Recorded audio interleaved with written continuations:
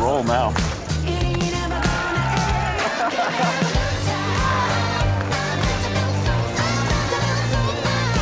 No pictures, please. Good luck. Big value.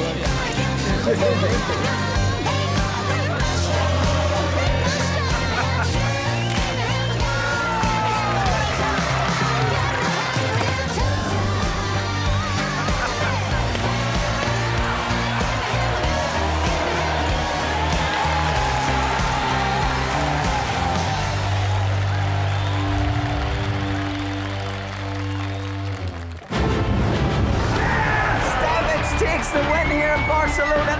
Jason Mercier, he went with his instinct, he made the call. There's the professional level, and there's the Ivy League. Sebastian Pauli coming to terms with what he has just achieved. Nicky Corrin has done it! 2 main event titles! Sebastian Malletz has gone from poker fanboy to poker champion. This is why people love the EPT. Hello once again, welcome to Prague and the PokerStars European Poker Tour. Today we start our cards up coverage of the main event. It's day 2 of a record-breaking tournament from King's Casino at the Hilton Prague. It's James Hartigan alongside Joe Stapleton. Hello, my babies. And Nick Walsh. Hello, thank you so much for having me. Yes, this looks like the biggest EPT Prague ever, beating the record set last December. I'll be honest with you guys, I didn't think that was going to be possible. With competition from the Bahamas, with competition from Las Vegas, I'm astounded that we've got a bigger field than this time last year. Turns out Europe is also a place. Glad to hear it. So I said this is our second day of streaming. We brought you the final table of the 10K Mystery Bounty yesterday. Now it's all about the main event. Kicking things off today, we'll have world-famous bubble coverage a bit later on. And we'll follow it through days 3, 4, and 5 as we play down to the final table. And we'll bring you that final table on Sunday. Cards up all the way, live every day at 12:30, apart from the final day, when we're live at 1 PM local time. You can get in touch using the live chat on Twitch. You can use the live chat on YouTube, depending on where you're watching. You can use X. I wouldn't recommend it. You can also check out what we've got going on Facebook and Instagram as well. Lots of fun stuff happening here in Prague for the final EPT of 2023. And these are the chip leaders coming in to day 2 of this record-breaking main event. Jalmestra, the biggest stack with close to 240 big blinds. He's the bestra. Steve O'Dwyer, a former EPT champ, one of Ireland's best. He finds himself in the top 10 along with Ka Kwan Lau. Daniel Kolazar was the chip leader at the end of play yesterday. We'll check on various players. We're going to have different feature tables as the day goes on. Our first feature table is going to be headlined by a member of Team Pro playing in his first ever EPT main event. It's X-Flix himself, Felix Schneider's. Nick, I didn't realize Felix had never played an EPT before, and it's only because he won a gold power pass that he finds himself in this tournament. That's right, he's ticking all the boxes, not only a power path qualifier, but also representing in his first ever EPT. Very pleased to see him going very deep at this stage, and you know, just been around for so long, such a prolific content creator. I really hope he does well, and we get to follow the action right from the start. I'm pulling for him myself, but I prefer to call him Twitterflix. Schneider's coming into play with 53 big blinds. The first blind level of the day will be 1K 1500 with a 1500 big blind ante. 90-minute levels to be played on the EPT main event. Now we've reached day 2. Other players in the feature table include Jong Wook Lee from Korea, playing 20 bigs.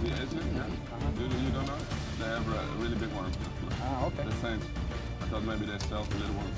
I went to a school with a guy named Lee. I wonder if they're related. No, just like this. No, but magic. Yeah. Looks like the total field size, by the way, is 1,285. That's 1,285 total entries. Last year, the record was 1,267. So close to 1,300 entries, around 450 players back in the room for the start of day 2. And we will play into the money tonight. We're likely to hit the bubble around the penultimate or final level of the day. And we should see that bubble burst before we wrap on day 2. And of course, the prize pool and the payouts will be confirmed a bit later on.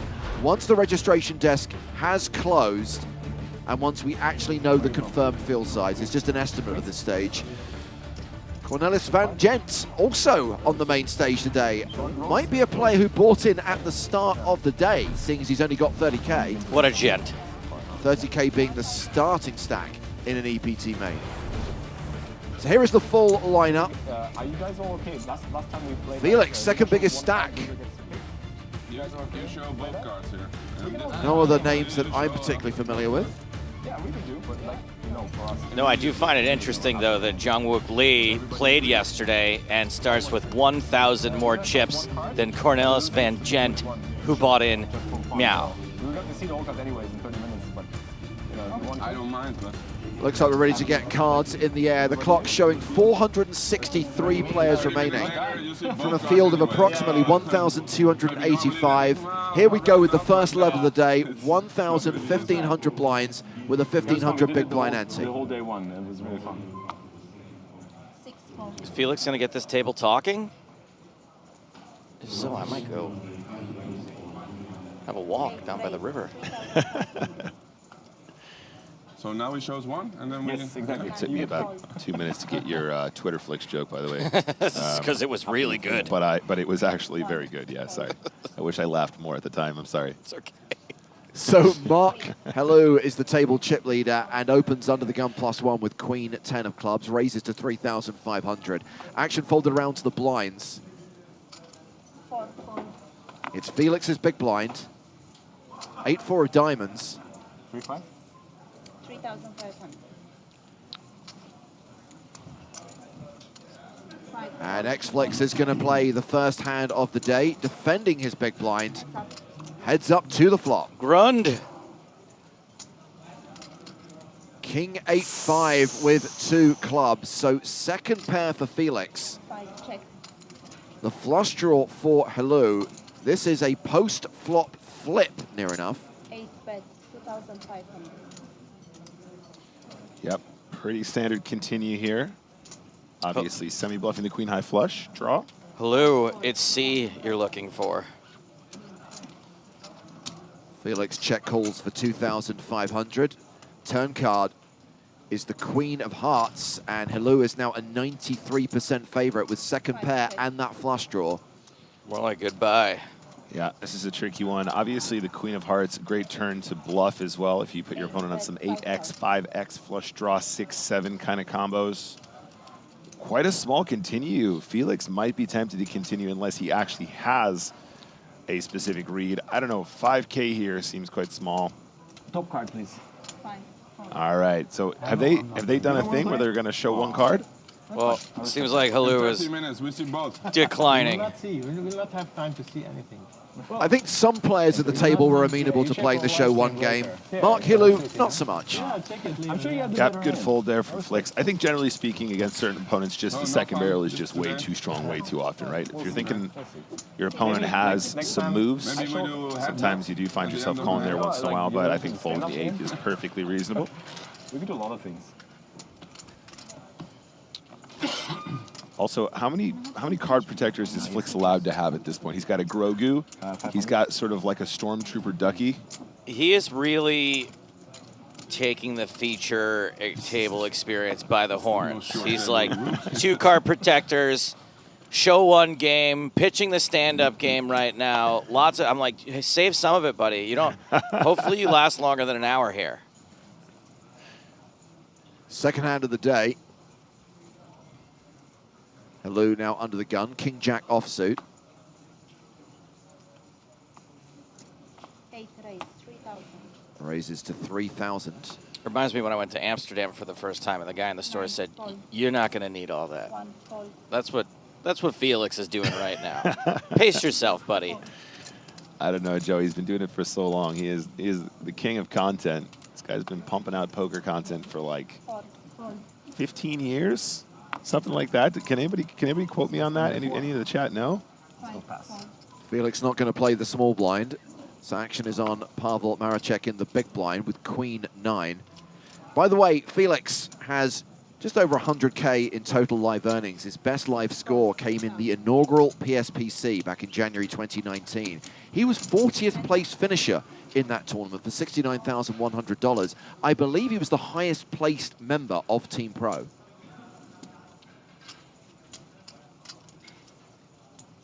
Czech. Hello. Where's your C-bet?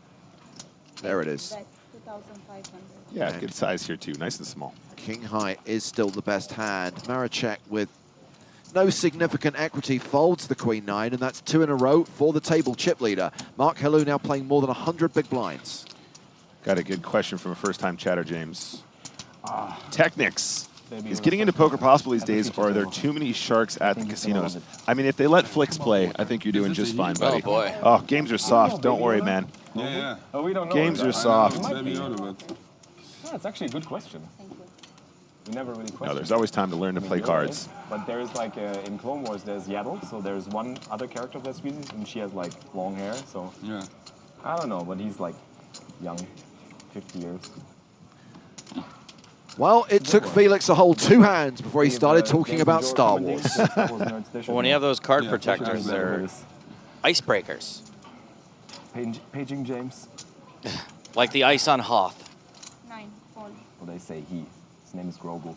So probably he. You see, I know we can go down some nerd avenues. I know we can geek off about stuff, but when it comes to Star Wars, no one is as big a nerd as Felix. 3,000.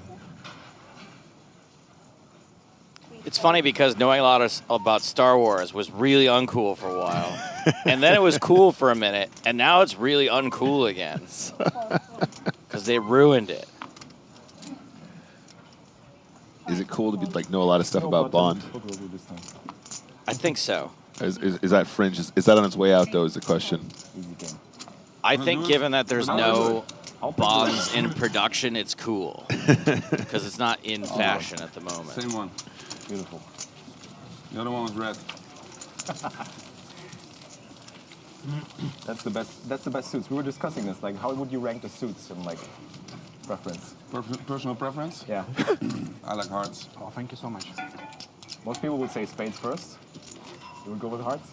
Yeah. That's close. How can you not love hearts? I'm all about love. James I Hart's can again. relate. It's good. Hearts again. I don't want to put you on the spot, Nick, but do you know what Felix's power path journey looked like? Did he go from the very beginning all the way to the end? I don't want to guess. No, I don't actually know. Or like Star Wars, did he start at episode 4? Exactly. Did he start at step 4? Knowing Felix, he probably did the whole ride. I can imagine him putting in the full journey. And also, I'm going to give you a, well, actually, you can't start at step 4. That's the ticket-only element of it. And actually, in my opinion, probably one of the coolest features of the Power Path, because it's not something that is able to be purchased. You can't purchase that step 4. You can't play for the big prizes unless you've qualified. And I think that really makes it much more recreational friendly, makes it a lot more competitive, and makes it more fun, really. You have to play for it. You can't just buy your, what would we call that? Brute force your way to the top. Sure. Yeah. By the way, Felix is one of 4 Gold Pass winners to have made it to day 2, which is pretty impressive. I believe there were 6 at the start, and 4 of them have advanced.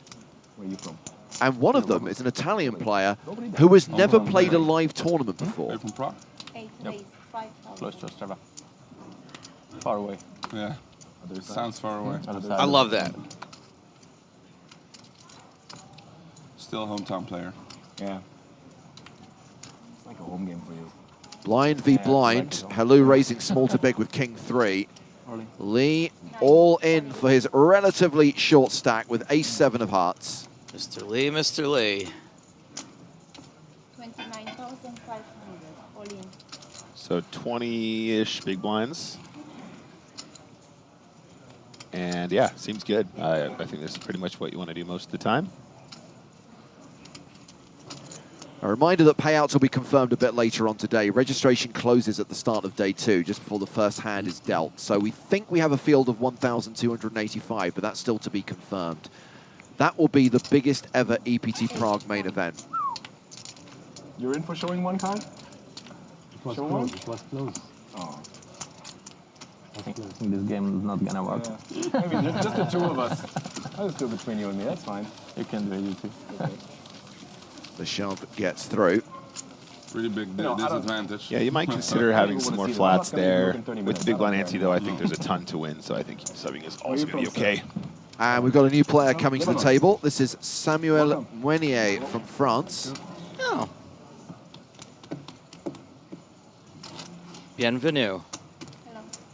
So we are now playing 8-handed on the main stage. Korea. Korea. Yeah, nice. So we got... Pretty international. That's very international. Now it's just about you. Where are you from again? You were Latvia, right? Yeah, we are. So where are you from? France. There we go. Wow, that's insane. But all the countries. And Romania. Or Ireland. Yeah. You're Romania. Both count. 3, 4. But I'm not sure I see a Romanian flag at this table. 4, 5. Folded around to Felix, who has ace-8 of hearts. He raises to 3,000.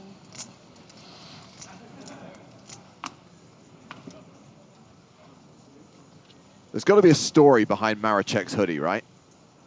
Do you think he drew on it himself? Well, I was going to say, is it not giving you Sam Grafton vibes from yesterday's? 7, fold. No, Sam's hoodie was loud, but it wasn't scribbly. Are you saying that that scribble is part of the design? Yes. Yeah. Oh. What do you mean it wasn't scribbly? Sam's hoodie was a bunch of Nike shoes, like all hand-drawn. No, but it didn't have like people writing good luck messages on it and thank you and all that stuff. Is that what it says? I think it was bought that way. Yeah, I know. I'm sure it was too, but 9, call. It was probably real expensive. Usually the more obnoxious something is, the more expensive it is. If I'm going to pay a lot of money for an item of clothing, I don't want someone to have drawn on it. How much to buy Sam Grafton? Chat, how much would you pay for Sam Grafton on the open market?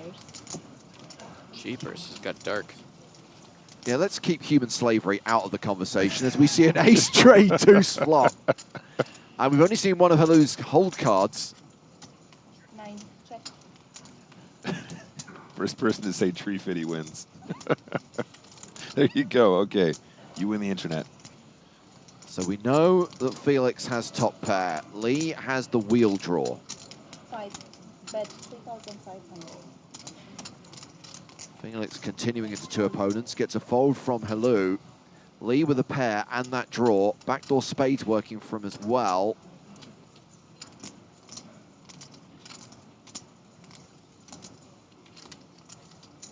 Yeah, you can come along one time here, right? Yeah. Huh? Definitely. Makes the call, and this hand is going heads up to the turn. The 9 of diamonds. Felix now an 86% favorite. Action's been checked to him.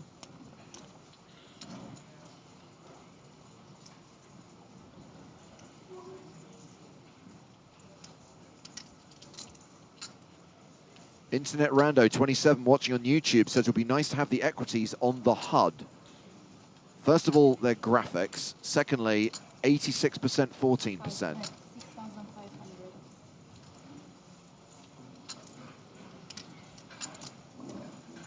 All right, don't click that link. I'm gonna quiz you on what you think this hoodie costs. Thank you, Statrick.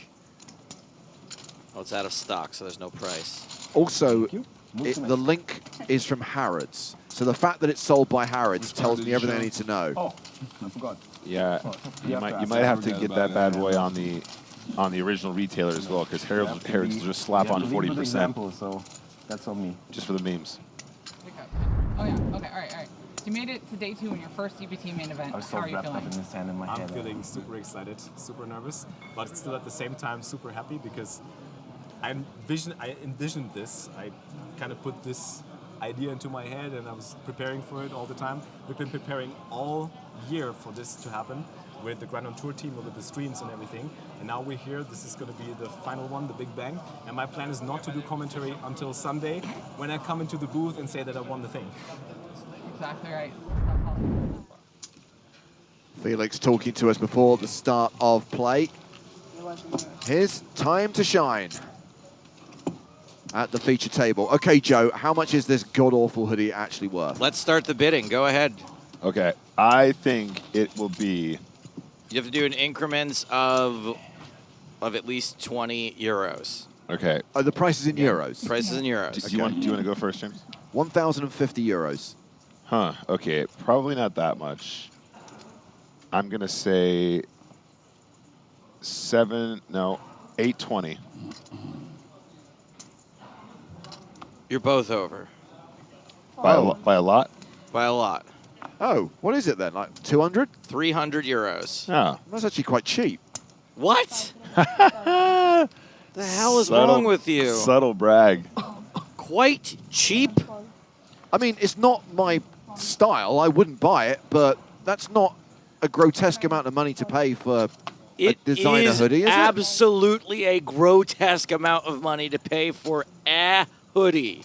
It better come lined with 100-euro notes.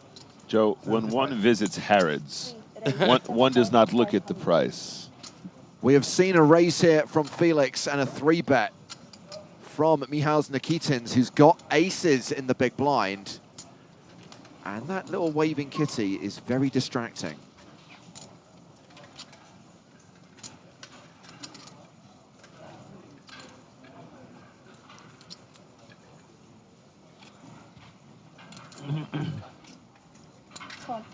Oh, Felix, buddy. 7,500. That's that. Do you think this is a set mine, Joe? Yeah, of course. Problem is, well, this the wrong guy set mine. Yeah, but this should be a relatively easy board for Felix to get away from. Nikitin slow playing top set, checks the action to Felix. Here's something I can say watching it, and that I'd probably be just as bad at if I were at the table, is seeing Nikitin's stack to pot ratio now. I would a lot of times get myself in a situation where I would feel like I'd have to just see this to the river given how little chips he has behind. And I know that that's not right, but it's like a weird, awkward stack size for Nikitin's where I probably would have just not called pre-flop. Well, Nikitins has checked 2 streets and Felix decides to bet the turn, 5,500. It's so hard to fold. But sorry, yeah, just to follow along with what you were saying there, Joe, I actually probably just find a fold here pre with 6s, personally. Yeah. Just because we are starting the hand quite shallow. That's what I mean, is that you get yourself into weird spots when you call pre-flop. Yeah, and now Nikitins goes for the check, raise, turn. I saw that little acting there. That looked like an act. Damn. I really thought you were weak. I think I would have bluffed this one off. I'm going for a draw. He's drawing to quads. We'll see the play, okay? Just try to convince him to find Well, one you more have the best hand out call. of the way, so I'm pretty sure. Thank you.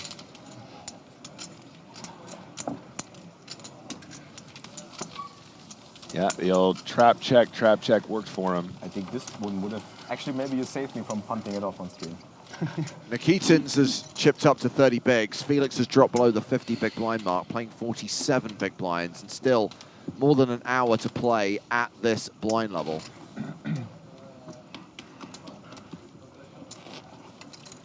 Yeah, I wonder if he had just check called the turn, if he would have considered, if Felix would have considered blasting on the river, and I think there's a chance he might have gone for it like he was alluding to just now. Anyway, on to the next one. Counting in my head. 4 call. Sorry, that was 5 call. 6 call. 7 call. 8 call. Action folded to John Woodley on 9 call. in the cutoff. He folds. Van Gent on the button. Ace-8.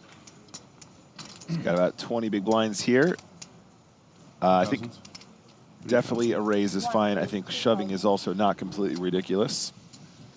Well, he raises to 3,000.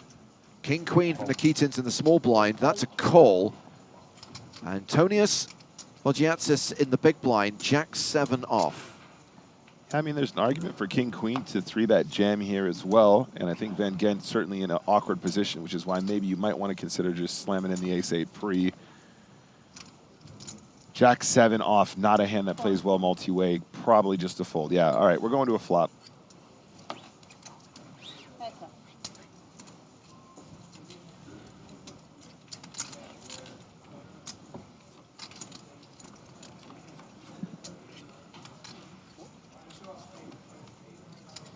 Sneak preview. Our flop is Queen 8-7, top pair versus second pair.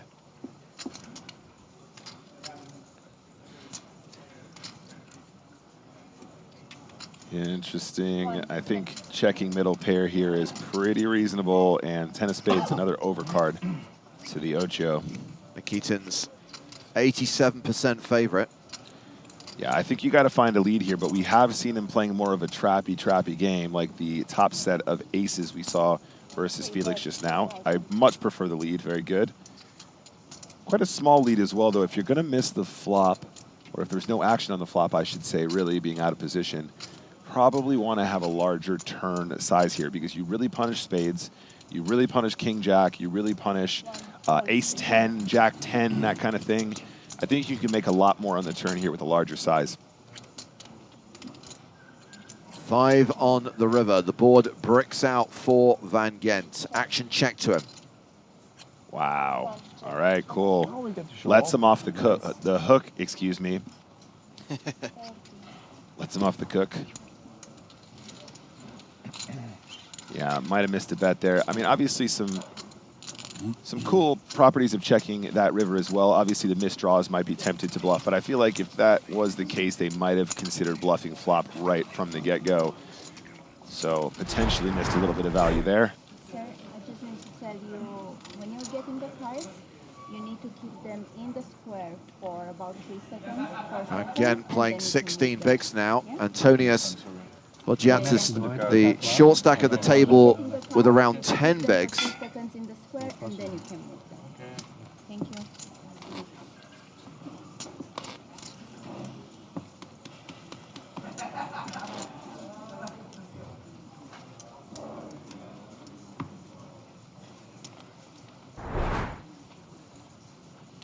I am hearing that number, 1,285, is confirmed. That is the total number of entries in this year's EPT Prague main event.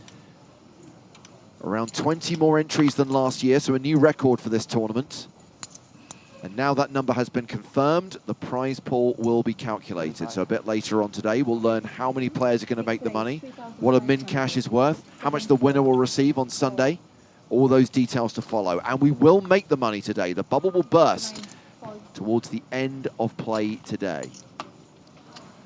Got a little hand brew in here, James. Maracek from under the gun, pocket Jables. Round to the blinds. The short stack in the small blind with pocket eights. Understandably, might want to shove for his last 10 big blinds. Pocket eights. Yeah, Ocho's very tempted to be all in here, guys. Only has about 9 big blinds after putting a small blind in.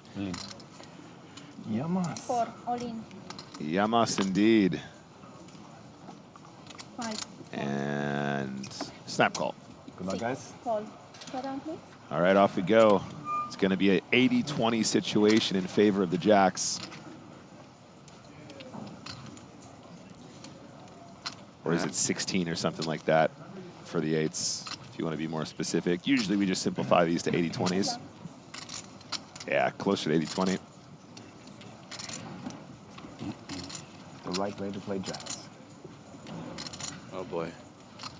9 deuce deuce with 2 hearts. As things stand, Vogiatis has 2 outs. The 8 of clubs, the 8 of spades. Turn card is the ace of clubs, so no heart draw, just those 2 eights. A 2 outer required on the river. No date with an 8. Good game. Barry Greenstein does not change the result of this hand. It sees the elimination of Antonius Vogiatis.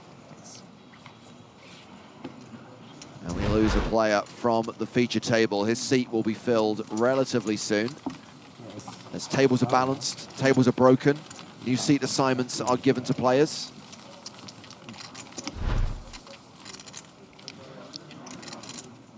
Someone asked how their fellow Greek was doing. First of all, someone doesn't know the difference between a Greek flag and a Uruguay flag, and that person is me. Second of all, he's out. Quick question from Czech Nicholson. Hey guys, great commentary as always. Thanks. Do you have info on qualifiers / Gold Pass winners left in this event? Well, yes, there are qualifiers and Gold Pass winners. In fact, you're looking at one. You're burying the lead here. Did you say that the question was from Jack Nicholson? Czech Nicholson. Oh. Thought we had Hollywood royalty watching the stream. There's no Lakers game last night, maybe. Czech Nicholson, you're looking at him. Felix Schneiders, a.k.a. Xflix, a.k.a. Twitterflix, on the main stage. Member of Team Pro, in fact, is a qualifier, a Gold Pass winner, in fact, and we're following him as we speak. And I'm sure we'll get to see the other 3 Gold Pass winners who are still in contention a bit later on today. Virgil Greco, Egidio Salandi, and Alf-Peter Onestam, they're all still in right now. As we see Felix complete in the small with Queen 4 of Hearts. Pavel Maracek has Ace-King suited. Ace-King suited, considered a pretty good hand in Texas Hold'em. It's definitely up there. It's more rare than aces.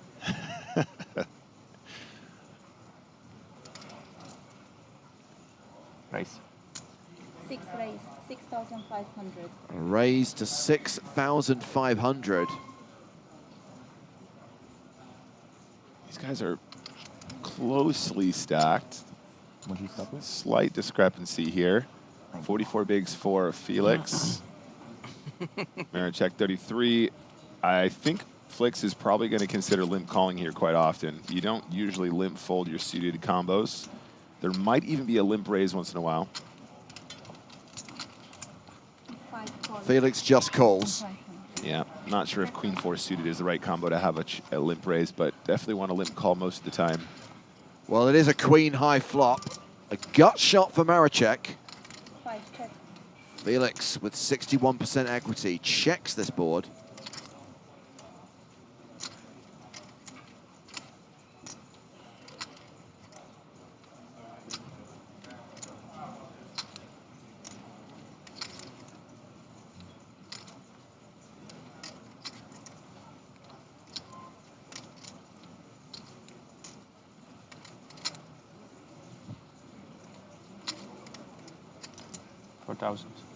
Maracek continuing for 4K into 14,500.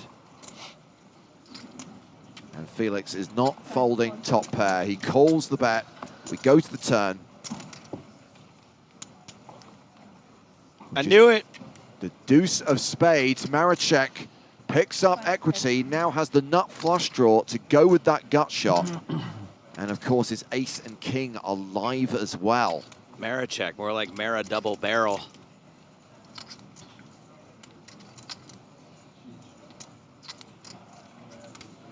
I really hope for Felix's sake the river isn't the 4 of spades. Oh dear. Why you want to put that out there, James?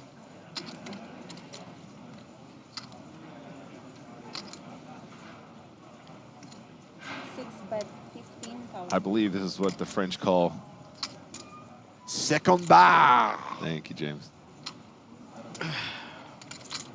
15,000. I think you're just calling again, guys. Playing against competent opponents, top pair. Felix has quite a bit to fade that Maracek can easily get it in on the river. Yeah. Oh my God! No, why did I say it? How did you do that? Did I say it? Oh, the commentator curse strikes again. Felix, I am so sorry. He can still fold. It happened half an hour ago. It's not my fault. Maracek could check the nuts here. Oh dear, oh dear. So Maracek's the effective stack, right? 31.5K behind. There's 52 in the middle.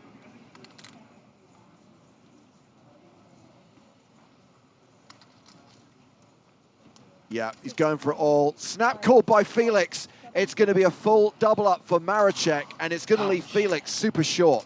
He's going to have a sub 10 big blind stack. He's going to have 7 bigs left. Oh, man, you really got to feel for Flicks here. Plenty of combos playing their hand for value that he beats now on the river. 20. Backdoor spades, just one of those weird ones, and certainly backdoor spades that gives you 2 pair. Oh, I really feel for old Flicks here. That's not the river I was looking for, in fact. Actually thought it would be a good one. It was the river he was looking for. He just shouldn't have been looking for it. Like ace. Interesting that Felix didn't even think about it. That was a snap call there. I mean, you know, given the action, I think maybe he thinks aces is paying me, kings, especially if they're aces with the ace of spades or kings with the king of spades. Maybe ace-queen goes for 3 streets if they have the ace of spades in hand in particular. I think there are plenty of combos that think they're value shoving there that he's just snapping. So I get it, and I think it's just a cold deck, but what can we do? More like blech, Flicks.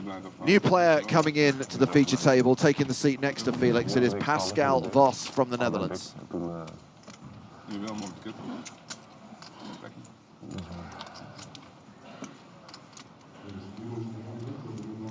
Moet dit zo, ja? Ja, 3 seconden. 3?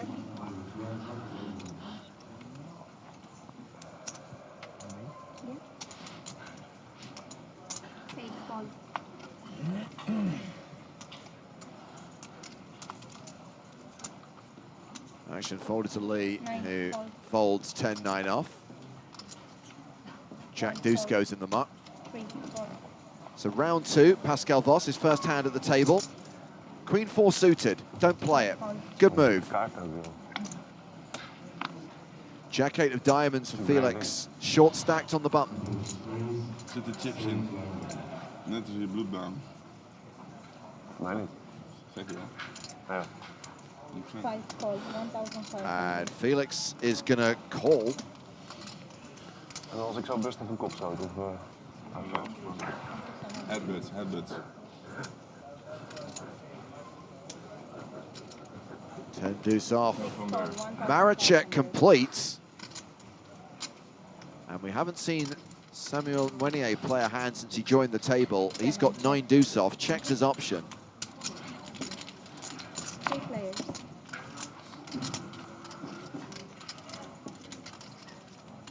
King 5 tray. So Jack high is still the best hand?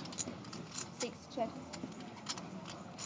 Yeah, I think we just see 2 checks. Felix has the chance to bet in position here, which of course, one of the benefits of being in position is you can do it some of the time. I don't know if you necessarily need to even bluff Jack high here, so I think the check is also fine. The thing is, James, if you're trying to sort of bet Jack high here, what you're trying to get to fold is some 5x, some 3x, some flush draws, all of which probably call, which means you probably end up bluffing on later streets again. And Maracek is going to take the initiative right here, right now. Yeah. And cool. Felix folds the turn. I have to ask the question, Nick, because a lot of people are asking on both Twitch and YouTube, how do we feel about that limp? And should it have been a shove from the button with the Jack 8? I would have preferred a shove personally. I think maybe that would have been my line. At such a short stack depth, it's just an instant profit shove in my opinion, especially with the big blind ante in play. So potentially missed a shove spot there, but you know, Flicks maybe just mixing it up a little bit. And unfortunately, the missed flop bet also means that the 10 catches up. So Flicks down to 6 big blinds, and really hope that he can spin it up here. Blinds will be going up in just under an hour's time. That's when we'll hit the first break of the day. On the other side of the break, we will have the prize pool announced. Find out how many people are going to get paid. I'm going to hazard a guess that with 1,285 total entries, there will be a 7-figure score up top. 9 fold. 1 fold. Right now, around 420 players remaining. Action at the feature table has been folded to Mihal's Nikitin. So ace 8, he passes. Pascal Vos. King 6 off, folds. Felix Schneider's 5 deuce. No, thank you. Dutch as well. Dutch? Yeah. Pavel Maracek. Yeah, kind of, yeah. Not playing the button. It's like a 10-minute drive. Mwenier gives hello a walk.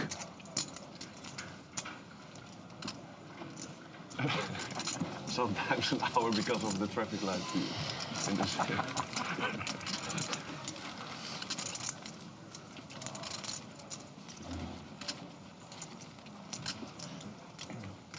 Where are you from Germany? Which city? Köln. Oh yeah, Köln. Almost Dutch. Yeah. I know where... in the Netherlands in the past. Like, there were a lot of Magic the Gathering tournaments back in the days. I traveled to like Utrecht, Nijmegen. Yeah, he lives in Utrecht. Yeah. I know we're only 40 minutes into the broadcast, but I'm going to have to bring the first bad lookalike into the equation. Yeah, sure. Our friend in the loud hoodie, yeah, Pavel Maracek, has a touch of Simon Baker, the mentalist. Yeah, sure, all right. You can do nothing but sitting all day. Well, it's a good thing if you sit all day, then. Mostly. If you play one event. That's a pretty good race, the mentalist versus monk. Nick, do you disagree, or you just don't know who one of them is?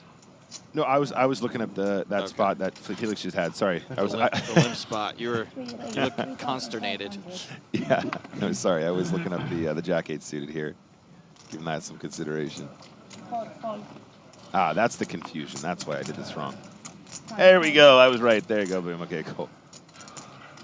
I was beginning to question everything I knew about poker, three-handed poker, and who I was in the universe and where I belonged. And anyway. Because you disagreed with a computer program for 5 seconds? Because the computer said no, and I was absolutely sure it was a yes, but I had the cutoff putting in a raise first, so that didn't make any sense. Perfect, anyway. So yes, limp? Yes, shove. Yes, shove. Yeah, and analysis confirmed 100% shove.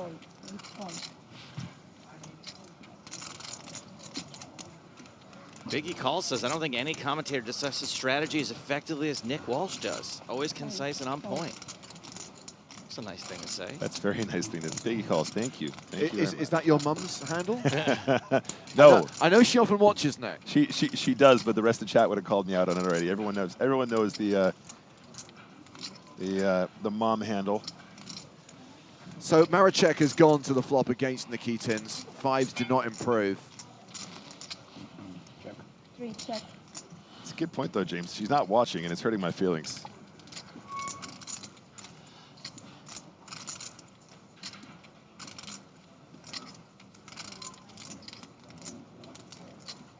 Hope Maracek doesn't fall into the same trap that Felix did. 8 on the turn. Nikitin's 95% favorite.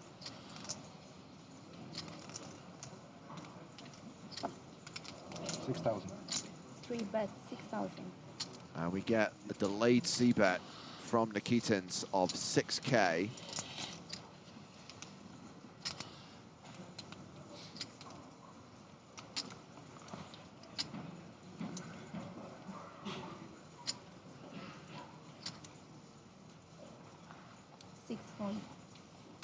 And Maracek folds the fives.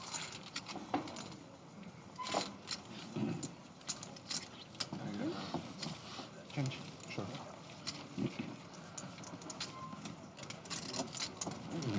So roughly halfway through the level.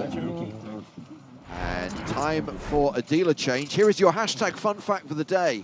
Our two feature table dealers, Mickey and Russ, are a couple and have been together for 12 years. That's cool. Very sweet. I love the banter that you did. Actually pretty loud. I can hear what they're saying. Yeah, that's what I'm saying. You can hear a little bit. How's it going over there? All good. How's it going for you? Very good.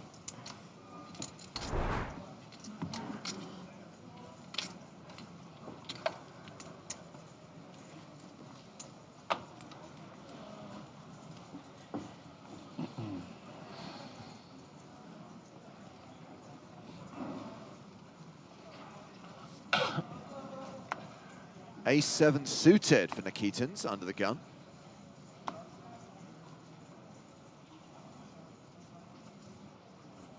Nice little run of cards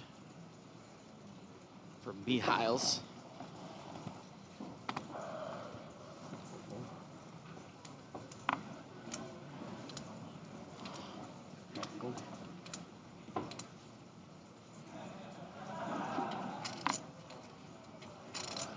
to Wenier with King 10 of clubs. 6. 7 raise, 6,000. Okie Waving dokie. cat is a really good idea. Like, can tilt your opponents with Yeah, slap, slap. Yeah. Bye, chips. Okay, I got one better hand to fold. Lee giving up the small blind. It is Van Gent in the big blind. He's folded as well. Raise and take it from Wenier. Lucky with that stack size.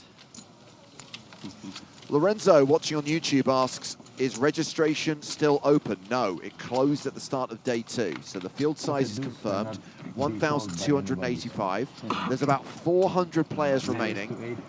Once we're at the other side of the first break of the day, we will get the prize pool confirmed. Catastrophe if you call. Or aces. And you hit, you miss. Aces. Aces, aces you bet 6,000? Oh. You're gonna make more money when they call.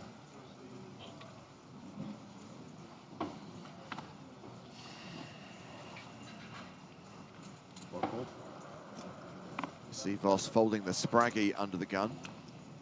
King Jack suited for Felix Schneider. There's a lot of players down behind him, Nick, but should this be a shove? The force. Yes, absolutely, without a doubt, 100% of the time, never, ever, ever, ever, ever, ever, ever miss this one. No justification for anything other than a shove. Only about 6-ish bigs. And definitely a fold from the King 8, in my opinion.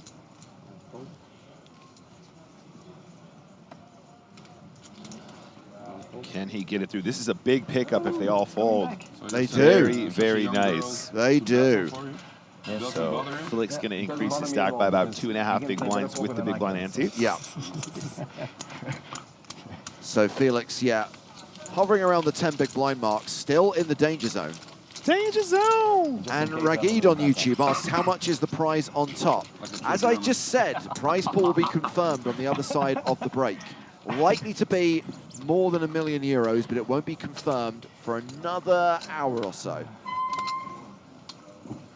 Don't forget, guys, 5 days of coverage. Yes. 5 whole days of poker action to cover.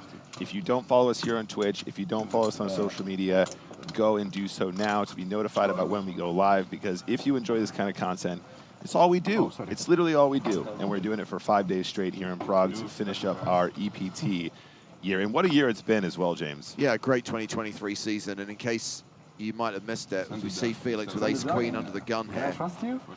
The 2024 season's been announced. I know, I'm excited for that too. And all the same stops. We're going to be back here in Prague next year, kicking off the season in Paris in February. If you check out the PokerStars live app, you can see all the stops, all the dates. Felix all in again. Yes, correct. Ace-queen 100% shove here as well. No PSPC next year, of course. That was a special one for 2023. But all of the same stops, including a return to Cyprus, a return to Paris. Very, very, very exciting times. Okay, we've just got Pascal Voss in the big blind. 4 deuce, that'll be a fold. It is, it is. Another pickup for Felix. Yeah, he's done it again. Another 2.5 big blinds. Felix up to 13 big blinds. Prettiest one. Thank you. Prettiest one, Yeah, as you mentioned earlier, James, lots of poker happening right now. Very pleased to see a record-breaking field here in Prague as well. Just great to see poker booming, right? More poker is better. Very excited that the live scene is anything but dead. We tried to get that game going where the winner shows 1 card, the loser gets to pick. Yeah. But We're not everybody is heads in. up in We're the just game. heads up in that It's game. not Yeah. That's not much fun. But I'll keep it alive. You know, I'll do it. Is somebody I'll do it watching for the team. I'll do it for watching the the team. stream for you? Somebody? Probably, yeah? Yeah. Ollie's doing So commentary we on can his ask. own. We can ask Yeah. for some hands. Nice. He asked him if somebody's watching the stream. He was spotting for Felix, ask for James. some hands, Yeah, he has an me, entire so- team up here doing commentary, live see broadcast to the German Twitch. I won. I trust you, you never bluff. 6, 8, Yes. raise 3,500. Hello has opened with ace-10 of hearts. Hello, about 93 big blinds here. Oh, and Nikitins. aces. This is the third time he's had aces in 2 orbits. He's having a good time. He had a set last time as well, top set, in fact. Nikitins, 39 big blinds. And he's going to 3-bet to 8K. I dig it. I think this is really nice. Oh, and Voss has woken up with queens. Oh no, Voss only 19 big blinds. There's no way out, James. He's got to put it in here, especially from the in-position 3-bet. That button 3-bet can be so much wider. All in. Yeah, there's no way out. He's got to be all in here for sure. And unfortunately for him, he's got to find some improvement. Easy fold for Hello. Snap call from Nikitins. Snap call from Nikitins. Thank you. Oh, wow. Wow. Count, please. I heard the word slow roll uttered there. I mean, it took him a beat. Yeah, it was a beat. It was a beat. That wasn't a BM. What action? Can we start? You want to chant? Yeah, of course. I folded 1 ace if that helps. Anyone for the queen? Oh, fuck. I did. But we only need one. Nobody had a queen. Queen. Yeah, I did. You did? Okay. Yeah. We only need one. Queen. No, sorry. I don't know. Is it better for you to chant for that one queen that's left in the deck, or are you telling you that he folded a queen? I don't know what's better or worse. I don't know why I started it. Yeah, me neither. It doesn't matter, right? Yeah, that's right. That's true.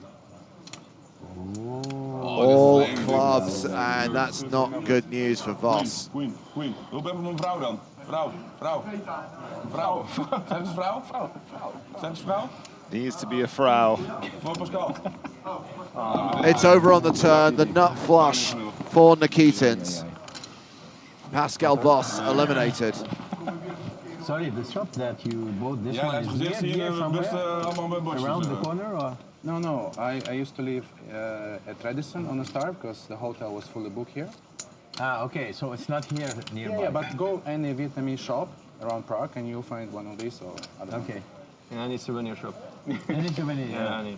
Good to know that if you want your own little waving cat card protector, you can find it at any shop in Prague. Yeah, absolutely. Doesn't Felix have enough?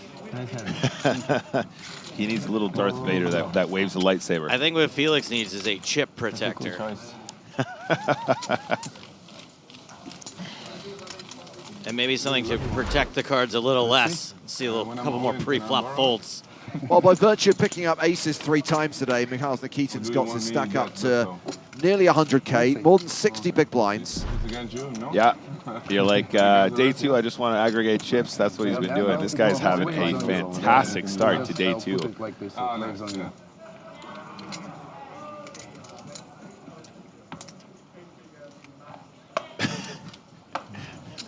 Top comment from Twitch. Felix has more card protectors than chips right now. No, he's doing just fine. He's managed to scoop a couple more. He's got a stack he can spin, no problem at all, I believe. He's doing just fine. He's got fewer than 10 big blinds. I appreciate... Hey. Look, I'm supporting Felix as much as you. It would be inaccurate to say he's doing just fine. James, I know you've been doing this for a long time, but let me give you a really good quote that I heard once. All you need is 1 chip and 1 chair in this game. A wise man once said. You're close to what my phrase is, but yeah. You're also close in saying wise. It's a phrase from a man. Exactly. He was a Hugh man. Amen. Leah's open with ace-jack. It's round to Maracek in the big blind with 6-5.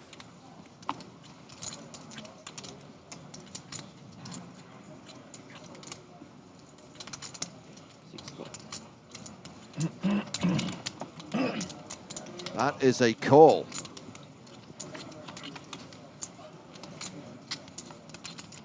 King 7 deuce. Ace high still ahead.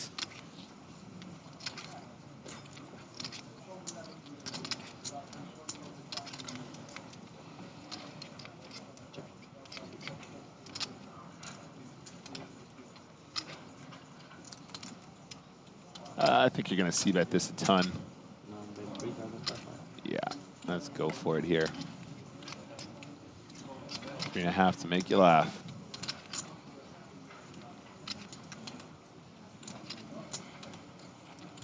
Are implied odds still a thing? They've always been a thing, yeah. They never went away. No, there's a fair question, though. Are they still a thing?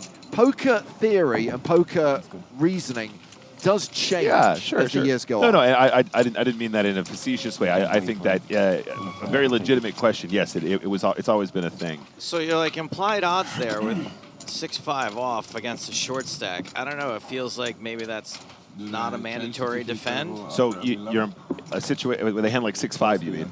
Yeah, 6-5 off. Yeah, hands like 6-5 and 6-5 suited and all that. Yeah, obviously the implied odds is better when you're deeper. So the same as what we were talking about with the spot with Felix calling with the 6s, right? Yes. Against the 3-bet with the aces, right? Yes. The deeper you are, the better the small pairs are, because when you do hit it, you can win at chunks some of the time. Yes, and you don't end up having to call off against like with like a 6 on an 8 high board, and your opponent has ace-8. So the slightly different thing there, though, Joe, is although the implied odds are not as nice as they would be if we deeper, and if you had a better hand like 6-5 suited, for example, but also it's just because there's so much chips in the pot, you just have great pot odds in the first place, right? The big blind ante's in there, small blind's in there. So what he's can put you in a small effing raise. fold in the big blind? It's almost nothing. You actually you call an absurd about it versus hijack. Yeah. I don't like it. I know you don't like it, Joey, but yeah. It's just one of those things. It's like every suited hand. It's like all the connectors. You guys wore me down on suited hands. Oh, okay. So Nikitin's with another big hand, opening with jacks in the cutoff to 3,500. And looks like Mounier has already surrendered from the big blinds. I'm still folding Jack Deuce and Jack 3 suited. That's fine. Those, even suited. You can fold those. What, the suited versions? Yeah. No. 9 Deuce suited. Oh, you Out. can't do it, Joey. Sorry. You can't do it. You'll never convince me. And the cat. So just to clarify once again, payouts will be confirmed after the first break of the day. Carlo asking on YouTube, what is the prize pool? 6.6 million. 6.2 approximately. Toby will confirm the exact number when we come back from break, and he will also confirm how many players will get paid and what a min cash will be, what all the payouts are, up to and including first place prize money. Joe, can you field this question for me, buddy? Sure. Is Marley Sprague related to Spraggy in some way? I found her in the chip count list on Poker News. My guess is they have relations. Oh, I see what you're saying, yeah. And they're legally related at this point. They are related in the purest sense of the word. There is a relationship between Marley and Ben Sprague. Yeah, they're married. They're married, buddy. Oh, just play with one handicap. She's recently become Mrs. Sprague. And I guess at this point, I can say that I did, in fact, introduce Mr. and Mrs. Sprague. I think you can claim that one. In fact, Marley's dad came and tracked me down in Vegas and pulled me aside and said, "Thank you so much for introducing my daughter to her husband." And I went, "Who are you?" I thought you were going to say, "Thank you so much for introducing my daughter to a complete reprobate." Yeah. How would you not love Spraggy?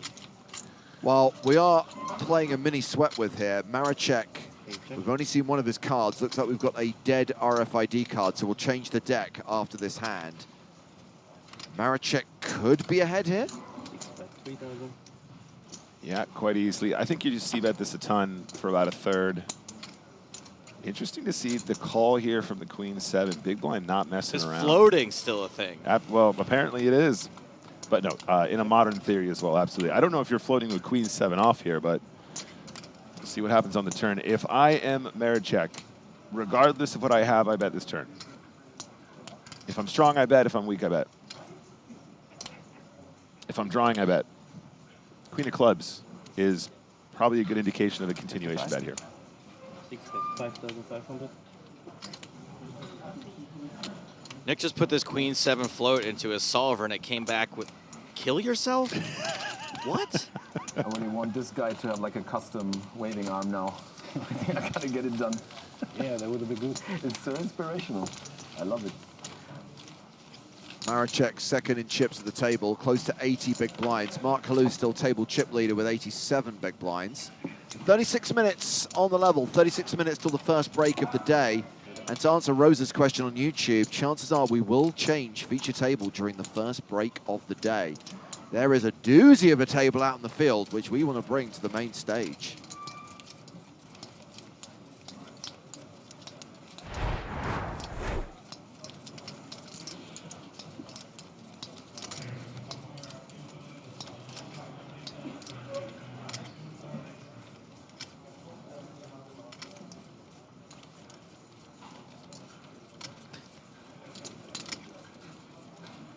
Longest shuffle ever. New deck, just checking all the cards are present and correct. Well, we're waiting.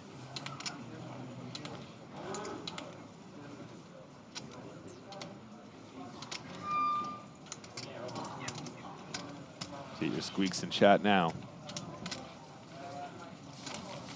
I'm just enjoying the ass. Something to the camera while you're shuffling. So basically, I know my wife is watching now, and I want to say I love you. Natasha, I love you, my wife. Aww, that's sweet. There's so much love in this table. Yeah, I just want to say that, you know. Wow. You have to open the camera, so. I introduced them as well. Anybody else? Next time we're in Vegas, I'm just going to pay a random guy to come up and say that to you, Joe. You're going to have to guess again. Not anymore. No lover? Not anymore. No? No. That's why you can Not so much poker. Not a lover? Sorry? Oh, yeah, one more time. One more time. Yeah, I'm just using this opportunity, and I want to say to my wife that I love her. I love you so much. You know, and yeah, basically that's it. Aww. That is ridiculously cute. That is so sincerely lovely. Wow. Ugly crying right now. I'm proposing the next time, maybe. We had that in our community events. Well, you will laugh. Like, we had 2 community events. Can we get a pic?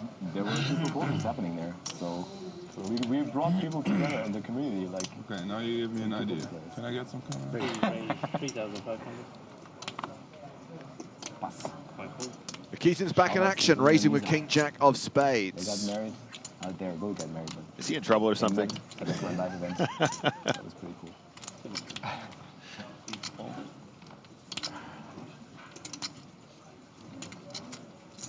She told him he wasn't allowed to go to the EPT. He wasn't allowed to play poker. Ended up on the feature table. Oh yeah. I just want to let my wife. I love her so much. She's so pretty, smart, kind to animals. Don't worry, guys. She'll never find out. Hey, you're going on the feature table, baby. I just wanted to say I love you so much. You mean the world to me. Have you ever skydive? No. I heard a lot of good things about it. Like, it should be much better than doing any other of the other stuff, like bungee jumping or what else. And it probably is also like one of the safest. Yeah, with a tandem instructor, yeah, it's very good. Yeah. I mean, what is she supposed? Like, after landing, she will be full of adrenaline. She's like, fuck yeah. That's probably one of the safest ways. Yeah, it's also the propose. safest way to propose. It's a good one. She's in for anything after that shot of adrenaline. That's true. Fewer than 400 players remaining now, 391. Very smart. Yeah. Poker play away. Yeah. Increase your odds.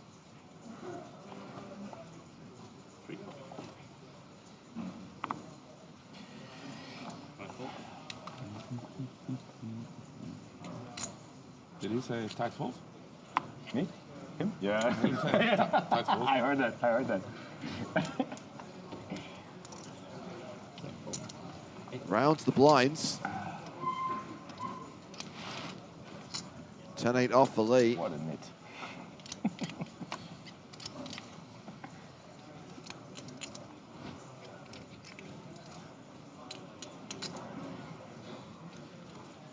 Blind v. blind. 18 bigs for Lee. Yeah, I would probably say this is about 50-50. Limping is fine. I think raising is also fine. You might want to randomize this one. And Van Gent checks his option with Queen 8. These two will go to the flop, which is an 8 high flop. Good boy. Yeah, probably just want to put out a nice lead here. Something like half pot, 2 grand, something in that region. There it is.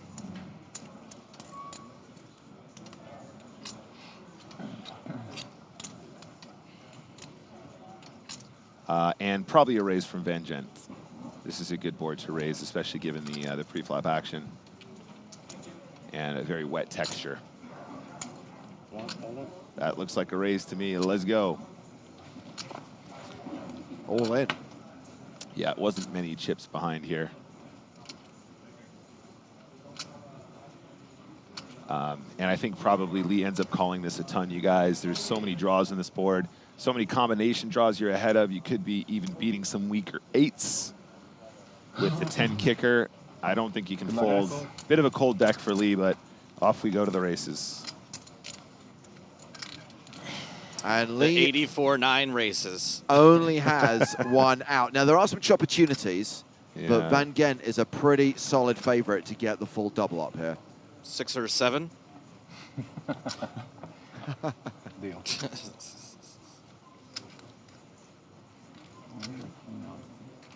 Perhaps the races is the wrong 5 king metaphor here. Ooh. Yep, now a 22% chance of a chop. Crucially, Van Gent just has to dodge the 10 of hearts on the river to survive, which he does, and he does get the double up. Lovely little spot there for Van Gent. Really plays himself, I think. If there's a raise pre-flop, Queen 8 probably still wants to defend at a pretty decent frequency, but either way, I think it's going to be a cooler blindy blind there, and I don't think Lee's done much wrong. Lovely little equity spot for Cornelis Van Gent. So he's now playing 25 big blinds. Jungwook Lee now the shortest stack at the table with just 6 big blinds. Felix Schneiders has a sub-10 big blind stack. So we've got 2 players on the main stage in the danger zone. Danger zone! As we track across the room, still a lot of tables in action. 384 players remaining in this record-breaking EPT Prague main event.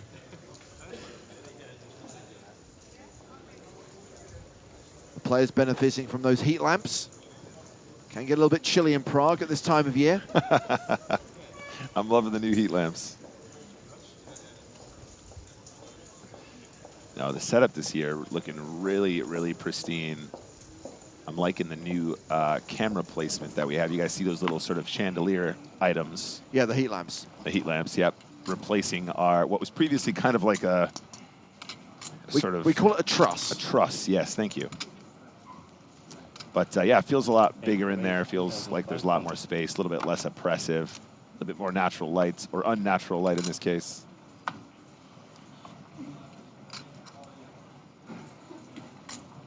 Hello, raising from the cutoff with King Jack. Lee folding King 6 on the button. Round to Nikitins in the big blind. Queens this time. Ace 5 of diamonds. Does not 3-bet, just calls.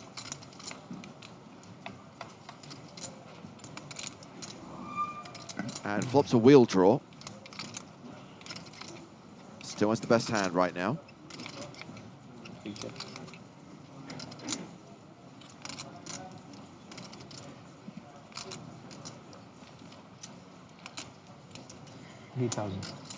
His C-bets have been getting through.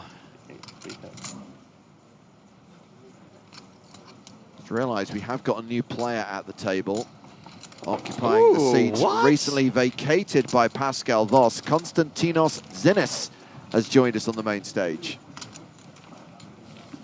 We replaced a Greek person with a Greek person? We have indeed.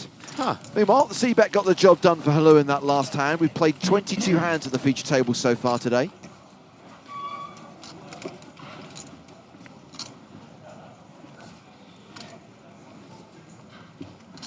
Pretty wild fold there with the Ace-5.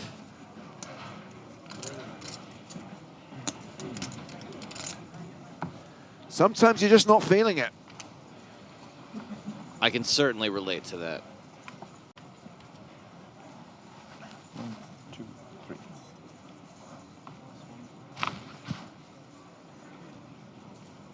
Okay, buddy. Well, the expression started in Germany. Always coming 7, and with pocket 7s, Felix is all in from under the gun. Absolutely 100% shove once again. He's finding a lot of these nice little just easy decisions. Ace Queen was a good one earlier.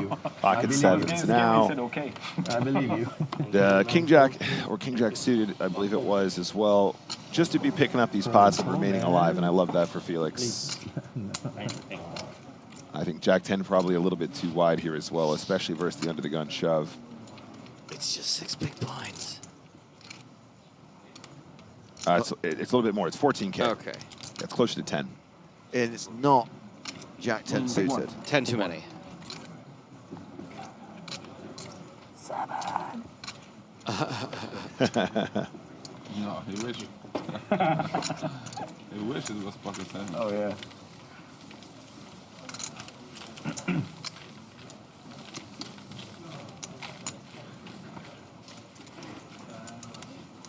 I like the crease in his arm. Makes it look like the his little elbow joint there. Makes it look like the woman in his tattoo screaming. I was so ready to scream 7. Maybe she's screaming 7.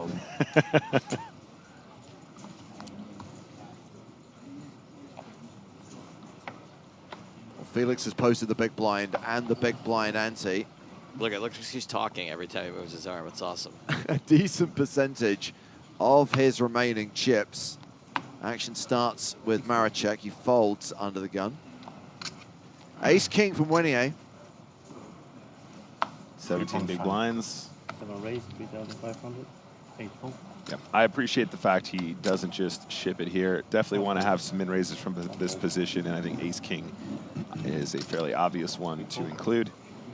Sometimes people get under 20 big blinds, James, and they're just like, I just want to shove. I don't know what to do. Snowmans for Zinus, who recently joined the feature table. Wenier is a relatively short stack with 15 bigs behind. That is a call from 8. And Felix folds the big blind. It's a 3-bet, by the way. Sorry, a re-raise to 10,000.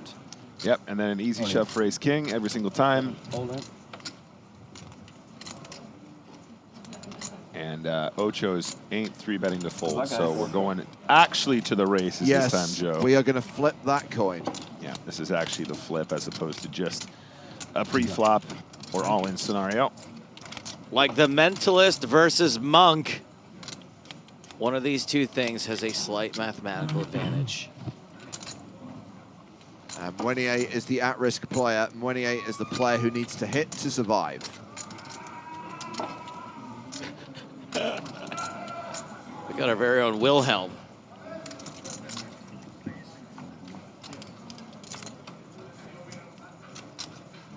Well, it's a king-high flop. Ace King has taken the lead, and Wenier is now a 9-1 favorite to double up.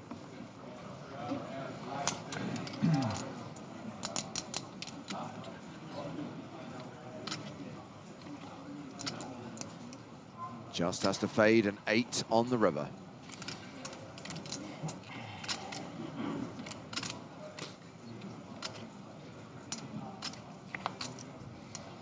Close enough. Close, but not close enough. So it looks like a double. It is.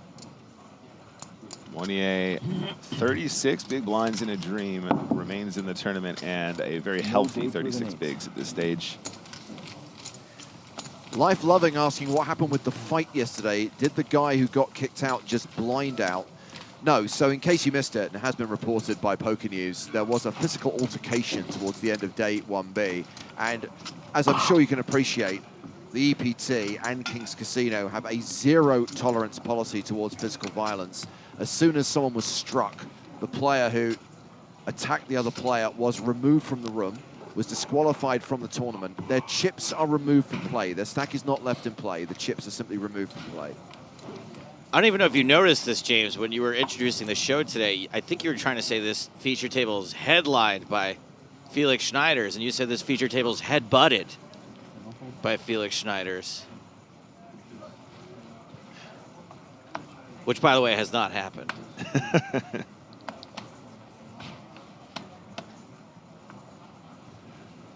Guillo came in and, oh, we got the all-in from Lee. Guillo came in and told the story about the incident, said he was across the room and heard the sound of the headbutt, which which was probably the sound of someone's nose breaking, would be my guess. Oh, savage.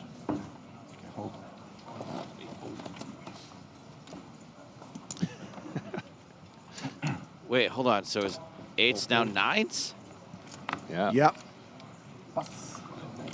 Lee's going to go for it with the queen 7 of diamonds.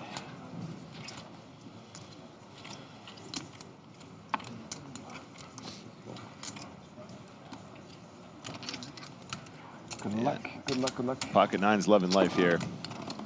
Going to be a dominating hand. Queen 7 going to have about 30% equity, or maybe a smidge less. Sorry, yeah, about 30. Let's give him 27. That's my guess. 27% for Lee. 39. Ooh, went the wrong direction. It's way too high.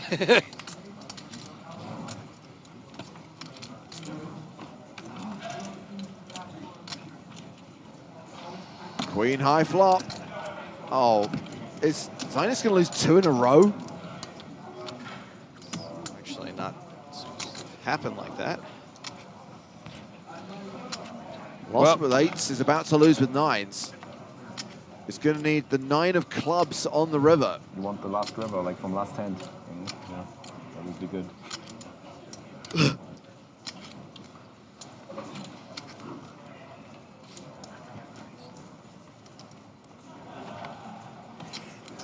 So that is a double up for Jungwook Lee. Now playing 16 big blinds. Felix Schneider's now the shortest stack at the table with 9 bigs. Was it even? I folded the queen. Yeah, you see. Don't say that.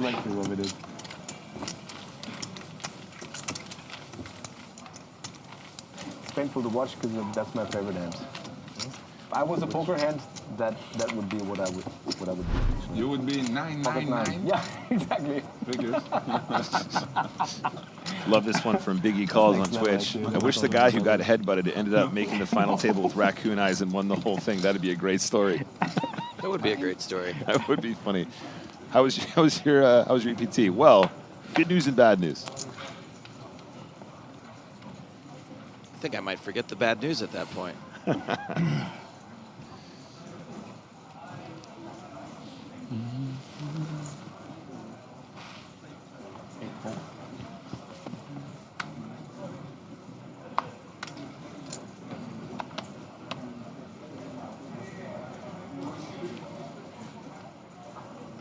That's a good question from Hydro Mush. How is the guy who was attacked? That is a very good question. I hope he's okay. Only one pull. All right, we're going again, Mr. Lee. Not such an easy call now for 16 bigs.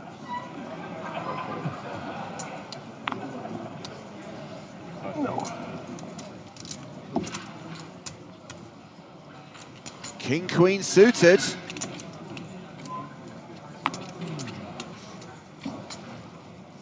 Marichek seems genuinely bummed every time he can't call an all-in.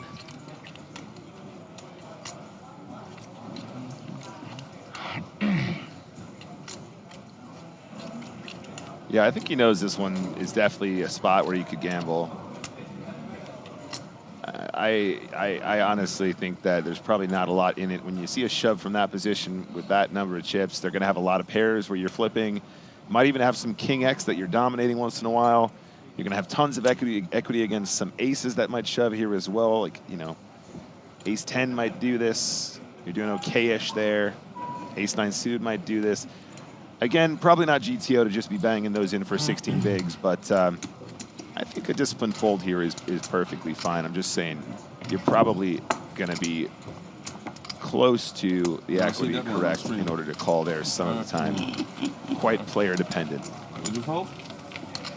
It was on the stream. The second time is always a bluff too. It's always late.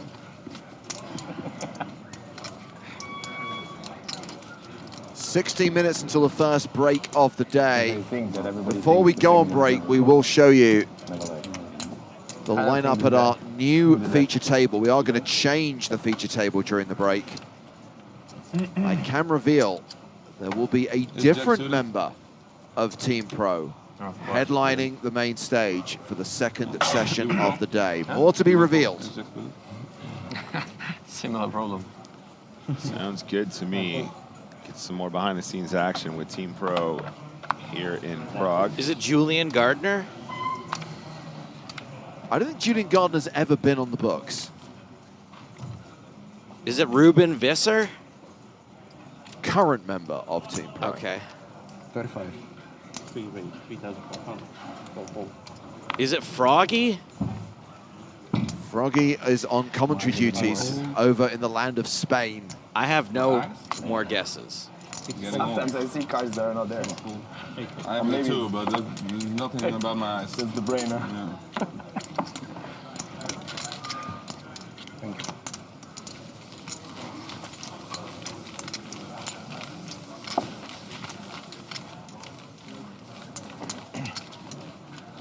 Yeah, we need to get one of those. It's for sure. Doesn't lose a hand. You know the funny thing, on the first day, when I get this one, the other guy saw it too, and he went to the shop and bought it. So we were sitting on the same table with the two cats. So split pot every time. Yes, and then we went to the situation, there was a cat versus cat, okay, and my cat won.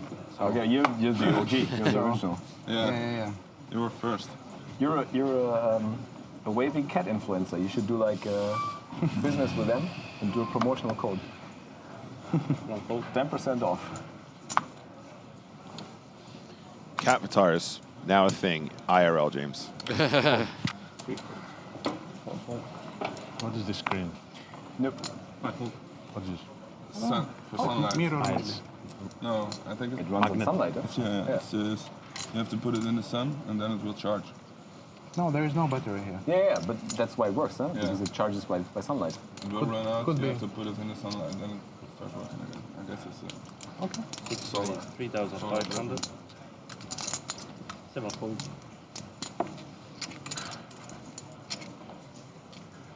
Hello. I love your bad jokes, guys. Keep them up. What?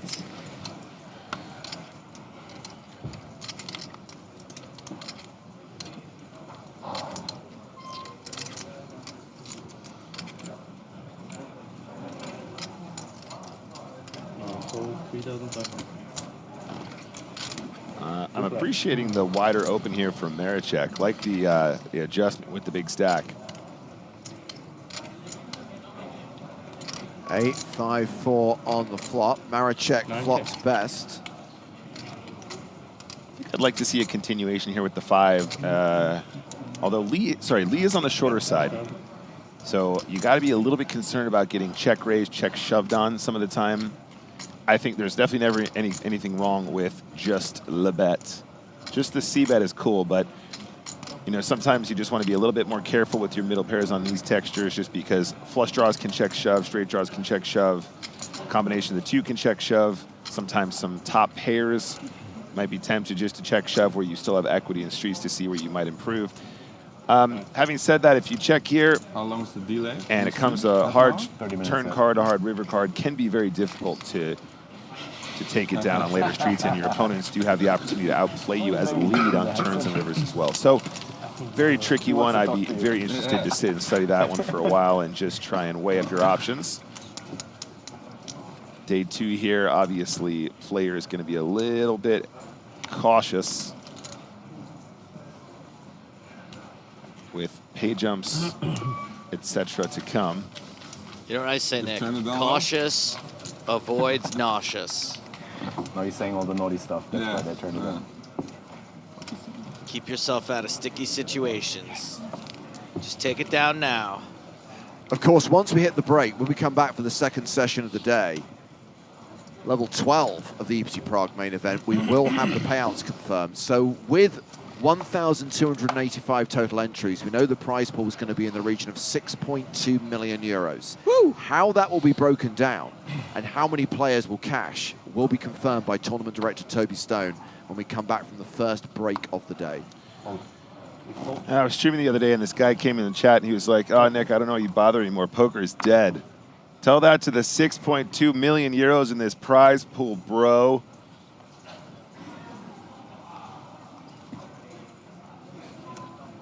Felix still a short stack, still playing fewer than 10 big blinds. He is all in with King Jack offsuit. Good luck. Here we go again. Thank you. Yeah, again, just a little bit shy, 10 bigs, but bad news. He's going to get some action from Ace Queen for show.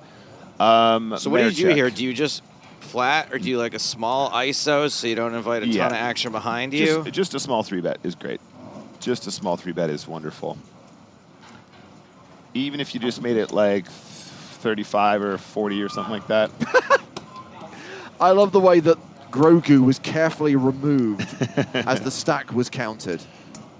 You don't disrespect the Grogu. That is a call. Okay, playing it cool. Let's see what happens behind, because Hello looks interested. He's got ace-king. Hello. Saved himself some chips. However, what if Hello decides he wants to 3-bet with ace-jack and you end up folding the ace-queen? That is a re-raise. The 3-bet from Hello is sizable. Yeah, Maricek obviously making no mistakes by calling here as well. I think some players just want to ISO, but I think the flat is going to be totally cool. You do find yourself in some tricky spots, though, now, because, of course, the squeeze here, the 3-bet from Hello, can be a bunch of stuff that you have equity against that you potentially might have pushed out with a 3-bet yourself. Yeah, good fold, and we are going to the flop, and Schneider's dominated, needs to find some improvers. It is domination situation. Felix at risk and way behind. That's what I figured. Damn. So I need to make it straight, huh? Rest of the table goes, okay, I folded all the 10s and the queens also, so there's none left. Yeah, he folded back the 10s. You fold 10s, right? Yes, queen. Okay, that's one queen. Felix went from live cards to dominated. Not that cool.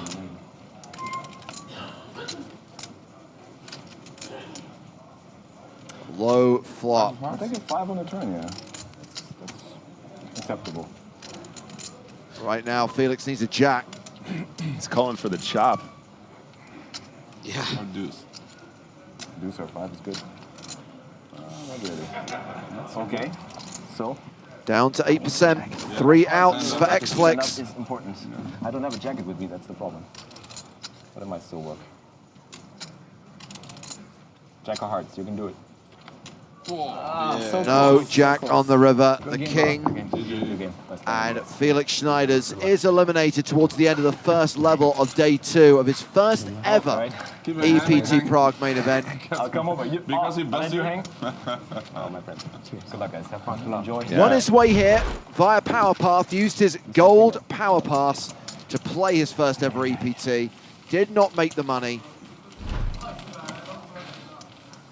What a guy. I'll miss him. Claps in the chat for Felix, guys. And Mark Hello chips up to 110 big blinds.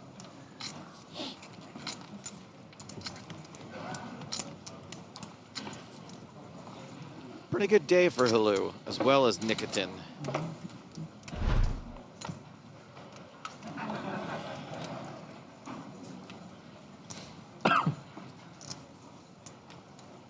So confirmation, there will be a change of feature table during the break. And we're going to see which table will be coming to the main stage after this hand.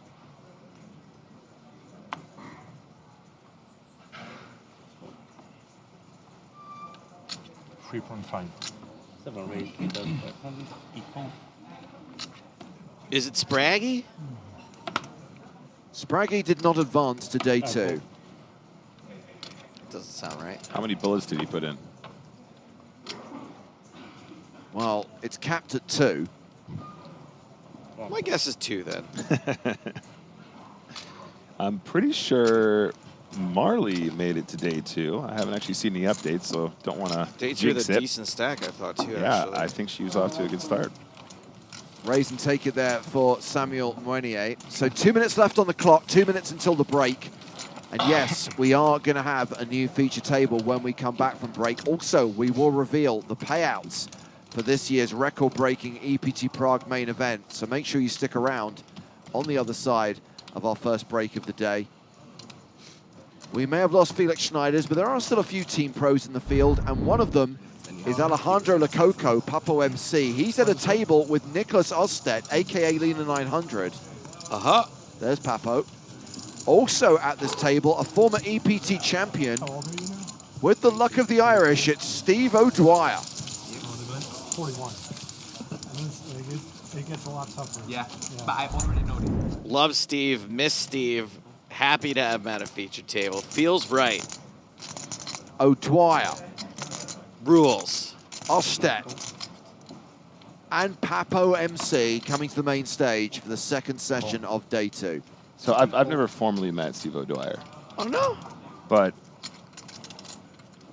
he did call me out for that game we played in Dublin, if you recall. We were playing, how many flips do you think Steve O'Dwyer has seen in his lifetime? Yeah, well, we were doing Laden things, right?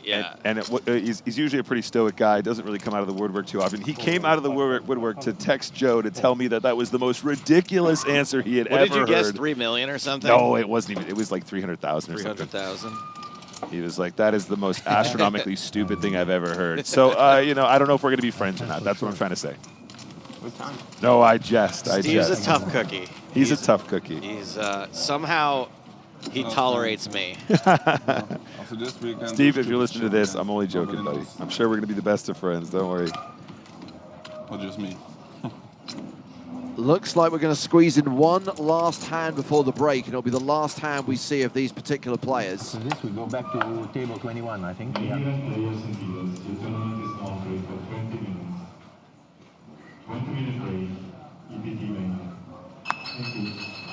20 minutes and counting. Okay. Bye. Bye. Bye.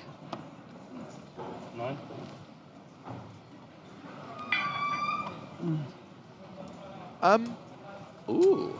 I guess we're going to have to bring back hashtag embrace the squeak because the little sleeves on those chairs are not working. And if there is one person who's not going to be happy about that, it is Stephen O'Dwyer. I was going to say. And he's going to have a microphone and cameras to vent his frustration to. Look, sometimes the little sleeve falls off. You know what I mean? Sometimes you got to put a new sleeve on.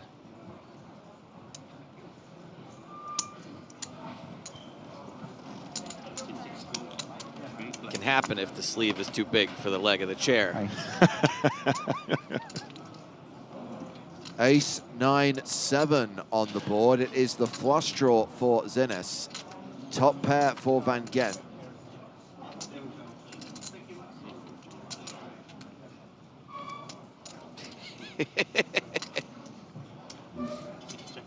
Squeak. I mean, break time's perfect because everyone's getting out. Well, when I was in the room the other day, I remember thinking to myself, wow, they've really sorted that problem out, but I don't know if maybe we've already like worn through the sleeves. Yeah. You got to replace that sleeve every once in a while. Yeah, you can't keep using the same one. All right, so flush draws in. We're coming back here or not? No. I mean, you can come back there, but it won't be your seat. You know, Joe, these are really weird ones because if you got the ace-6 and you bet the turn, you're going, yeah, okay, cool, I really want to punish those flush draws. And then you do it, and then they call again. You're like, whoa, is this guy really calling me twice with a flush draw? Oh, he turned the pair with the flush draw. Well, of course they're calling twice with the flush draw. But yes, it's them missing the flush draw. And spiking the 4. Yeah. It's one of those weird ones. There's 2 barrels here for sure. 8,500. Okay, 8,500. Yeah, I think Van Gent's actually approaching this almost perfectly, especially with the 12 bigs behind. Great sizing. I think it's actually just a little bit too small for King 4 to ever consider folding, though, is the problem, right? Can have the best hand on the turn. Doesn't necessarily need to improve. Can improve into a very strong hand. Twice over. Very frequently, a king is the best hand. Very frequently, a 4 is the best hand. Very frequently, the diamonds are the best hand. And when you add all that up, you're just going to win way too often, and it's just got to go in. You just got to be calling.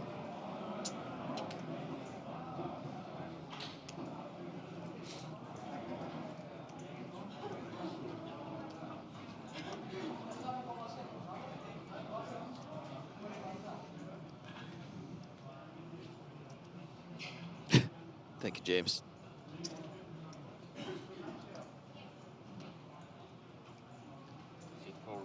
Okay. Oh. We're just going to play for all of it. Yeah, I think Van Gent probably finds a call, guys. It's one of those spots. He can have like Jack 10 of diamonds. You can have like Queen Jack of diamonds. You can have King 4 of diamonds. King 4 of diamonds. That's what I was going to say. If he's really clever, he could have 8-10 of spades if he wanted to, right? If he thinks their opponent's going to bluff flop, bluff turn at any frequency, that puts him in a tough spot.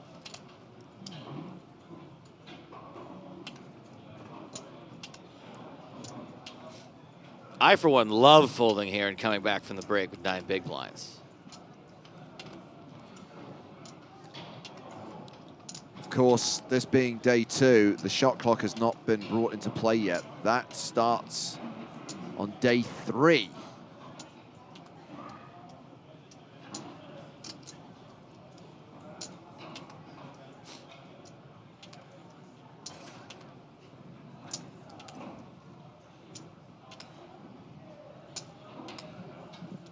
Always the last hand before the break.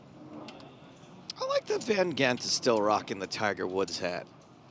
There's a lot of bad stories that came out about Tiger Woods over the years. He lost me as a fan when I read this headline. Tiger attacks trainer at circus. And I was like, you know what, dude? I'm no golf expert, but maybe you should spend a little bit more time on the links and a little less time attacking trainers at the circus.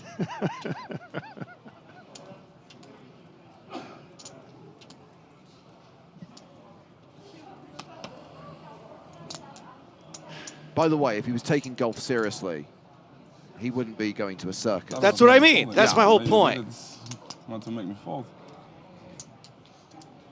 Nice that he took his trainer with him, though. Yeah, I mean, clearly they Show me have if I fold? a strong bond. Or do I have to wait 30 minutes? Show if I fold. Yeah, show him. So you show me? Yeah.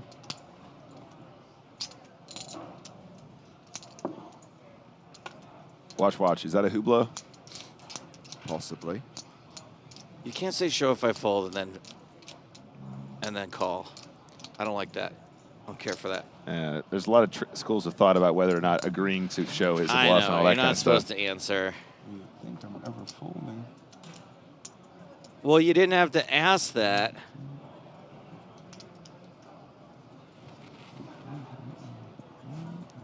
Patrick asked, why raise if you're not going to call all in?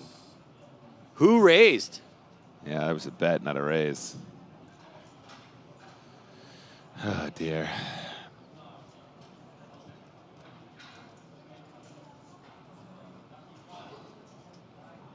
It's a cool move, though. I respect this. I think he's going to put it all together to make the call, though.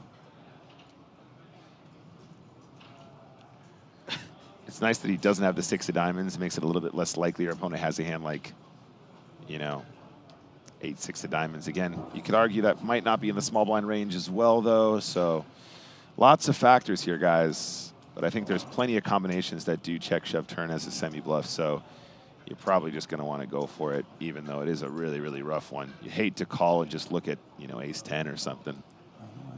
Yeah, it makes the call. And calls as a 68% favorite, but there are cards he's going to have to dodge on the river. Yeah, that's what we call it, semi-bluffing. There's more ways to win now. Plenty of outs to fade. A very sweaty moment for Van Gent's tournament life. Elka says, imagine Papo, Lena, and Steve coming to the table after the break, and that guy's still sat there tanking.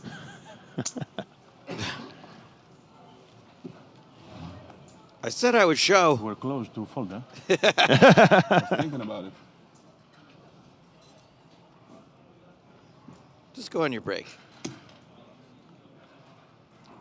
Come back and find more chips or less chips. River card is a king. That's the one. That's the one we were talking about right there. You gotta stop doing that to people. One of the many outs that Zinus had hits on the river, and on the last hand of the level, the last hand before the break, we see Van Gent eliminated.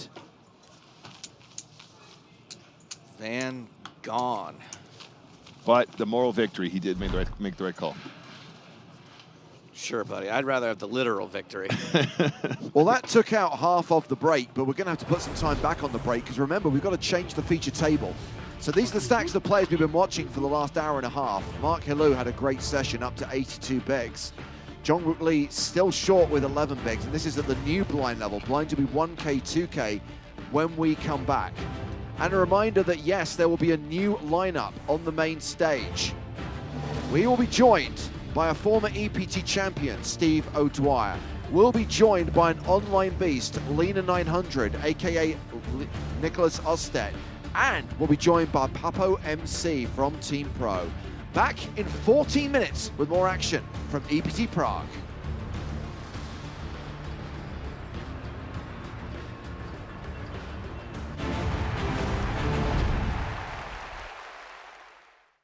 It's like I was rooting against Chris. I just said, well, I hope Farha wins.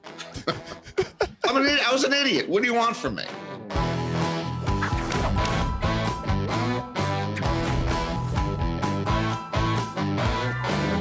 One other thing I wanted to ask you about your first year on the World Series, the Moneymaker year. Is it true that you thought that it would be bad for poker if Moneymaker won, that you felt that in order for the game to have legitimacy, the established pro, Sami Farha, needed to win? Okay, James, I'm not expecting softballs here, but earlier you brought up, you want to finish the story that, my investors got zero back on 25K.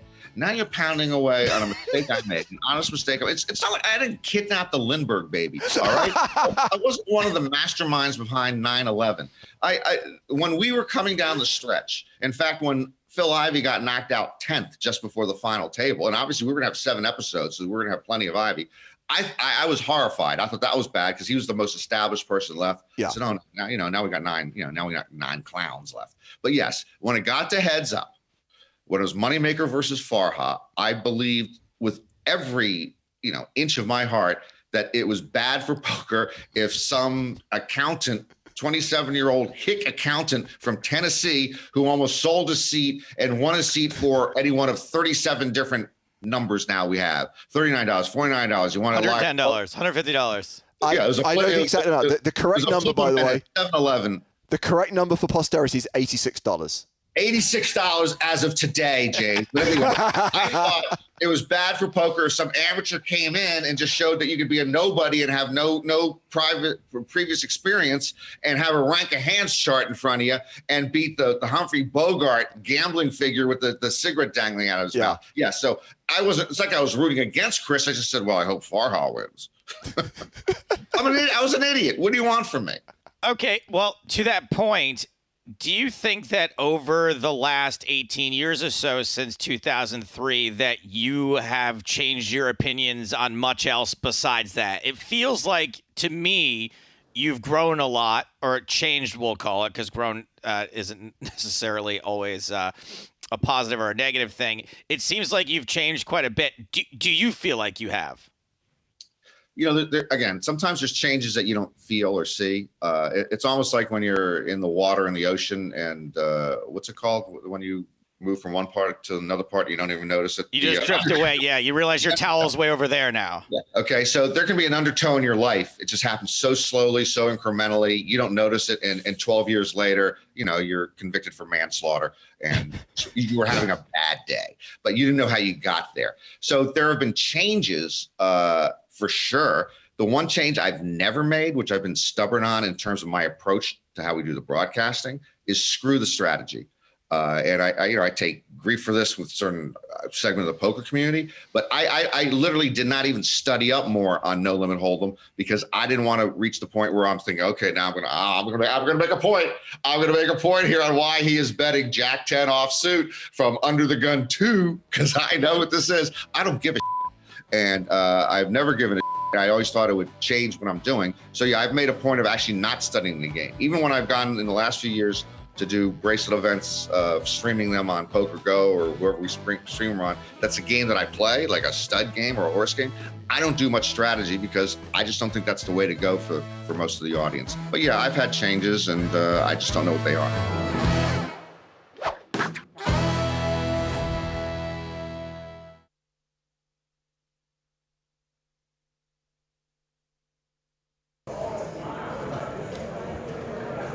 Pocket fours under the gun. He raises to 45,000. Finger and Trinovsky have folded. Seidel's on the button, and we haven't seen his hole cards. Come on, Seidel. Grow a beard.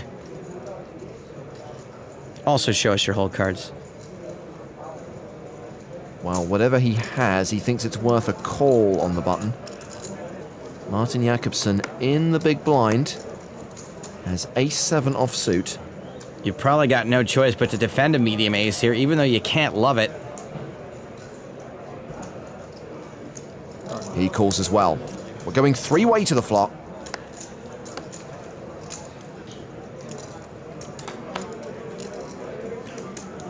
And that flop has a 4 on it.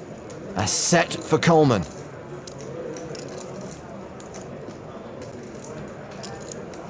What's Martin doing? He should be checking here. This is bad timing. He leads the flop for 77,000. I like a flat call here from Coleman because I think Martin's donk leading this flop with a bad hand way more often than a good one. So if Dan raises, he probably gets 2 folds way too often, which you don't want. You want Martin to keep bluffing.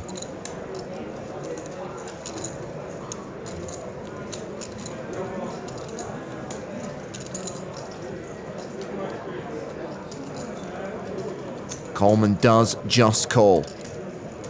And Seidel folds. We'll never know what he had. 10 on the turn. Jakobsen now with a gut shot. Martin's probably never going to get a fold here unless the board runs out so badly for 4s that it makes his hand actually win.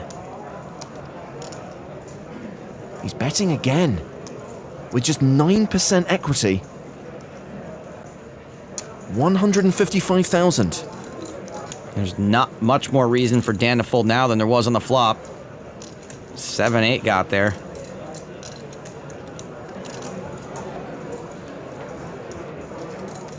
Once again, Coleman just calls. 627,000 in the middle. 1 card to come. And that card is a king. A set of 4s are good. Yeah, I don't think Dan's ever folding. Hopefully Martin just gives up.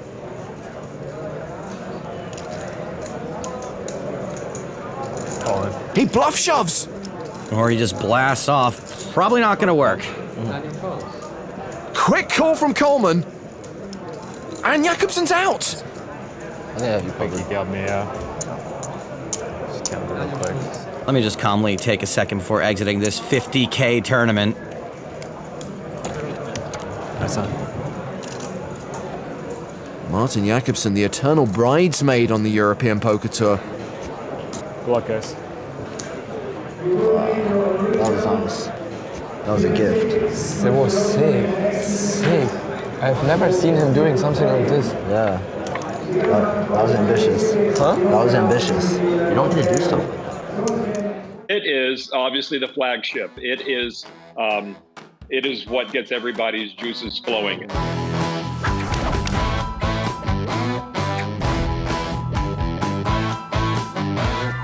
So yes, here he is, the man who has been the voice of the World Series of Poker since 2002. I think I've got that right. He will correct me if I'm wrong. Lon McCarron, welcome to the podcast. It's so good to finally be here. I think he's referencing the fact that Norm has been on before. Sorry, Lon. No, I get it. Just to be clear, Lon, I know that Norm made his debut in 03, the Moneymaker year, but you did do the World Series the year before that. Oh, yeah. I have much more experience than Norman is why things turn out the way they are. Yeah. Yes, with my good friend Gabe Kaplan. We did that show, and it was quite an experience. But yes, it led to 03 and let me get out of the banking world for after a few years. Yeah. Just to be clear, we're talking about 2 decades, 20 years now.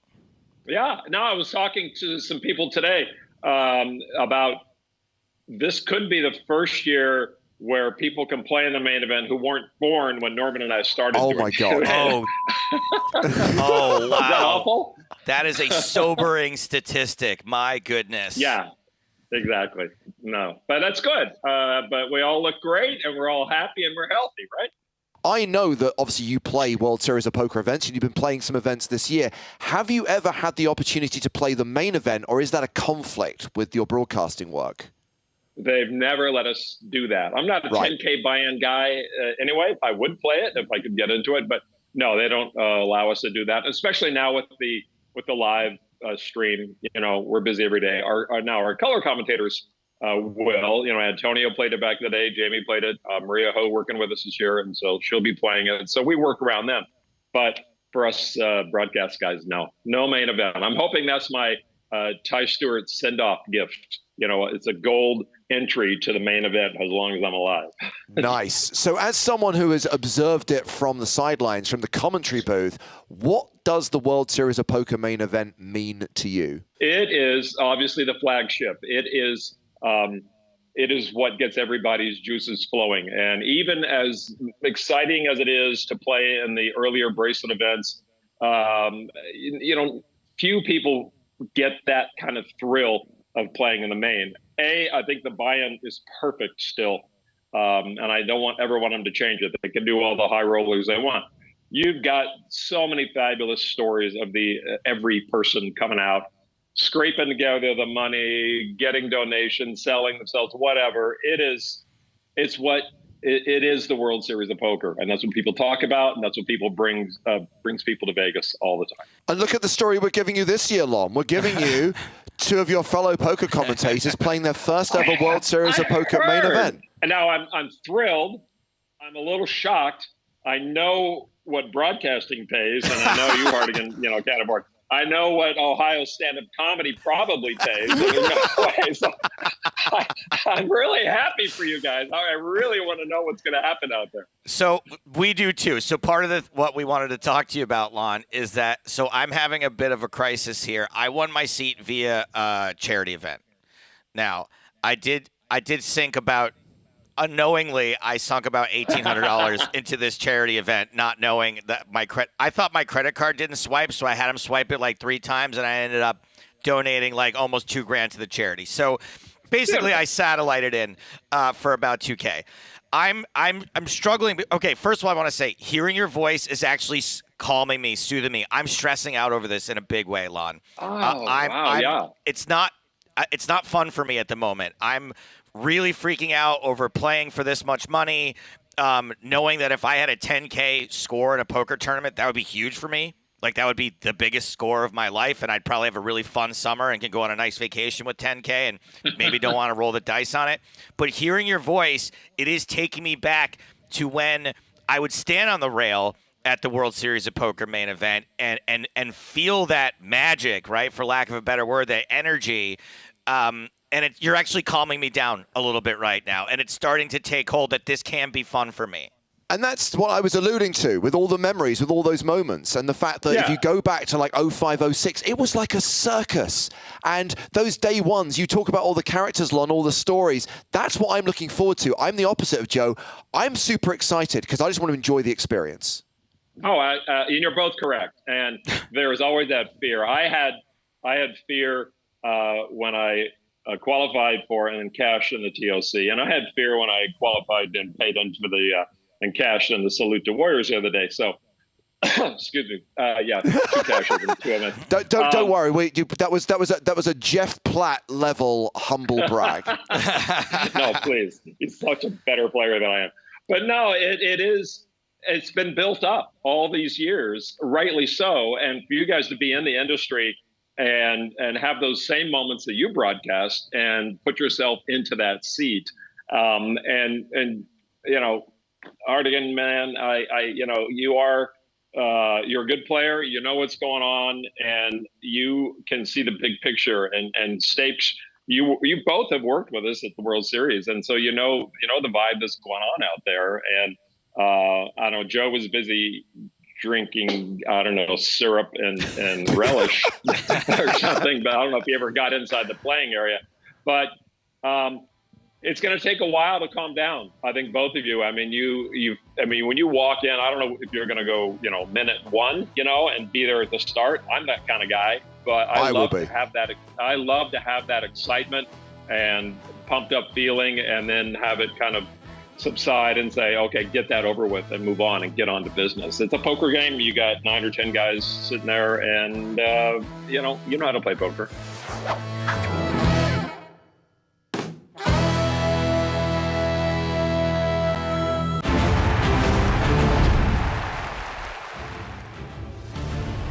Welcome back to Prague and the PokerStars European Poker Tour. Our live coverage of day 2 of the 5K main event continues.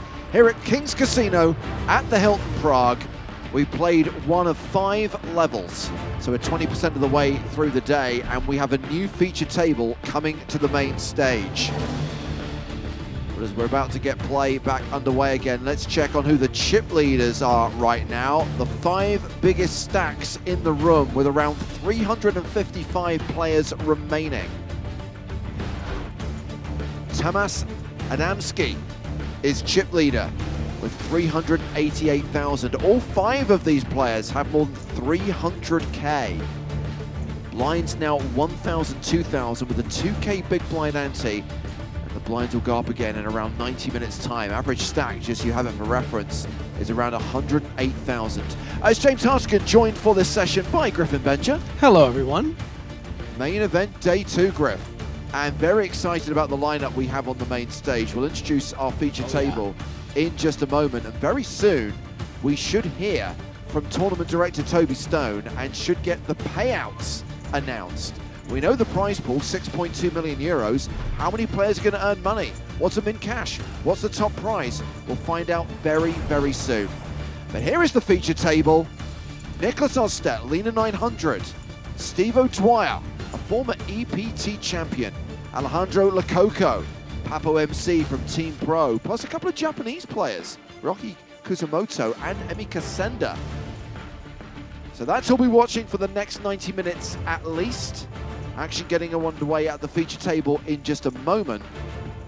But I think Toby is about to confirm to the room what we are playing for in the EPT Prague main event, a record-breaking main event with 1,285 entries, which means a prize pool of 6.2 million.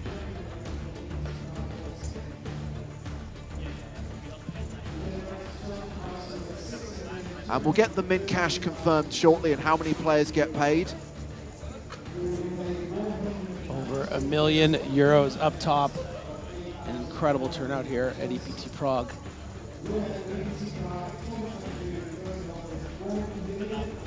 Apologies that we can't actually hear Toby make the announcement to the room.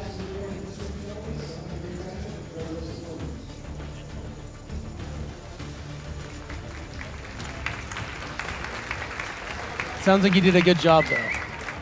So, the number is 191. Min cash, 8,420 euros. And yes, Griffin, great to see a 7-figure score up top. Poker life is... Little glimpse of the feature table here. I have a feeling this wasn't a difficult feature to pick based on the players that we have here. Steve O'Dwyer, Nicholas Ostedt,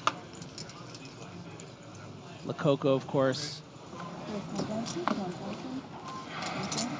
4 fold, 5 fold. And the 2 biggest quote-unquote sharks on the table with the chip leads on the table. Ostedt starting with just under 280,000. O'Dwyer with 265, both good for well over 100 blinds. I think they might cash. They might do it. 9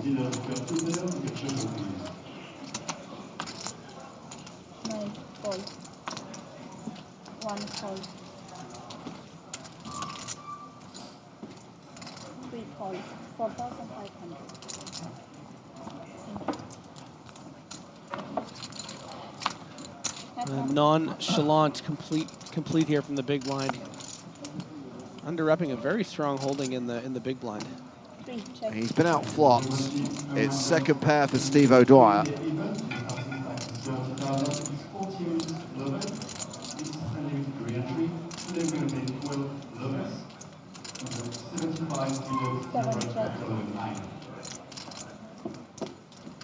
Oh, but that 10 on the turn changes thing.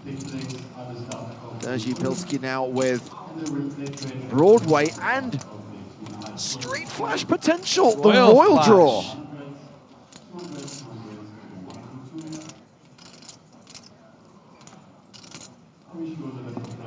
Three bet, 12,000.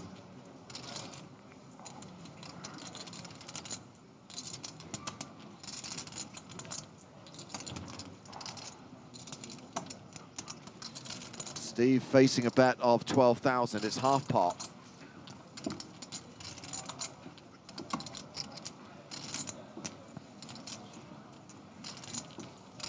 And O'Dwyer's alarm bells, I think, are going off a little bit here, but probably a bit too high up in his range with the queen. You don't want to be bet off your hand here by something like ace-5 with the ace of diamonds, jack-8 with a diamond, something like that. So you need to sort of protect against those bluffs by calling here, but in this particular instance, it's drawing dead. And I would be surprised if we see Steve call again on the river.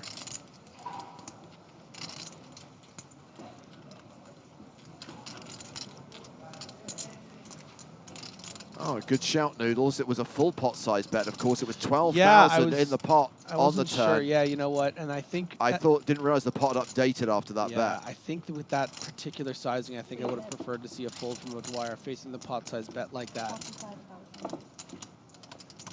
Well, 45,000 and the fold from O'Dwyer.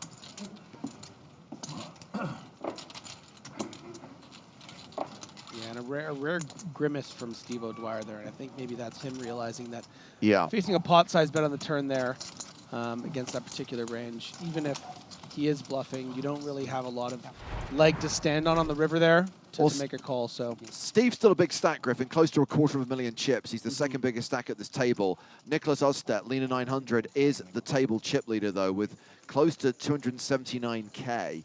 And we are looking at 356 players remaining from a starting field of 1,285. Confirmation again that 191 are going to get paid, and we're expecting that bubble to burst a bit later on today. And then, like,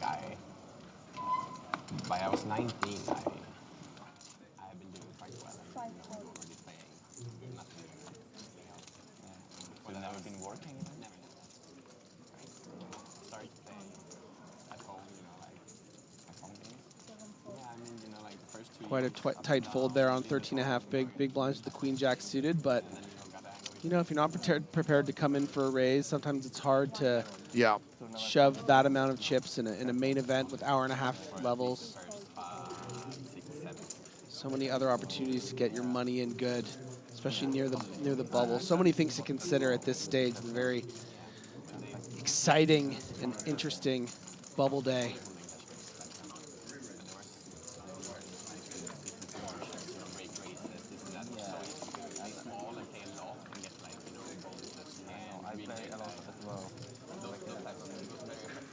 Four, 5, 6, 7, 8. That's a straight. That's 2 straights in a row. That should not be allowed. It's all coming up. Durs Hipilski.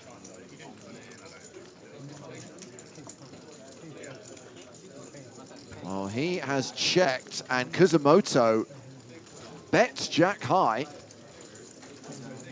2K into 6K.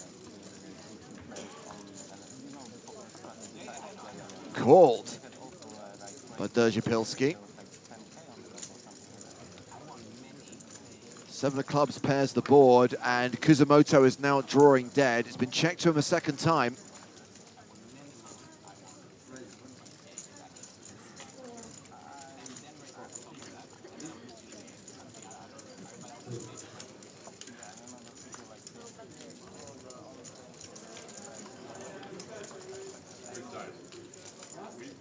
And finding another barrel.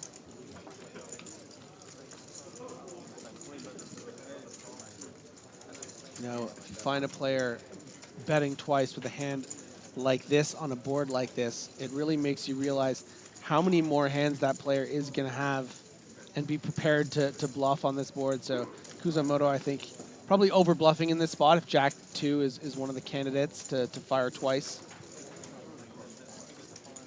Dimitrios, watching on YouTube, asks about the payouts and asks why it's less than 10%. I double-checked it. I used the calculator app on my iPhone because I refused to believe it could be true, and Dimitrios, it isn't true.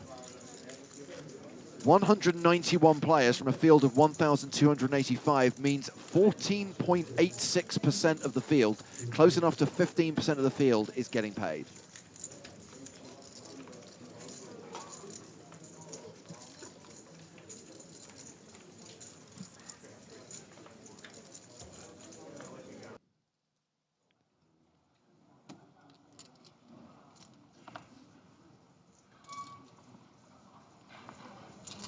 Action is going to start with Amika Sender, folding the ace-6 suited.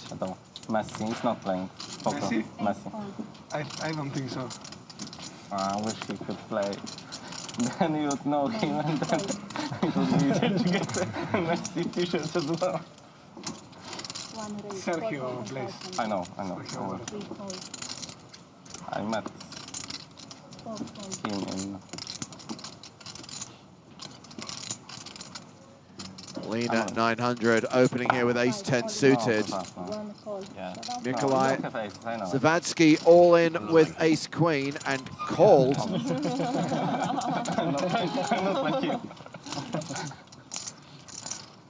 You think Messi is coming? Maradona. Maradona, la mano de Dios. Okay, I forgot. Yeah. Why we are waiting for. This doesn't look good for you. No. It doesn't? No. But you won last one, yes? It's like Jack of Diamonds would be the best. Don't be fooled. Or like maybe Deuce of Spades. Jack of Diamonds is good for the reels, you know? Never use it. Yeah, for the, it's not against you, but for the reels? for the TV, for the show. Jack of Diamonds for the show. Wow. Deuce of Spades. 22-5. 22-5. So that's going to be a double up for Zavadsky. Never call ace-10 with guys with kids. You just told me it's dead.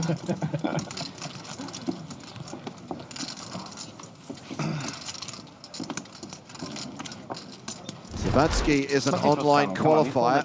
Like one ace against my... Won his way here via a €530 satellite. Yeah, I guess so.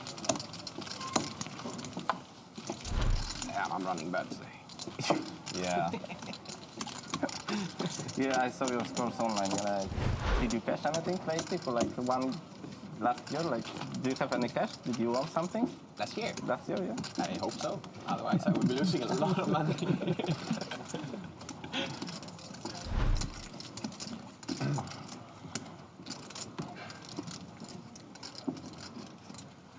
But you didn't play a lot of live tournaments, like from the beginning. No, I don't. I still don't play so much. Yeah, a few times a year, you know, Barca and Prague and a few others. 7-4. So it's not too many. Yeah, I saw you in Vegas 8-4. years ago. Yeah, I go there sometimes too. I haven't been for a while. I look forward to go next summer. 1-4. 3 raise 4,000. Shapilski opening with ace-queen. Kuzumoto with ace-4 folds the button. Small blinds out. Amika Sender is the table short stack in the big blind with 7-5 of hearts. Yeah, I think it's probably right on the line for Senda as we creep closer to the money, but I think I would have preferred to see a peel there and try to flop some equity. We are still, you know, a good 160 players away, so you're going to have to start acquiring chips, and that's a hand that can flop something on a lot of big blinds. Out of my hands. Yeah, but it's I thanks to the dealer.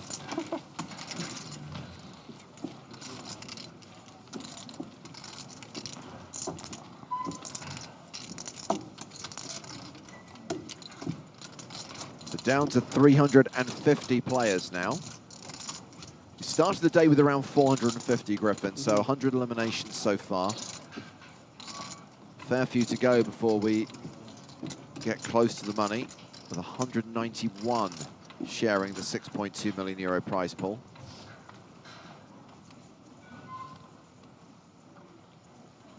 Action starting here with Papo MC. 9-5. Followed to Lena. Nicholas Ostedt with 9-8 of spades, raises.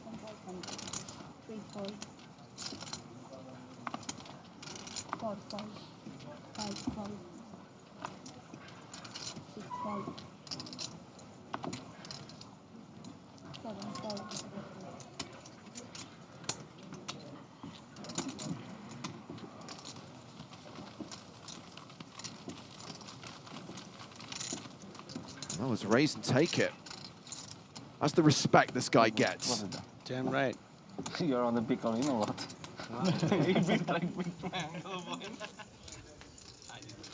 These are the tables still in play in the 5K main event. Just under 350 players now. So I have to ask you the question, Griffin. We broke the record set in December 2022. That was the biggest EPT Prague main event to that point, 1,267 entries. Nearly 20 more entries year on year. I thought we were actually going to be down year on year. With the competition from the World Series, with the competition from the WPT, it's extraordinary this event has actually gone up. Well, I guess there was no competition at all, James. No, it's not like they're not pulling in players exactly. either. No, it's a pretty incredible, you know, what's going on this week, the last week or so, in you know, the spread out of all the amazing live poker and how there are so many players that want to be playing, and it's a testament to, you know, sort of a new boom that's going on right now in live poker. People are loving it. And as Joe is fond of reminding us, Europe very much a thing. Not everyone wants to travel across the Atlantic to play poker. Prague's pretty nice this time of year too. It's kind of a vibe, James. Well, we've got an all-in. Yay. I thought that if I see that. Alexandru Danez shoving from the big blind, gets called by Papo with the ace-king. And we have a race, a classic race on the main stage. 52-48, those are twite.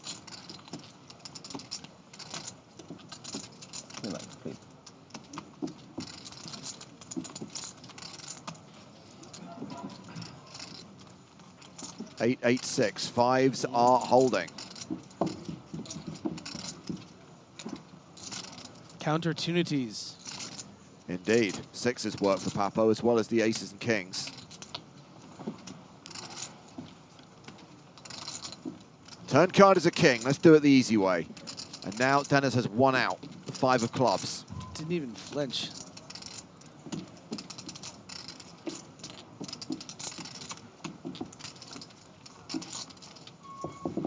Inconsequential deuce. So that is an elimination, as Papo MC will chip up to around 50 big blinds.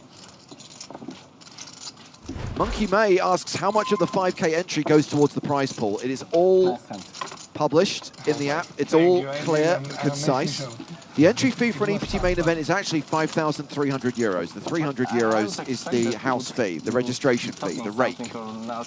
Of the remaining 5K, 3% is taken as money for the dealers. So that means 4,850 euros goes into the prize pool. Yeah, now you know next time you're in a hand, he's making a show, right? Yeah. Then I will 3-bet him. When he will be making a show, I will 3-bet him. When he's silent, do not 3-bet him. The story about kings was the same. You said that you were silent, like, on the beginning. Maybe I make a 4-bet for the show. That's the part, you know? I know what you are doing with people's brains, so...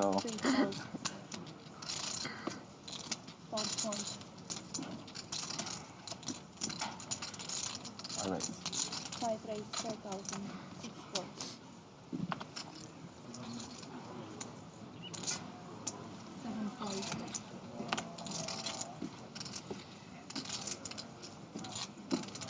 All in for the show. All in.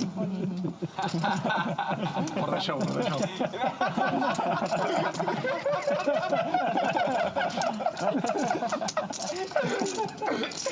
So good timing. All fun and games till someone gets hurt, Griffin. Yeah. I called the flip.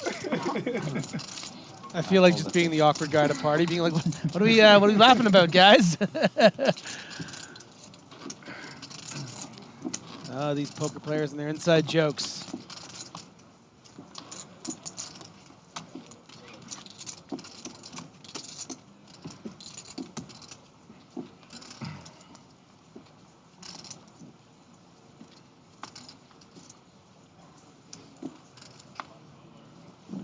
to 338 players now. Pretty swift pace of eliminations during the first couple of levels of day 2.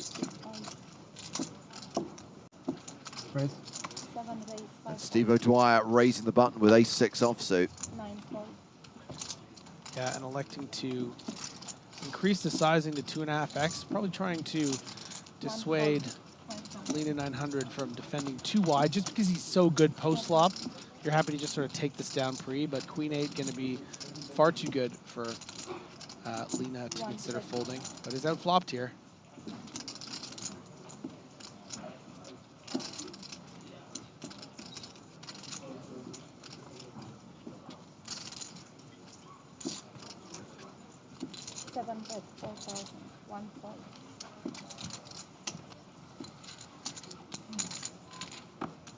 Dwyer with top pair wins that pot. So 1,285 total entries, Griffin. 64 countries represented here in the EPT Prague main event. Which country is represented more than any other? Of the 1,285 entries, which country had the most number of players? I am going to guess French. France is number 2. Okay. And there's one player in it between the number 1 country and the number 2 country. What does that mean? You mean that they only have one more than Correct. France? Correct. So France is pretty much tied at the top, but there was a 1-player advantage to the country in first place. Don't tell me. Huh.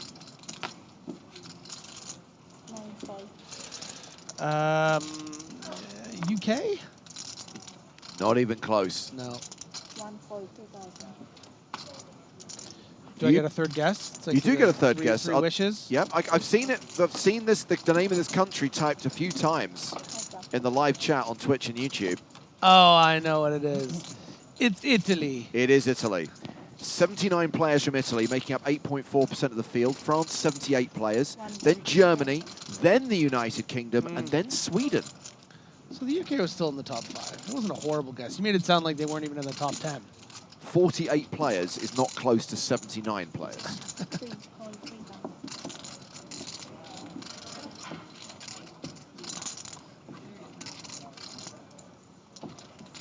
So Nicholas Osted actually getting some nice value here from this middle pair, getting the king-high call from the big blind, blind on blind.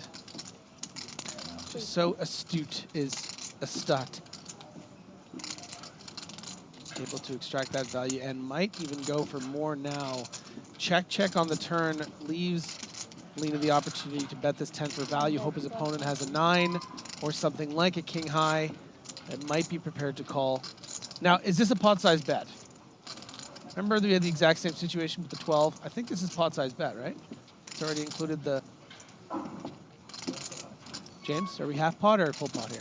This is a full pot-sized bet. It's kind of thrown me ever since like I called this out. It's like, we know how this works. We've done this before. So pot-sized bet, that's how confident Lena 900 is here that this 10 is good. Probably also recognize that if Durs has a 10 himself, most of the time is going to be chopping with that 9 high on the board. This was, of course, limped pre-flop. So most likely it'd be something like a 10-7, 10-6 that would quickly call and they would chop. But otherwise, looking for some value from that 9. Doesn't get the call from king high. It's nice to peer into the mind, though, of one of the great players, the great online legends. See how he values his hands in certain spots. And you call for the show. Call for the show. And you go home and watch the show. But the show, yeah. But PokerStars, then you will get the letter from PokerStars. Thank you for the show. You got the chest. $5 on PokerStars account. You can use it whenever you want on casino games for poker. Sounds passive. Yeah, it sounds super passive. And you win $1 million. Yeah, and like your clip on the YouTube might have like 1 million watch. So and you get nothing from that. Yeah, maybe GG will call you and they ask you if you want to work for them. They're taking everyone. They take you for the show. Okay, sorry. Oh, sorry. Looks like this has been forwarded to the blinds, and I have one PokerStars clip on YouTube that's gotten me. oh no, there's been a raise from Steve O'Dwyer. Cappuccinos. Action is on the big blind. Ryohei Kusamoto with Jack 4. Yep. 100 cappuccinos from Lebanese players. Yeah, I don't think he's going to be the type of player to fold the Jack 4 suited. So you see, it's good to make something for the show. Jack 4 flops best.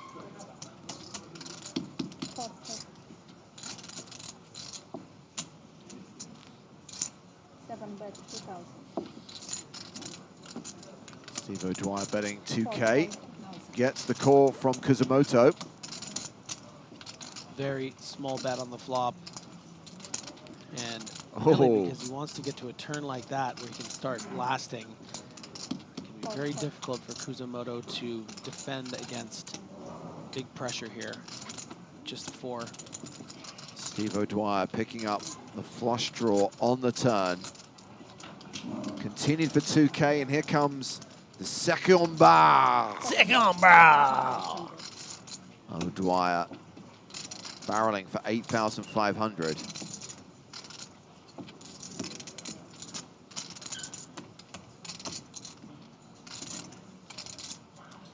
When I started in 2007 or 2008, he had already been going for like 4 or 5 years.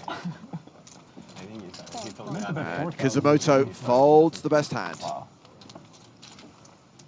So yeah, every time I play with a Lebanese player, 100% of the time, they give me a free cappuccino. They buy me a cappuccino because of this hand I played in Monte Carlo in 2014. Okay. Here comes a new player. This is Marcin Krev from Poland. Yo, mate. We are taking over the table. If you squint at that hoodie, Griffin, you might be able to make out a cat's face. If you fold, I'll show. And I'll buy you a cappuccino. And then he gets up and he does like the Karate Kid. Like, he stands up on his chair and does this move. And I'm like, I take forever and call. And like, remembered some ridiculous hand to beat me. So is that always cappuccino? Yeah, every time now. Free cappuccino.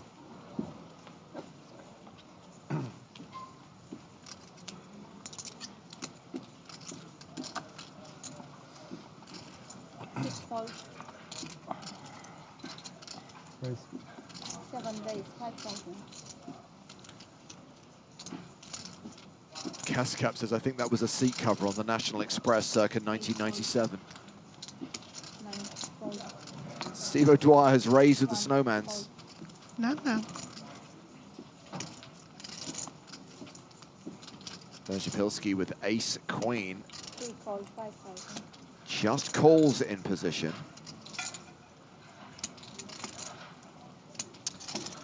Wow, this might create quite a big flip potentially between Kusamoto and Verzapilski. Quite under-repped, this flat on the button with the ace-queen. This is 20 big blinds for the Japanese player, the small blind. 36 or 41? 41,000. There is even a chance O'Dwyer gets tempted to go for it here, but it's just a bit risky with the player behind. This range from the small blind is quite strong. It's rarely worse pairs, so you're really hoping for a flip by putting in this 40K. But the problem for Steve, I think, is he can afford it, and he does like to gamble, and that is why we are going to see the call. 7 calls, 41,000. And now Durs is sitting there like, well, this doesn't feel like a trap. My hand is quite strong, but it's just getting too juicy. Yeah, let's see Steve's face, probably a bit annoyed, yeah. Maybe I didn't have to call, but, you know, you're hoping you're up against the ace-queens and the ace-kings. You got to protect your opens if you're opening as much as O'Dwyer is, and that's just one way of doing it. Just gonna have to get lucky.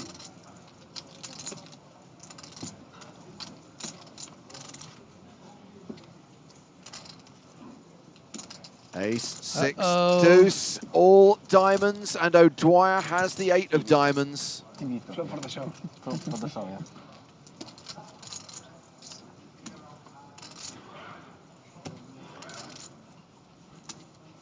Turn card is the Queen of Spades. 10 of diamond for the show. Kusamoto needs to fade an 8 or a diamond on the river. Take 10 of diamond before the show. Yeah. But I don't want to ask him for respect to him. Yeah, obviously I also didn't ask before the turn comes. Ball pairs on the river at 10th hold. Make the job done. Too many outs for Stephen O'Dwyer.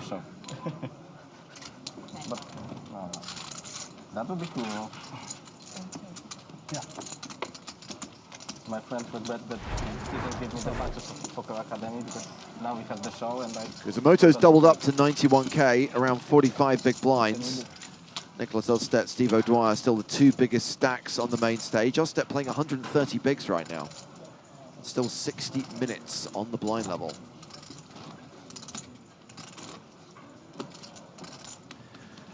B. Zephyrus is James' favourite watch you've seen at this start. Bear in mind this is only day 2 of our coverage. Yesterday we streamed the final table of the 10k Mystery Bounty, and Enrico Kamashi, who was the runner-up in that event, was rocking a Rolex Milgauss. Not a watch you see that often. So right now, Enrico is winning the prize.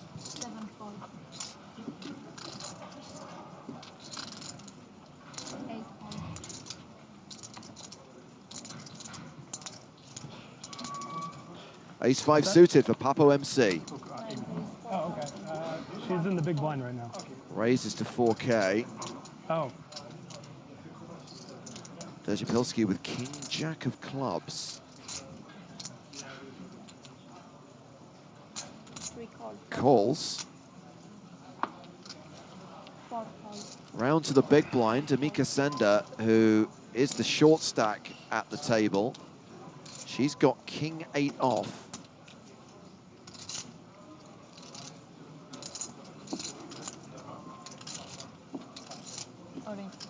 No, no, no, no, no, no. Wow, this is bold.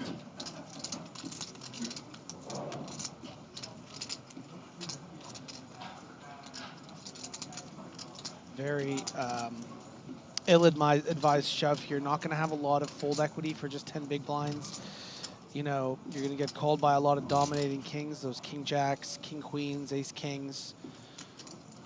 So I think this is a bit reckless from Senda, maybe getting a little impatient, finding a couple pretty hands earlier, but not being in the right positions to put the money in, hoping to just get away with one, and I don't think it's going to work against Dzerzapilski.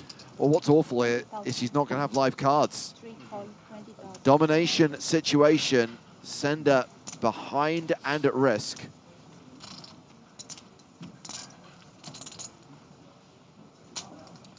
Naturally. How about an 8? That's right. Diamonds coming. Diamonds. Diamonds for the ladies. Always diamonds. 10 for deuce. Sender looking for an 8. 3 outs, 13% equity.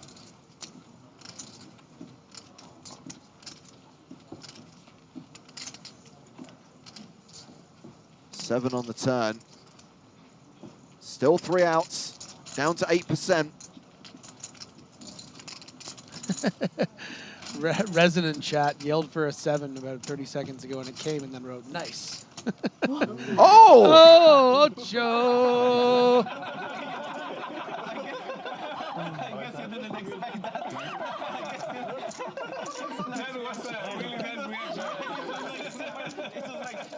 It's like, okay, so give the river, I'm busted, and they're like, nice.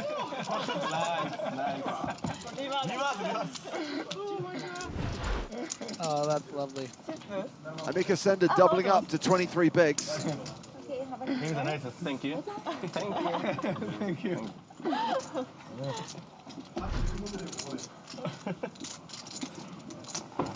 And receiving a visit from her boyfriend, Suganari Toma.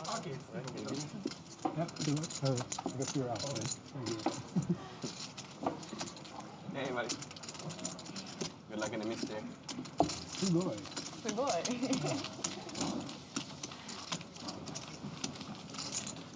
Massive double up for the short stack. Senda now playing 23 big blinds. Long way to go, but you're not out of it. Till that last card is dealt. Those chips that were in the pot, Griffin, they got returned to sender. Oh no. Oh no, that one is very, very good. Got a tip of the cap there.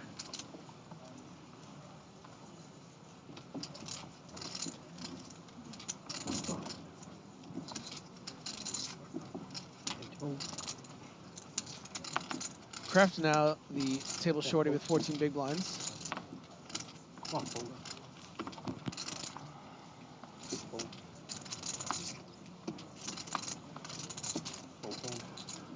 4,000. I've raised 4,000. Nikolai Zavadsky opening on the button with 10-9 off. Steve O'Dwyer, 5-4 of spades in the big blind.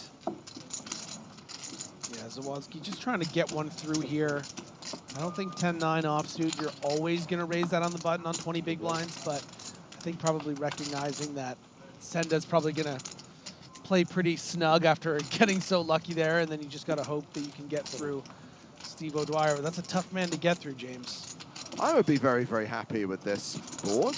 Top pair in a straight draw. Yeah, this is O'Dwyer's happy place for a check raise.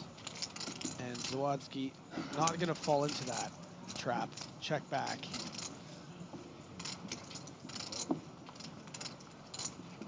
This is the kind of board that is going to greatly favor O'Dwyer's range. And that's why Zawadzki doesn't waste away with a continuation bet. And look, doesn't lose another chip. So I think both of them played that well. O'Dwyer still playing more than 110 big blinds. 324 players remaining. We do expect to burst the bubble today. 191 are going to make the money, and we can expect that to happen either level 14 or 15, the last two levels of the night.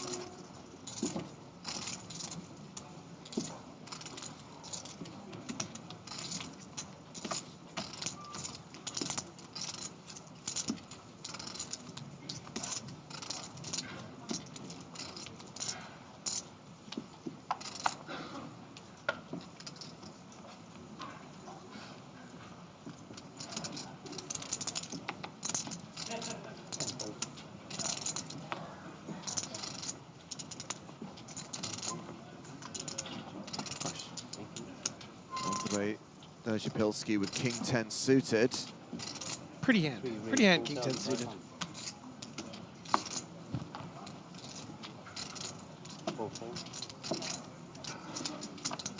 Sixes for Zavadsky. And he shoves for his last 17 big blinds.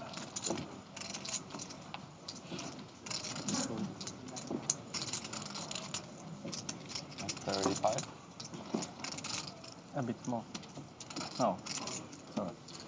This can be a really nice spot to shove these sort of middle pairs because you're folding out so many hands that have so much equity as flips, like a King 10 suited that can't call 17 bigs.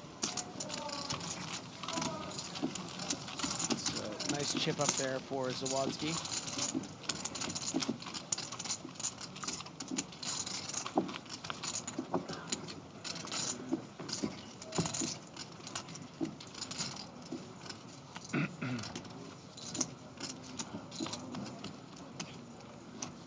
So we play loser picks?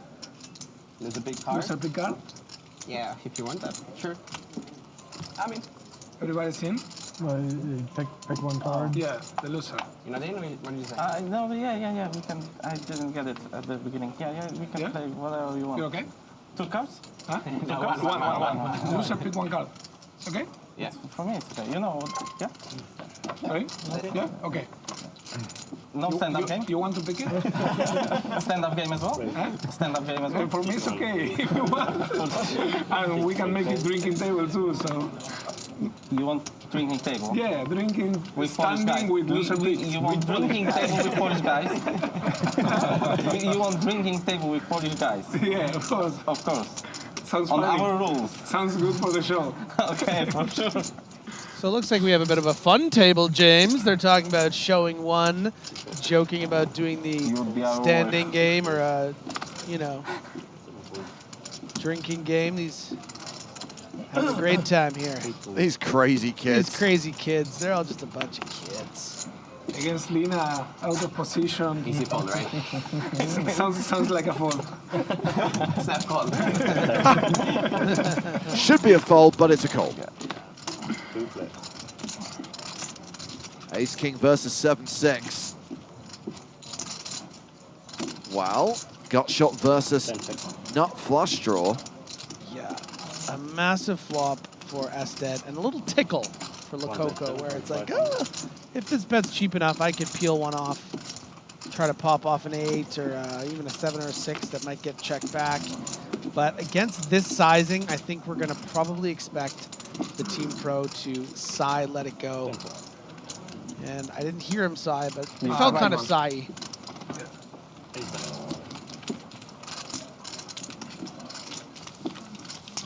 And yeah, as Lococo alluded to, you know, Lina's going to know exactly what to bet and how, you know, and on which streets and all that sort of stuff. And that was the perfect bet to sort of fold out equity. Wow.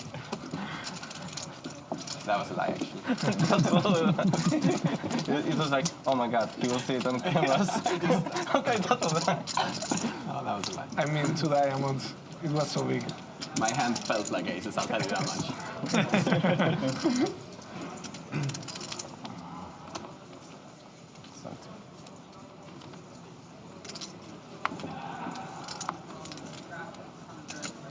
Three raise, 4 down, 500. Fold. Fold. Fold. 6 fold. 7 fold.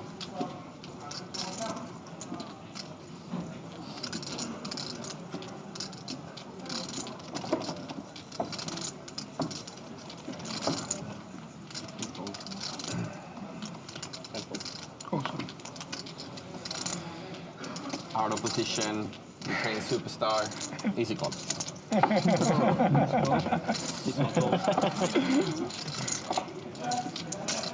Two players.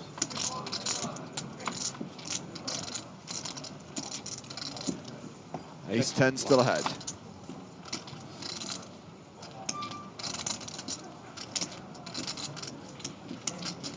So I'm sure, Griffin, it hasn't escaped your attention that the squeak is back in full force. After that temporary respite in 2022, when we had the little plastic sleeves on the legs of the chairs, the squeaking has returned.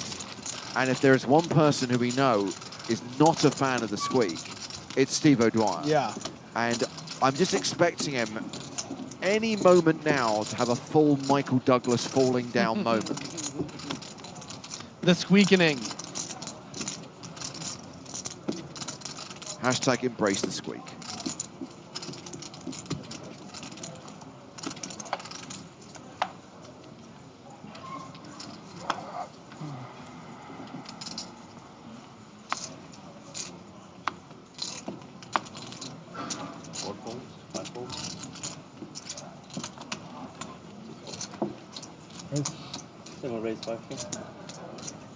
Steve in action, raising from the hijack. And you see Queen 10.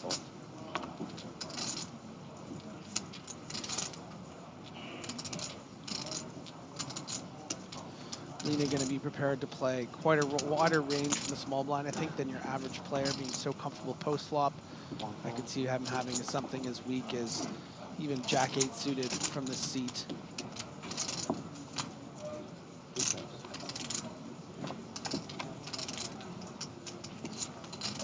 Well, it's not Jack-8 suited. It could be 10-8 suited. I don't know, I've got a feeling Steve's got the best hand here. For now, but the combos that Ested has with that 8 of clubs are pocket 8s and then a ton of clubs. So if we see it continue here, I think it's going to be more likely that he has something like ace-8 of clubs, 9-8 of clubs.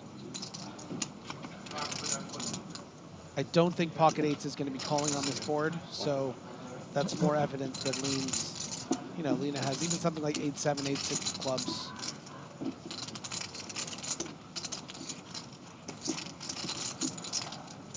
And if O'Dwyer offers the free card here, Ested's going to have a pretty nice opportunity to bluff on brick rivers. And I think he's going to be inclined to do so to represent that King X. Maybe even as something like Queen Jack or Ace Jack could value bet in this spot, which are hands that Queen 10 is losing to.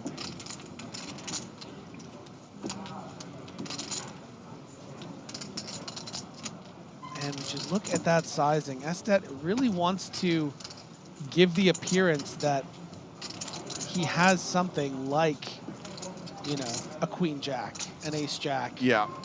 Maybe a King Queen, maybe a King 9 suited. Really betting a small amount. Sort of a fake value bet, if you will.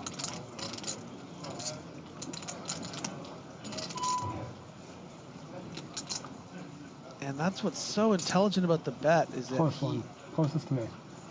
he's gonna see the 8 of clubs. What did he show him? 6 of clubs? Yeah, it was one of those small clubs. And it's just such a fun hand to watch, James. Because it's not something you see every day. Someone like Steve O'Dwyer, quite famously sticky, you know, likes to make hero calls, and a small bet takes it down. Just looking at some of the players out in the field, including PCA 2013 champ Dimitar Danchev, sharing a table with Patrick Jarosz, who final tabled EPT Barcelona in 2022. Across the room, we have Italian pro and World Series of Poker main event finalist Dario Sammartino.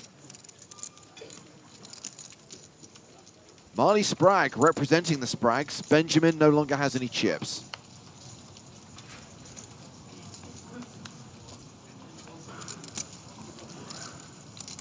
That is a former EPT winner. That's Neil Farrell. Another EPT champ, Peter Nijinsky, won Barcelona back in 2018.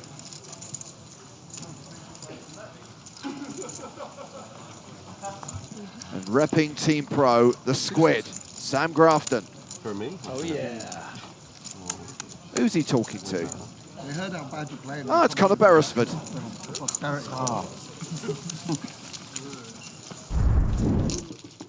Back to the feature table.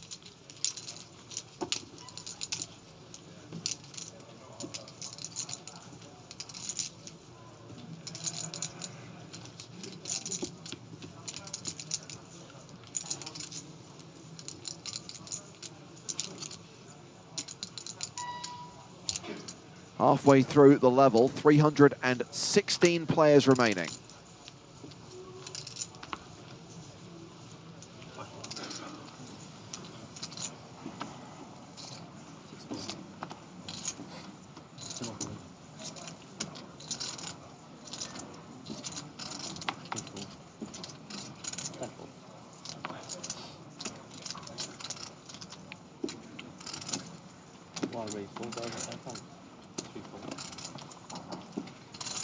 Lena back in action. Nicholas Osted raising with 7-6 off on the button.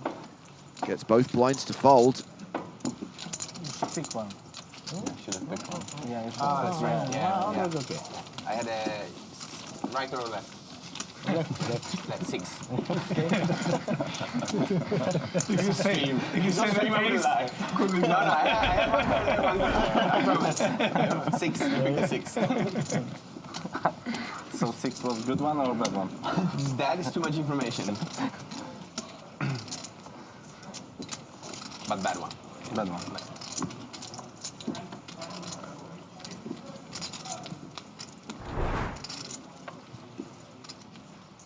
Yeah, I forgot. Remind me if that's so. That was so fast. No problem.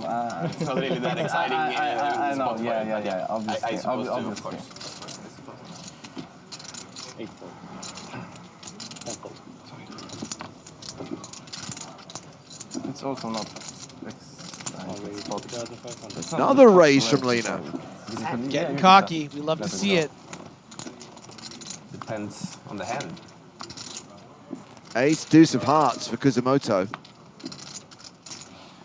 Come on, Kuzo. 17,000. great candidate as for a 3-bet bluff here.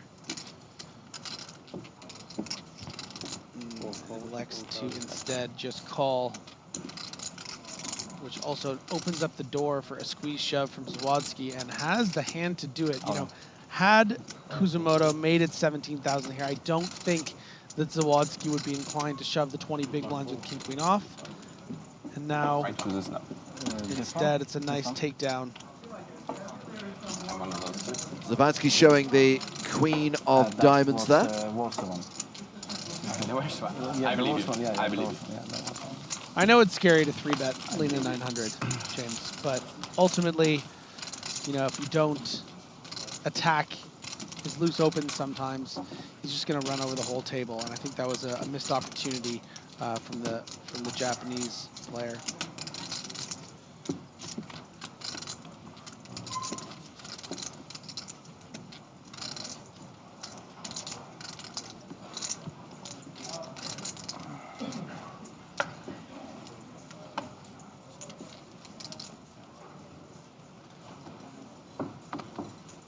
Do you ever do any dealing, James?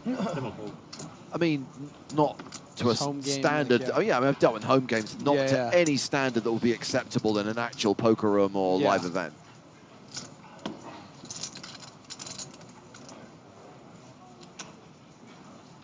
Kraft deciding, is this the hand that I want to lay down? And he goes for it. Wow, queen 10 offsuit under the gun +1. A lot of players to get through.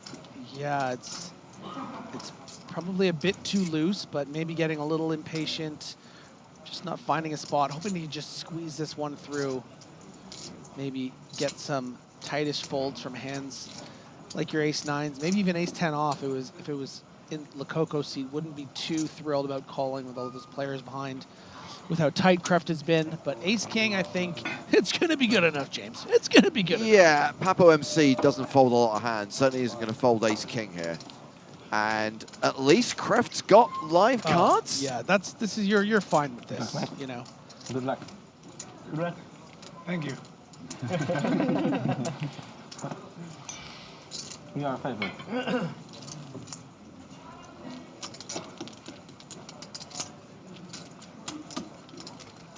Come on, do a don on the flop.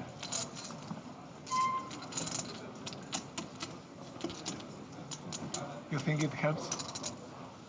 I know it helps. I don't think it's like... You believe in energy?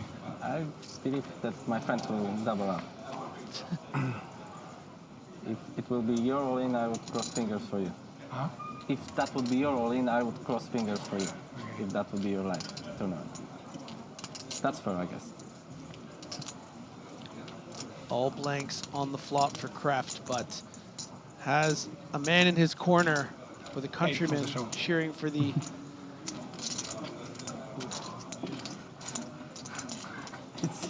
Could still hit a jack, could still make a straight on the river. Did lose some outs, but gained different ones. Oh, come on. He tried to warn you.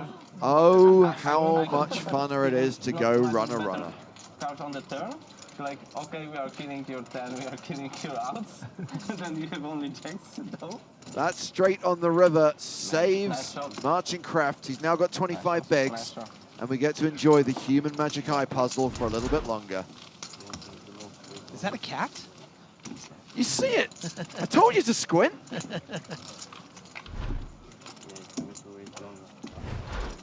Nice cam.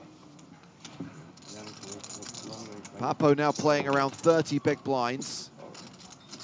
Less than half the tournament average right now. Average stack is 124,000 with 311 players remaining.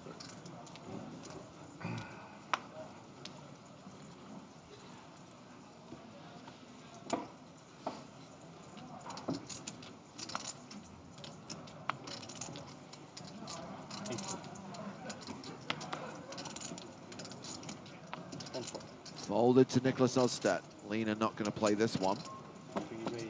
Instead, it's Andrei Dezhapilsky who raises with King Jack of Hearts.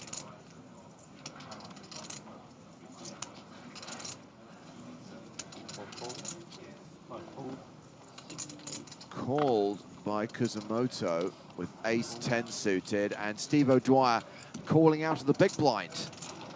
Nope, folding the big blind. Yeah. So heads up to the flop.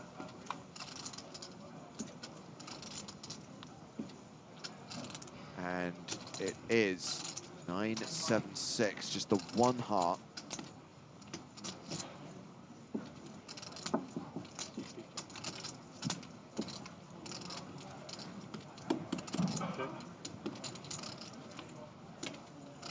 Check, check, and now Dzypilski with top pair, 85% favorite. Yeah, very lucky turn of events here for Dzypilski. But is going to check again.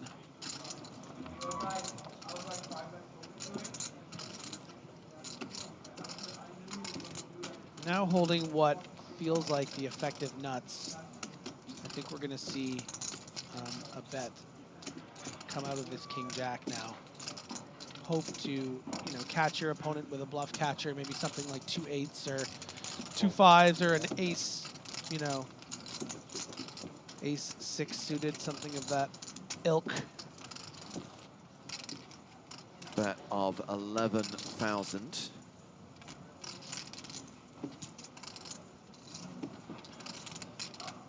Kuzumoto does look a little curious here with this ace-10 high, but I think it can be hard to really be beating many bluffs. A lot of sort of straight draw combos like your queen 10s and king 10s. Well, you block them holding the ace-10, and also those would probably have been heard from on the turn as a bluff. So.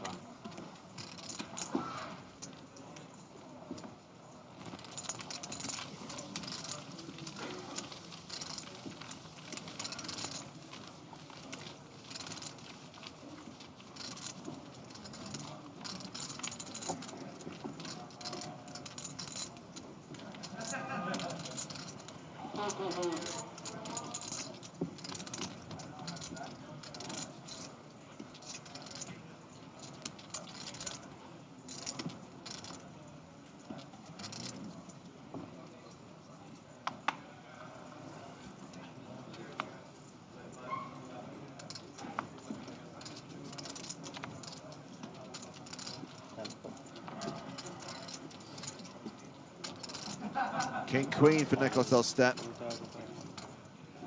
The online beast, Molina 900, raises to 4,500. Ace-3 of strawberries for Dzypilski.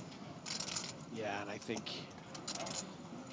finally we're going to start to see some pre-flop aggression. So many nice sort of suited hands or some really good value hands that maybe you don't want to 3-bet like an ace-queen off, have we seen from Dzypilski. It's nice to finally get a really good candidate that'll play as a 3-bet.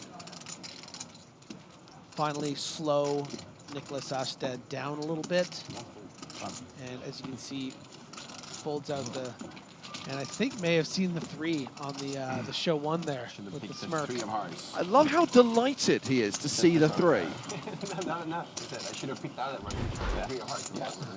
Like why we fold on my cards. It was actually. Yeah. That's sick.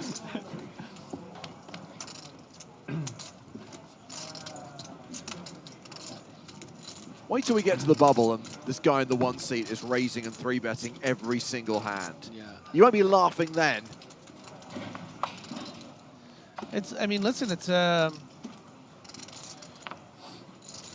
an even playing ground when you're all playing the show 1 game, but I'll tell you what, if I was getting away with a 3-bet with ace-3 against the best online tournament player in the world, I would rather he didn't see that I did it, So it has its disadvantages. It's just a more information game, and you don't want someone like Nicholas Elstedt to have more information on you. It will change the dynamic of how things proceed. Well, Elstedt's opened here with ace-jack under the gun. Steve O'Dwyer calling on the button with king-queen. Papo MC is in the big blind. And is calling as well. Only seen one of his cards, the 8 of Can be a clubs. funny flop, please. He wants a funny flop. Something like 5, 6. The eight of clubs seems to like being alone. It's not the first time on this level that the 8 of clubs has decided it's all about me today. That's it's a funny flop. That's the funny For example.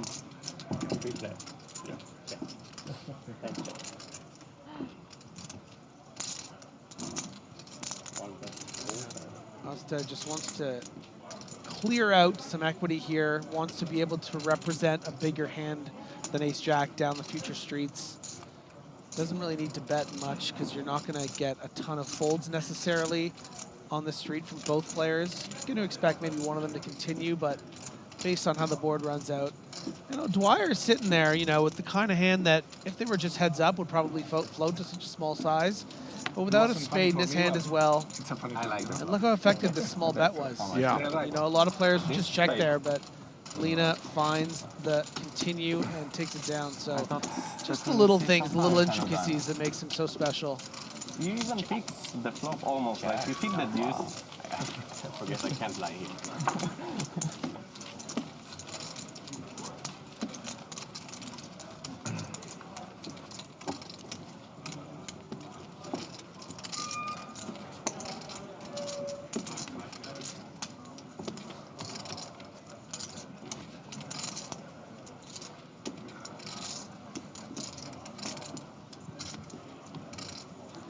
Great little overview shot here.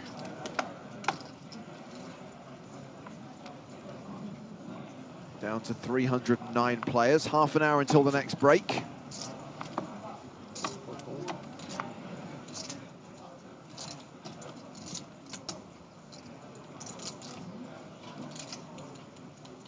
Zavadsky opening with ace-9.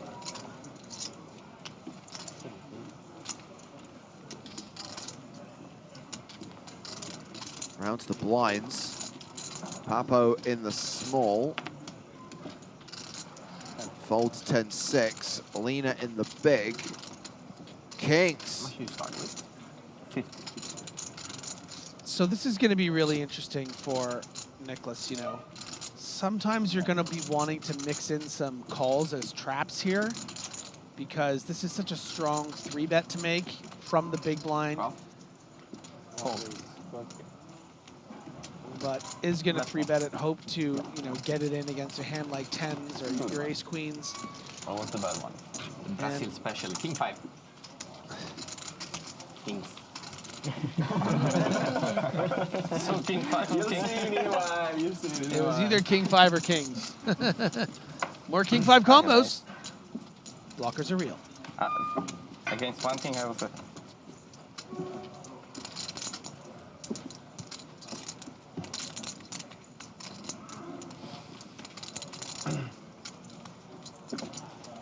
for the like wide range from King 5 to Kings. Either or. But not Ace King. Not Ace King. It's from King. Or maybe, yeah, Ace King can be as well. I could have Ace King too, yes. Sometimes, obvious.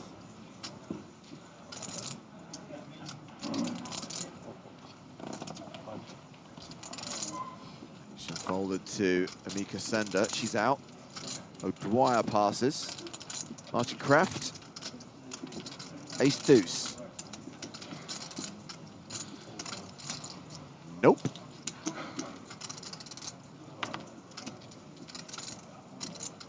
Papo MC folds the button. Lena 900 completes in the small. Andrei Desipilski checks his option with King 4. Has the dominating hand.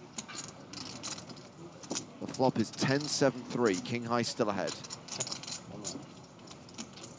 I don't expect to see much interest from either player in this spot. King high going to be good enough for the time too. You can just check back, but boom!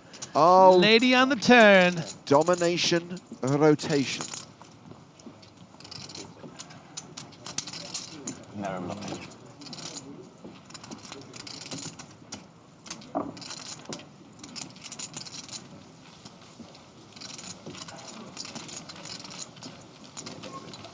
Never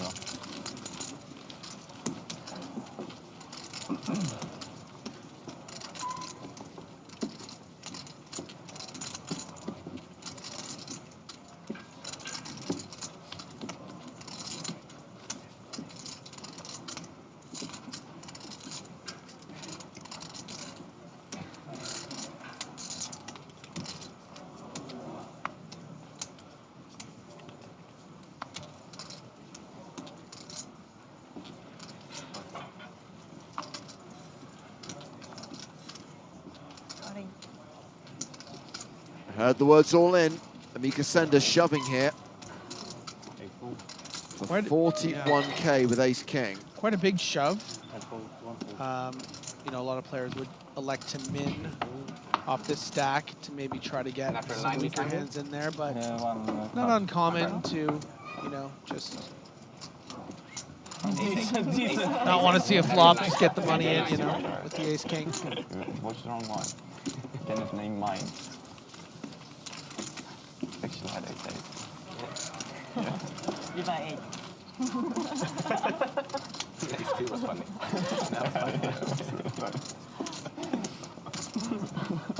Senda with some great, just happy to still be here energy, you know? Just like when you hit that river, you're just like, this is great. I feel like I was already out the door. You guys let me stay, you know? I like that. Happy to be here energy, yeah.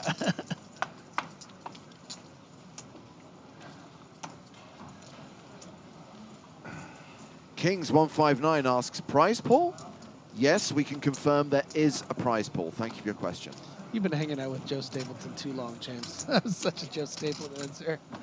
13 years, Griffin. 13 years. Some of it's going to seep through there. Oh, and by the way, if I said that in a tone of voice, it sounds like I'm talking about a prison sentence.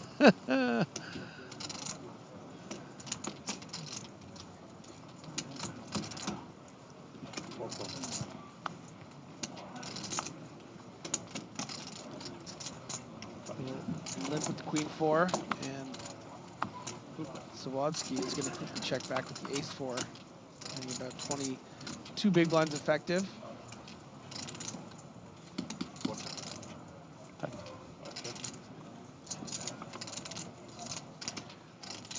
Ruh-roh.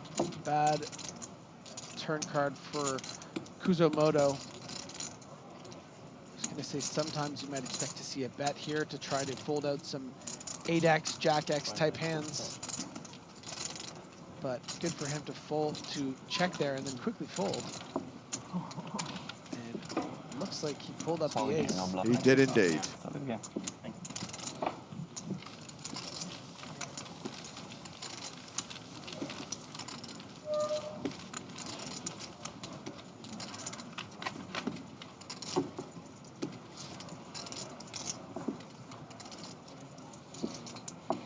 But when we saw 8 in Nicolas 10 against Stevie, that could be a bet. King 8 of clubs. Oh, King 8 of Or was clubs. he king of the clubs there? That was the clubs, yeah. King 8 of clubs is possible. That's the hand I'm praying you. I'm praying that you get because he flopped. I will find you later. It was a small. If you didn't have King 8 of clubs, I made a terrible, terrible fold.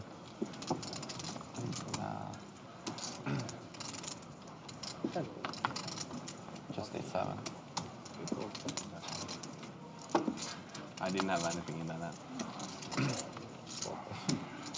Round the blinds. Zavadsky with queen 3 in the small. Raise. Raises to 5,000. Amika Sender in the big blind. Queen Jack.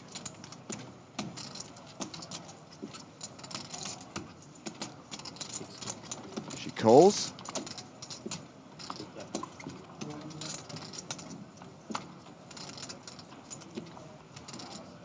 Ace 9-6. And going to really be advantage aggressor here. I think some players would be willing to float in this situation with the queen of diamonds, but not a lot of maneuverability on this stack for Senda, so I'm not surprised to see a quick fold. I didn't know which one he wanted.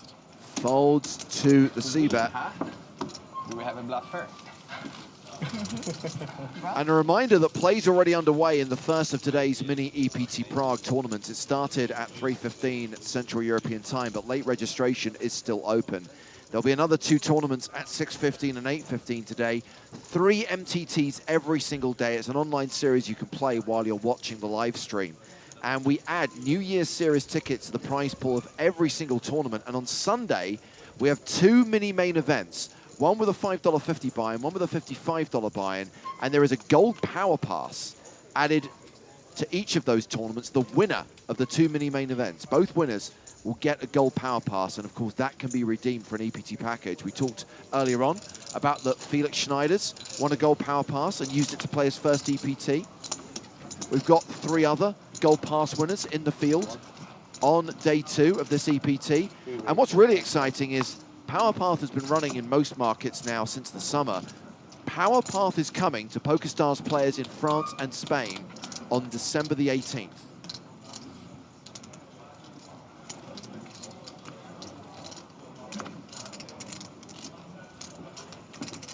We return to the action at the feature table and see a raise and take it for Duthie with ace-king. 3.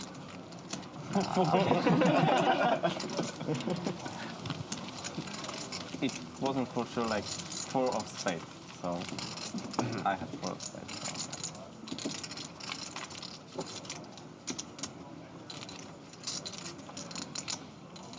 Everyone now should tell what he has the hand, then we would eliminate and we would see what he's raising. Like card removal effect. I mean, ace is still good. I'm fine with the raising. Yeah. Ace is still good. Yeah. You craft me with the ace. I'd be a little insulted if he was face 2 soft suit.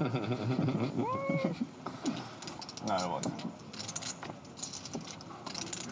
And fold. 1 fold.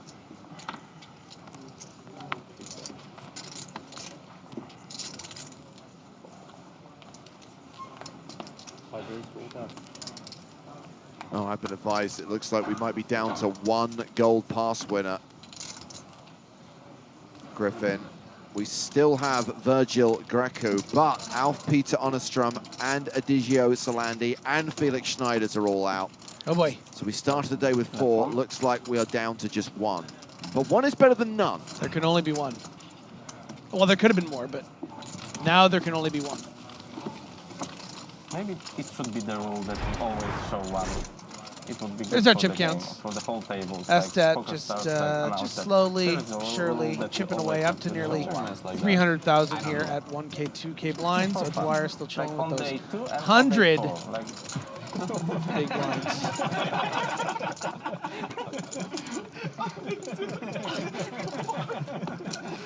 And a very joyful table, James. Just a bunch of people having a good time, showing cards. Yeah, maybe day 6 now. Yes. Let's play final table normal, but very eclectic, nation-wise. Couple Japanese players, couple Poles. 4. 5. A Swedish legend. Always an international crowd here at EPTs. You love to see it. As we established earlier this level, 64 countries represented in the EPT Prague main event. The Zavadsky opening with ace-9.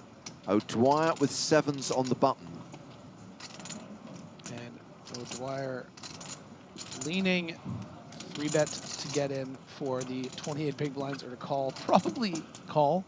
But I know Steve, sometimes he just, and you know what? He is actually going to effectively shove, and that's going to have a lot to do with the stacks behind.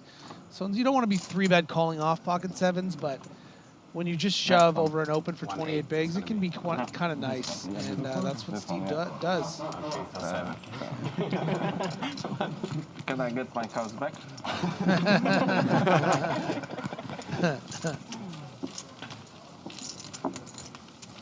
It is quite interesting because how good you are at flipping, but of how good these players are. That when they see one card, a lot of the time they're going to know exactly. I would never call my hand. You know, they all know that the other card was a 7 there. They all know when the 3 of hearts was exposed from Durzapilski. It was the ace-3 of hearts. So it's just, you're given a lot of information with this. It's It's not to be frowned at. It's a big thing. This show one game.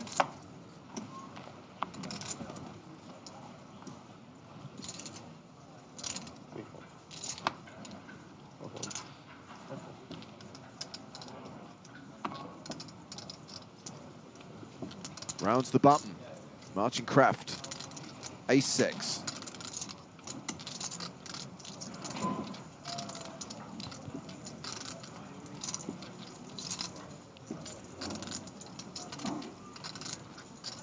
Not really the most fun spot to have around 20 big blinds and a lame ace, a lame donkey ace on the button, but you got to raise it up. Wow. Papo playing his ace-6 very aggressively. Yeah, 20 big blinds effective. Changes so much when you're suited in the spot. And last aggressive action. The old 6-4 suited? 6-4 suited, yeah. 6-5. Come on. Give him a credit. 6-4 is like, you know. A6 suited, guys. I'm a Same, tight guy. Okay? Tight guy. Ace king, pocket threes, A6 suited. All right. All perfect. I'm a fucking solver. I see no mistakes. I see no mistakes. You see one mistake there? I'm a solver.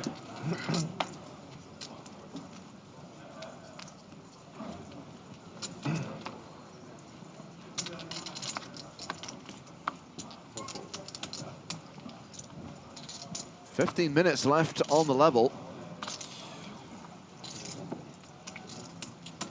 I think we're going to stick with this table for another level, Griffin. Oh, yeah. Nice mix of players. Good vibes. Good vibes. Absolutely. You gotta chase the vibes. Good atmosphere. We often have great featured tables, but this is among the better ones. Don't look too interested there, Dursey. You're not gonna like what you see. Kraft has raised to 4,000. Don't say all in. The 5-3 defend.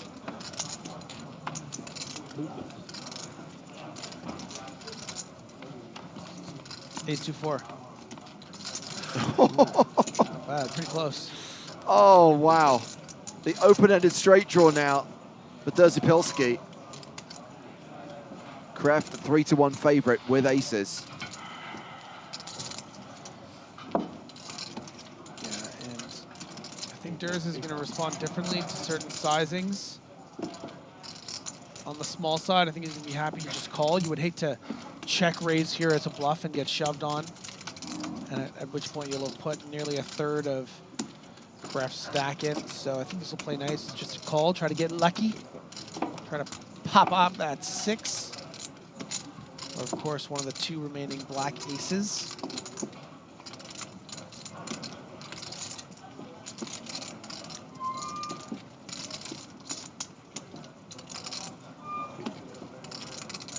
Zapilski checks again.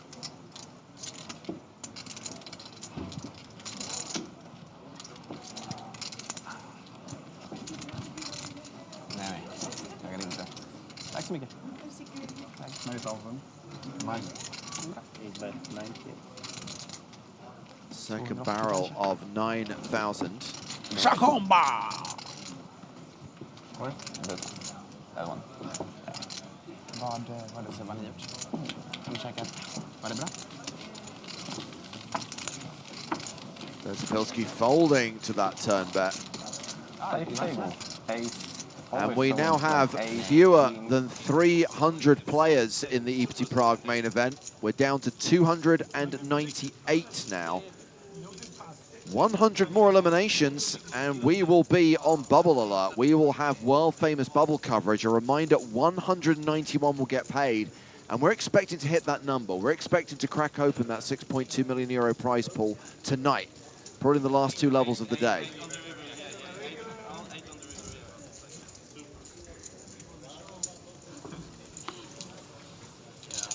Free for the show. Free for the show. Ah, yeah. Round to Kraft. Is But out. the reaction of the 8 on the river Yes, was the best. Like, yeah, it was like pure natural thing. Like super, like the biggest surprise ever. Deuces for Papo MC.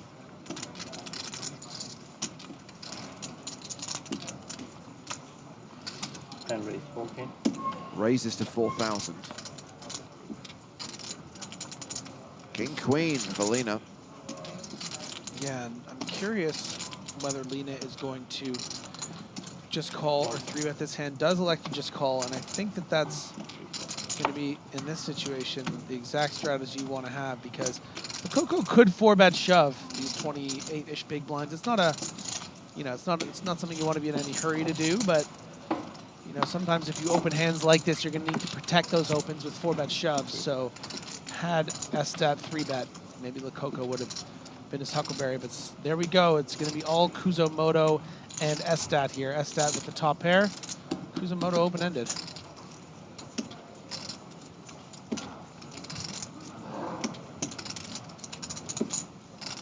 Oh no, 95.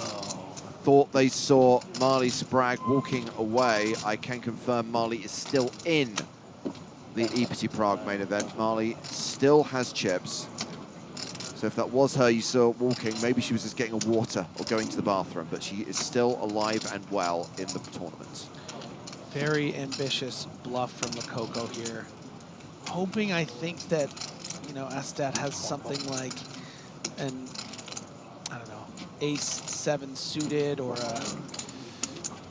maybe an ace-10 off that could fold this flop, and is going to get 2 calls and realize how much this continuation bet isn't working. Going to need to get a little lucky.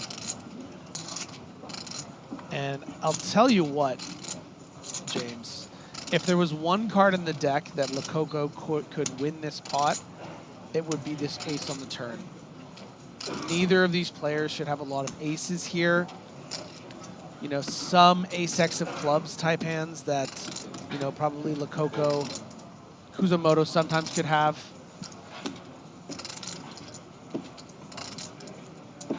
But can he get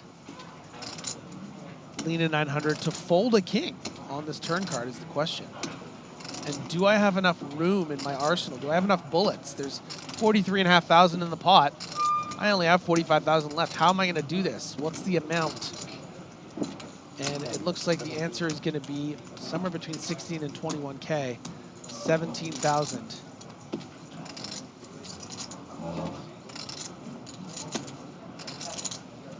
And this is the inflection point of this hand right here. Can Lena 900 find the call?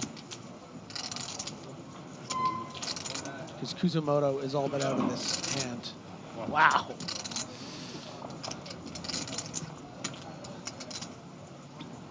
Papito. You just said there are no big pots, and now they are left. They were trying to build something. They're trying to do something. Show the deuce. Yeah, I'll do The deuce. Incredible.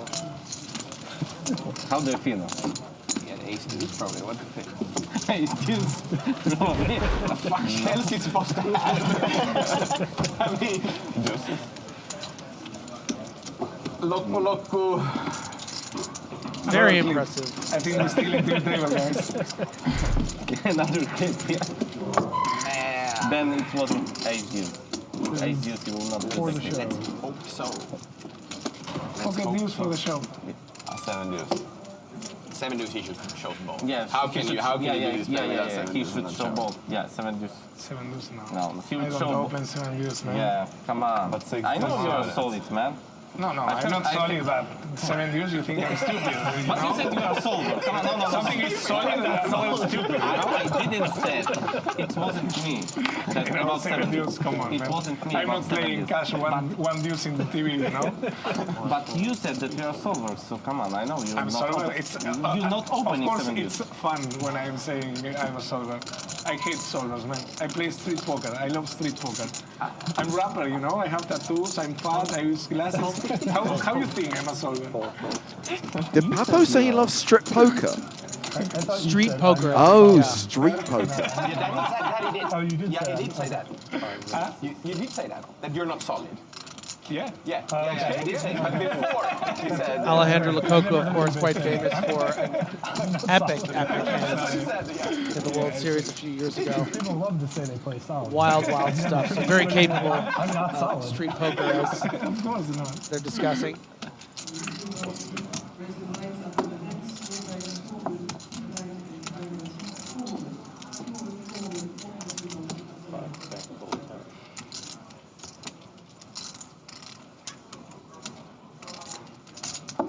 Very strong hands in the blinds here between Kuzumoto and Zawadzki. Kuzumoto is going to be too high up in his range here. Announcing a turn card with those spades as backup. Unfortunately for him, is quite behind the king-queen.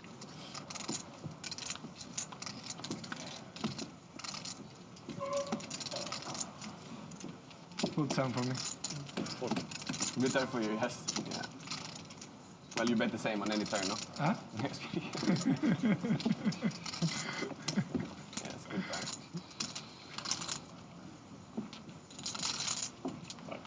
Actually, after the use is the best time for me.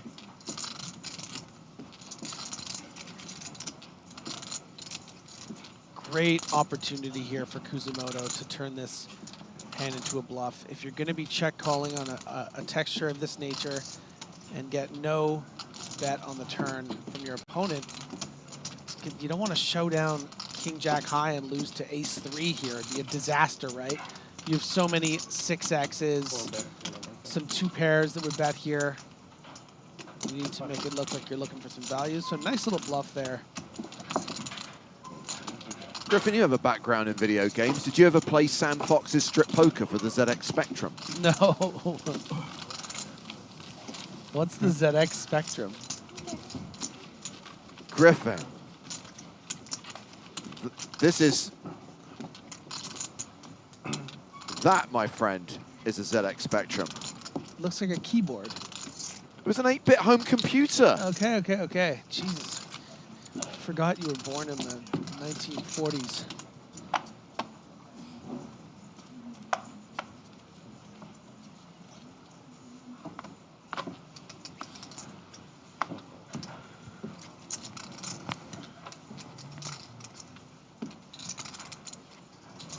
Kraft with the ace-9 of spades. We always like the suited ace on bubble day. Just to prove I wasn't making it up, by the way. The game was also available Commodore for the 64. and for the ZX Spectrum. I played it on the Spectrum, but it was also available for the Commodore 64. A 1986 erotic video game developed by Software Communications and published by Martech. You could also play it on the Amstrad and on the BBC Micro. That's hot. Lococo is just going to flat the ace-queen instead of 3-bet getting it in for the 23 bigs. I like this. You stay under-repped. You don't get it in against a range that's slightly ahead of you when you 3-bet call it off against an early position. And you keep in the dominating aces, something like an ace-9 of spades. You know, if this flop goes check-check or bet-call and the turn is an ace, Lococo could be looking at winning a very big pot. You know, you 3-bet this pre, you probably just get a fold. Do you know what I just realized? That was my introduction to poker at the age of 11. Come on. Seriously. Oh my God, that's so... explains a lot, actually. Make day 2 by having some patience. It's not Does go check-check. And the queen draws crafty Deddy. What you do is loco. Go loco from the side.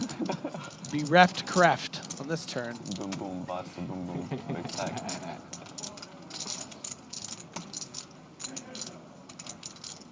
Don't you go trying to tell a story now. You know this is all over Lococo's range. He does know.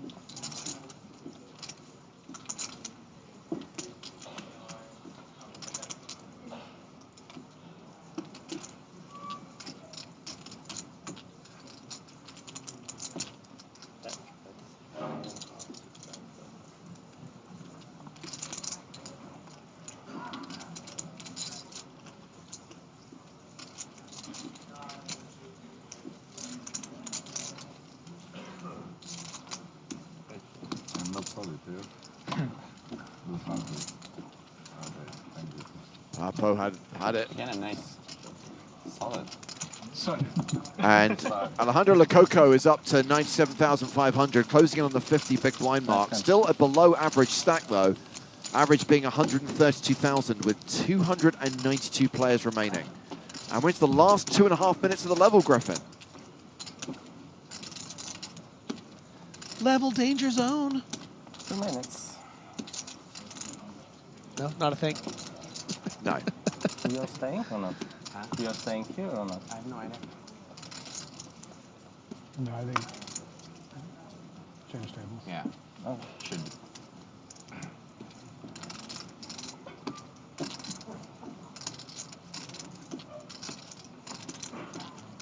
King 10, Kref folds under the gun. Papo. Folds. Round to Derzupilski, who's got 8-5 and is out. Kuzumoto with 6-3.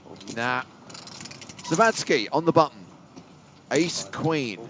Starts the hand with 22 big blinds. Raises to 4,000. 10-9 suited for Amika Sender.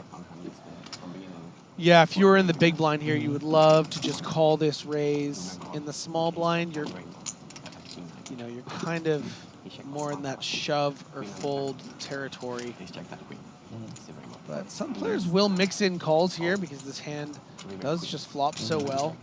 And I'm like, okay, he has a king, right? I need to get him to hold the king. Oh boy!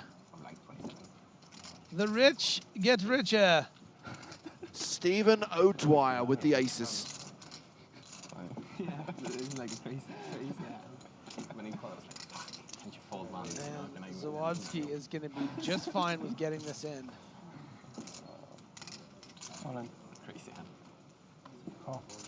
A shove and a call, Sender getting out of the way.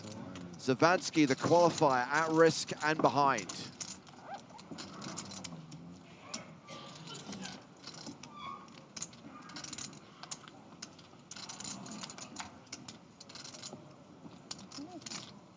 I don't know. 9%. Steve O'Dwyer trying to doesn't look good. cash his first ever EPT. Can the aces hold? Yeah, picked up. Jack 8-10. Jack 8-10. We'll see.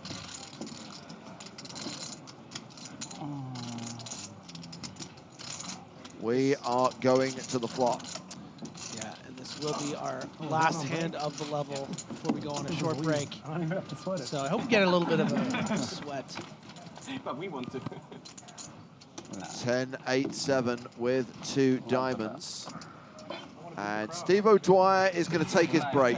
He is not going to see the run out this board. Such a boss. Such a boss move. Zavadsky will learn his fate. And that fate is sealed on the turn. Mikolai Zavadsky eliminated. Runner. So the rest of the players of the feature table will be returning to the main stage after the break. We're not going to change the table. Steve O'Dwyer narrows the gap between himself and Lean at 900 at the top of the leaderboard. They are the table chip leaders.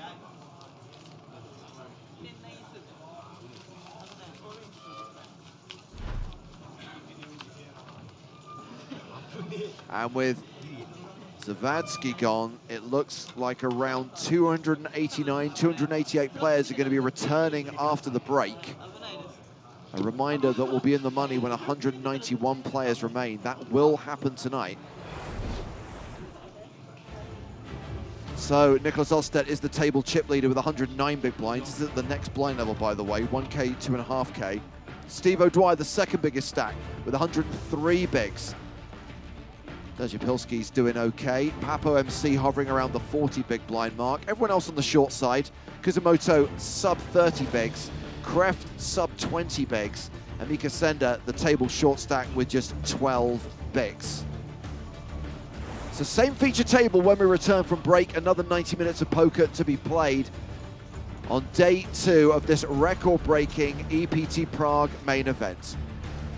So we'll be back in 17 minutes with more live action from the Prague leg of the 2023 season of the PokerStars European Poker Tour.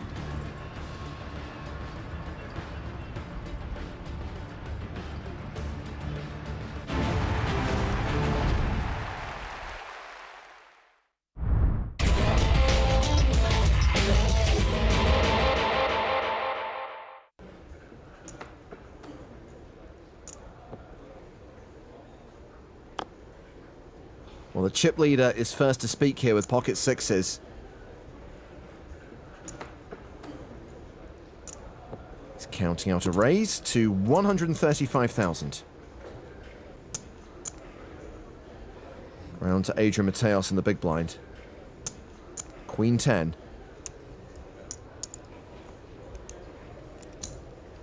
He defends. This will be a race if we see all 5 cards. The trick is to sometimes not see all 5 and win some of the ones by betting that you'd lose at Showdown. A set for Ferez. Check. Mateos checks his gut shot. And Ferez checks behind. Oh man, you gotta bet your sets. You're losing value and giving free cards. Mateos turns a straight.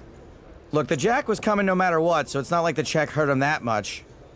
But now would be a bad time to stop playing it slow. Mateos leads the turn for 250,000.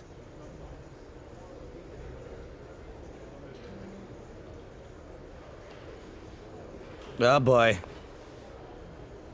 Ferez raises to 500,000. It's not really Ferez's fault, but in general, you don't want to be checking when you're ahead and raising when you're behind. For your health. And now that Ferez has shown himself to be strong, I'd say there's a pretty good chance Mateos tosses in a few more betting discs.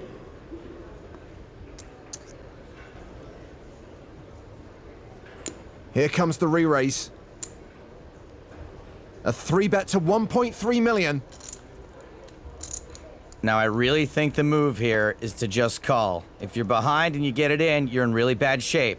If you're ahead and you get it in, he's probably folding. At least if you just call, your opponent can bluff again on the river. I'm all in. Ferez shoves, and Mateos calls with the nuts. It's a straight. It's bad. You got outs though, dude, bro. All of Senegal on its feet. This is the biggest pot of the tournament so far. Adrian Mateos gets a huge double up unless the board pairs on the river. Kings, jacks, nines, and the K6 all eliminate Mateos. The river card is a 10. Yes! 10 diamonds. That changes everything. Yes, it does. We have a new chip leader. Leave it 6. Yes.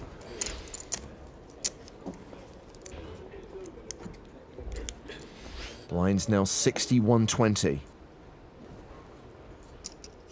Ferez has ace-9. Hey, that's his lucky hand. That's the hand he busted Johnny with.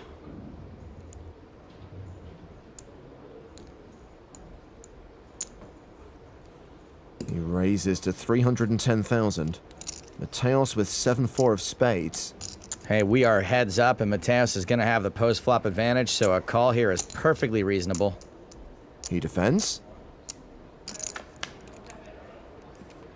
And what a flop. Top pair for Ferez, 2 pair for Mateos. That is some post-flop edge, but also what a cooler. Heads up, this is a bigger cooler than the one where they keep a cryogenically frozen Marlon Brando. 425,000, the C-bet from Ferez. It's got to be very tempting to raise here.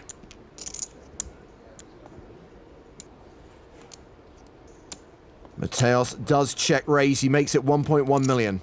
Ferez might just think Mateos is trying to push him around, the big bad pro.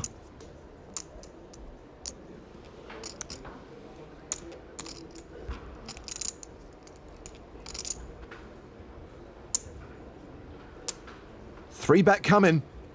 2.675 million. Ferez has also got backdoor hearts. And once he's shown himself to have something here, it's entirely possible Mateos goes to play this fast as. which I am totally on board with.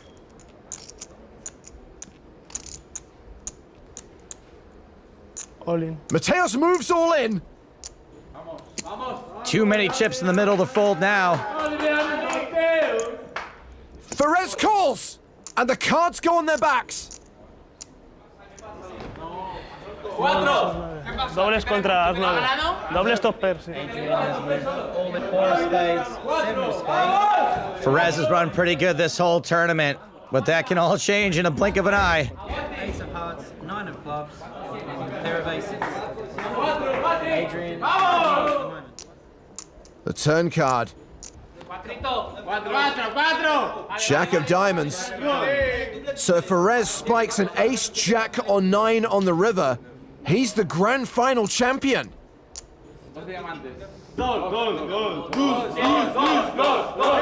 8 cards that give Perez the win.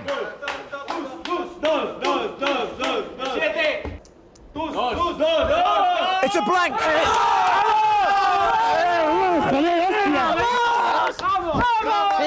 A huge turning point in the match. That was the big double-up opportunity he was waiting for. Now he's in the lead. Now he can put it away. Adrian Mateos now has a 7-1 chip lead over Muhyiddin Perez. Back to the action. Mateos, commanding chip leader. Well, this is a different story than before, eh? Perez with ace-6 of spades.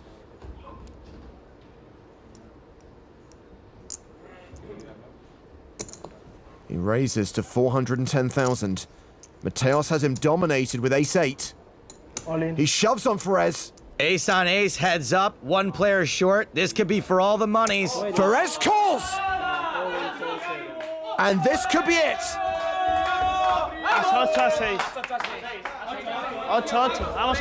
He doesn't need an ocho. He just needs no seis. More than half the time, Mateos seals the deal here.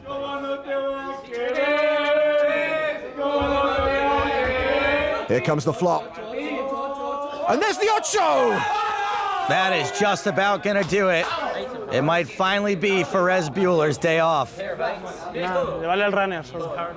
It could be over on the turn. Spain has been waiting for its first win on the EPT for 11 seasons. And the wait is over! Adrian Mateos takes down the EPT 11 Grand Final! And a great showing from amateur player Muhyiddin Perez, who finishes second. Buenos dias, Adrian.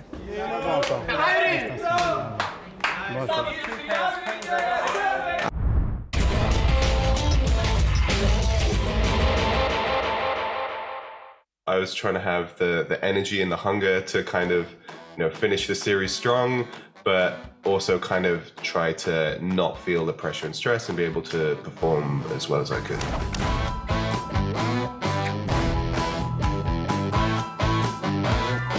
You broke Denis Strebkov's record from 2018, a record that many never thought would be broken. Yeah, probably including myself. What was the record? 5. 5 was the record, yeah. And I'm friends with Denis too, and I remember at the time, years ago, just thinking how completely insane that was already, and how that would maybe never happen again. So, yeah, I'm kind of blown away by the series in that sense. I remember getting my 6th, and I was like, what have I done? This is wild. Yeah. I mean, we obviously saw what you were posting on social media. I like the fact that you were self-aware enough to realize that this was utterly ridiculous. Pretty much, yeah. I'm not gonna lie. It was quite a streak of tournaments. That was, very fortunate. Utterly ridiculous. Obviously happy, but I know how hard you are on yourself. So my guess is that the way you finished, even though keeping it that consistent was going to be near impossible anyway, just what I know of you, my guess is that you're probably kind of still like kicking the wall a little bit after the way that things ended. Yeah, that is pretty accurate and fair, unfortunately. it does feel like it was quite a rough end to the series. Like the last 5 days, it's not just like player of the series, like there was all the biggest tournaments as well. So money wise, that was kind of a rough end when, you know, I'm playing a lot of 10K buy-ins, all that stuff right at the end. And that was pretty rough. Like I think I still played, you know, fine the last week. So it's not like I'm necessarily hard on myself for my own performance in that way. Just the results weren't as desired. So when you're sort of at the end here and you, first of all, if this isn't accurate, please correct me, but when you really want it the most, right? Like, okay, now you're like, oh man, it's all the big event buy-ins. I got to hang on to player this series. You're like, I personally, when I'm in situations like that, I can feel it. I can feel me wanting it too much. Do you experience that feeling, and does that affect how you play? It was kind of weird in a way, because after I've, you know, had won 6 and 7 in this series, and it was kind of like I'd already achieved in that way kind of everything I could have wanted and more in that way. Yeah. So I was less hungry, but also, yeah, absolutely, I still wanted the player of the series. It's actually something I've been wanting for years, really, that I've been trying to get. So I still absolutely wanted that. It was hard kind of with that struggle, because I was also feeling there was like pressure and stress to perform as well. I felt like both from myself for sure, and, you know, maybe you know, friends or people who are following me and rooting for me. Whilst that was, you know, very nice to have, it still like felt like there might have been some pressure to perform for the end of the series and try to reach the player of the series. So it was kind of hard. Both I was trying to have the energy and the hunger to kind of, you know, finish the series strong, but also kind of try to not feel the pressure and stress and be able to perform as well as I could. I assume that you would rather have people rooting for you than saying nothing, though, right? It's kind of a double-edged sword. Yeah, for sure. It's, I mean, it was kind of funny with the following. It was obviously mostly all positives. Some are just like saying, you know, how absurd it is, or like what's happening, or like they don't care anymore or something like that. But yeah, it was definitely very nice and very positive overall. That was definitely fun. Yeah. Okay, good. And just looking at this series compared to last year, I distinctly remember you having a phenomenal number of second place finishes last year. Like almost like you could have eclipsed the record from this year had you gone one better in a number of tournaments last year. So I guess, again, to accentuate the positive, it feels like year on year, this was a better series. For sure, yeah. This is definitely my best series results-wise. Overall, definitely much better. Yes, there were an unfortunate amount of second places last year. But like even last year was a really good series. And then in the Take Two, I had won 2 more series that time as well. But like I remember when I was going for player of the series last year, and everything fell apart on the final weekend, right? Pretty much, yeah. So I ended up getting like joint second with Kelvin when Rui won. And I remember Kelvin saying to me, like, any other year, he and I would have won it if Rui hadn't had like such an insane year. And like, funnily enough, this year I had an even more insane year, like better than Rui, and still didn't manage to win. So it just kind of accentuates how crazy of a year this was, and like how, you know, impressive also Patrick's achievement is.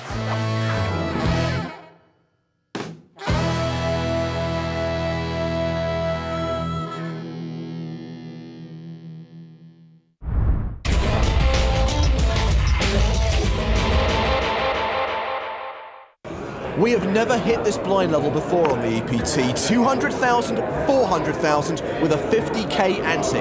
That's over 10 times the starting stack for the big blind. Crazy. Kimo Coco raises his button with ace-4 offsuit. Pocket fives for Tom Middleton. Stacks are a little deep for Tom to 3-bet, call it off at 2-5, so maybe he just calls here. Nope. That is a 3-bet to 2 million. And I think Kirko could go either way here. By either way, I mean fold or shove. Tom has left himself room to fold to a shove. And if Kimo thinks that'll happen a certain amount of the time, he could easily stick it in.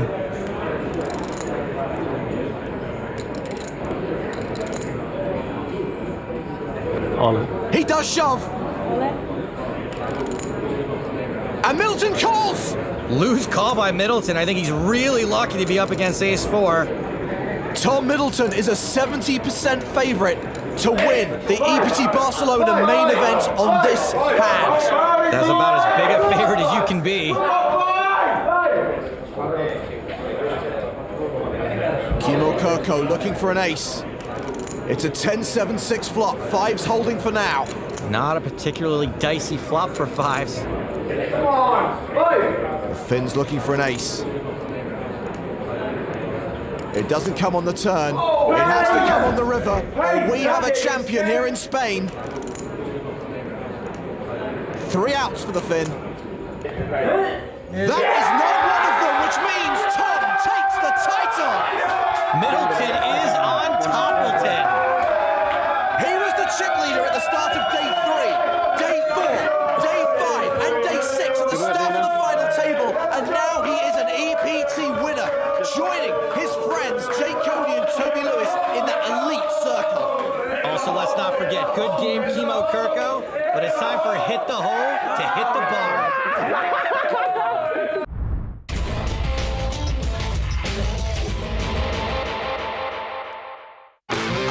Welcome to EPT 2024. Game on. Yo. Hello, my babies. Oh, ay caramba.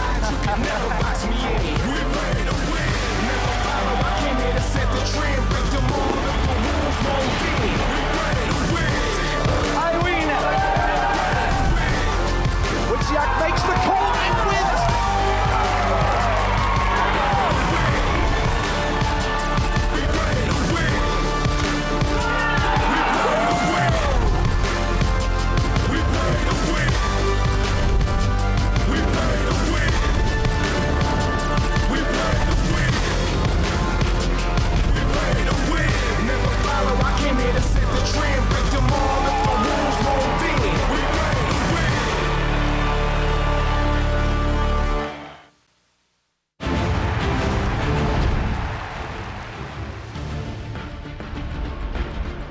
Hello, my babies, and welcome back to the PokerStars European Poker Tour.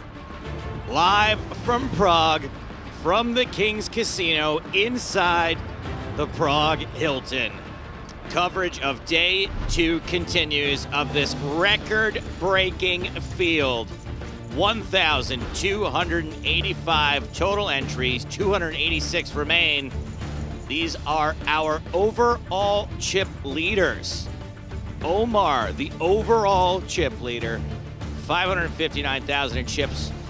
Get to take a peek at our feature table chip counts in a second, but for now, I'd like to introduce this level's co-commentator, Nicholas Michael Walsh. Hello, hello. Thank you so much for having me. Very excited to be here. Prague, always very special. Great vibes here in this city. Great vibes during the EPT. And I am proud to say those vibes have continued despite a lot of competition in the market right now. As promised, featured table chip counts, 2 players at this table with greater than 100 big blinds. And no surprise, it's 2 of the all-time biggest winners in PokerStars events. On the live circuit, we've got Steve O'Dwyer, and online, Nicholas Ostet. Goes by the name Lena 900. Maybe you heard of him. Also at this table, a PokerStars Team Pro, Alejandro Lococo, aka Papo MC, sitting around 40 big blinds. And of course, we have Ryoji and Amika, both repping Japan. Always a treat for me when we have Japanese players on the European Poker Tour. They bring a little something that we don't see all the time. As long as we're naming, let's get everybody. Andre, we've got with 68 big blinds. And Marcin Kraft, rounding out the 7 players at this feature table.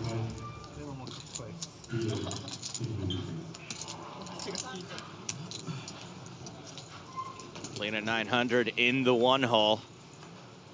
There he is, the crusher. Absolute online legend. We've been seeing a lot of them in the live circuit, Joey. Which one? 9-8 of clubs. Yeah, 9-8 of clubs. Action on Bestia. What did you fold? Lococo.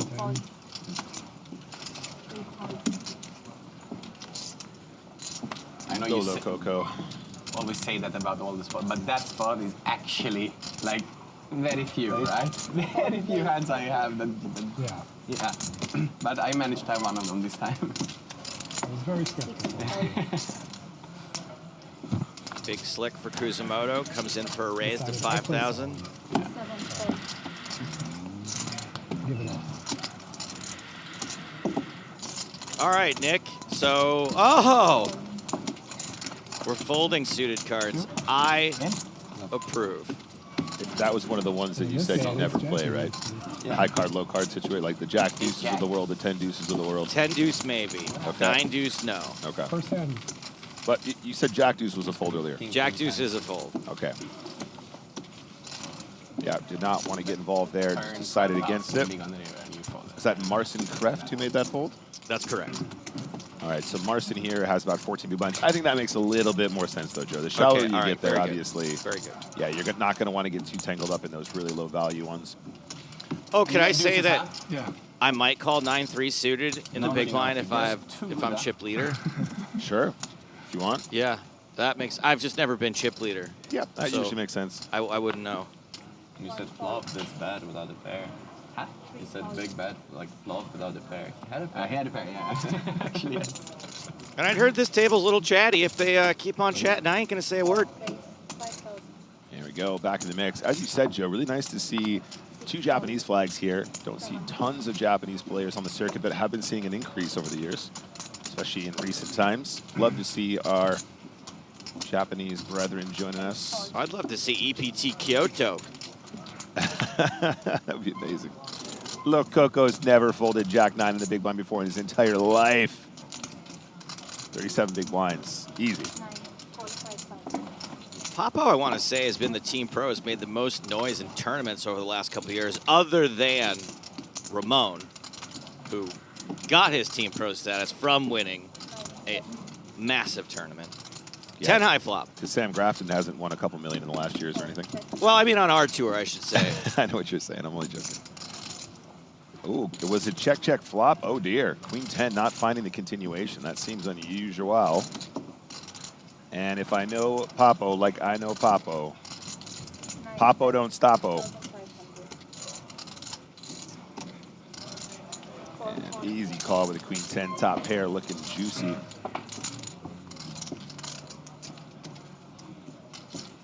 And this is the kind of run out that Papo might try and get ace high to fold. The check on the flop, kind of unusual, Joe.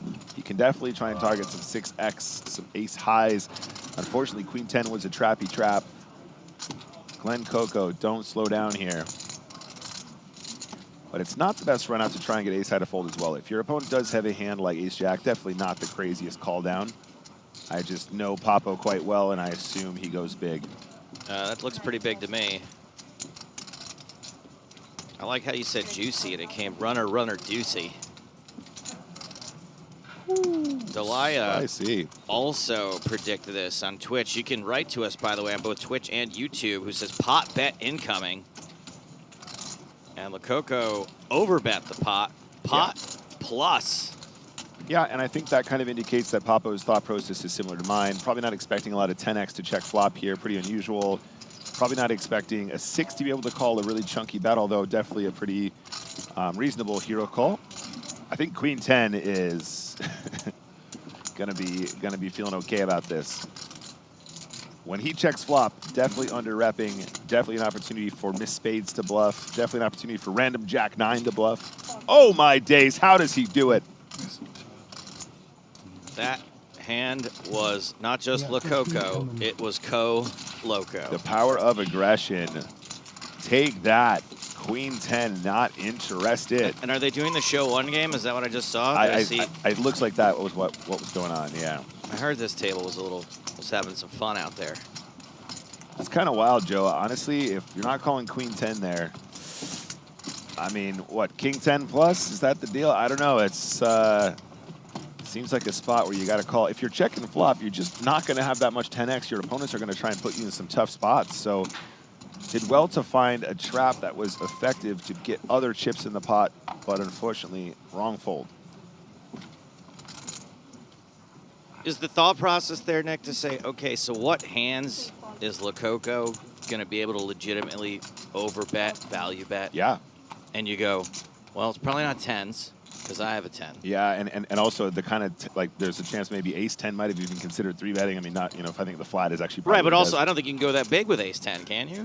I'd probably find a big bet there with ace 10, but I don't know. Again, if you want to try and get hero called by a 6, maybe full pot's not the way, or slight over pot, excuse me.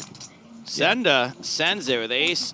Trey suited is certainly going to get looked up one way or another by Steve O'Dwyer with the Niners. The Niners. 7 call 30,000. Just a flat.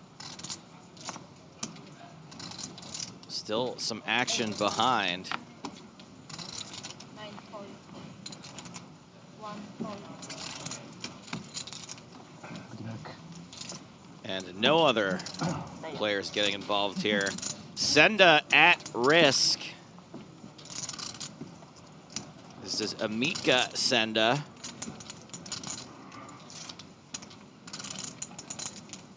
Steve O'Dwyer, the favorite. Just about 2-1 favorite.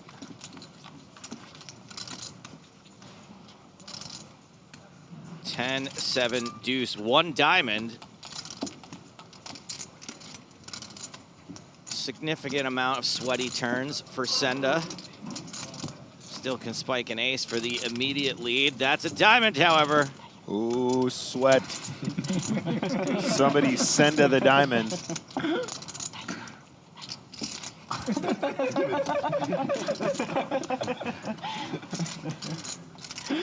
Somebody wants to do a best friend joke here. River card.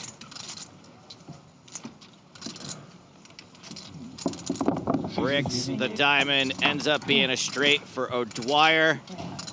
Senda sent to the rail.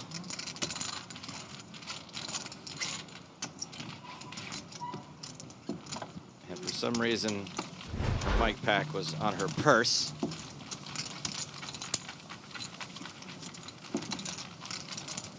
We have 2 people that'll do that for you, you know. That's all right. You just went broke. You do what you want. Shout out to our excellent sound team. I'm looking at you, Steve.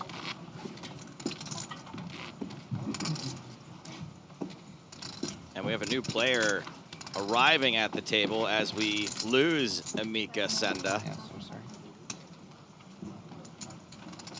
We've got, well, that's Steve O'Dwyer. Fun fact about Steve O'Dwyer, he's seen at least 300,000 flips in his career. So. Just kidding. Hashtag fake fact. Sorry, I Steve. forget where we landed on that number. Yeah, I don't remember either. I really don't want to revisit it. I feel really ashamed of that now. Okay, so this new player is Karel Havelka from the Czech Republic. Use the cards in the box like this. Yeah. And we are playing loser picks. You agree with that? And Karel being Loser pick 1, you know? Loser show 1 one pick game 1 is card happening. Of the winner. Okay.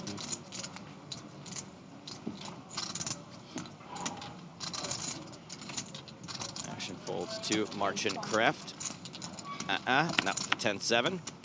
King deuce off for Papo. Says Pap, no. Ostet, Jack 6 suited. Completes. Derzapilski. No, I think I added an extra syllable there. Derzapilski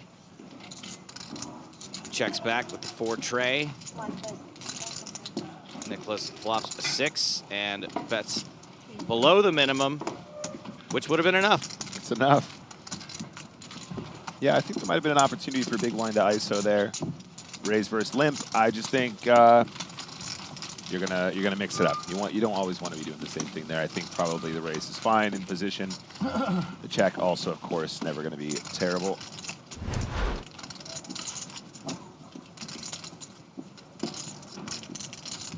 $48 bigs.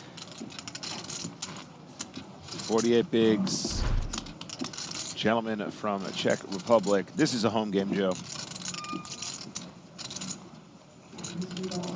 The annual Prague EPT home game. I mean, this is 2 feature tables in a row that have agreed to play the show 1 game. You know what? I like it. I dig it. I love being here every year this time of year, holiday season. Happy Hanukkah out there, which is presently happening. You know, Joe, when I show up and I hear that squeak, I start to get that nostalgic feeling for Christmas. I know Christmas is on the way. It reminds me to light the menorah. Santa Claus squeaking to town. Some of that oil that lasted for 8 nights would probably do well at the bottom of these chairs. And the chairs never squeaked again. It's Christmas miracle.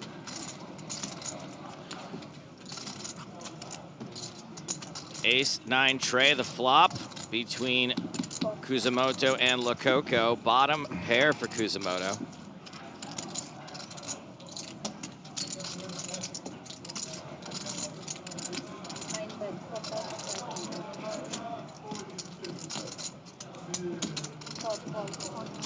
And Lococo loves betting. He does. Bets into bottom pair, does not get a fold. Hey, Joe, I'll bet you 100 euros Lococo No. bets this turn. No. No bet. He's got a gut shot. He's firing again. He's a bestia. There's a 0% chance, mate. He's going to bet 20,000 on the turn.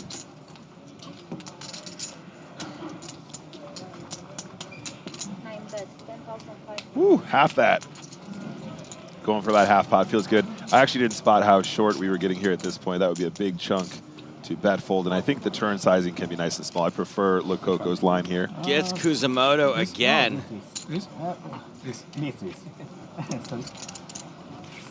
Twitch chat saying bestia means beast in Romanian. Guess what? It means beast in Espanol también. My button then, okay? One time, bro. This is Yes, that's what I'm saying. One time, okay. La bestia del hardcore. Ooh, another new player. Ooh la la. Here we got some chips. Now, don't let the name fool you. This player is coming at you from the United Kingdom. Buongiorno. Hello, everyone. How are you? Buongiorno says Enzo Vito. Nice stack. Let the war begin. Repping the Italian flag on his hat, but repping Union Jack on his passport. 7 raise 6,000. PUBG Karakin asks, any Romanian player in the world? Yes. Thank you for your question.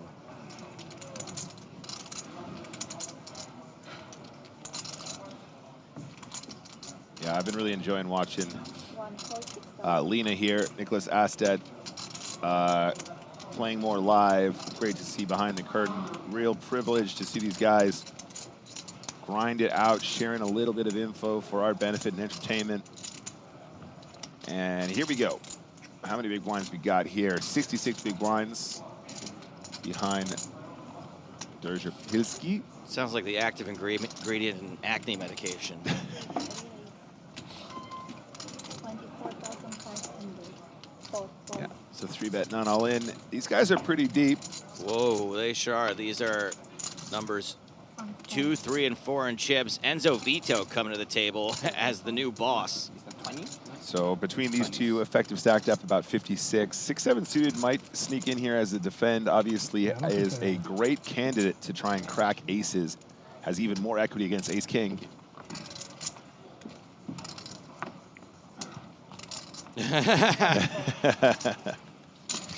Yeah, definitely a consideration.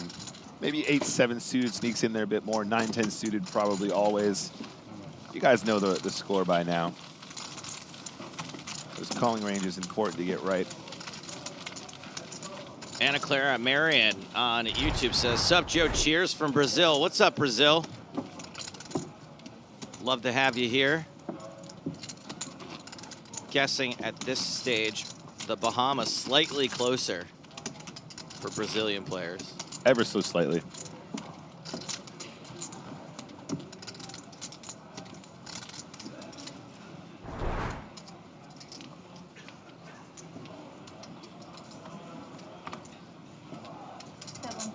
pretty excited to see a Steve O'Dwyer Lena 900 battle. I was excited just to see Steve smile on the feature table. He's not really as grumpy as he seems. I'm joking. No, I think it's a perfectly reasonable assessment of Steve. You're seeing him at work. People forget about that sometimes. And I'm not talking to you, by the way, Nick. I'm talking to the audience at large. Yeah. Kreft all in with ace-jack from early position. Oh, he's got a good poker face. I mean, that sounds about right to me, especially on the feature table. I'm different at work than I am in real life. I don't ban nearly as many people when I'm not working. Enzo Vito. Would you like a spin? Is that yes? That's good, yeah.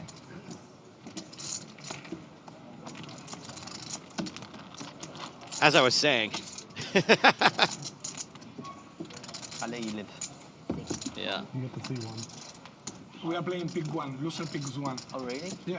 Top one then. Top card. Top card. Yeah. It's the jack. Are you trying to say you don't crank it nearly as much when, you know, in your downtime as you do at work? What's that? Sorry? You don't crank it nearly as often, you know, in your downtime? No, I gotta save my cranking strength for later on. I mean, these days are a set number of levels. Yeah, so yeah. Gotta make it count. it is what it is.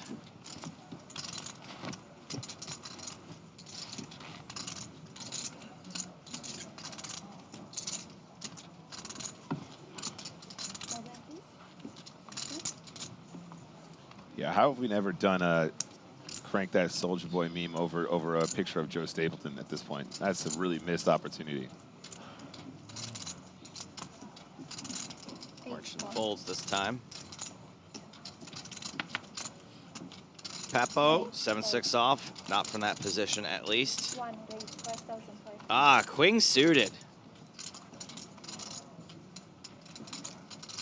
Oh, my goodness. Running right in to the aces of who we will just call Andre.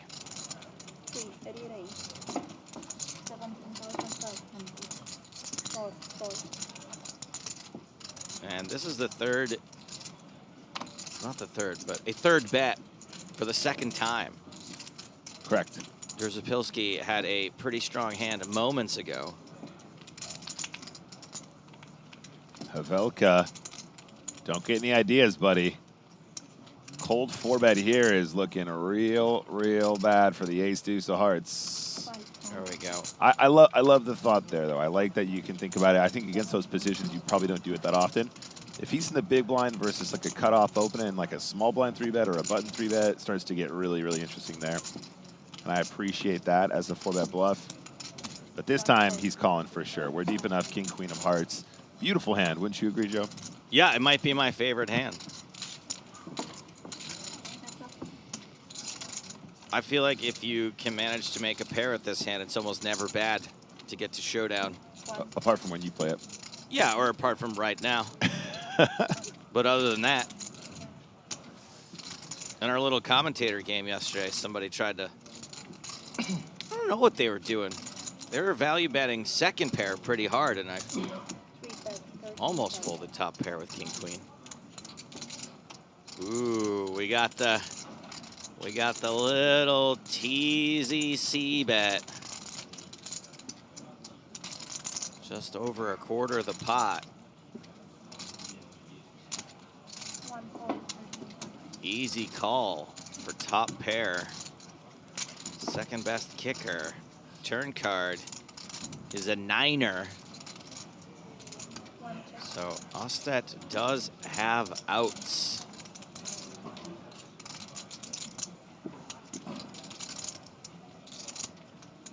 And this board's getting a little less safe for aces. Yeah, I mean, still Jack 10 going to be in there, still Queen 10 going to be in there, both probably suited. Queen Jack potentially might have just check raised flop, although not always. I think at this stack depth, you tend to play that much faster, though.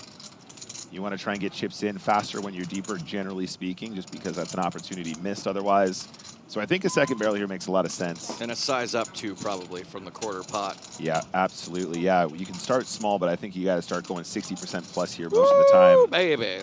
Yeah. That feels like 60% to me. 42,000 into 67,000.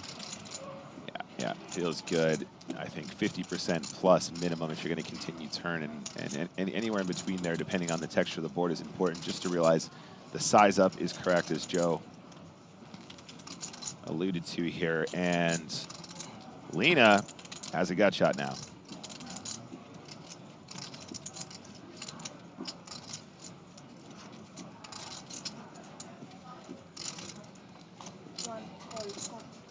Oh man, it's getting pricey. It's getting pricey. Now, That makes the call. 151,000 in the middle. This river is so important now. Oh my God, Joey! It's such a good river for the aces. No flush, and of course now counterfeiting. Queen Jack. 9, Queen Jack, and also no flush, making no other straight card. Yeah, no other straight card. Yeah, exactly. And of course now King Queen feeling pretty good about their hand, just the same. I think there's a great opportunity to go for a lot of chips here. Astet, not the effective stack. Aces has 110K behind it, 151K pot, less than pot behind. I think you go for all of it. Derzhapilski did move all in.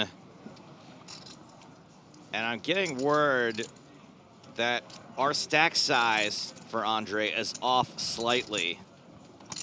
It's off by about 12K. It doesn't matter. That's still less than pot on the river. Yeah. He's got 98, not 110.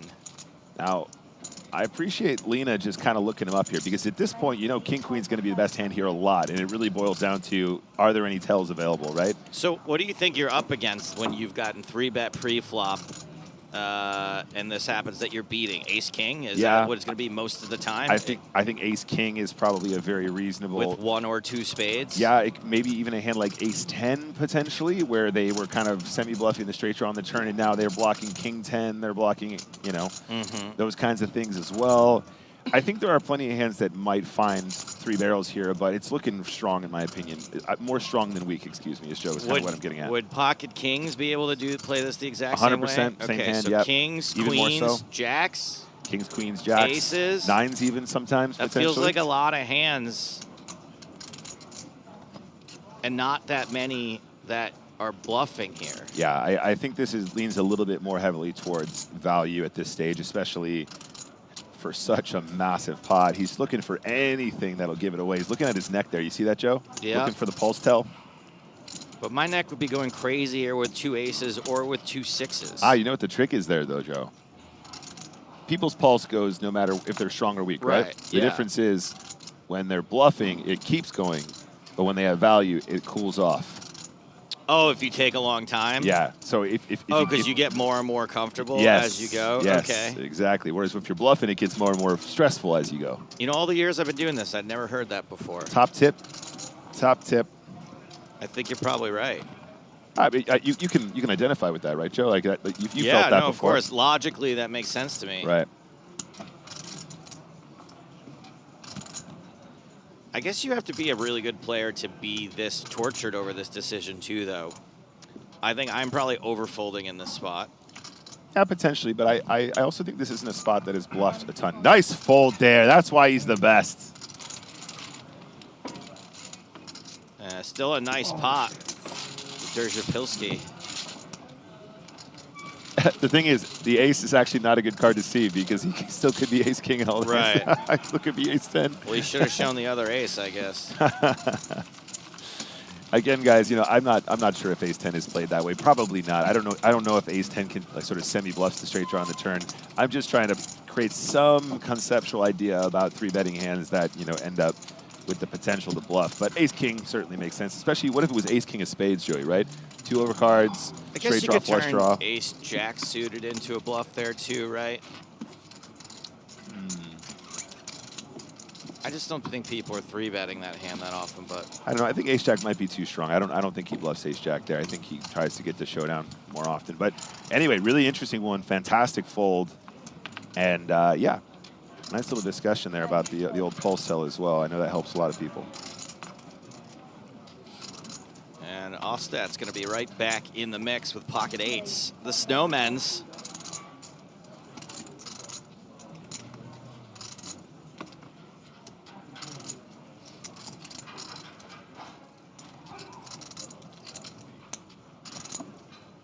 Call 5,500.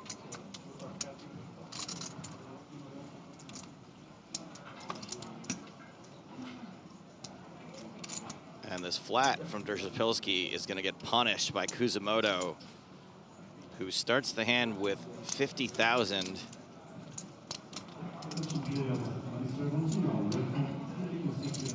Which isn't a lot of big blinds, just 20 big blinds exactly.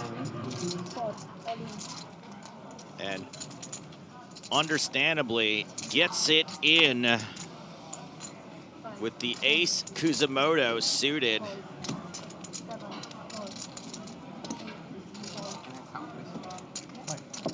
Ostad asking for a count.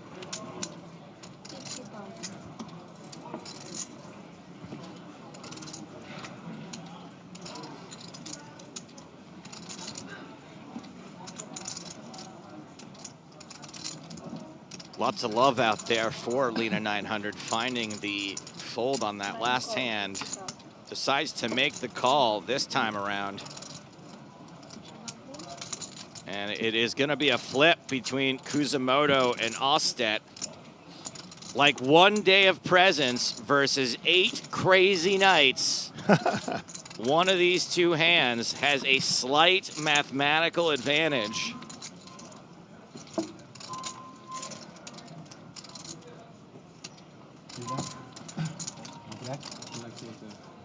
All right, good luck, boys. Ace hidden, sandwiched in between the 9 and the deuce. Kuzumoto, I think, smiling. Ostad reduced to 2 outs now. Turn card is the 5 of diamonds. So 2 outs for Kuzumoto to fade. 1 card to come. And that card is the 7 of spades. Double up Kuzumoto. I asked for an 8, yeah? I had 8. Oh, I think that you have an ace king. I think that you have ace king. I was thinking how Mario doesn't win, doesn't hit the coin, you know? Sorry, Lena. I think that you have ace king. Definitely a smile now. And from 20 big blinds to a very healthy 44 big blinds. Ostad, who started the level with more than 100 big blinds, is down to 57 now. Yep, still plenty of ammunition. Here's a look at the chip count for you guys.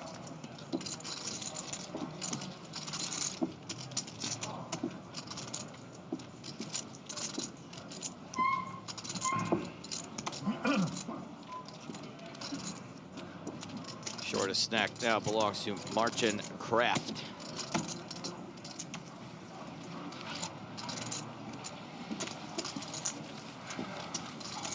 That's right, Kraft looking at about 14 big blinds. Needs a little spin here. 267 players remaining. Prize pool information was released during the last level. 191 players will be paid. So a long way to go, but we think we're gonna hit the bubble later today. Top prize in this event, 1,030,000 euros, 643 per second. So that is a significant jump from second to first. Somebody's gonna have a very, very Merry Christmas Kwanzaa. Just that sweet Millie, baby. On to the next one. Ace Queen UTG +1. Now a 95 big blind stack. There's the raise coming in. 5.5K to go. Woder on YouTube says, hey, why is my luck so bad in online poker? Woder is someone who also has very bad luck in poker. I'm going to tell you this. I believe you. I believe that you run worse than anyone else. I believe you've been supremely unlucky. You're probably like an okay player. You're probably not a great player, but you're probably better than your results would indicate. So here's my advice to you. Have you ever thought about commentary? Just going to throw that out there. Have to wait to find out. Those who can't do, teach. Teach, that's right. And those who can't teach do PE. commentary. Oh. I thought we were getting a School of Rock reference there. Ace-Queen versus Ace-10. Both players missing this flop. Yep, take it from me. He's not wrong.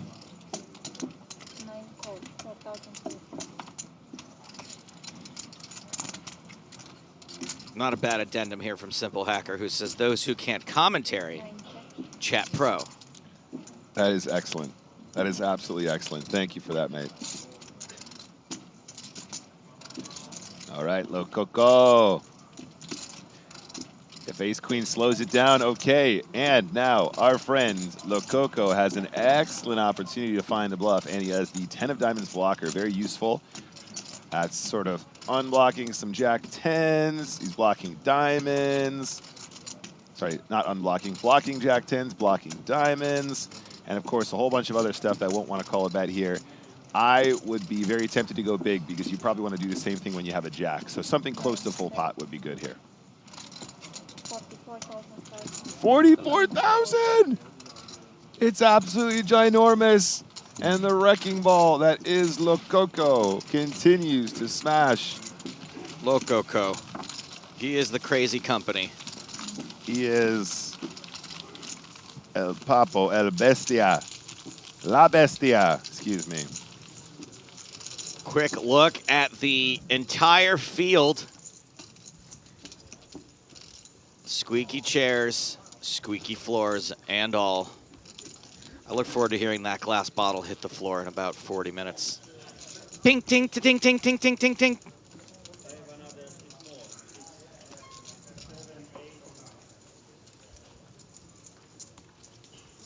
Great vibes in this room. I know you can't really get a feel for it at home. You know, I credit a lot of that to the country that we're in. I think it's just a chill country, the Czech Republic. It is certainly cold, Joe. Yes, literally and figuratively, it's chill. It's actually not that cold this year. There were years when it was really chilly, lots of snow. I'm missing the snow this year, actually. I'm going to say it. I wore my boots out last night just in case. Just because. Pavelka with pocket nines. O'Dwyer seems a little interested with 5-5. 5-5-5. Just a call. Making things a little juicy for the blinds to squeeze. Ace-6 suited. Ace-5 suited, definitely a squeeze candidate. Ace-6 plus Papo MC. Nope, we're gonna see just a call here. What say you, big blind? King 10 off. Certainly not a fold. Hey, we got this squeeze from Lena 900. More or less 5xing it. Oh man, this is funny. Pavelka here, 43 big blinds behind after putting in that initial raise. Calling absolutely reasonable. Raising a lot trickier with that awkward 40-ish big blind stack. We've spoken about this before, right, Joe? Very awkward stack depth to play well. A lot of people struggle with this one, myself included. I mean, how ridiculous is this spot, right? Like, yeah, it's many players, you look at them making this move from the big blind, and you're like, they have it. Yeah, I mean, you know, you're going to know who Lena is, and you're going to know he's capable. The biggest issue I have with a flat, Joe, is you're incentivizing the other players behind you to call, and it makes it really hard to win this pot from this position. In these squeeze spots, a flat is real tricky. And I think an all-in is definitely not out of the question. Nice move from Pavelka, not messing around. And How many people have the just not living life? Have the guts to shove 2 9s there? I mean, look, if you're going to ship the 9s, that's a good guy to do it against when he's squeezing in those spots. You know what I'm saying? Yeah. As Joe points out, obviously, you got to pick your opponents correctly if you're going to make these kinds of moves, because they got to have bluffs in order to make that really, really juicy. Some players just got like queens plus, and you're hating life. But there you go. Nice hand. You don't want to fold. You don't really want to flat too much in multi-way pots, or what incentivizes multi-way pots. And so I guess the only other answer is all yin. Oh, sorry. Is Havelka wearing a hovding to the tail, scared of falling off the chair? What is a hovding? A parachute?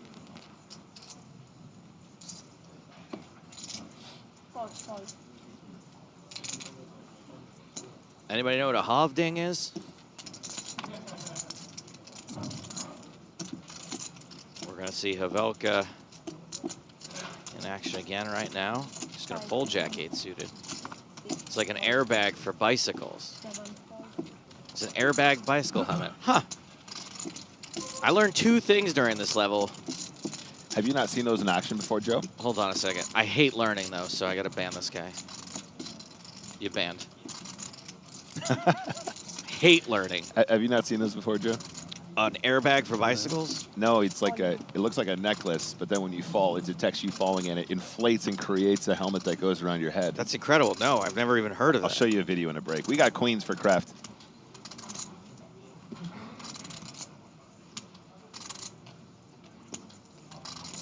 Queens, shove, king, queen on the button. You still got the blind stack behind. It's off suit.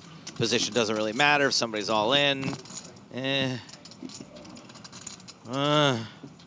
think the cutoff jam here, you're probably going to have a range advantage with king, queen. Yeah, I think this seems good. Yeah. I mean, and you're going to have tons of equity against all the pairs as well, right? Even up to potentially like 10s. I think probably 10s just want to raise off the stack, though, rather than shove. So do twos to 9s probably quite often, maybe a little bit more. What about ace 4? Yeah, you still got great equity against that stuff too. Only a slight dog against those. Come in. King of spades and break and late. It's a good clip for the TV show. Something like this. Kraft the favorite, but at risk, and there is a king in the window, but a queen it's good lurking for the TV show. behind. Sorry, Joey. It's all a TV show. It's only for the TV show. Papo's in it for the production. Kraft is more than happy to collect Lococo's TV show double up. Heart's not a factor. 2 kings left in the deck now. For the TV show. Oh, that really would have been good TV, though. It was a face. It was a dude. But luckily for Kraft, just a jack. Double up.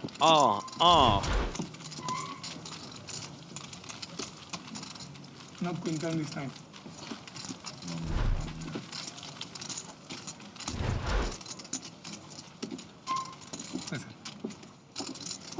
Tal on YouTube says, played the Eureka main 6 bullets this year. Didn't win 1 flip. Prague is cold.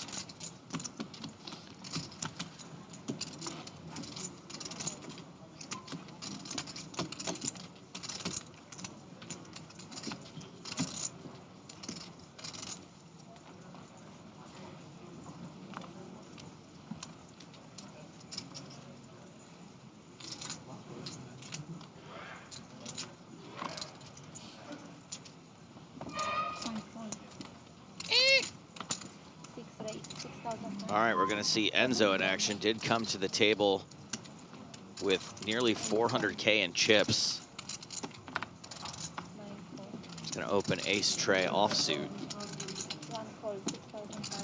Snap call on the button from Nicholas.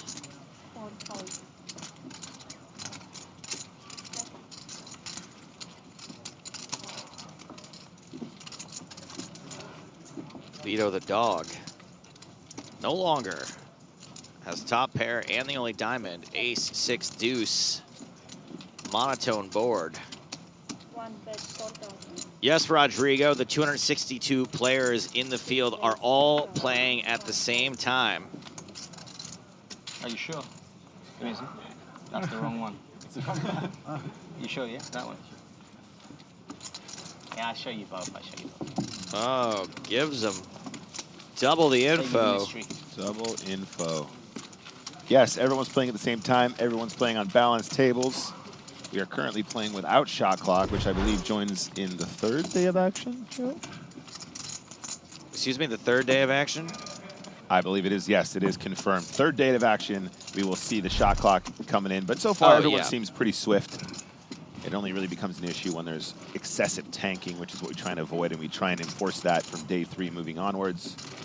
I heard for the WPT Prime event, they brought out the shot clocks on the bubble,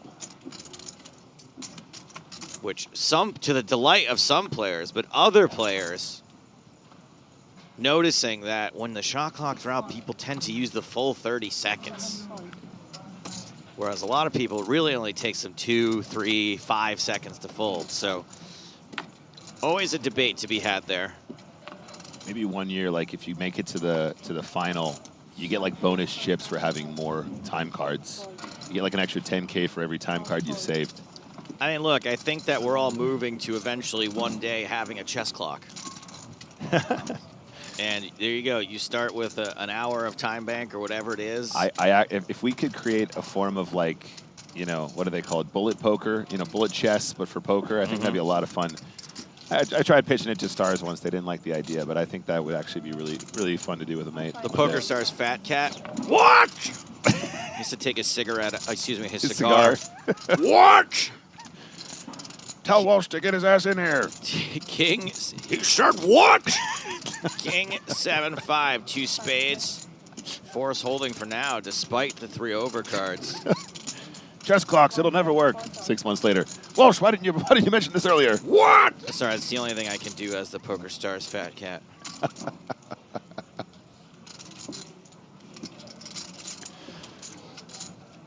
Thank you, Tadpole. Yeah, bullet or blitz. That was the term I was looking for. Yeah. I used to do the PokerStars Fat Cat a lot way back in the day, but now I actually really like the management and like the company and everyone like that. So I don't even love ragging on them that much because they don't really act like that anymore. Looks like a jack on the turn. Nicholas asked that having a bit of a rough time at the minute. He's had a couple tough spots. Still got plenty of chips to play with, and if there's one person that knows how to play a 38 big blind stack, it's Lena 900. But yeah, pretty frustrating couple rounds. Yes, X-Ray Punk. The PokerStars Fat Cat looks like Boss Hog. Exactly. Is that guy still alive? It's also the dude from Big Fish, the dad. I was Albert Finney. Is he still alive? I was kind of imagining who's the editor in Spider-Man. Oh, J. Jonah Jameson. Yeah. So like all of the above. Absolutely. Yeah. Parker, get in here. Yeah, exactly. He's just his chair's just like a big pile of your rake.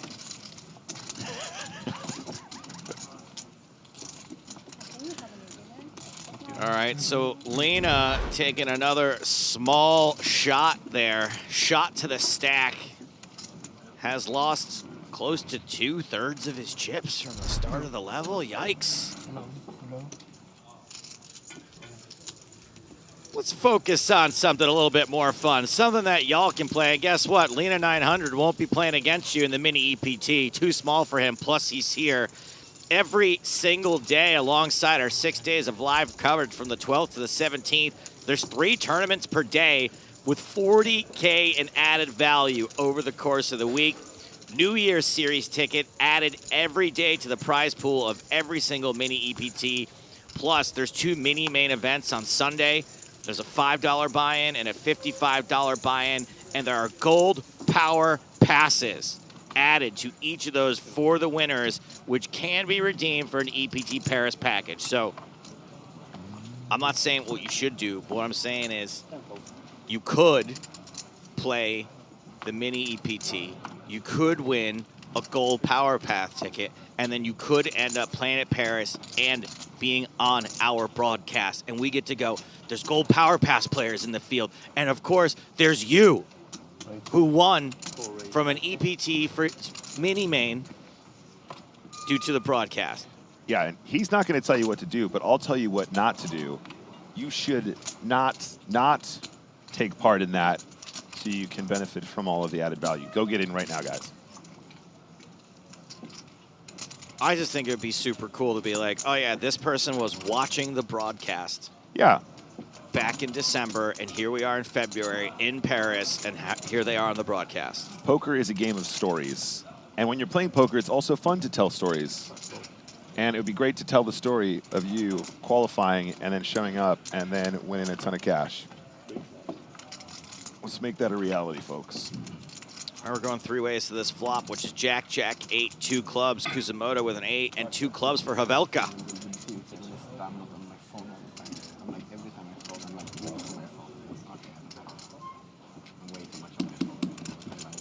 Rui Mosquita asking, where is the next EPT? The next EPT is in Paris. We're going to take an EPT break from December until February. So you had it. You wouldn't be curious otherwise. I folded the hand I'm probably supposed to call, but... And I wouldn't fold ace-queen, so... my mouth is not really one to write checks that the PokerStars body can't cash, but Paris was huge last year. Yeah, and actually should have been considerably bigger.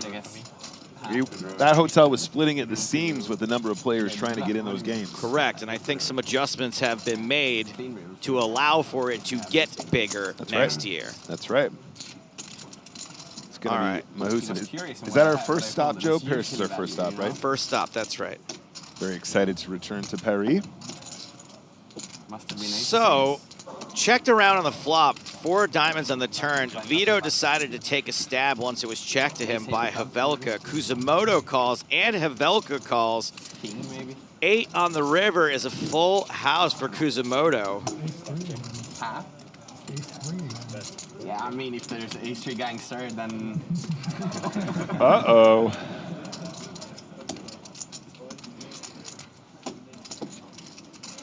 Yeah, looks and like Vito is betting. I guess trying to bluff out some other ace highs. It feels like it's more of like a sort of blocker bet situation. Yeah, like you said, sometimes you do get an ace high to fold with or just call you. Right? Yeah, right. Yeah, you know, anytime you can get people off a chop is nice, but I think really this sizing kind of says to me, I'm pretty sure I got the best hand, but I'm just trying to feel it out a little bit, but not ideal. You got aces or ace ten suited? I mean, the only thing you can have for value is aces and Kusamoto just calls. If not like We don't see this move very often. Do you think this is more of like a cautionary call in case you're up against a jack, or like, hey, if I call, then I can maybe get another ace high to call behind? I mean, look, we haven't seen too much action yet from Kusamoto, Joe, but thus far, what we've seen is a little bit on the passive side, right? Tighter side. We saw the queen 10 not c-bet top pair. We saw that folded on the river versus some aggression from Papo. We didn't see a bet from king 8 on jack 8, which now immediately he's kind of thinking, oh, if he has a jack, I'm going to hate life. I don't know if this is a river you're supposed to raise, but I think it's probably a flop you're always supposed to bet, and then obviously it sort of changes the whole hand and the outcomes from there. But nice hand for Kusamoto. He's having a really nice time. 57 big blinds now. And yeah, definitely stacking up some chips and finding himself in some good situations. Wait a minute.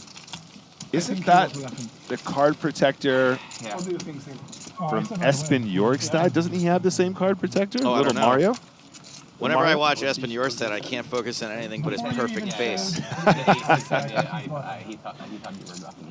I'm pretty sure Yulin Poker, a.k.a. Espen Jorgstad, has that exact same card protector. Can anybody help me out here? While we're doing that, Optimus Clang asks, any word on the Irish Open next year? Yes, there is word on the Irish Open, and that word is crack. Get me to the break. The Irish kind. Pretty sure the dates have been announced for the Irish Open. I don't know that any sort of stream has been announced yet, but I have a feeling that we might be back there.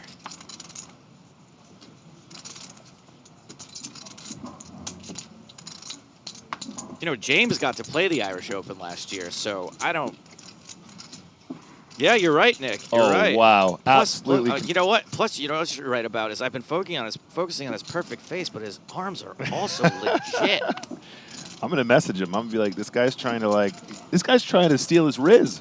You know what's cool, though, is that Espen has embraced the ambassadorial nature of being a main event winner more than anyone had in a long time leading up to him.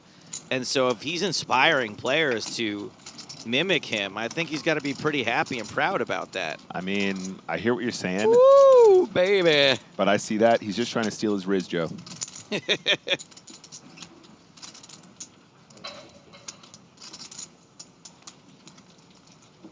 Vito firing into 2 better hands.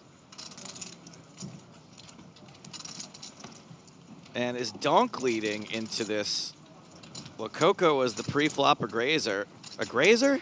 Is that a word? It just combined aggressor and razor. The grazer? He was the aggressor. And O'Dwyer, I mean, what a dream. What a dream to have a 2-pair here that you would love to raise, and then someone just donk leads into you. Fantastic. It's going to kind of take away one of the moves in Lococo's arsenal, I think, at this point, too. I think Lococo might have gotten aggro on this board. Can't do it now. And Steve... Enzo keeps showing both cards. Also, is it everyone has to show a card or just the winner? The winner of the pot has to surrender both cards so the loser of the pot can pick which one they want to see. In the event of a multi-way pot, an agreement will be made between all parties.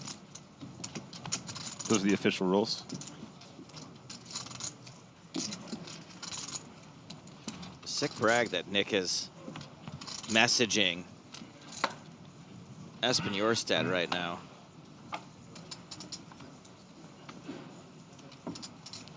Jack on Twitch asks, Joe, were you proud of Maria on Game of Gold? What is Game of Gold? Never heard of it.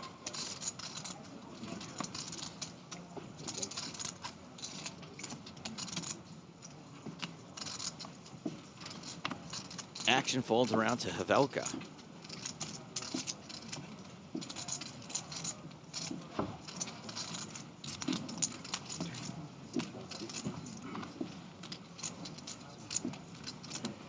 The series on YouTube. Okay, I'll bite. What is YouTube? The left one.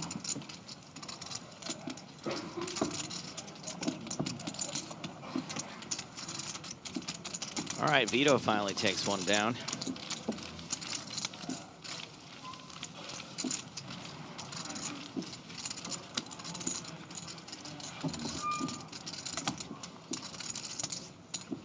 Vito remains the chip leader at this table. Still's got about 40 bigs on Steve O'Dwyer, who's got 116. Jack replies with, come on, Joe, don't be an aggressor. I have not seen Game of Gold, but everyone says that it's really awesome, and things that are good for poker, I think, are good for all of us. So, of course, I'm proud of Maria. I agree. I agree. I actually need to finish that one up.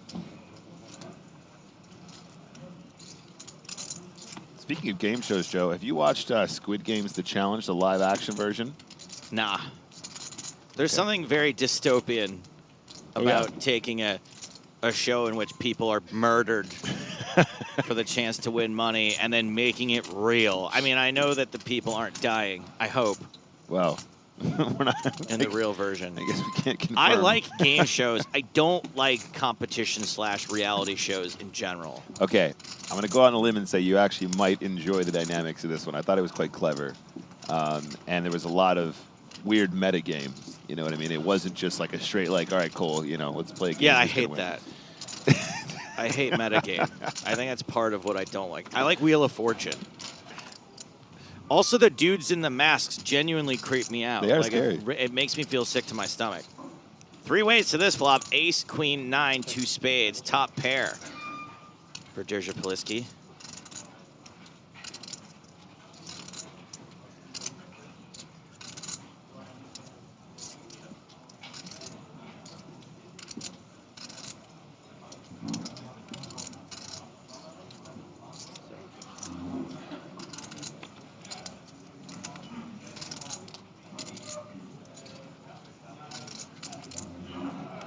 Uh-oh. 3 checks on the flop. Lococo got a blocker. What now? All right, finds the breaks. Feels fine. Multi-way pot. I really, really love to watch Papa play. He does have this super aggro style. And I think in recent years, or in recent times, it's only been a few years since he's been with us, definitely seeing a little bit of an adjustment in some of these moments, and I think that's great. You want to have a very aggressive game, but you do want to pump the brakes on occasion. He seems to pick his spots really well, though. I mean, whatever he's doing seems to be working. People haven't quite adapted to his style. Yeah, no, 100%.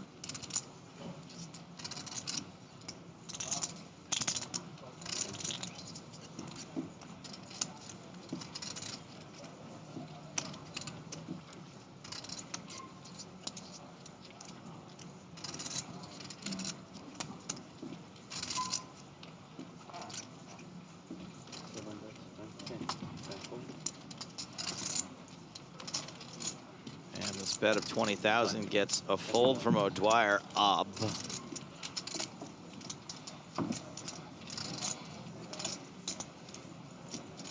sorry, it's O'Dwyer that bet. Seems like a pretty trivial call with top pair, and O'Dwyer all of a sudden making some noise after having checked flop and turn. Yeah, I would argue this is pretty straightforward. It is full pot, but I mean, the action so far has been so passive. Your hand is so under-repped, ETG +1. I mean, even turn was check, check, check. I don't know. I'm not sure if you can fold here.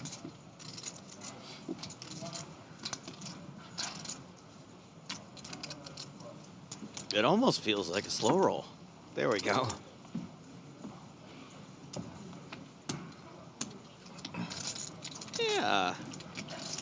Yeah, top pair good. Yeah, I think Steve just not really expecting him to play ace-8 like that.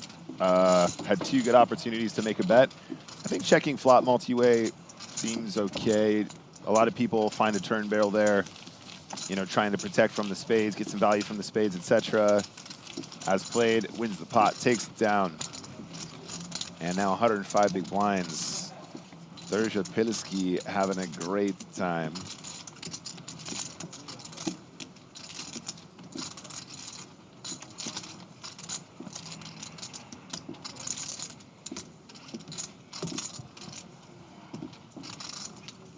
Minutes left on this level.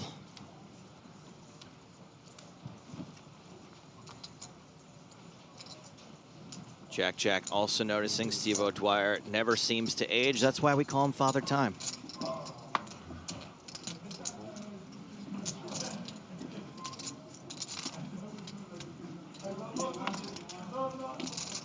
Somebody want to explain to Psycho Logic about the mini EPT? I did it like 8 minutes ago. I'm exhausted.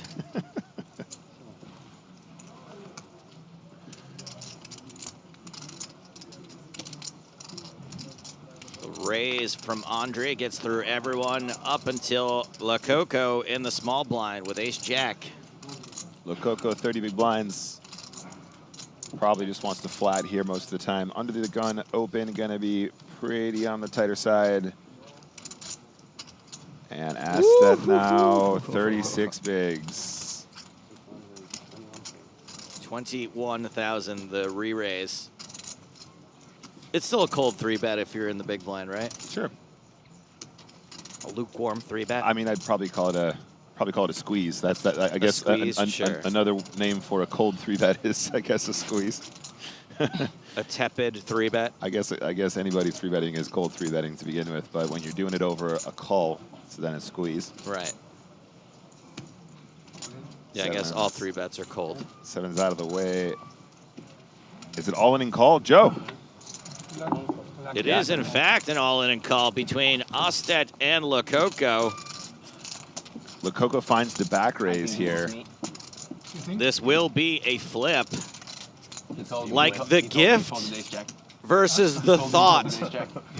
One of these two things has a slight mathematical advantage.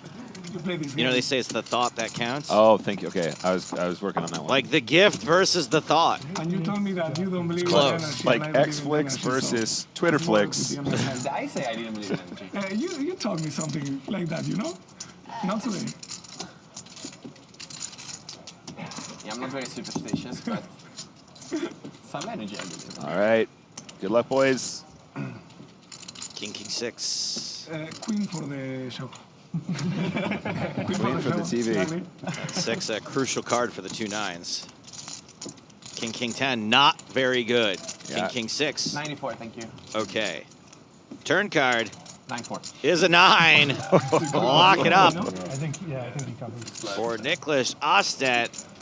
Just too good. You gotta believe. And gotta believe. 94. Sorry, man. Alejandro Lococo has been dispatched. Yeah, they covers me. Papo MC has left the building. GG Papo, great ambassador. Absolutely love this guy. Great to see him play some cards as well. Just loses the flip. Could have gone either way there. And La Bestia is exited from today's proceedings. He's trying to figure out if the other guy paid attention. And it's been a rough level for Ostedt. He has recovered some after that elimination. Was #1 in chips at the start of the level. Now, Enzo Vito did come to the table with more chips. But Osted's still down at least 100K since the start of the level.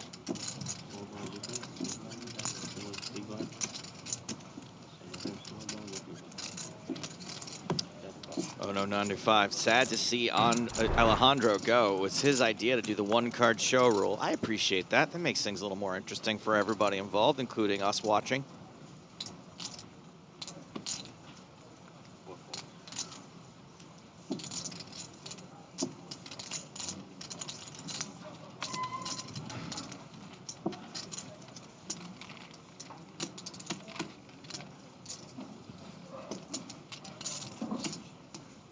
Pavelka with ace-10.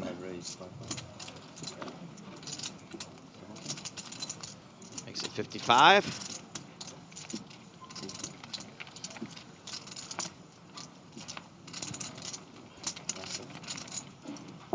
Adam Helpless says, I hope Joe is back next year. Wouldn't be the same without him. What have you heard? Is this how I find out? That's very ominous. Is there something on TMZ? Is there an initiative somewhere that's like? Should I put a Google alert on? Joe, have you been canceled and you didn't even realize it because you were on stream? Oh man. PokerStars. What? The fat cat. He just realized I'm still doing comments here. Thought you were fired years ago. 2 diamonds on this flop. The C-bet from Havelka. They turned on the stream to watch you doing the fat cat voice, and they thought that's the last Yeah, straw. right, exactly. That sounds nothing like me. Bring me my brandy.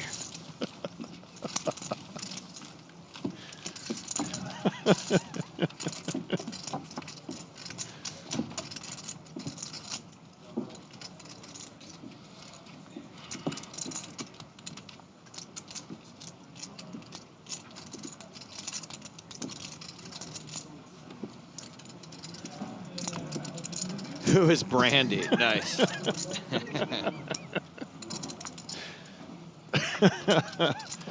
All right. Funny. I like it. And number 90, guys.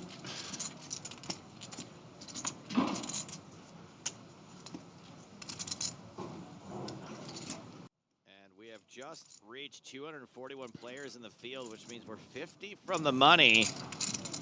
Check out the bottom of your screen if you want to see what that money is. Steve O'Dwyer going to open ace-8 off.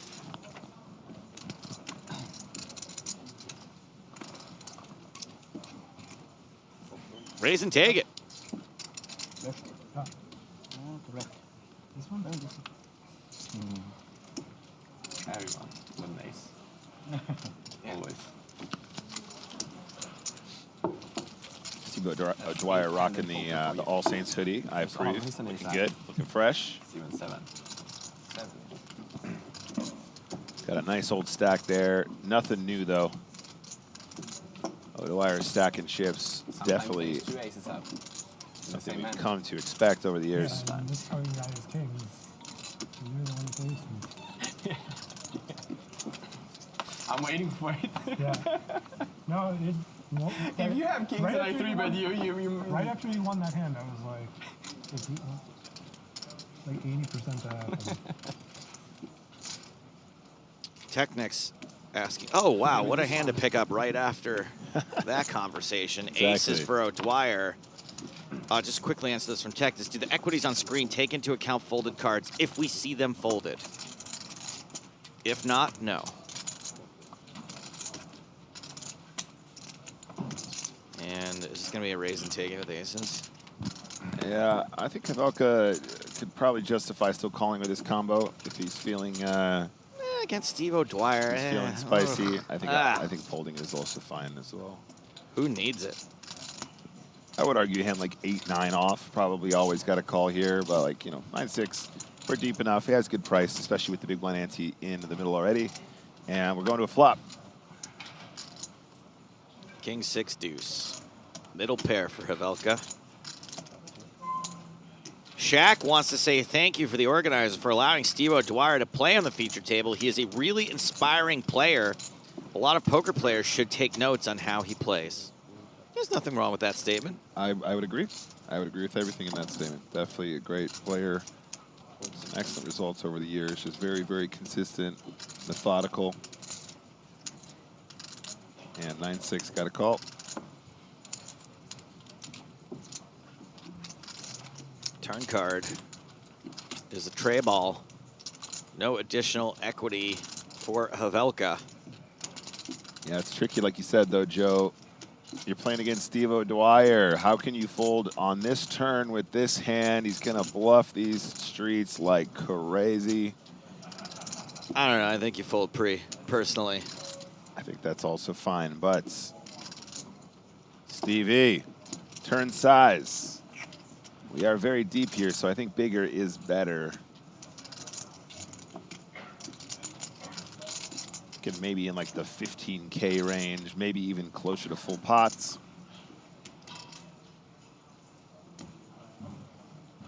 That looks like full pot to me.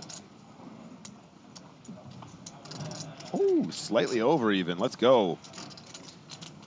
Yeah, I mean, you're going to want to do the same thing as a bluff, right? You really want to punish the 6x, the 2x when you have no hand. Therefore, we balance when we got the hand as well. The deeper we are, the faster we play, and very frequently, the larger our bet sizes are on average. So anywhere between like 1/3 to half on the flop, sometimes a little bit closer to 60% on the turn. Going to do chunkier sizes so that we can line up to stack more chips on later streets.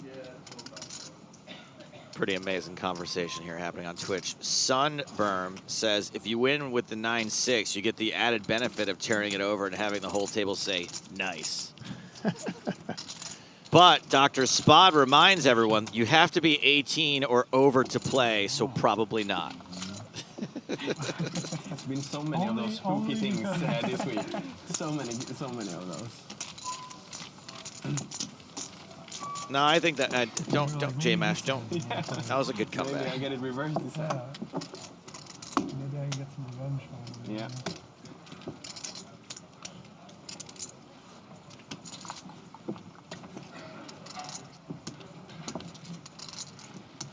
Yeah, getting to see both Nicholas Osted and Steve O'Dwyer at this table is a real treat. No offense, Enzo Vito. But there wasn't king on the flop, right? That would have been that would have been extra salty. Steve back in action under the gun. From aces to jacks.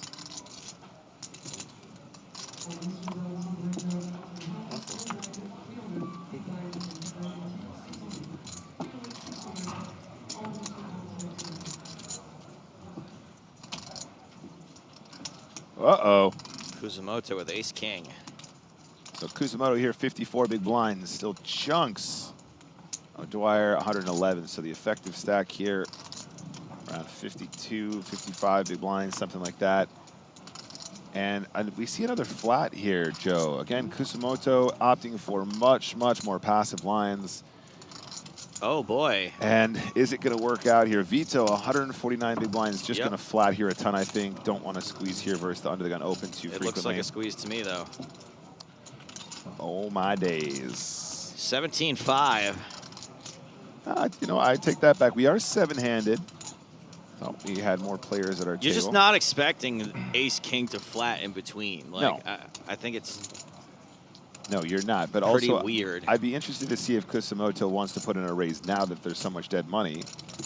Because his hand is super under rep. There's a bunch of other chips going in the middle. And you can probably win a ton right here, right now, if you just make another move. It looks really strong, too. I was about to ask the question, do we think Kusamoto plays risk-averse or plays trappy? I mean, and I think we're going to find out the answer to that question right now. Yeah, and I think from what we've seen thus far, might be leaning more towards a passive action, but it's so tempting. You got a super premium combo. It's really under rep. There's a ton of dead money now. Oh, my goodness. It is What risk-averse. is going on this table? It is risk-averse is your answer to that question. I don't know. In the year 2023. Now, to be fair, he was behind. He was behind the two jacks, Nick. And look at this A-high flop. Behind the curve, maybe. I do not have any comment there. I have a comment. I'm for it. I think it was an inspired fold. Accidentally played it in like the most genius opportunity spot of all time. Just lays down the big slick. No, my friend, no. Don't do it to yourself. I like how McDonkey says that chalks up that fold to him being a Euro. Or tell me another Euros. These Japanese Euros, man. Yeah, because we have like this sound, which is like... So how you would... Dwyer very comfortably betting 50K into a pot of 44,000. Gets the fold from ace queen. Dwyer shows a jack. You have a tough serving. Inspired fold. And they say poker is dead. Anyway, I was leaning toward Kusamoto playing trappy, like when he checked top pair and when he's taking the more passive line pre-flop. But he ain't trapping with ace-king there. You ain't playing trappy. Hello. Okay, let's say that we always flatten position there, which of course we don't. We 3-bet, right? The amount of dead money in the pot right then, right there to ship, I can almost guarantee that Steve O'Dwyer folds. I can almost guarantee that ace-queen folds. You are going to win You think so that many jacks chips. are going to fold Yes. if Kusamoto folds or shoves when the action's back on him? He's back raised from position, and he might be one of the most passive players on this table. Okay, all right, yeah, sure. It's a monster. It's not going to be. It's just a monster. Come and go. And also, Steve's not going to want to flip for 50 big blinds right now with jacks, and that, especially given that weird wonky pre-flop action. Anyway, makes the fold, potentially saved himself some chips, but I think probably he could have won that at non-showdown. Didn't even need to gamble. Might have just taken it down free. You have like a lucky hat and a lucky pair of socks. It's just a drawing hand after all, John Delano. You're quite right. Yeah. It's a drawing hand. I believe Like an enormous collection. And I had a chair that was so lucky that I took it home with me. Share. Yeah. Hey, Yeah, when I won the Irish Open. Mr. Ilani, 62 bigs, welcome. I didn't know they let me keep it. New player arrives, representing the Israeli flag. With balls. Yeah, like the hat trick or something. When we redrew with 3 tables left. Just Music Dojo says it would be nice to hear some comments from someone who actually beats the game. Guess who we won't be hearing any comments from anymore? You. And he had some You banned. Thank you Wait, you didn't for your take the chair comment. with you and move it around to your new area? What the fish move, huh? Yeah, I was like, you huge fish move. And I just had a massive stack by the end of the night. And I hid the chair.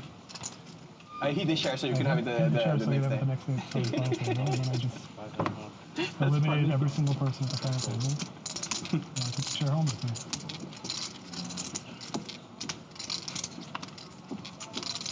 But then I bought it back for the Irish Open this year. It was very unlucky, so I don't have it anymore. I left it at the venue.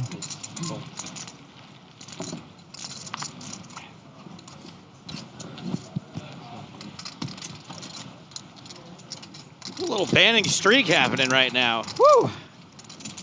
Testing my trigger finger. Pew, pew, pew. Pew, pew, pew.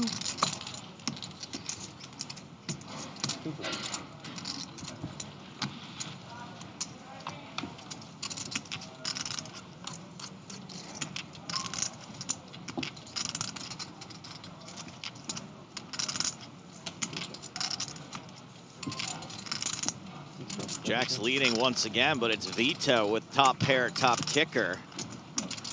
A no good top pair, top kicker. Betting into those two jacks, which, man, isn't it great having jacks in a 9-high board? Oh, yes.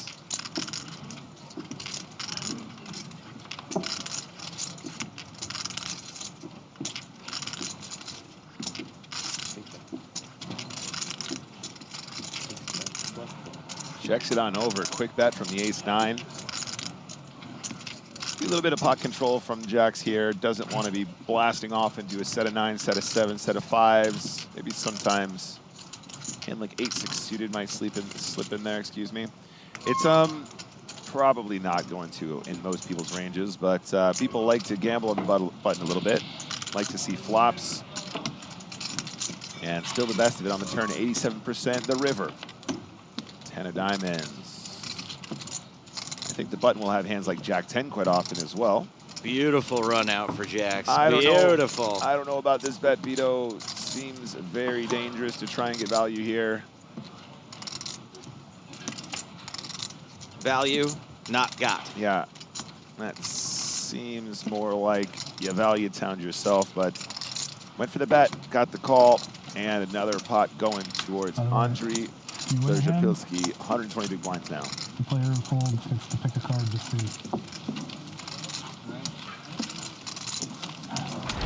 The show one game being explained to the newest player at the table. That is Ron Elani from Israel.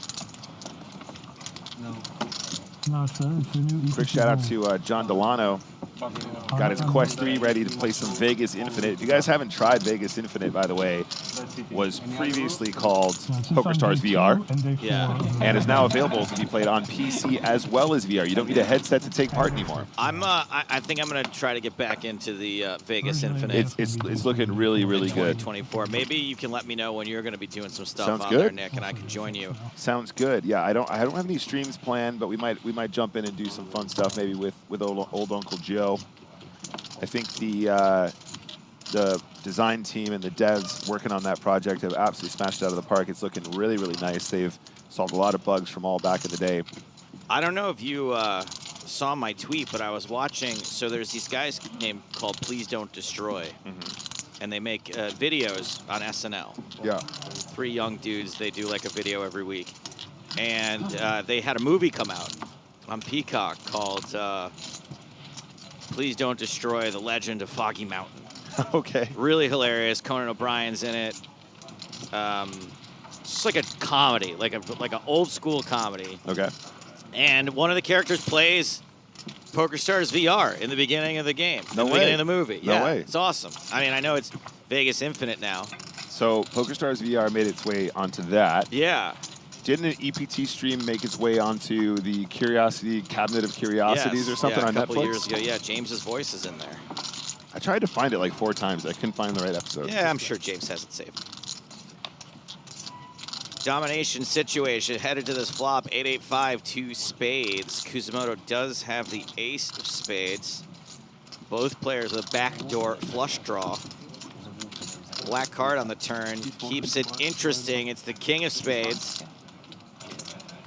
Kuzumoto had the best hand, has the best hand, is drawing to the best hand. River card, Jack of Hearts, so Ace-Jack remains the best hand. Pair jacks now for Kuzumoto, who might just check back. All right. Is that a bet of 5,000? Oh, 10,000. Okay.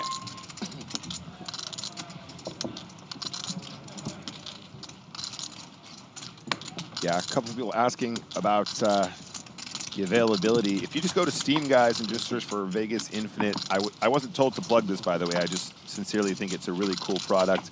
If you guys have never tried it on VR, by the way, I know it's nice to have it available for PC. Oh, just a second, guys. Just having a look at what the next feature table is going to be, including Dimitar Danchev. Patrick Yarosh, you might remember him from that incredible Barcelona final table 2 Barcelonas ago. Dario Sammartino. Handsome for a man. And in the 8th seat is Omar Eljak, one of the big stacks in the tournament, was chip leader at the start of the level. So that will be the feature table after the next break. The next break is in 8 minutes. That break is 20 minutes. So in just about 30 minutes, we'll be seeing those kids up on the feature table. Let me just finish that thought, guys. So, Yes, yeah, sorry. I was saying, no, it's all right. No, we had to jump out there. That was my bad. But yeah, it's nice to play on PC. I think that's a fantastic development to get more players in there. But if you guys have never tried it on VR, it might be one of the coolest, most sort of one-to-one proxy for playing live poker. It's very realistic. It feels like you're in the room with the other people. The sound design is fantastic. All the cool props and stuff. It's just fantastic. It has been ever since day one, and it's even better now than when it was PokerStars VR. So give it a try. It's a ton of fun. And if you're the kind of person that likes community. Oh, great community. Strong community. Huge community. Yeah, really, really, really great community. And of course, every once in a while, some cool promotions going on in there where you can take part in PokerStars VR and potentially win some prizes and stuff like that too. So not played for real money, but the community is rewarded from time to time. Give it a look for yourself.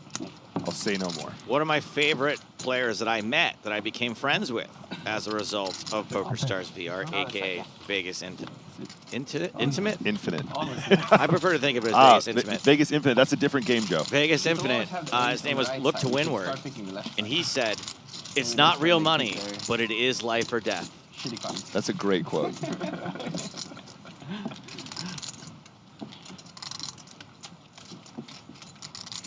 Yeah, once they come out with the full-on VR suit, I'm going to play Vegas Intimate. Joe, be careful. The official PokerStars Fat Cat is in the chat. What? Real close on the back of your Hey, Strag, welcome. PokerStars Strag, join us. Presumably from the Isle of Man.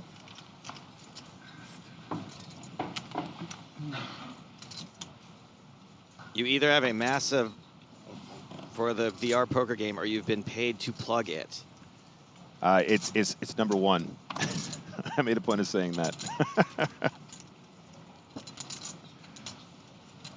I met a guy in VR poker who would play while he walked on the treadmill. You could tell because he was just pumping his arms. Lol. Hopefully that's what he was doing. So Cool's asking, do you need a VR headset or some kind of hardware? No, that's the point. You can play it on PC, or you can play it on VR. Now, you will probably need a PC with a decent graphics card, but it's not super, super intensive. So the point is that they've actually recently made it so you can play along with the other people who are in VR without actually having to have the headset and all the technology that goes with that. We'll talk about Vegas Intimate later, Joe. Ron Ilani, newest player at the table, makes it 5,500 with Big Slick suited. Big Slick energy. The left. That one. Oh, that's it. That's over. Oh, he has to show one, though. Shows the ace of diamonds. Way to play along.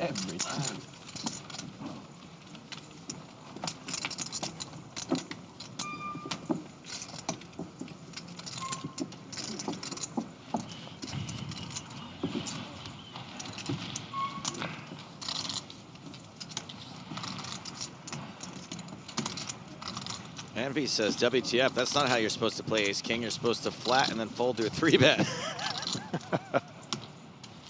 All right, all right. All right, guys.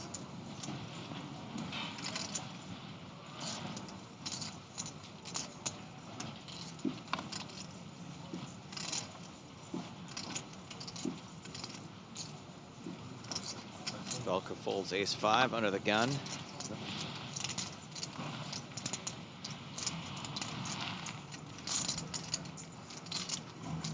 Pocket 6 for Martin Kraft. Haven't heard much from him for a little while. Kraft, 29 big blinds.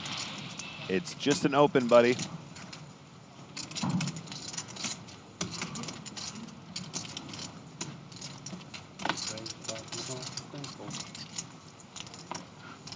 Off we go. People keeping it that nice 5.5 at the minute. Dig the sizing. Uh-oh. Speaking of ace-king. More big, slick energy. So Kraft started the hand with around 30-ish bigs. This is still a 3-bet not all in at this stack depth, especially from SB. And suiting ace-king, of course, that makes a difference. If it's ace-king off, probably mix in some other stuff once in a while, I can imagine. Although there is sort of a bigger stack directly to your left, so still probably always a 3-bet not all in, I imagine. 17.5 to go. But what about... So this is funny here. T Grinder says, wow, Kraft, what a dude. I played with him last year in the Caribbean. He's a former arm wrestling champion. Absolute amazing dude, super nice and friendly. What a surprise to see him on here. I'm dying to make an over-the-top reference.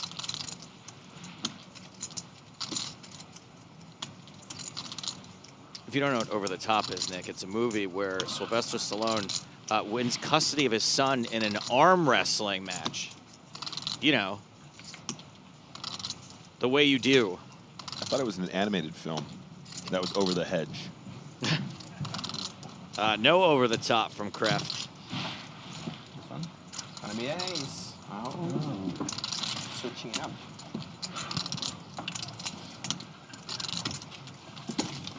Jirja Poliski picks up that pot. 6 is head for the hills. Guy never loses.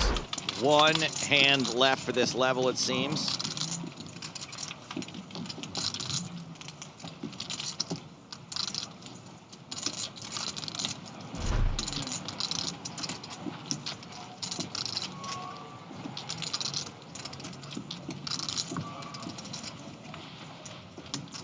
Who's it gonna be? Who is the dealer gonna pick to win this last hand?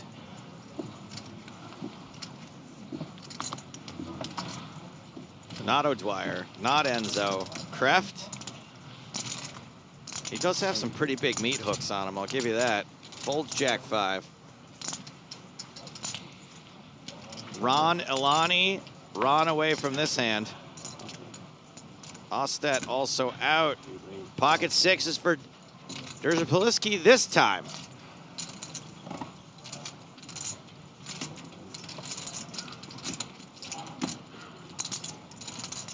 Is it going to be raise and take it? I think it's a raise and a take it, If so, we might get another hand in.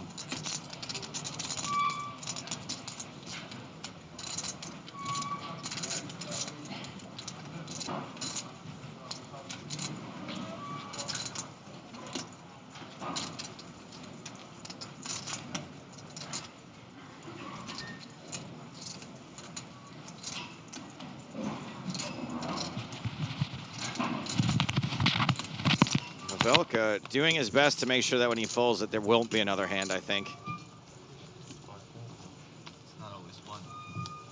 Did fold and did run out the clock. This two. Yeah, This you one? got it. This one? Yeah. Thank you. And then I don't have to open the stream. Save me the time, thanks.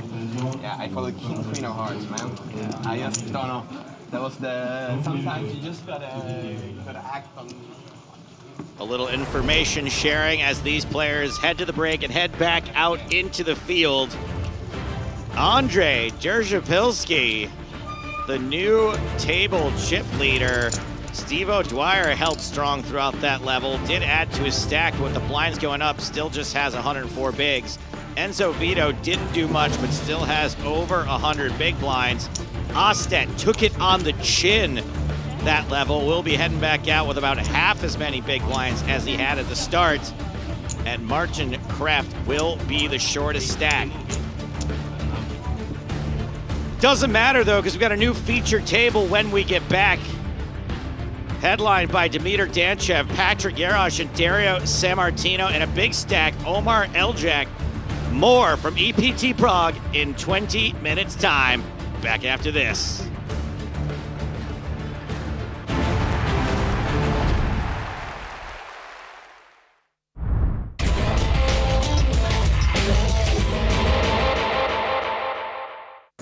Okay, we have 3 all-in calls. Clock stopped, we're going to go table by table. Gael, with the 2 aces, is our rolling player. Gael Baumann is the player at risk, but huge favourite with 2 aces against Daniel Gomez's 9-5. Let's see the flop, please.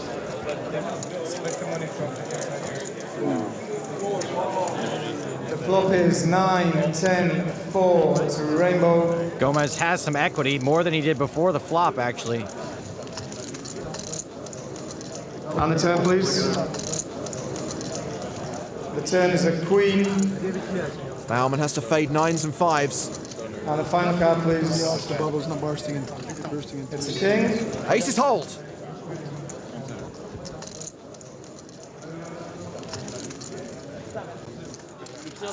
So Baumann gets the double up. We have another all-in.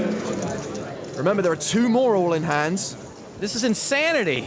Tournament director Toby Stone races across the room. Please tell me this is Martin Finger versus Finger Martin. Thankfully not, because that would be epically confusing. It's Martin Finger with pocket jacks against Jesse Martin's ace-queen. We have a classic race on our hands. Like clean sheets versus warm towels. Which one has the slight mathematical edge? Martin Finger is the player at risk. He needs those jacks to hold. Okay, that's it, please. Ace on the flop. King, ace, 9. Finger way behind now. Turn card, please. Turn is another 9. The bubble's about to burst. Martin's going to need a jack. Otherwise, it could be one of the bubbles. And final card, please. It's a 7. We have just lost Martin Finger. Martin Finger finishes in 97th place. He is our bubble boy, but we do have another hand. And remember, hand-for-hand play, these all happen at the same time.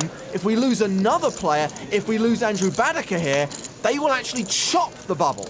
Badeker ahead, but at risk to the same guy who gave Maria Ho a speech for taking her time to make a decision, in case you're wondering who to root for. Come on! Yes. Flop is king, 7, queen. Michael has hit a pair of kings. Mikhail Petrov takes the lead. Badeker on the verge of elimination. Turn is a 3. Andrew's going to need to see an ace. Otherwise, there's going to be one of 2 bubbles here today. And the final card, please. He's trying the walkway maneuver. It's risky.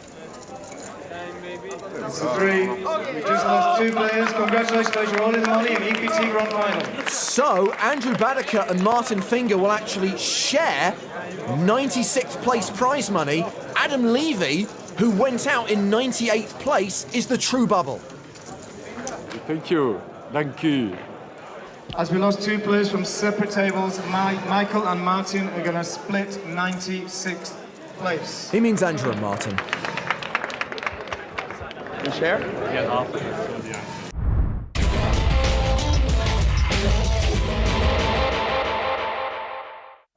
Blinds 2,000, 4,000 with a 500 ante. Action at the feature table is on Cecil Hansen. Pretty hand. He raises with Queen Jack suited. From under the gun +1, he makes it 10,500. Action folded around to Leo Fernandez. Ace Jack. Yes, I am Leo. I am contemplating what to do. He's in late position. And he's going to play aggressively from late position, 3-betting to 23K. And this is actually kind of turning his hand into a bluff. Joseph Bakar in the small blind decides to fold, as does Lucas Berglund in the big blind. Action back on Hansen. Pretty good hand to take a flop with. Well, those blue chips are worth 5,000 each. The purples are 500, so that is a 4-bet to 46,500. Is there anyone at this table who doesn't want to turn his hand into a bluff?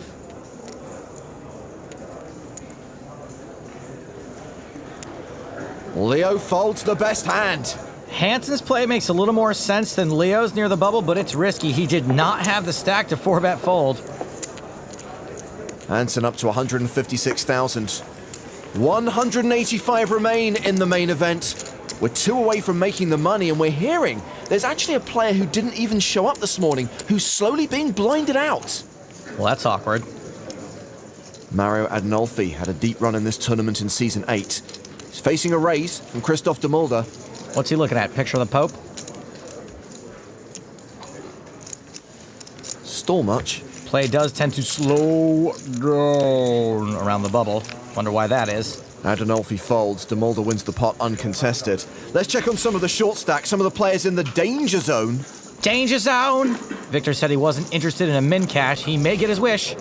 Cedric Moreland has just over 2 big blinds. Alexandru Deleanu has just shy of 3 big blinds. I think he's fine. He's got like 4 chips. That's 4 times the required minimum for chip and a chair. On the chip side, he's only got 1 chair to my knowledge. Let's get across the room to table 5. Simeon Naidenov has moved all in. Action on Danny Covain. He calls. All in, call on 5. Andler gets out of the way. I'm no body language expert, but I think Covain's ahead. I'm the bubble boy, yes.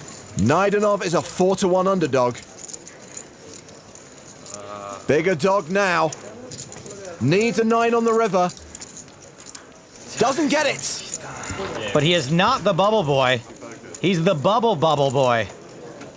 We are down to 184. Stop the clock. We've reached the bubble. Okay, attention, main event. We have 184 players, and we're going to continue hand for hand.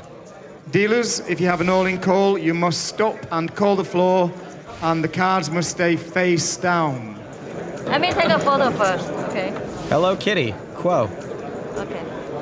Tag it, Survivor. Hashtag Survivor. So we're going to play 1 hand. We'll wait for play to conclude at every other table in the room before we start the next one. Berglund raising from the cutoff with 9 deuce of diamonds. Trying to go all thief here on the bubble. 7-5 of diamonds for Pasi Sormanen in the big blind. And this would be kind of a loose defend. He calls.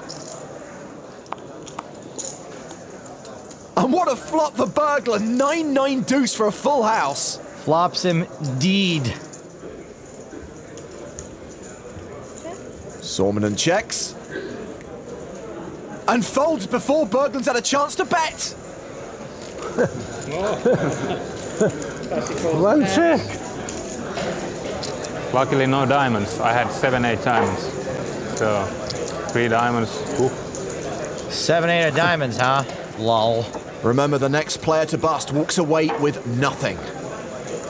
Yeah, I was thinking that this table would be the one who was like breaking the bubble. Like, yeah, that's... There's always next hand. Over to the secondary feature table. There's been an under-the-gun raise from Albert De Hare. Petra Hruskova has called with ace-10 of hearts. Thomas Buttshammer in the cutoff has deuces, and he is counting out a re-raise. He 3-bets to 27,500. Bizarre choice of hand at 3-bet, but you know what I always say? When you want to burst the bubble, best to use a Buttshammer. Action folded back around to Hruskova. She calls. She's out of position, and she's got a hand that could be dominated to a 3-bet. Heads up to the flop, which is King 8-6 with 2 hearts. Nut flush draw for Hruskova. +1 overcard to the board. She's actually a statistical favorite. Since it looks like Buttshammer was turning his hand into a bluff no matter what, a bet here is expected. He continues for 24,500. She quickly calls. Certainly can't fold the nut flush draw. The turn card is red, but it's a diamond, not a heart. Hruskova checks a second time. Maybe giving a little something away with that check, by the way.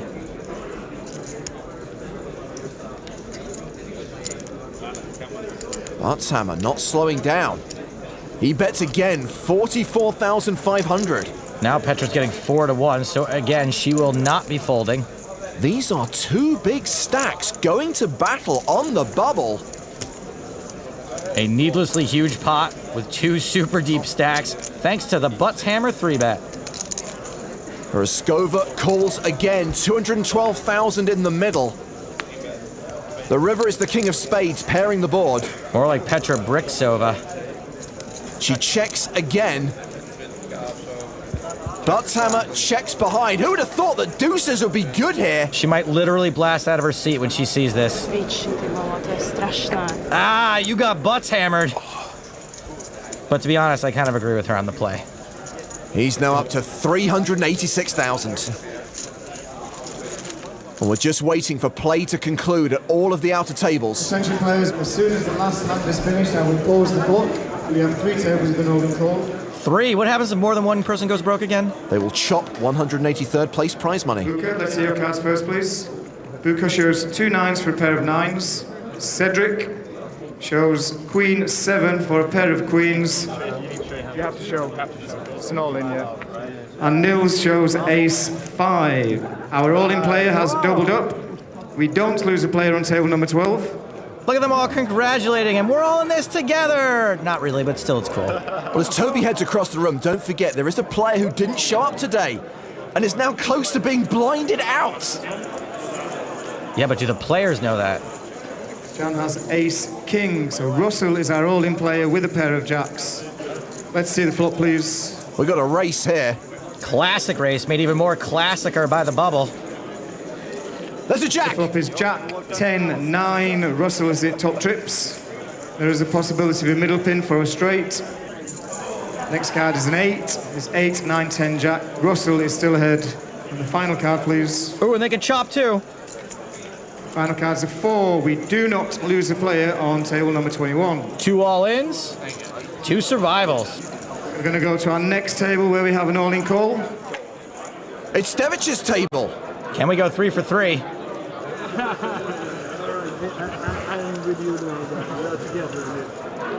Mihails is our all-in player, but there is no flop. Mihails has ace of spades, queen of clubs, and Alexander is our player with a pair of 9s. Another race. The flop is 2 3 king, and the turn is a jack. The final card, please. It's a 10. Gets there. Rivers are straight. He's the real champ, the real one. Have to win this tournament. Thanks, guys. This is the sweetest bubble ever. 3 players were all in, no one busted. I know. No. 10 on river, always. There's the anti-railing you come to expect on a gigantic bubble. Alexandru Delianu now has just 2.5 big blinds. Yeah, but what about that guy that's not here? Well, they've called the tournament director over because he's still absent and he's about to be put all in the big blind. They said he did not show up the entire day. The whole day. Yeah. Okay. He did not come. Okay. Easy money. Maybe it's just pocket change. Attention, main event players, we have a very unique situation over here. We have one player who hasn't showed up today and is going to be all in on the big blind. So he will be eliminated in this hand. If we lose 2 players from that table, the player with the biggest chips is going to take the highest finishing position. If we lose 2 or 3 or 4 players from different tables, the money will be split between you guys and the player on the big blind. Hope the guy's all right. I can only think of a few reasons I'd voluntarily miss day 3 of a tournament, and all of them involve twins. Well, the absent player has been identified as Nuno de Camara from Portugal. He was due to start day 3 with a 21 big blind stack. No one has any idea where he is or why he's not here. So once again, just to be sure, if I bust out right now, this hand, share the money with I share the money with the bubble. Okay, well. Stop the clock in the main event, please. Stop the clock in the main event. We do have an all-in. Okay, we're over on table number 5. Stefan is our all-in player. Let's see your cards, please, Stefan. Stefan has 2 aces. Ace that's of why. diamonds, ace of clubs. And Christopher has 3 of hearts, 6 of clubs. Let's see the flop, please. We're all rooting for the aces here, right? Flop is 2, 8, 10, 2 of hearts, 8 of diamonds, 10 of diamonds. Stefan is ahead with a pair of aces. Turn card, please. The turn's a queen. And the final card, please. Aces double up. Okay, we do lose a player. You are all in the money. Congratulations. You've just cashed at EPT Barcelona. Weirdest bubble ever. We win. It's already done. We win prize. Congratulations, everyone. For the first time ever, literally everyone in the room is happy.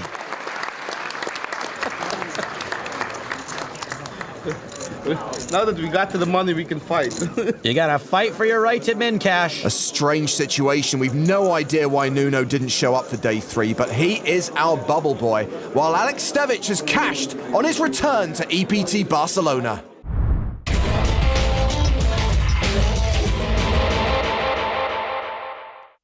Two of the players at our feature table, Neil Farrell and Kim Okoko, are still riding high. Let's get back to the action at our feature table, where we are going to sweat with a Demulder. Christoph of that ilk. Action has been folded to Neil Farrell in the small blind. Oh man, blind on blind hands are tough. I'm rooting for a walk. Dang it. Not going to happen. Farrell raises to 17,000. What do we got? Demulder's hand is Ace-5. Yep, gotta call it this. No need for a 3-bet because we're usually either a little ahead or real far behind.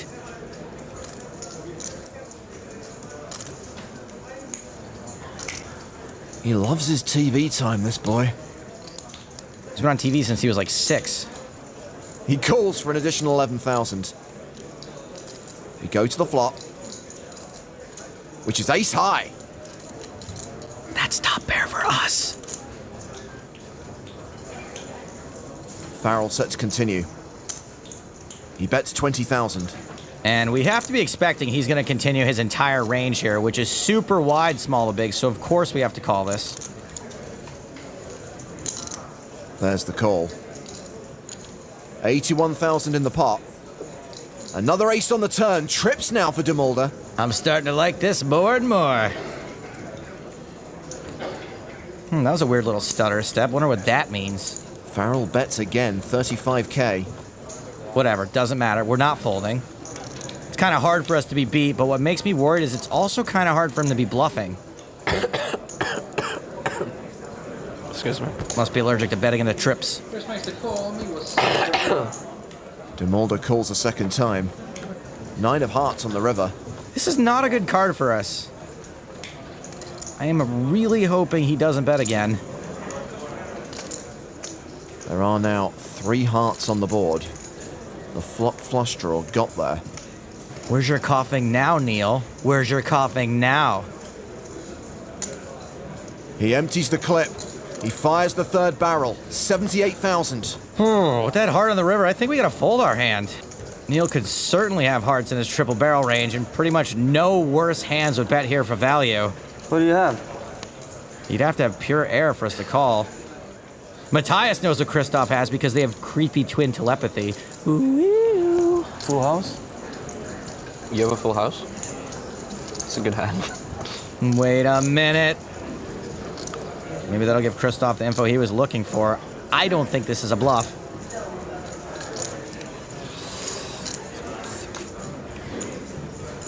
It's the insane bluff. I agree. This bluff would be fairly insane. Are you gonna rub it in my face? Hey? I would never do that. I'm a gentleman. What?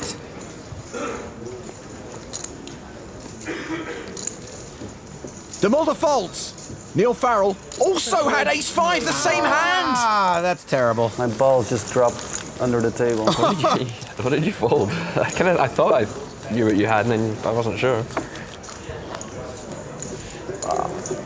Might have been value betting the worst hand then.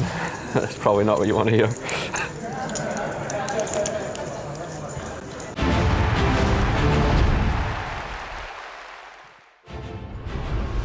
Welcome back to Prague and the 2023 season of the PokerStars European Poker Tour as we continue our coverage of day 2 of the main event. Here at King's Casino at the Hilton Prague, we are coming back from break with 230 players in the main event. 191 will get paid, so this is the penultimate level of the day. We might not hit the bubble during the next 90 minutes, but chances are we are going to see that bubble burst during the final level of the night. Not much concern for these 5 players, they're the chip leaders right now, but there'll be plenty of players hovering around the 20-30 big blind mark for whom it's going to be squeaky bum time. It's James Harshkin alongside Griffin Bencher. Hello everyone. New lineup on the main stage, Griff. We have got a World Series of Poker main event runner-up, Darius Sammartino. We've got a former EPT finalist, Patrick Jarosz. We've got an EPT winner. Dimitar Danchev won the PCA in 2013 when it was part of the European Poker Tour. And we have got one of those chip leaders, Omar Eljak, with 592k, almost 200 big blinds. That's a lot of cheddar. These are the players we'll be watching for the next 90 minutes, with the blinds going to 1,500, 3,000, with a 3,000 big blind ante. Another Japanese player too. It's been great to see so many of them on these feature tables and more of a presence than we're used to. It's great. Yeah, plenty of Japanese players making the trip to Prague. Great to see them in action on day 2 of this 5k buy-in tournament. 6.2 million euro prize pool. And we are going to start paying min cashes this evening with the bubble set to burst in the last level of the day. Can't help but notice that Darius Sammartino is not in his chair. Time waits for no man. He will not be eligible to play the first hand of this level.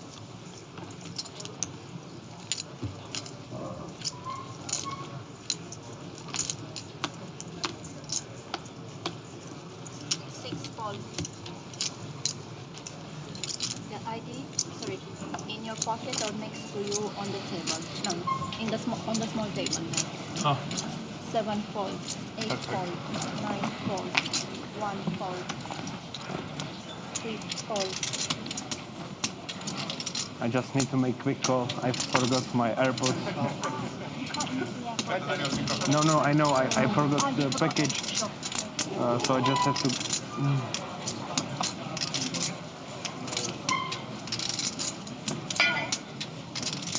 Fold, 3,000. 5 check.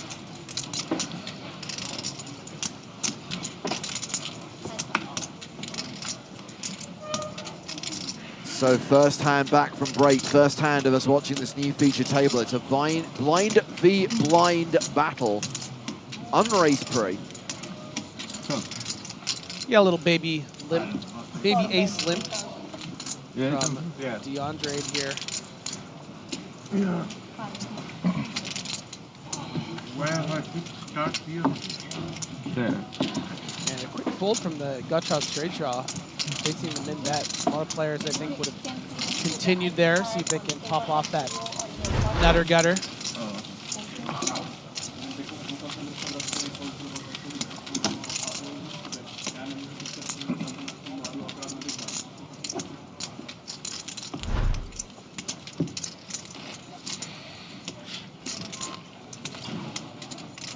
Oh, Darius Sammartino has arrived. Patrick Jarosz is back in his seat. I don't even think we have a long dinner break. We don't have a long dinner break, right? No.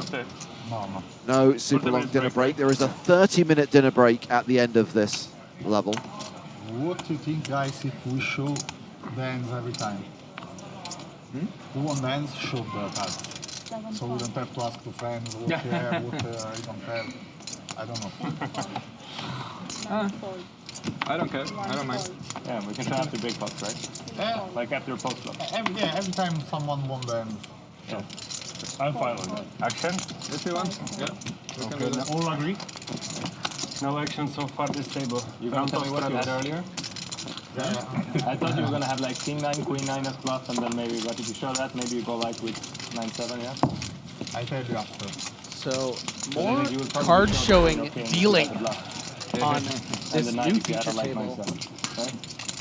Very unlikely. Pretty unorthodox. Not something that we see very often on the tour. Is a, you know, I think this will be clip for sure. Happy-go-lucky table that's prepared to, you know, show one card after a big hand. But we saw that in the last few levels, and now this table is prepared to do it as well. So I'm looking at the guy who can have only that one bluff. I definitely think, on average, it will be more advantageous for the, you know, better, more experienced, skilled players at the table. Someone like Dario Sammartino, who was the first one to bring it up. Patrick Jarosz was more than willing. Dimitar Zanciev as well looked inclined to be open to it, and I think that's you know, a reflection of them wanting more information from their players. It was expected, yes.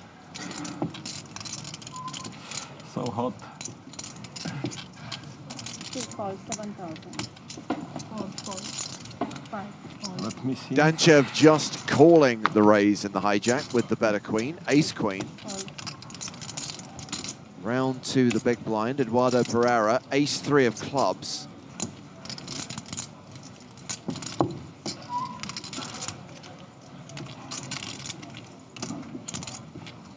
And yeah, I think we can safely say that all attempts to sort out those chairs have failed. Hashtag embrace the squeak. It's back in full force. I mean, we're back to like 2018 standards of squeakage.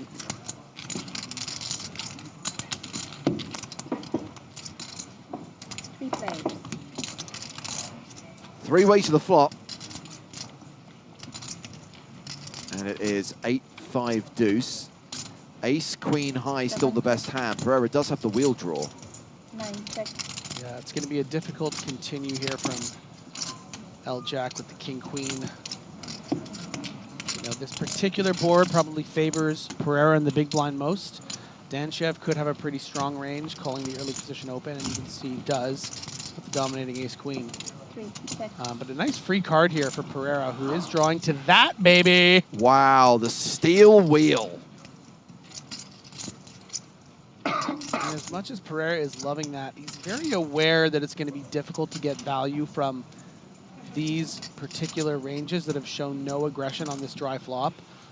Likely that they have the kind of hands that they do, you know. So Pereira's really going to be hoping that one of them maybe turn to flush draw, or, you know, one of them has something like pocket 6s or 7s that would be prepared to call a bet. But I think Pereira's expecting that much of the time a bet here won't get any resistance, and that's just too bad because you have the effective nuts.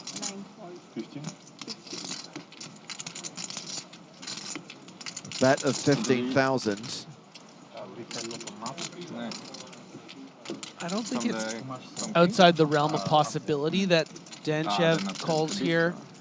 You know, you are going to be beating some bluffs, something like a 9-7 or a, you know, 10-9 of hearts, something of this nature. But that's also not, it's also not good.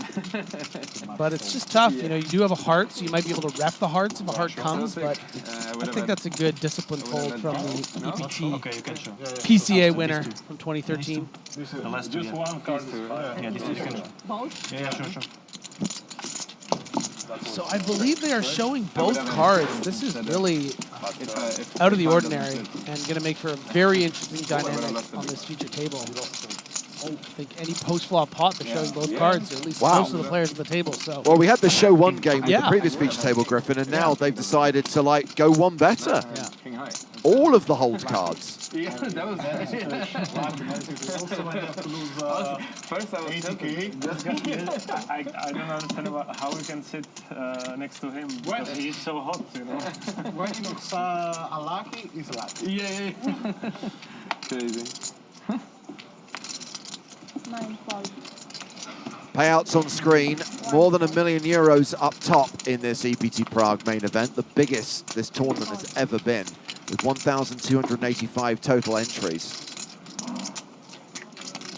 A reminder that 191 players will share the €6.2 million prize pool. 6,500. 6 fold.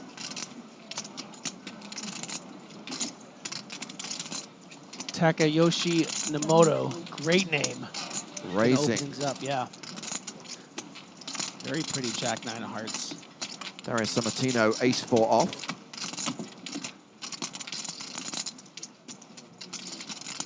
You just have to get past EPT legend, Italian stallion, runner-up World Series main event, Dario Sammartino.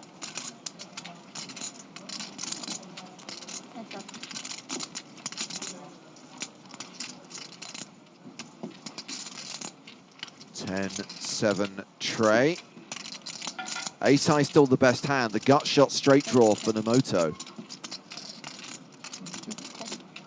5. Diego Parada asks, what happened with Lococo? Well, point 1, that table is no longer the feature table. Point 2, Lococo was eliminated before the end of the last level. 8 check. 5 check. Very passive play here from Nemoto that I'm really not liking. Very, you're letting a hand like ace high get to the river, and Nemoto has checked it all the way down. A hand that would have won him both on the flop and on the turn betting, but instead, yeah, that's way too passive for me. And I think you can't let players win pots in that spot when you have a gut shot that a double gutter. But Dario's going to take it quite happily. Sammartino second in chips at this table. Nearly 120 big blinds, but Omar Eljak playing nearly 200 big blinds, among the tournament chip leaders right now. No super short stacks at this table. Eduardo Pereira, who we saw turn that straight a couple of hands ago, is officially the shortest stack, but has 25 big blinds.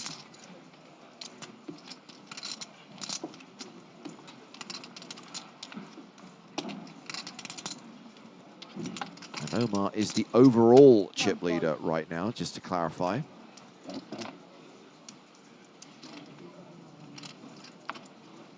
As we see Dancher fold the Spraggy under the gun +1. Ace-4. That goes in the muck.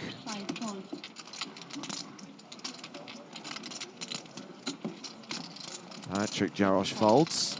Eduardo Pereira on the button. Queen deuce. Nah.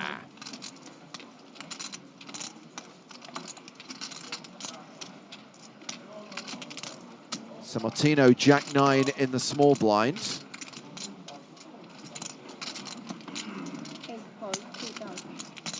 Completes.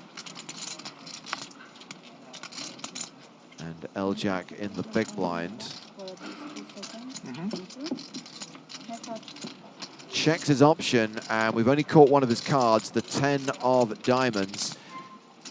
Well, unless it's the case Jack, Sammartino has a lock on this. Yeah. And is going to throw out that min bet. I'm guessing Eljak does not have Jack-10. And look, shows the Jack-9, right? Like, this is so interesting. This is not what we're used to seeing. All this free information. Yeah.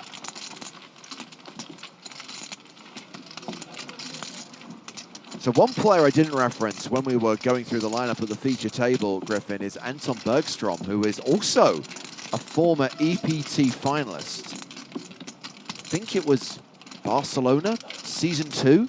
He made the final table of an EPT all the way back in 2005.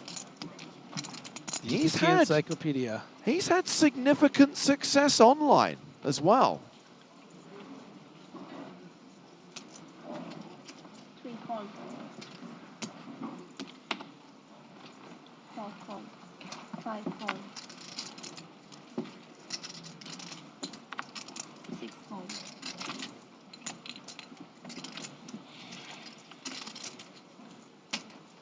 7 fold.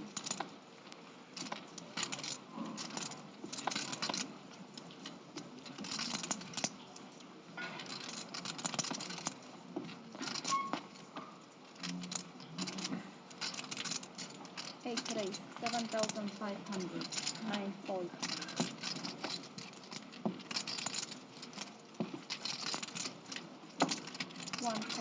Bergstrom prepared to call the 2.5x raise with the king-6 in the big from Dario's button open.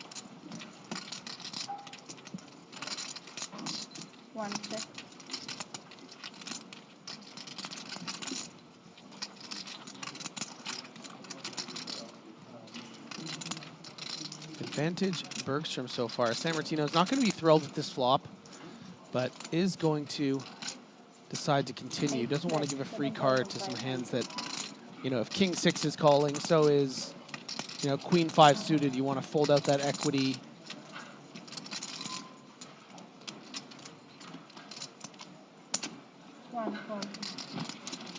Bergstrom calls the 7.5K. Gonna see a turn card. 7 of spades. And Bergstrom's now a 92% favorite. Checks again. Yeah, gonna prove difficult for Sammartino here to find another bet. If he did, I think Bergstrom would toss it into the muck, but you know, you don't know what part of your range your opponent's at, right? And that's why it's difficult. Now that 8-9 gets here, you're not gonna fold out a jack or a 10. So Sammartino waves the white flag.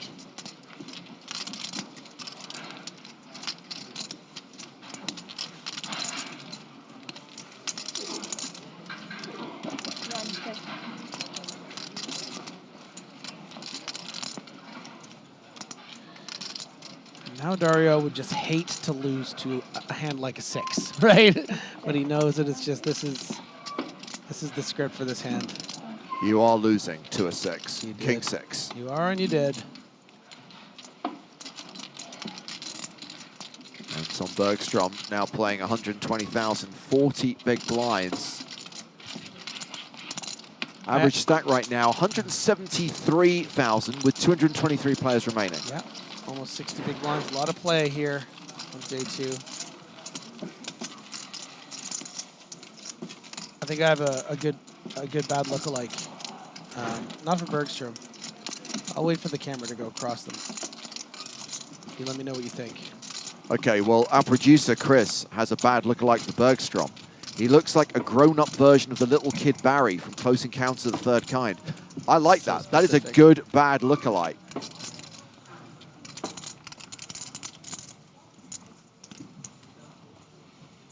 I haven't seen Close Encounters. You're a disgrace. I know, and I'm a big Spielberg fan too. I don't know why. Okay, so how are we feeling about Pereira, Elijah Wood? Yeah, I see it. That's a good bad lookalike. I'll allow it.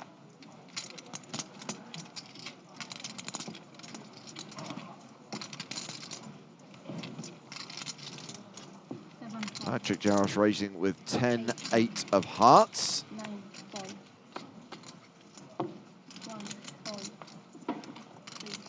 Okay, we need some action.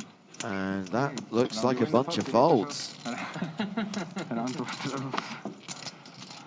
Not sure? Yeah? What? That bad? What? Come on, man. I feel betrayed. Yeah, actually. King. You need to show. I didn't agree that the rules, guys. Oh, so we... I didn't agree that the rules. Come on. Okay. Ask your friends, watch stream later, you know. Okay. You can watch. Oh. Wow. Not everyone agreed to the I'm going to show both cards once the hand is over rule. A rebel. No. Yeah, it's fine. I think it's good for the game anyway. Yeah. In the stream. Yeah. Great bit of advertising here from Curling Master, who writes on Twitch, I'm playing the mini EPT Prague event. So nice to play this mini version while watching the best quality poker content on Twitch Poker. Hashtag play on PokerStars. If you missed out on today's tournaments, by the way, well, actually, there's another starting at 8:15 this evening, and the one that started at 6:15, late reg will be open for that. But if you can't play today, another 3 tournaments tomorrow, 3 mini EPT tournaments every single day while you're watching the live action from here in Prague. And the mini main events on Sunday have gold power passes added to the prize pools. The winners of both mini main events are going to win gold power pass.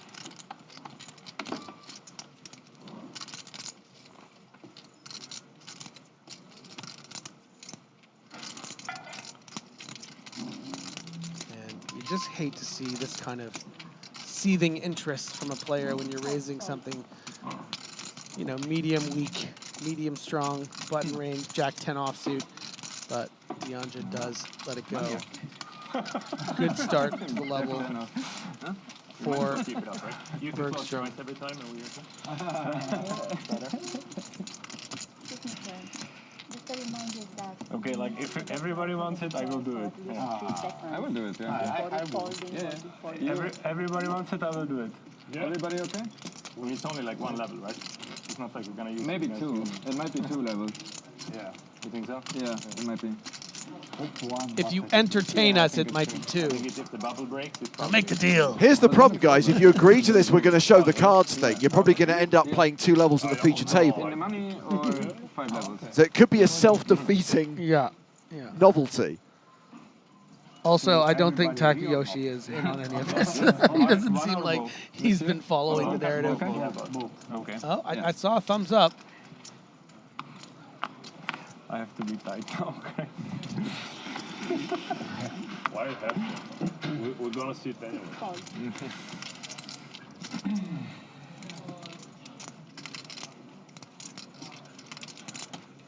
7 calls.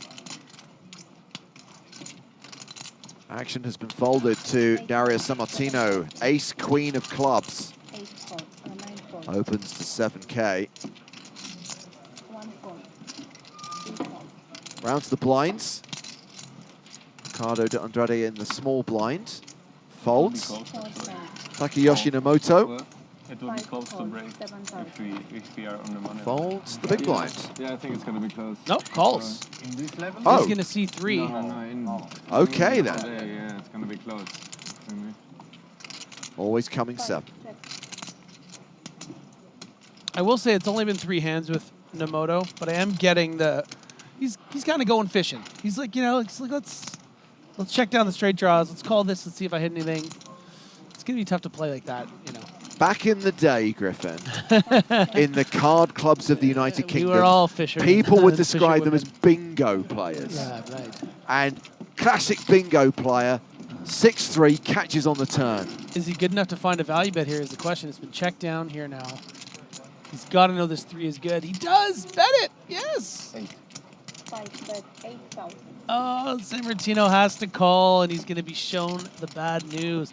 Getting value bet thin. I don't want Sammartino to call because I want to see if Nomoto has agreed to play the game. Oh my God, that's a great point. I feel like Nah, he's killing it though. And do you know what Sammartino's going to say afterwards? Bloody bingo player.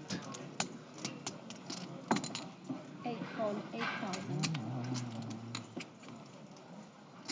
6-3 offsuit, holds up for once. Nice bet.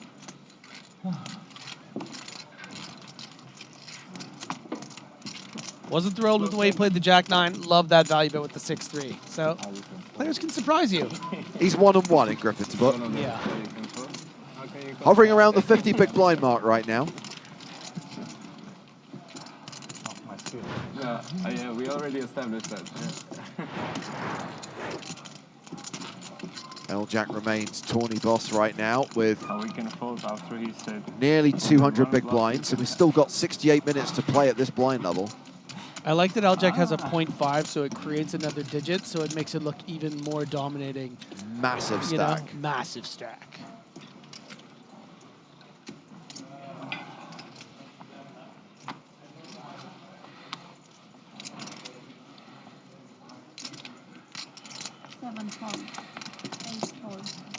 Folded to Anton Bergstrom. 10 deuce. No, apologies. Queens in the hijack. And he is going to raise to 6,500. Pocket threes for De Andrade.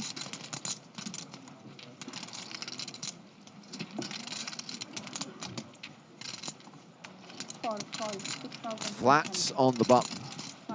Nomoto folding the small blind. Patrick Jarosz in the big blind. Calls with 6-5 of diamonds. 3-way to the flop.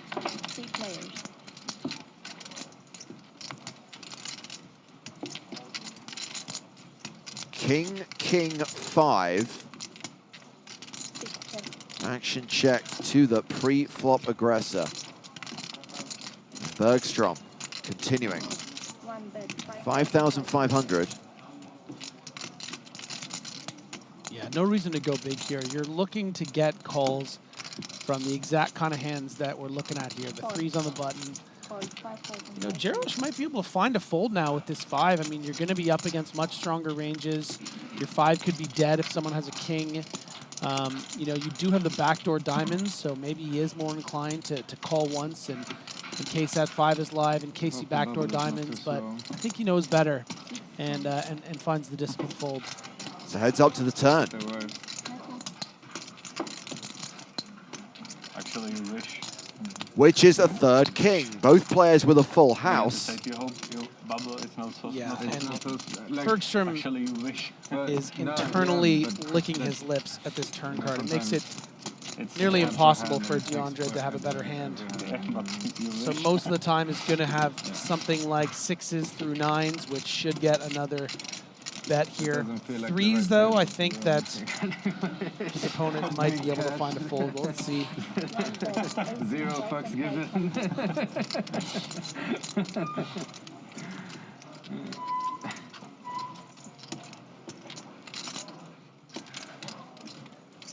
And it's just not a nice position to be in either way. Yeah. Because even if your opponent is just double barreling ace-9 off here, you might get that third barrel on the river, and you know you might just get unlucky, and the river's a 5 or a 9 or an ace or whatever other combo Bergstrom might have. So yeah, good fold. Shows it. Right there.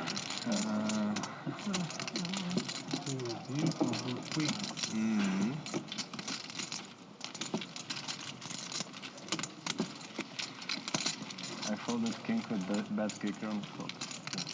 I wasn't so sure.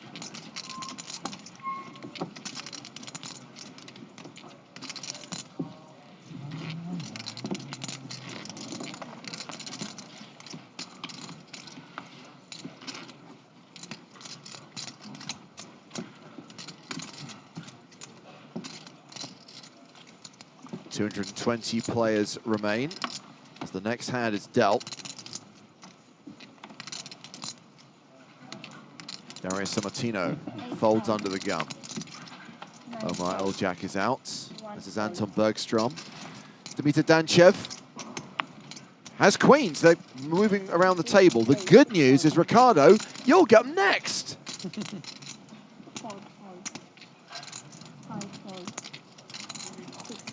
Just Eduardo Pereira left to act with queen 5 in the big blind.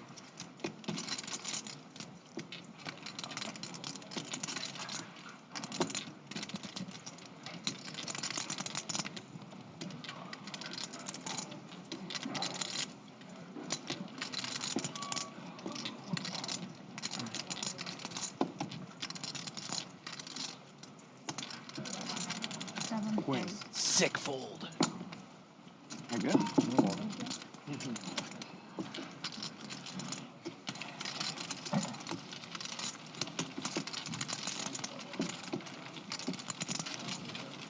Danchev playing 34 big blinds, so below average stack, and by no means guaranteed to make it into the money.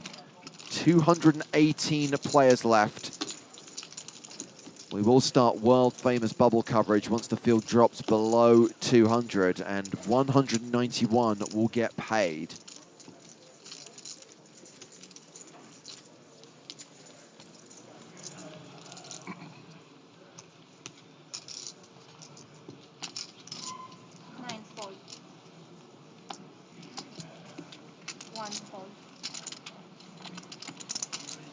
Danchev with ace-5, passes. Ricardo with queens. What? Oh.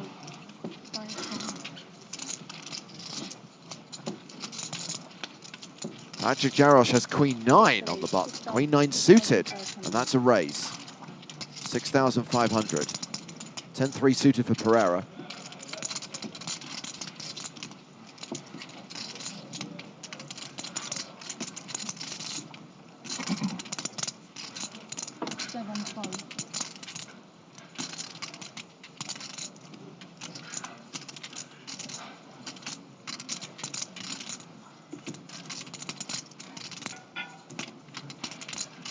Sammartino, ace-8 in the big blind. 8 calls, 6,500. Ace-8 off. Very strong in this situation, but not really a hand you want to be re-raising. It effectively turns it into a bluff. You keep those weaker hands in there. But Queen 9 suited gonna jump well out in front on this flop. Well, it's a pair of 9s and a pair of 8s. Second pair versus bottom pair.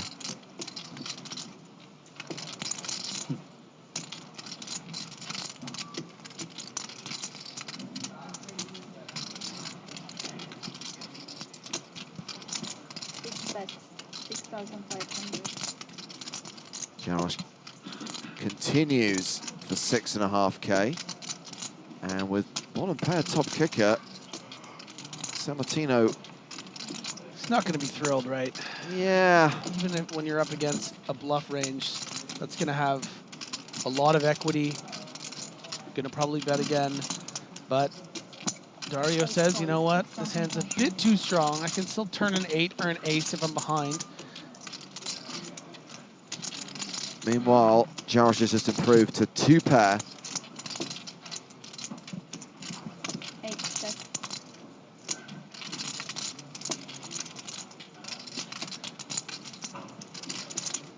Should expect to see a check a lot of the time from Jarosz here, but there is still a reason to consider betting. Sort of set the price. A jack will probably just check call, and then you can also get some more value from some combos that include diamonds, but does go the passive route. And now Sammartino might be interested in turning this particular combo into a bluff. You're not beating anything but air at this point. It's a very straighty board. It's not a great board for Queen 9. Yeah, but, you know, when your opponent has something like 2 pair, it might just snap you off thinking you could have, you know, something like a 7-5 of diamonds or turning an 8-6 into a bluff. And this is going to be turned into a bluff, and it's quite sizable, almost pot. And now Jarosz has to determine if he's up against the straight that's being represented or some of those hands that might be turned into a bluff or straight bluffs.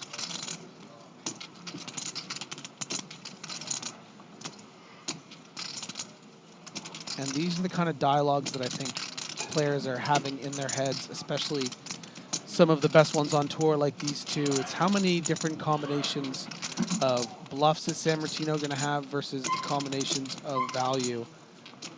And then you come to a decision in your head. 23. 28,000.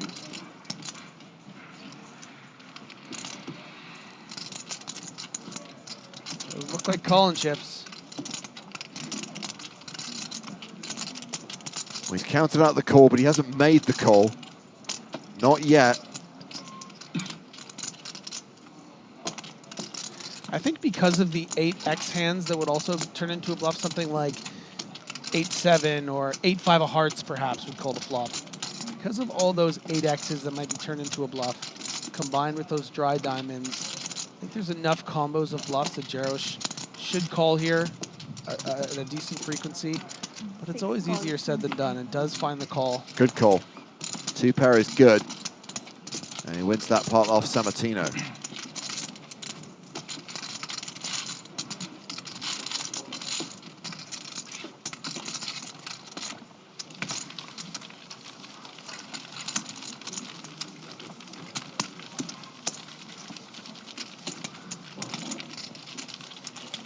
Patrick playing close to 80 big blinds right now.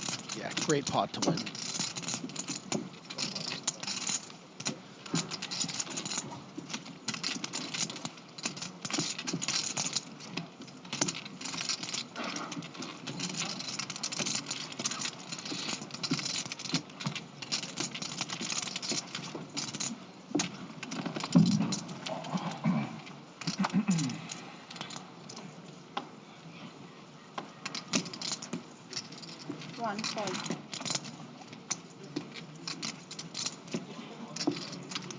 Dimitar Danchev, ace-king, under the gun +1, raises.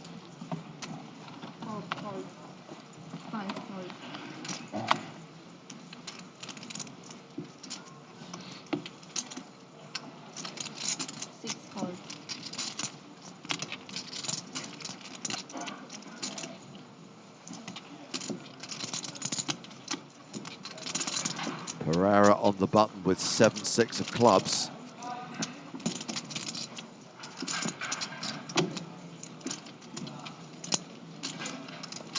Yeah, not a lot of chips to work with for Pereira. Just 23 big blinds. Can't really get frisky with some cute peels with hands like 7-6 suited.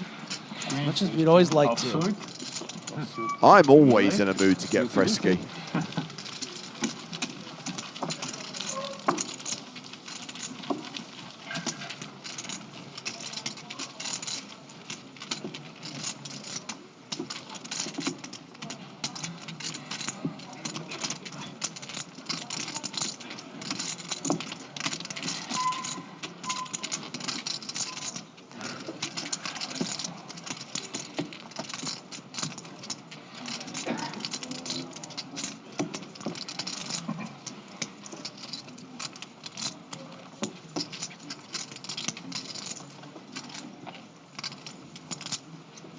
Chev not going to play this one. Around to Patrick Jarosz, who's got King 3 of hearts. Going to be just good enough for a raise with this many chips. Problem is you are going to have to show it. So it's going to, you know, make players aware some of the worst hands Jarosz is prepared to open in this seat. Bergstrom, Queen 6 in the big, folds. And then he has to show the King 3 suited.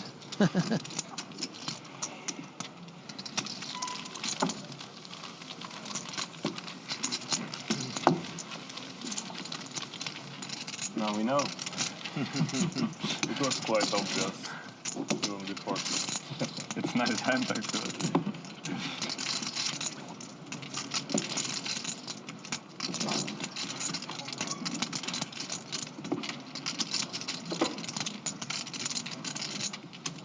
So do you know how many people are left? 216. Curious. That's great. 216 players remaining from that starting field of 1,285. I think 191. 191. 4 fold. 5 fold. 6 fold.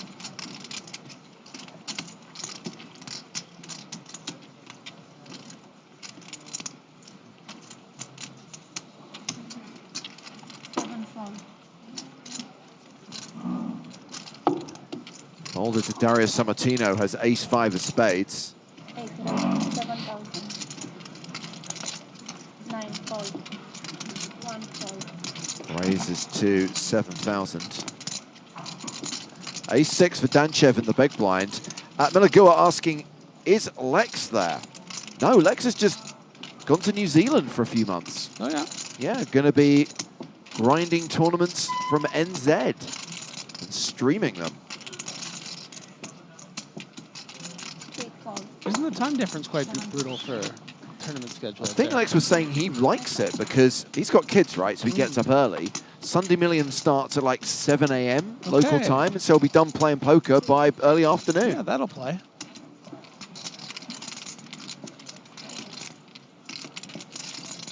Well, ace-6 is ahead right now, but 2 times out of 3, this will end in a chop.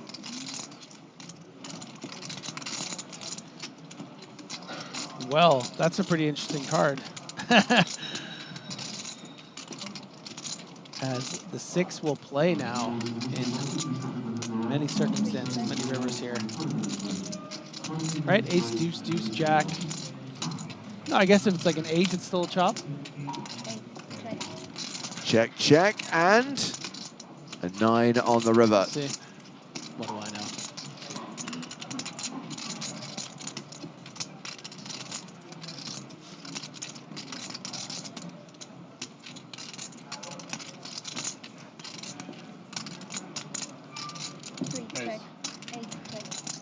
Check to showdown. This is going to be a chop pot. And Griffin, you know what they say? Everyone loves a chop pot.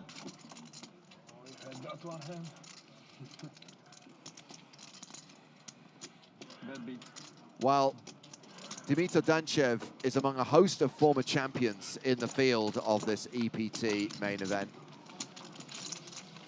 Former winners of European Poker Tour tournaments and other PokerStars live events. Maria Lampropoulou, who won the PCA in 2018. She's got chips, as usual. Ratman Lucien Cohen is an EPT champ, won Deauville in 2011. Also won the record-breaking Estrellas main event in Barcelona earlier this year. Robin Unatalo took down EPT London in 2013. Reindeer farmer. Reindeer farmer. There is Ramon Calillas, winner of the inaugural PSPC 2019.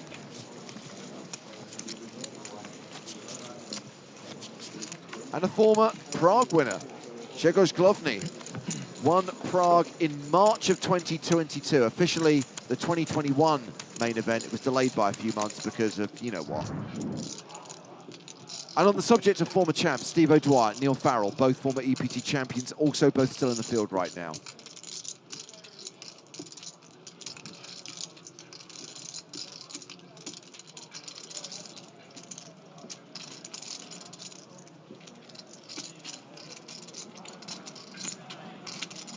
DeAndre just playing 25 big blinds, probably calling one of the worst hands that he would in this situation, trying to flop some equity, but won't get married to a single pair board, and that's not a good one.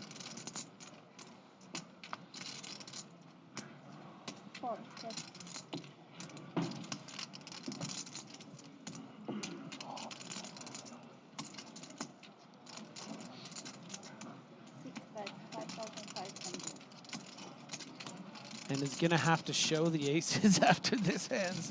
Such an interesting dynamic.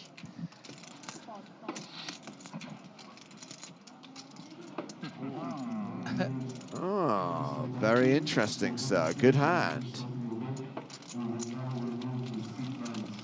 I would just be a little frightened of players that might have a better gauge of live tells, James, where you know they're paying attention to the person and they see the hand and they maybe make some notes of, because you always know if they have it or not, you know, when the hand ends. So there's a lot of different levels to this little game they're playing.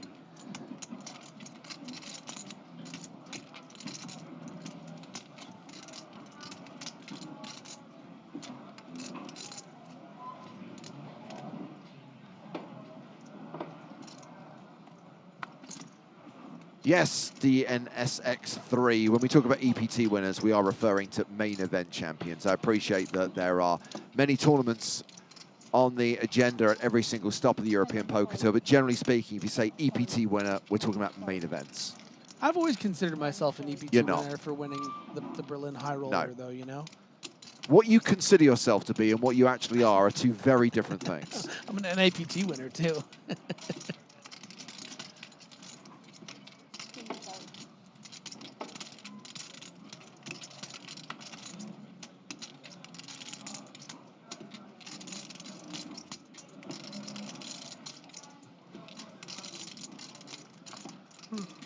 What can I say, James? I call a spade a spade. You are legitimately an Irish Open champion. Yes. You are legitimately a Shark Cage champion. You're damn right. The EPT Shark Cage. EPT winner. Advantage DeAndre, the bottom pair here.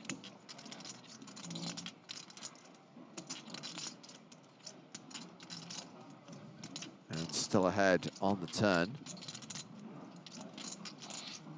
Come on, we want a cool bluff from Nemoto, right? That would be cool. But instead, we get the bet from DeAndrade. And Nemoto will probably bin the Queen 5.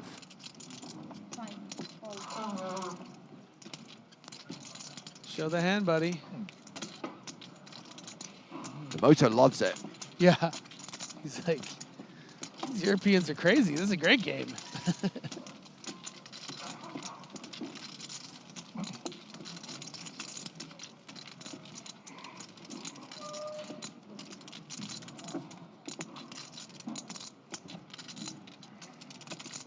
It's a little too bad so far with the card distribution, I'll say, because there hasn't been a big bluff or big pot where, you know, but it's going to come. You got another 45 plus minutes. There's going to be something that makes it really interesting in a big show.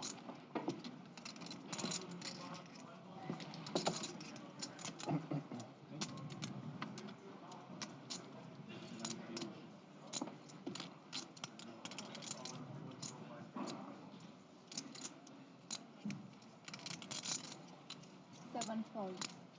8 fold.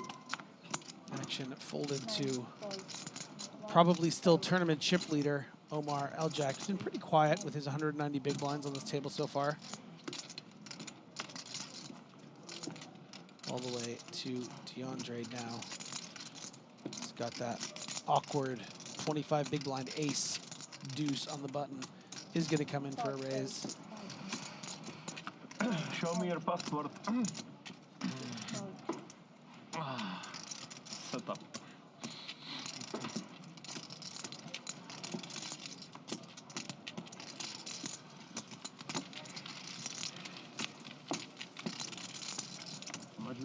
So we are roughly halfway through the level with 208 players remaining. 45 minutes until the short dinner break, and an opportunity to remind you of that mini EPT Prague series that is running alongside our live coverage of this event. 3 tournaments every single day, and want to highlight that in those mini main events on Sunday, there is a gold power pass to the winner of both tournaments. Silver pass is going to the runners-up. And again, want to highlight that Power Path is coming to PokerStars players in France and Spain very, very soon.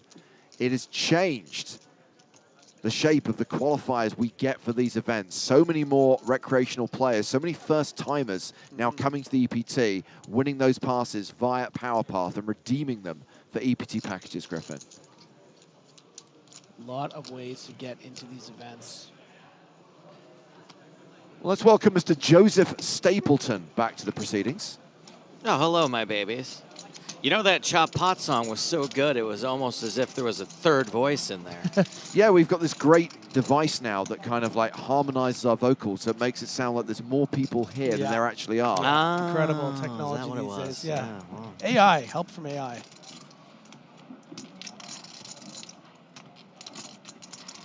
Does anyone actually call you Joseph? Does your mom call you Joseph? Joseph? Yeah. Yeah? Cute. Yeah.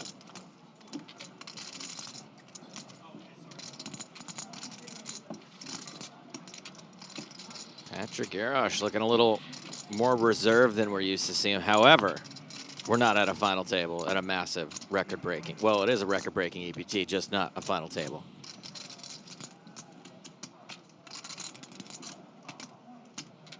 Hello, Ed. Hello, Ed on YouTube, YouTube mod. Doesn't get as much love as the Twitch mods. Hey, buddy. Little bubble posturing, I think, here from Pereira, from our resident Frodo. Oh, yeah, all right. Right? Yeah. A little bit. Elijah Wood helped me load luggage into a van once. Really? At Long Beach Airport, yeah. Come on.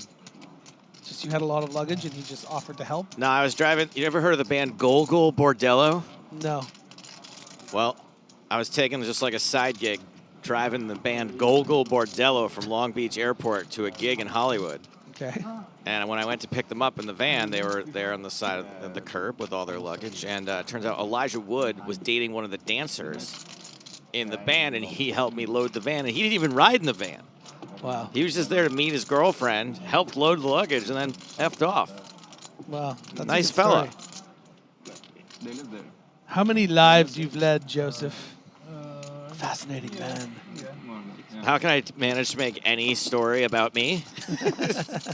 It's a skill. Garrosh with the nut flush draw as we head to the turn and drills it. Yeah.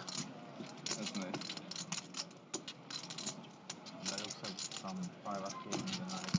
Not big, but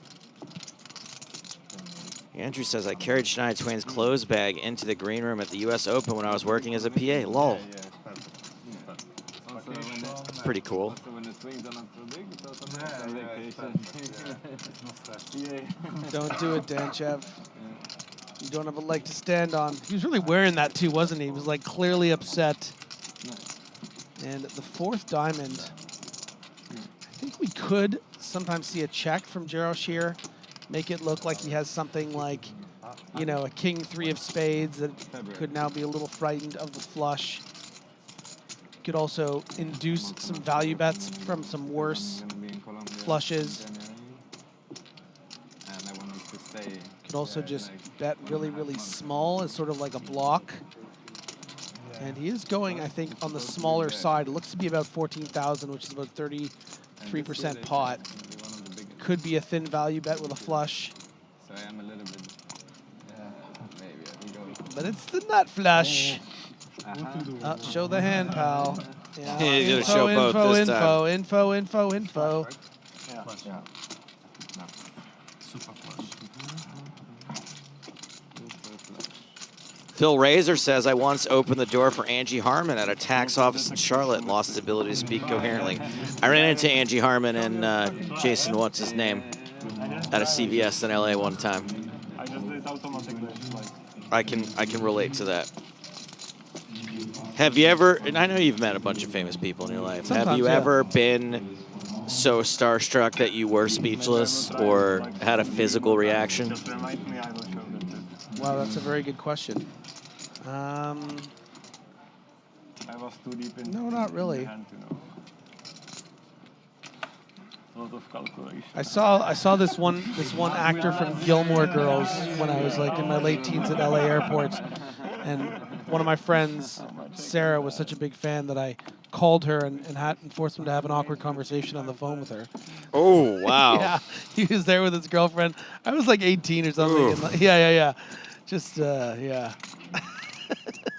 Really pushed my luck there. So ever since I've been a lot way worse. A lot more respectful of celebrities' time. Strag says, I once helped Will Wheaton load his car. Will Wheaton was a Team Pro, wasn't he? I'm pretty sure. You'd recognize the guy from Gilmore Girls. He was the lead in Heroes. I never saw That guy, Heroes. I know. Unless you're talking about the show about sandwiches. No. Okay. No, save the cheerleader, that tagline? Yeah, no, I know the tagline. I remember the tag. It was one of those Great shows first that season. people talked about how bad it got before I had a chance to watch it. Yeah, no, it has like an epically good first season. And then turns out they didn't have a plan after that. Yeah. It's weird how that happens. Jarosz opening the bluff with ace-jack. Pereira with a bit of a decision against the button open. You can see why with this stack size. Yeah, this could be big trouble for Pereira if he, you know, he's going to expect Jarosz to be opening like 90+%. Yeah, 90+% of buttons. And so is just going to take that ace-5 for the 20 bigs and expect a snap fold a lot of the time, but it's going to be a snap call, and he's going to hate to see that. Show? Yeah, of course. No, because there are no something. You got to show at least one. Yeah.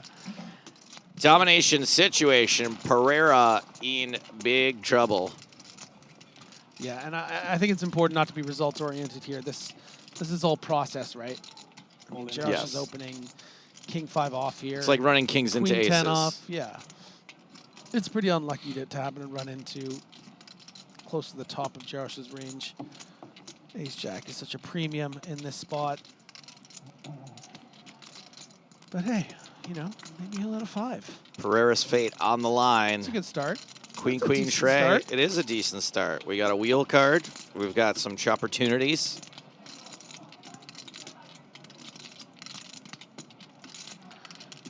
Yeah, basically any card gives more opportunity, and that is a pretty bad card. That is there bad. for Pereira. That finally got bad. Yeah, gonna need a king for a chop, queen for a chop, ace for a chop. But otherwise, you're done, bud. No ways to win it outright. River card. A jack's a chop too, isn't it? And a jack It's a chop. is a chop. We forgot the jack. Wow. That hand does, in fact, end in a chop. And you know what they say? Everyone loves a chop pot.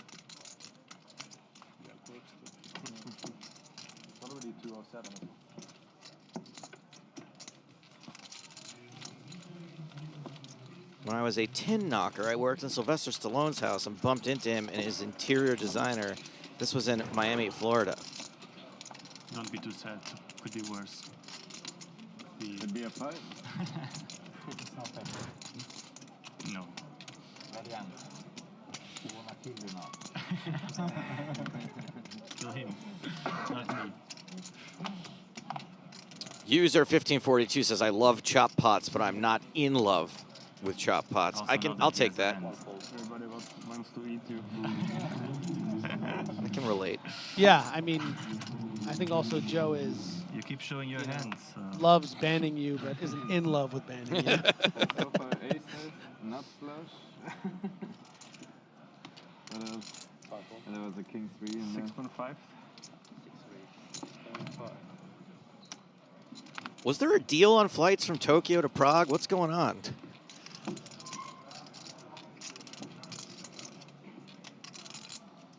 Yarosh opening King 10 suited. This time, domination reversation. Pereira with the heavy favorite this time around.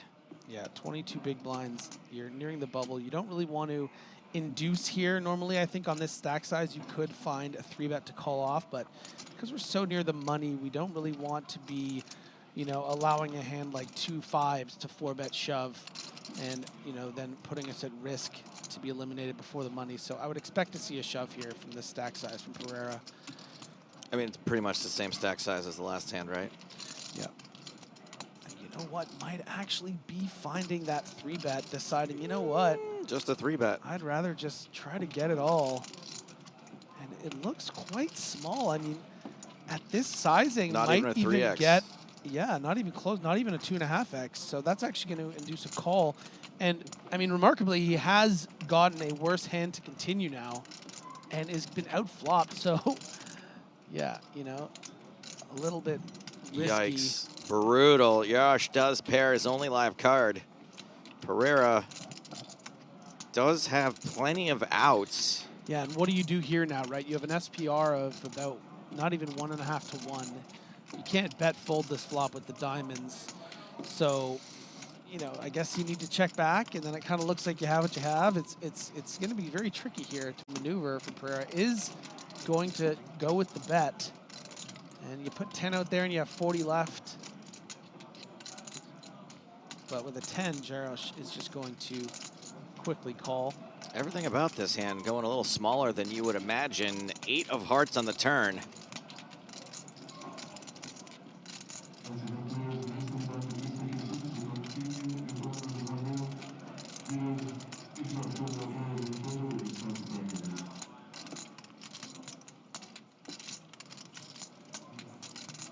And we can see Jarosz has the best hand, but it's not easy in his seat. I mean, you put yourself in his shoes here. This looks like you're getting milked. Yeah. Right? Like, you can't feel great about it. yeah, the small 3-bet. Take a long time to check there, hoping you get a check back. Maybe freeze him up a bit if Yeah. he does have something like ace, king, ace, queen. And look at Pereira's stack size, right? You have 14 big blinds if you just check this and brick the river. And I think that's probably what he's going to lean towards. You would hate to just shove and get snapped off by queen jack. You know, king 10 might be folding though, but he doesn't know he has that. Might, the operative word.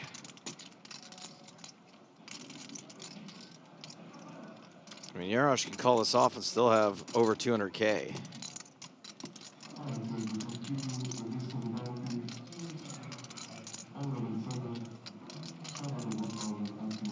I think it's a check. I think. Check and pray. I like that one. Yeah. It's one of my main strategies. Ooh, baby doll. Prayers have been answered. Broadway. I'd like 2 tickets. A Broadway. To the Broadway show. Speaking of which, have you seen Dix the Musical yet? No. Hilarious. Yeah? Yeah. Hashtag sewer boys.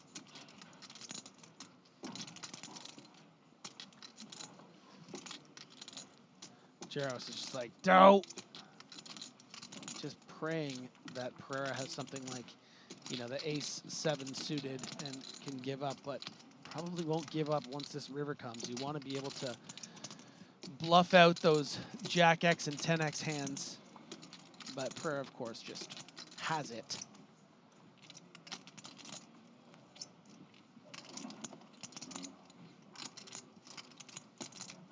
And, you know, it's great that we've been talking about this. This is going to be the hand Pereira's going to have to show.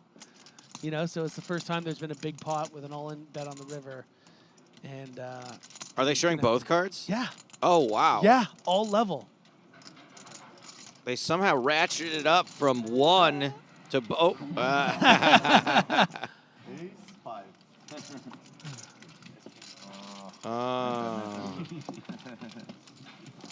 Yarosh was like, I don't like this game. Yeah. Yeah, and a little, you can see Jarosh a little peeved because he had the best hand until the river had gotten lucky. How many bluffs on the river? Depends who you're playing against. Here, mostly. You're asking the wrong person. Yeah. I can come up with 100 bluffs. I can't find so much bluff. Yeah. Not balance.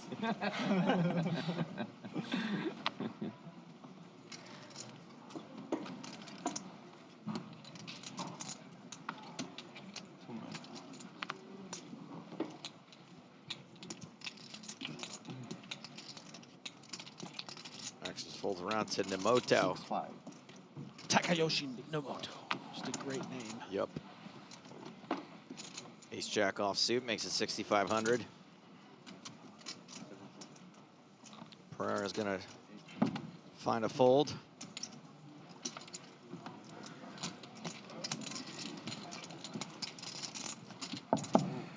Bergstrom. I like the sense Folds of the big community blind. this thing. Yeah, everyone's kind of like... I mean, it was fun. The first 2 levels they did show 1. I know, yeah. And now it's show both, which, I mean, they're going to see it in 30 minutes anyway. Yeah. What's next? Strip poker? What's next? Show your junk. Show everything. Very nice. It was that day that the EPT changed forever. Suddenly everyone was showing everything. No, we cannot. No, we cannot. Chip dumping. This fun. It would be fun, yeah. I've seen this on a final table, but they put cash on it. Ah, they put cash on it, really? On the final table? Like 400 or so. Yeah, but no. It's not fun with cash. Yeah, it's more fun. Fun with Yeah. these chips. I agree. Fun with chips. Axis folded to Pereira. Ditches the 5-4 offsuit. Dario Sammartino. For you. Not going to play the Jack Tray. Ah, so this is Omar L-Jack. Thank you for finally playing, you disappointing chip leader. L-Jack is a very card deck this level. It's just, you know, come in there with your 600K. We want to see blood. Well, he's going to get some action from Danchev. Yeah, I think this probably... All of the either action? play, yeah, as Nope. a call or a straight 30 big blind shove. Danchev saying, you know what? I'll just stay under wraps, let you bluff into me here, try to put pressure on me. What's the point of shoving? I'll make a little bit of chips, but you'll never call. I'd rather you just swap a gutter and bluff me off on the turn, you know? Rather lose a small pot than win a small pot. Unfortunate flop for Danchev. Very motivated to continue, though. Ace of hearts in hand. Ace jack high, going to be good a decent percentage of the time.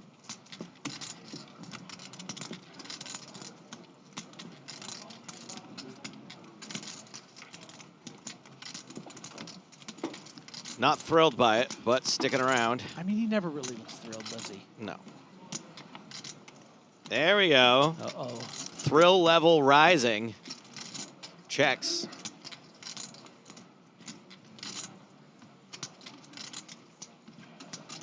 Pretty sure I chose L-Jack as a character in Marvel vs. Capcom before. River's a deuce, ace high good. That'd be a good thing to say right before going skydiving. Thrill level rising. I love my thrills. It's a good way Right to make before sure a you get roller pushed out of the coaster. plane. Yeah. You turn to a stranger. Thrill level rising. And L-Jack, finding himself at the bottom of his range, would love to be able to just bet this and show the 4 high and be the cool guy in the cool blue jacket with all the chips. Or is he going to be a weak man? The Czechs. Who do I want to be on this day? I will be brave. I will be strong. And I will bet a lot of chips. That looks like 50,000. That's a lot of chips. That is a significant overbet. Pretty much. Why so serious, though? Only a 2. A flush certainly would have continued on the turn. Even sets would have bet again on the turn. So you're just saying here you got a deuce. Or you got skadoosh. I feel like Danchev could look him up.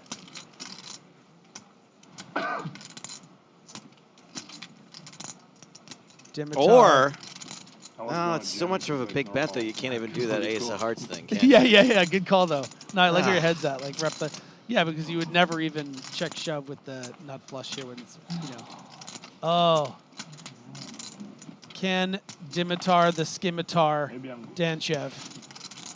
That's like a cool sword, you know. I know, yeah. a scimitar, Like yes. that, yeah. Is it a silent C? Pretty sure. Damn.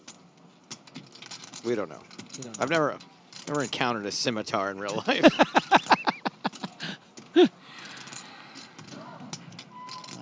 Danchev, not a believer in a coffin right now. Trying to see light. Oh, you know he's going to show you a bluff, too. Oh, yeah, that's right. You're going to have to see it. He just wants him to fold so badly with this sizing. Calling here and being right, such a rush. Yeah. You ever done this? Have you ever called a 2x pot bet with ace high? Maybe like once in my life. Oh, he folds it. He's going to see it. The 4-3 is spades. Ace high. Yeah, I figured ace of hearts. Wow. Omar coming. Yeah, and such an intelligent sizing. And that's what he said about the ace of hearts was that he needed to make it a size that he couldn't his opponent couldn't do the ace of hearts thing. Yeah. It's like I'm representing a boat. What boat do you really have, right? So sometimes if your story doesn't make sense, just bet really big. And you might, you know, scare off your opponent. Really impressive stuff from the table chip leader. Oh, boy, we have got the bubble on the screen. Yeah. I heard it. 191 players are paid. We are 10 from the money.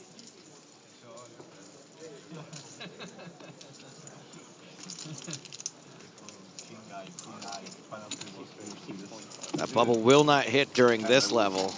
Okay. Yeah, 23 minutes till we hit a break.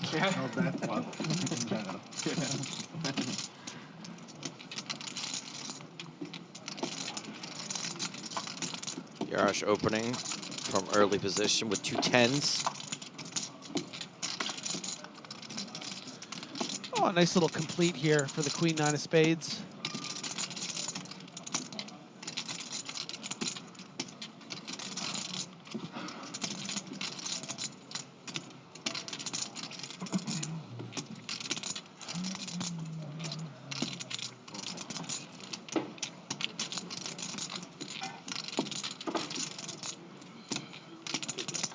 Heads up to the flop. Ooh. 10, 9, tray, 1 spade. Andrade could get in a little bit of trouble here. Top set for Yarosh.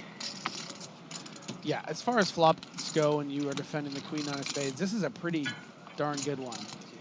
You know, you have some good back doors as backup to that 9, but when you're up against topset.net, you're in a little trouble.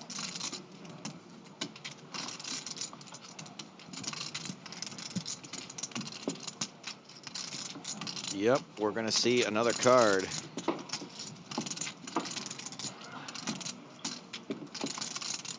card is the King of Hearts.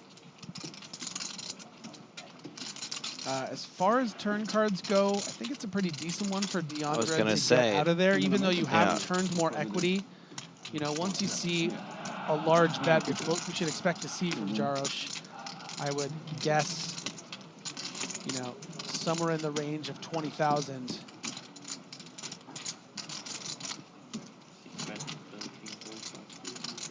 It is going to be 17.5. So still 13.5. So a really intelligent size here. Trying to allow a hand like a pair and a straight draw to continue, not wanting to scare it off. You must be brave AF to make it this size on a board this wet. Like, that is a confident individual. It's a very, very smart sizing. Really targeting this exact range.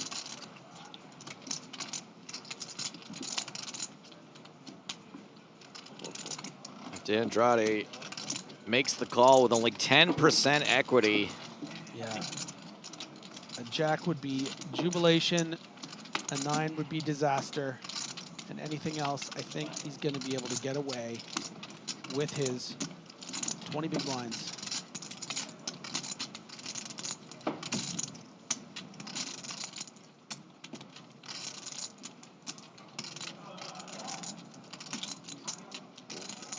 De Andrade checks. Ricardo De Andrade. Set up perfectly for a pot-size shove. Let's see if Jarosz goes for the jugular or tries to milk. Throat or udder? That should be a new thing. Behind the third door is a milking machine that don't stop till it gets 50 gallons.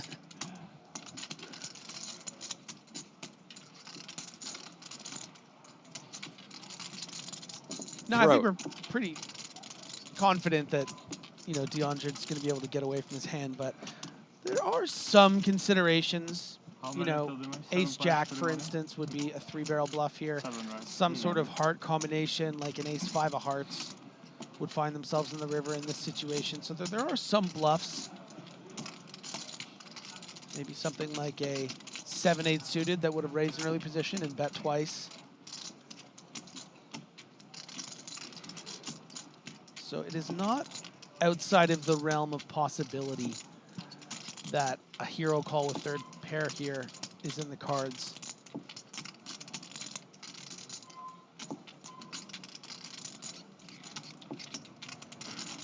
You also block Queen Jack, which makes it a little bit less likely your opponent has the nuts straight. You would just hate to fold here and be shown the ace-7 of hearts, but you know, you also don't want to be shown the set of 10s. If you call.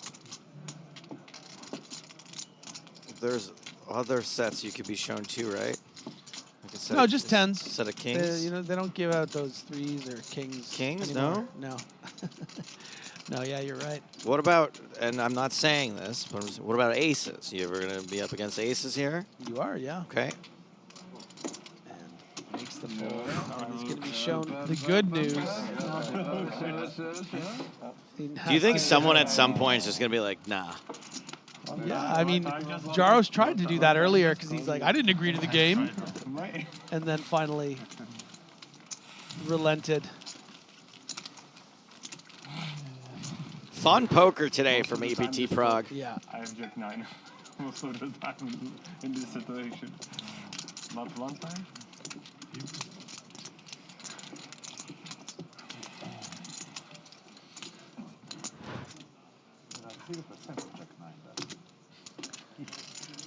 Great level for Jarosz.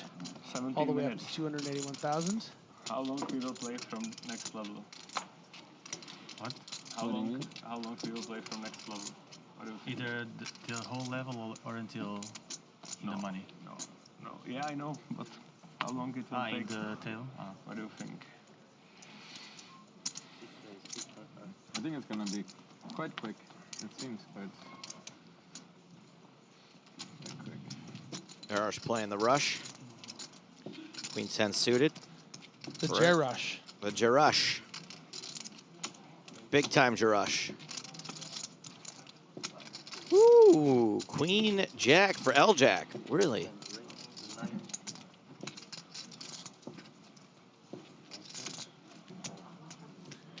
Yeah, gonna play it as a 3-bet.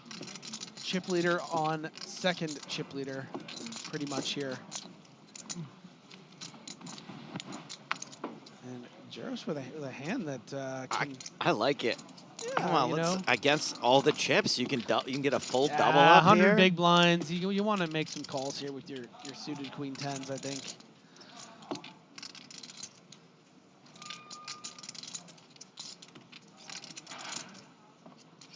But you know what? A Also fine. disciplined fold. Also fine. I mean, look, at the end of the day, playing against the chip leader who's capable of 2x potting rivers out of position, you know, it's okay to make some tight folds pre-flop as well. Isn't it particularly, you know, it's not the hardest table in the world. You're getting a lot of opportunities to make chips by just it being near the bubble. So I think that's where it comes from as well. Is that, like, you know, we are close to making the money. Let's not fight for pots in 3-bet pots out of position against the chip leader. I guess if your goal is to min cash, real players go for the win. It's true. Throw to rudder. It's catching on.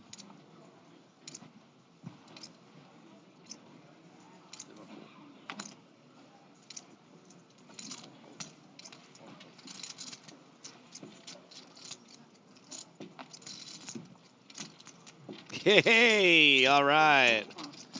The 1-1. And it goes big, goes 7,000. No more of this 6,500 nonsense. No. Yarosh calls with the 78 trombones. King, Jack, Deuce, 3 hearts. Nobody's got a heart. Not having the ace of hearts here. You have to have the heart. Really stinks, the heart and the commitment. You have to have the heart and the commitment. You do a pretty good Lithuanian Australian accent. Do I?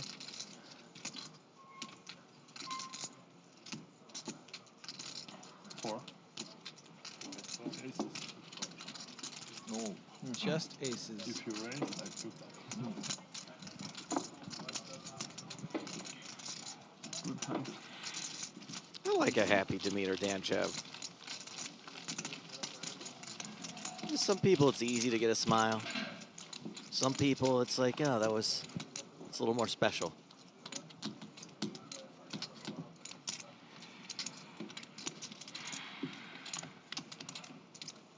I think it's hard to smile when you're named after a sword. Scimitar. You're making a lot of steps there, pal. Especially because his name is pronounced Demeter. Which, by the way, James and I called him Dimitar for like a decade, and then one day I heard Dan Shack call him Demeter, and I was like, oh, that makes way more sense.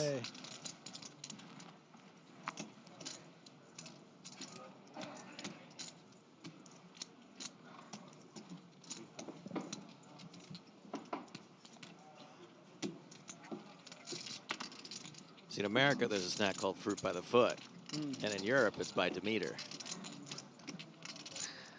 Oh, God. Yarosh in the small blind, Jack 8 suited, and he's just going to put Pereira all in.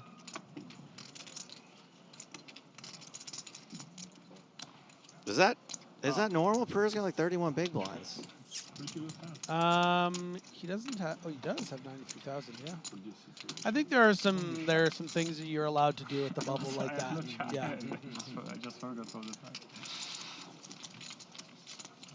Like, I don't think that he's supposed to call there with like ace 9 or anything. Mm-hmm. You know, things that are slightly ahead, like you kind of need to get in the money. So you just need to dodge your opponent getting like 2 10s plus, I think.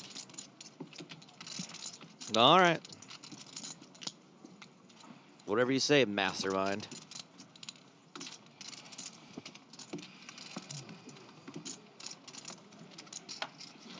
What is the minimum age required to play here? Well, Jaden, 21. You're fine.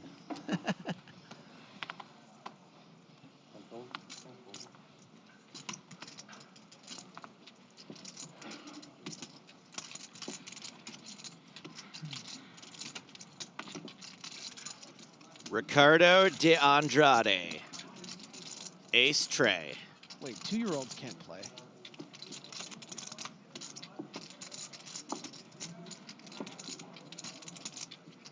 Oh, 21 years old. Yeah, 21. Yeah. I got there.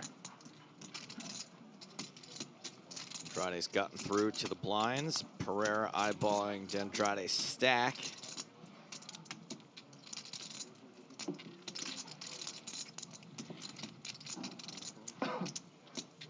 Oh, thank you. Who is the youngest ever EPT winner? I bet James would know this. It's not something we've brought up for a long time. Also, it's probably not that impressive anymore because the person that was that young is like not that young anymore. Right.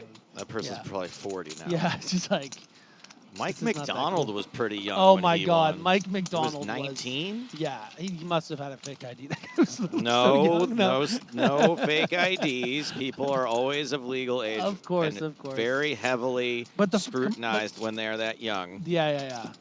He was real fresh-faced. Quite a legend. Mike McDonald. Timex.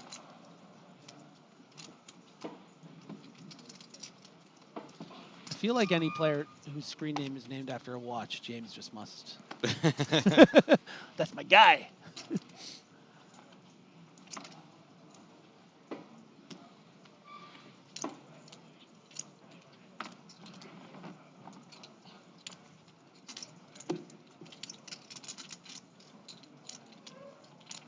New feature table. Oh boy, look at this. Thomas Clack. Griffin Benger. Are we allowed to do that? I don't think so. No. Oh yeah, there's some very interesting characters on this one. I guess I shouldn't spoil another Japanese player though. That's cool. There must have been a sale. Yeah. We usually get a bunch of Japanese players at Monte Carlo Because of the whole of vacation time Golden thing, Week. right? Yeah, Is there Golden another? Week. Did they add a Bronze Week or something? Oh, we're going to a flop here. Pereira versus L-Jack. 2 10s for Pereira.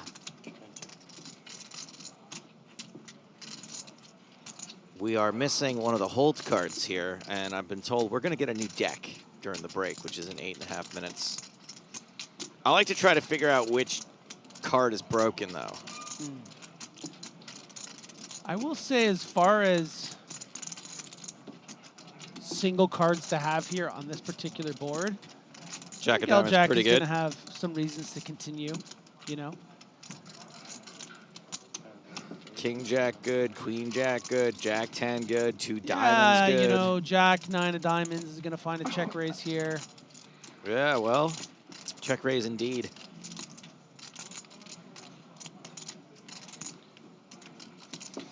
Jack 9 off even with the Jack of diamonds, going to find a check raise some of the time here. Pereira ain't scared though. He's expecting that this is going to be the line the chip leader is going to take sometimes. Will be continuing. And hope to get some non-diamond runouts.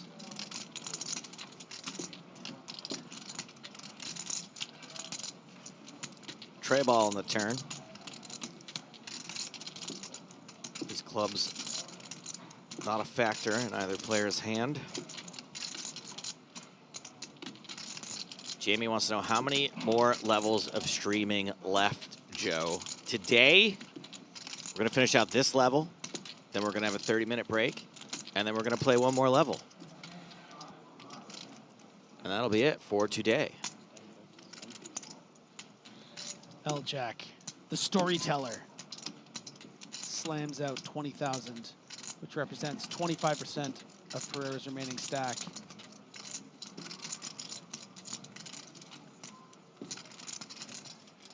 And even if you are getting bluffed some of the time here, Are you prepared to call here and then call again on the river? Is your opponent going to give up if they don't have it? So many things to consider. I think Pereira is probably going to be leaning call here and then maybe a wait-and-see approach on the river. You would hate to just get bet fold 20K here from Jack 5 of diamonds, right? So there is the call. And we go to a very important river. Ooh. Oh! Well, other card irrelevant. Oh. Jack X winning.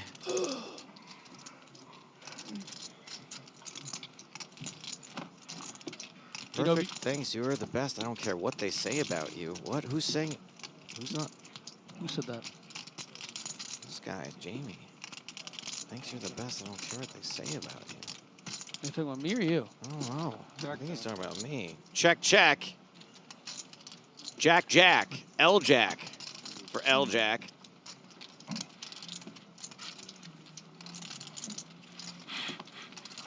Can we see the other card? Yeah, come on. I want to see the other card. I want to know what he has. Ooh, Jack 4 of diamonds. Yep. That's a Jack 5 of diamonds, right? The flat You gotta call the tire. turn. 5 minutes left on the level.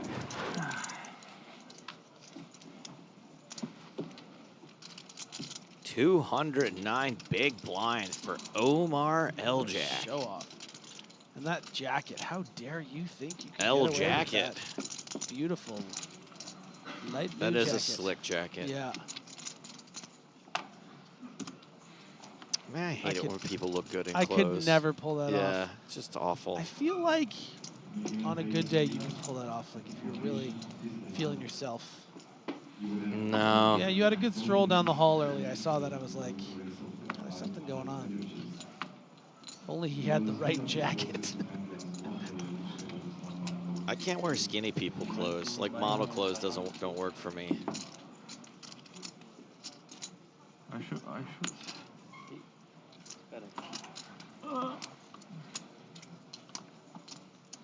Pereira folds 8-6 off.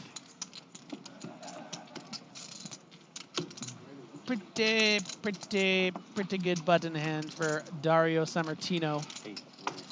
Ace Jack gives me Ajita.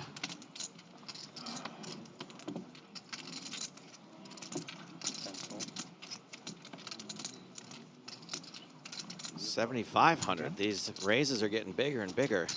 Is that allowed? Oh, I should be 10. Who the heck is that? This guy? Actually, if you have 3 more. It's Bergstrom, baby.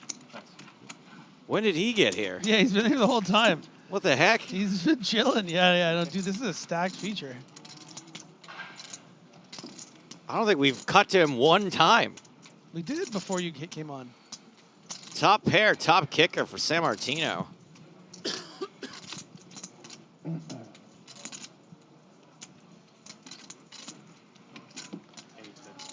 And top C-bet. Yeah, and L-Jack's perceived range here of pocket fours or ace-4 suited. I think you're going to see it continue for both of those hands. It was the 4 of diamonds before.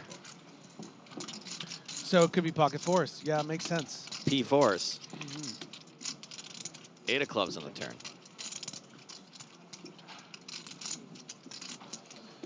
That's a really cool skill to have, actually. You're able to track the cards that aren't reading in the thing. What's weird is that they never happen. Oh, I know why.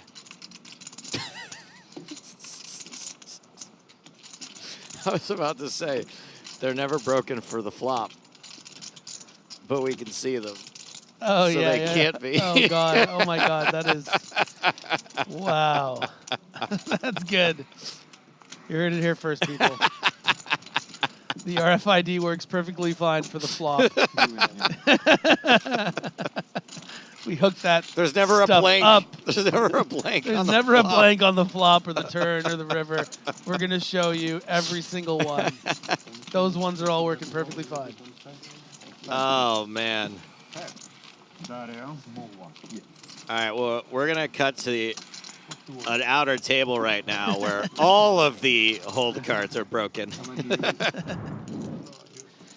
We've got Ramon Callias versus Ian Gascoigne.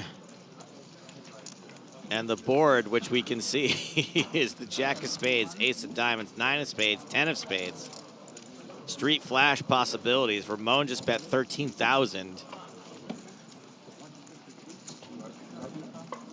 Now, why did we cut? Ooh, that's a raise to 40,000 from Gascoigne.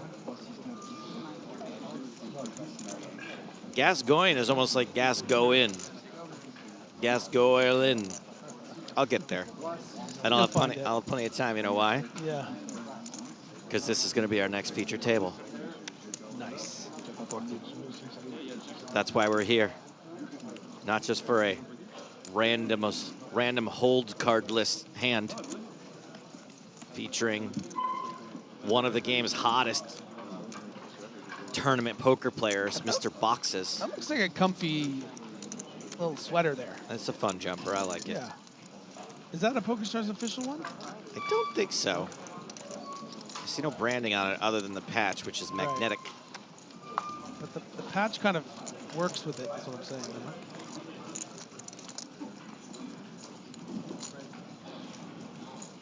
Ramon folds. This pot's going to go to Gascoigne, and at this point, I will inform you what other players are at this table.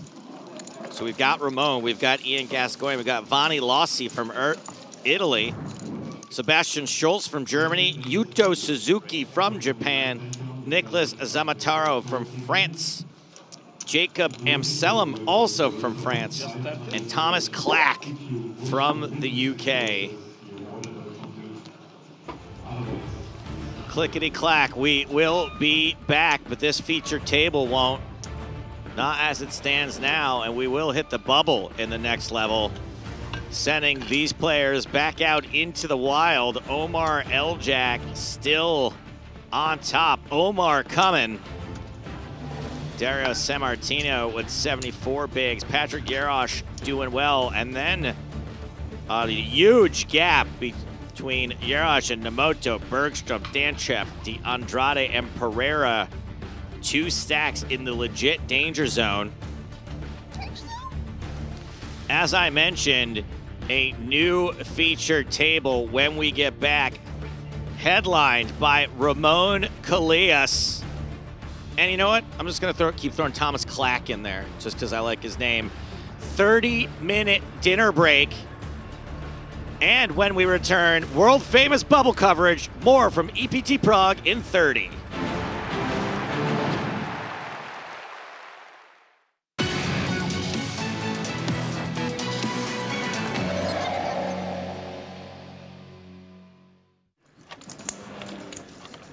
He's going to raise to 13,000. Salvatore pass.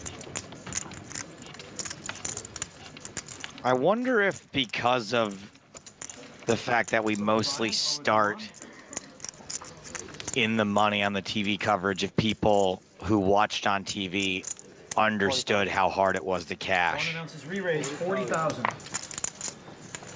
Like it might have just looked like everyone just gets money. There is Manuel Bavond. Now, he's quite important at PokerStars these days, Joe, so be careful what you say about him. Sebastian announces. Is he a bon vivant? Ruthenberg all in after Maceras 3-bet. How many chips you got? 130. Total 130?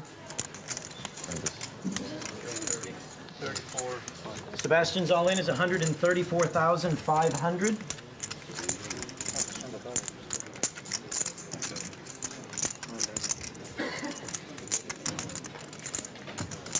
Wow.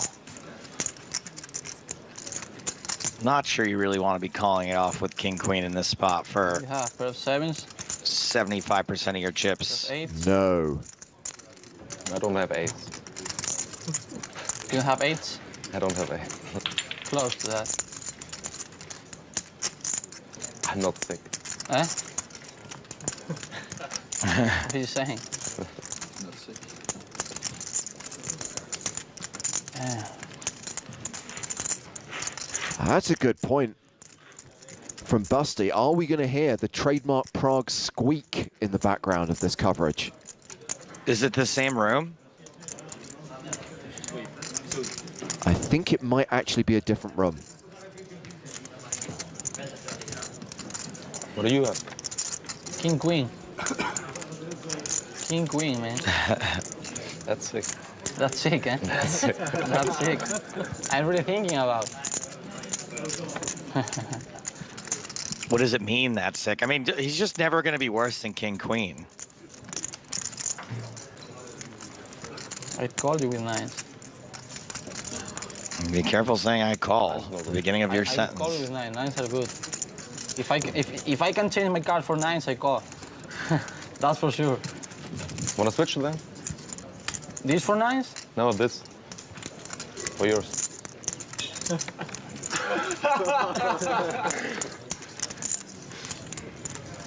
I need a ruling if you guys want me to.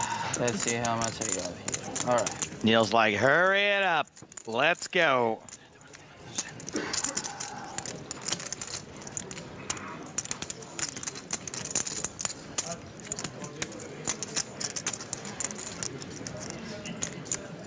All right, I'm counting him down in 3, 2, 1. All right, nice hand.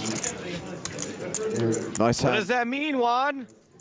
He folds. And passes. So now I guess I only lost 100K since I started today.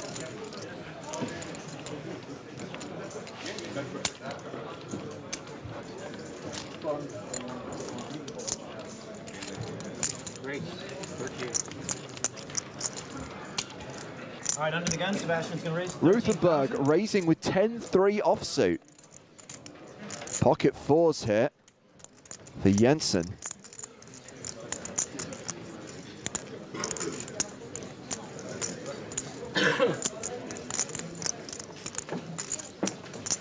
He's going to pass to Juan. That gets folded. Ace-8 for Juan Maceras. Juan says he's going to play with his friend. And he's going to call with Ace-8 suited. Dan passes on the button over to Raul in the small. You know the song Guantanamera? Yeah. I always want to sing Juan Maceras. It almost scans. Raul Mestre is the other Spanish player at this table. He's in the small blind. Why does that sound so familiar? We used to cover him a lot, didn't we? Yeah, he makes a few appearances on the tour. I'm all in. Raul announces re-raise. Okie dokie. He's going to shove with Queen Jack. Well, that's a simple fold for Ruthenberg. I'm going to shove on Maceras. That works. So will Juan, and Raul is going to take the pot. And a fold from Maceras as well. The all-in gets through.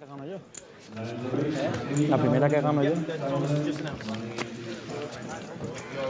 Blinds 3,000, 6,000 with a 500 ante. Salvatore folds to Brian. He's going to raise. Brian Jensen opens with fives. Thank you. All right. I don't have here. I got here. Vea, 100 coronas. Kings for Manuel Bavon. Raúl, tienes 5 coronas. Bavon, the bon Bavon. Estoy quebrado, no tengo ni 5 coronas. Manuel makes the call. Sebastian's going to pass. I have Manuel to thank for all those many days I spent in a voiceover booth saying $1,000, $2,000, $3,000, $4,000. But you know what? That's brought a lot of joy to a lot of people. 9 of spade. In that I'll be case, the first to admit I wasn't sold on that idea, but I've had so many people tell me how tickled they were when they got those videos. Do they still happen? I believe they do, in which case, claps for Manuel Bavon, please. By the way, who just flats here at the Pocket Kings. Nice. 19. Brian's going to bet 19,000. I'm all in. Seriously. Re-raise all in. Raise all in. Under-repping his hand. But now decides to go crazy with it. Well, he's obviously just playing for Jensen's stack here, who's got 53.5K behind. Continued with the fives, and Bavon has check-raised all in. Do you call it off here with fives, hoping to be up against 2 overs and a flush draw?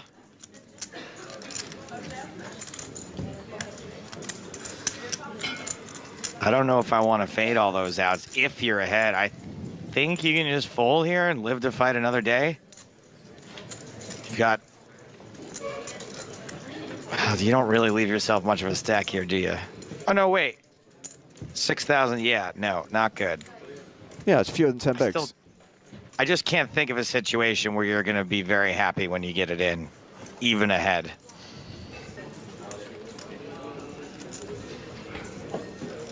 But I think you're going to be behind so often. He folds. Emmanuel's going to take the pot. I'm genuinely surprised to see a fold there, even though I couldn't think of a reason to call. Well, it's time to step into the mind of an EPT champion. We're going to sweat with Sebastian Ruthenberg on this next hand and only see his hole cards. This should be fun.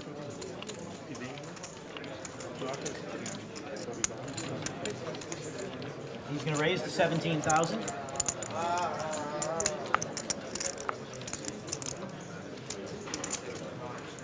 Fold over to Nasser.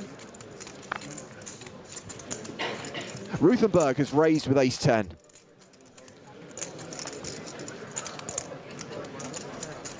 Okay, my friend.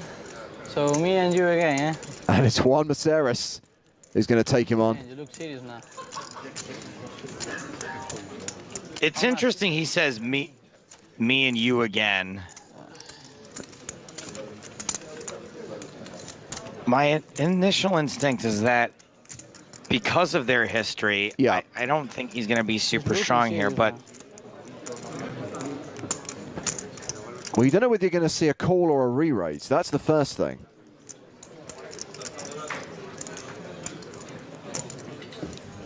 Yeah.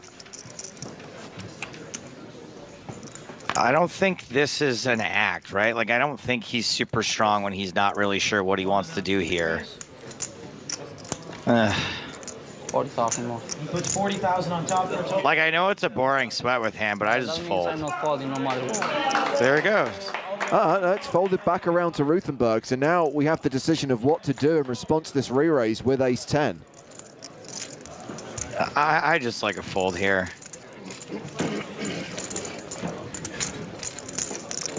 I don't see a lot of situations where, like, we're in really good shape. Like, given the history, maybe Juan wants to get a little revenge here, and he's 8-9 spades. Raising a worse hand, but... Can I put Maceras on an exact hand? Yeah. Queen 10. Your hand, I mean. I think it might be King Queen again. And Juan's going to take the pot. Well, Ruthenberg has folded. What did Maceras have? Wow, Ace King. All right, I'm back, man. Today, I raised 4 first hands. Everybody come over the top. I lost 100K in 3 hands. It's just a fold with ace-10. Is this Kate's first appearance on the EPT? Holy Kate the dealer. Frederick first. Frederick Nygard from Finland folds. Pedersen's out. Raul Mestre. He's going to raise to 50. Raises with ace-king of diamonds. Pocket tens. For Bevant.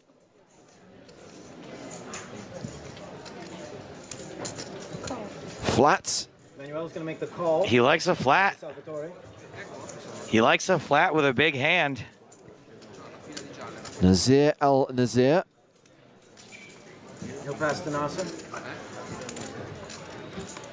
He'll fold The as well. flat makes sense here. You don't necessarily want to re-raise and then have to get it in for your whole stack with pocket tens or get 4-bet.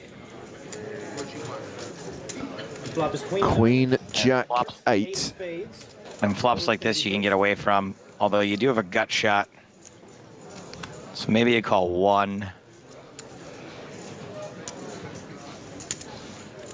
He's going to make it 24,000. Mestre continuing with his gut shot and 2 overs. And your gut shot's pretty safe if you hit it, but obviously if you hit the 10, you know, 8-king makes it straight. For 24,000 apiece, these guys are going to look at the turn card. Turn card is the ace of clubs. So Mestre gets there on the turn and now has 84% equity. Raul is first.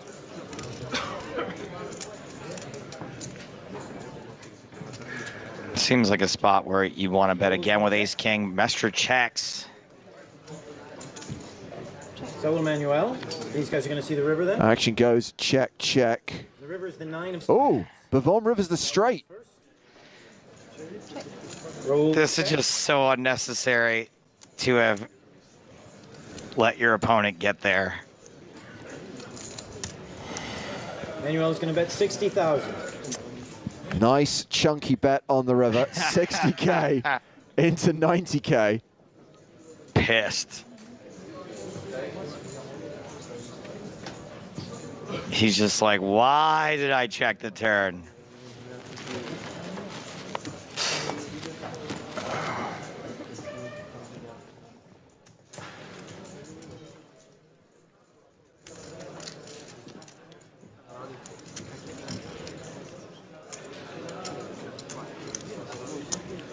I think there's just so much that beats ace king, you have to let this go. Like, so many two pairs got there. So much of the flatting range, when you raise ace king and then get flatted, is just gonna have ace queen, ace jack, ace 10, pocket tens. You don't worry as much about your king tens and stuff like that, but even still possible. Yeah, lets it go. Good fold, frustrating. Get it quietly, love. Bavon has opened with ace queen. Frederick Newgard, the chip leader, has sixes in the small. Newgard. And so we'll And Pedersen comes along from the big with sevens. Are you trying to say New York guard? No. NY guard? Flop here.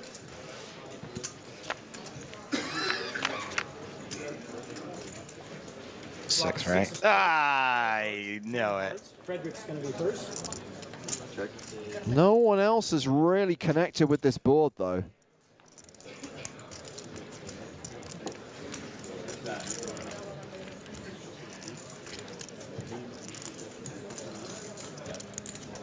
So Newgard has checked, which is fine. You don't have to, I do say always bet your sets, but you can still check to the pre-flop raiser. Now, no one has connected, but Pedersen thinks the sevens could very likely be the best hand. And he's going to lead into this pot for 37,000. So Bavon with two overs and backdoor spades working for him. Has backdoor straight cards as well. Three-way. I don't hate a call. I really don't hate a call there. I think when people lead that flop, they're going to have exactly the kind of hand that Pedersen has. I think your overs are going to be good a lot. I think there's lots of good turn cards for you. No, hate is too strong a word, but I don't like it either. And I'm not sure I want to continue with that hand in a three-way pot.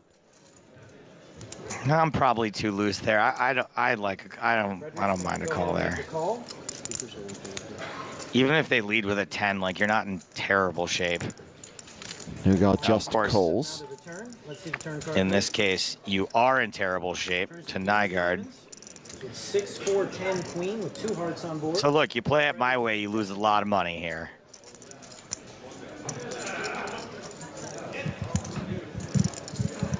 Yeah, because you pay your queen on the turn and then you start paying off more bets. Yeah. Anywho, Newgard just flatted. Goes check, check on the turn. The river card is a 3.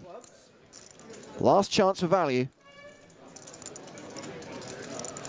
So again, when someone leads the flop like that, like, I'm gonna think they have a pair a lot of the time.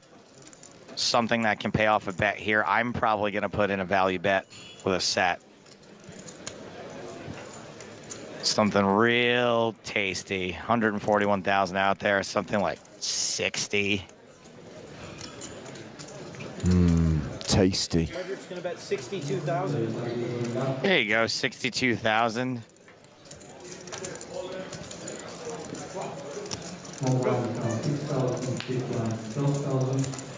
Now, I don't think Nygard expects Pedersen to have sevens that often. I think it's going to be a 10 a lot of the time. Yeah. Maybe even a 4.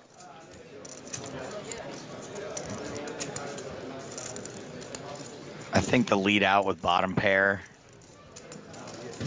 is a fairly standard move. Gets the call. Well done. Sixes for pocket sixes for a set of sixes. Pedersen likes it.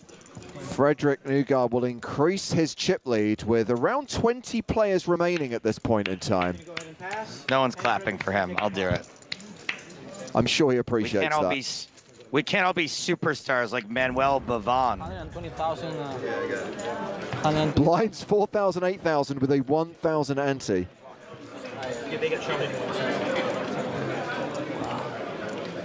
Dan's going to fold under the gun over Raul.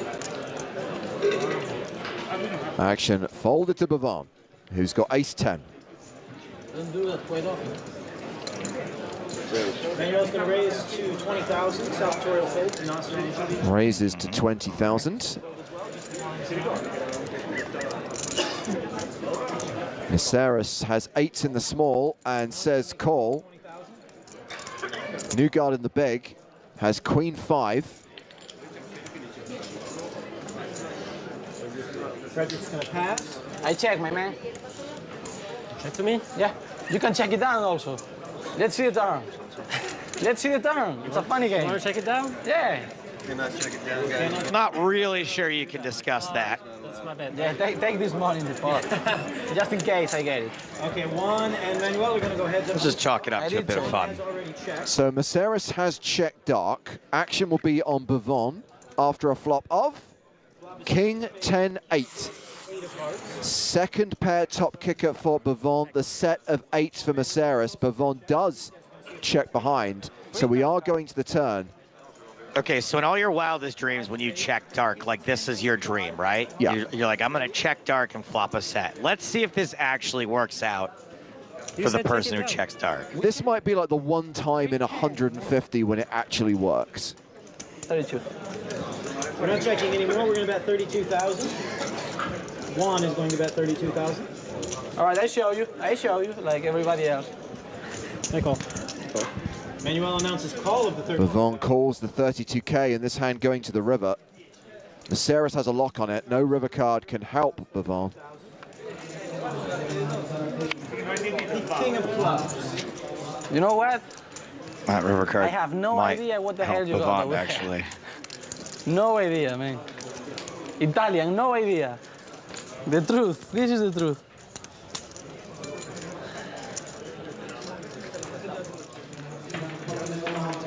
Might make him think that his 10 is more likely to be good, but Miseris is going to blast off here, so maybe... Manuel instantly calls. A bet of 80,000. Snap calls it. Oh, man. Tous des 7, putain. 80? 80. Did he just say a rude French word? He did, but in France, it's not that rude. You got the king, I right? hear it pretty regularly when I'm there. Usually in my direction.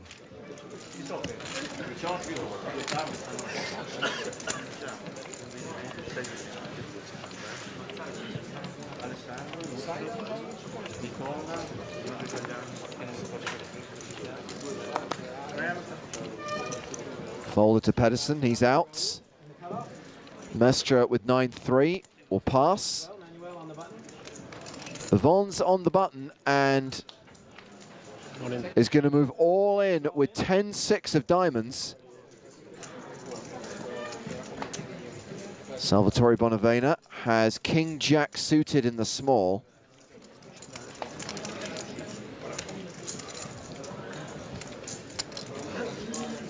And not much more chips than that. I think you gotta just let this go.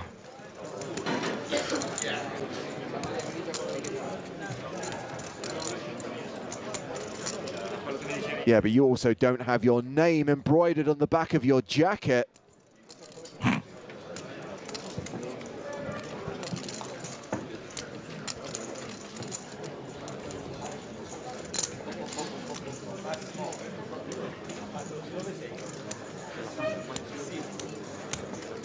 You've also got another player to act behind you. Announces call. Wow.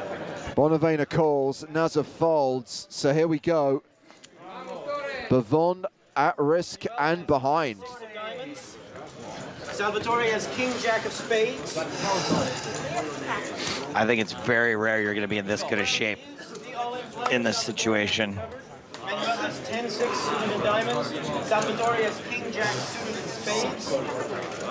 Let's see the flop, please. Flop is ace of clubs, deuce of hearts, 9 of diamonds. King high, still ahead. Come on, make it interesting. So far, the king, jack of spades is still in the lead. Jack of diamonds. Let's see the turn card, please. Turn card is the 7 of spades. Manuel has now picked up a gut shot straight 10, draw. 8. To go with his 10. 4 more outs now. He's going to need a 10, a 6, or an 8. Hey, he knows the pokers, he knows his outs. Does not hit. The Italian celebrates as Salvatore Bonavena KOs Manuel Bavon in 19th place. He cashes for 13,800 euros. Congratulations, Manuel. You've won 13,800 euros. King, king, 10. You played some pretty good hands. Yeah. Hachi Machi. When I had pocket pens. Congratulations. We hope to see you back at the table soon.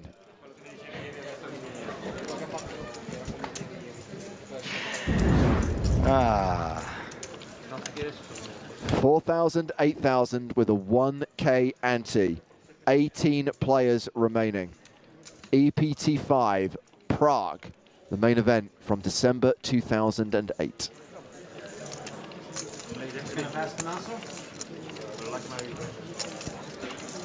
Nazar El Nazar with ace 7. Translation, Nazar the Nazar. Nazar's going to raise 19,000. A raise to 19K and pocket jacks for Frederick Nugard.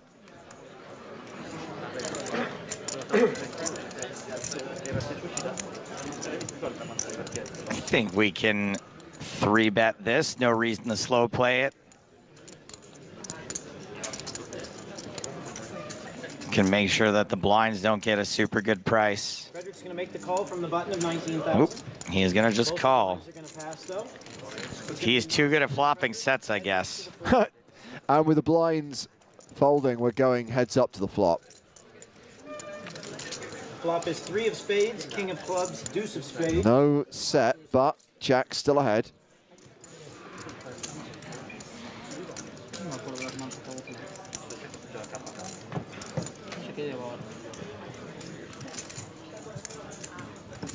He's going to bet out. All right, so no choice but to call at least one here.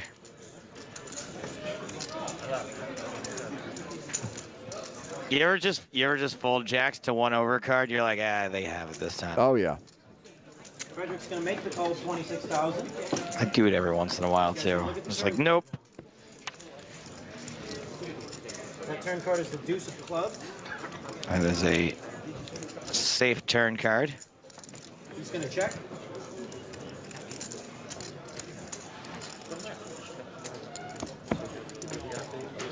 Both players are going to check. Let's take a look at the river card. Check, check. All right, that's River card is the 5 of diamonds. That's fair. Good run out. Pot's small enough. If El Nazar decides to put in any sort of reasonable bet, jacks can call. 108,000 in the middle.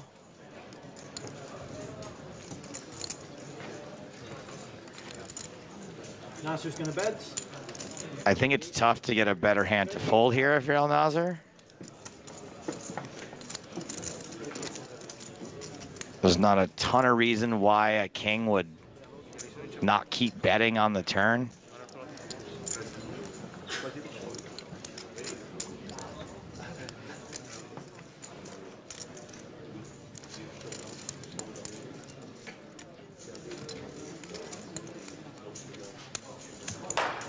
Yeah, a couple of straight draws came in on the river, but you really don't expect either of these players. Daniel Biro out in 18th place, down to 17 now. Frederick's going to make the call. You got it. Want to show? Nasser shows ace-7 for a pair of twos with an ace kicker. A7, no good. Jacks win the hand. More chips for the chip leader.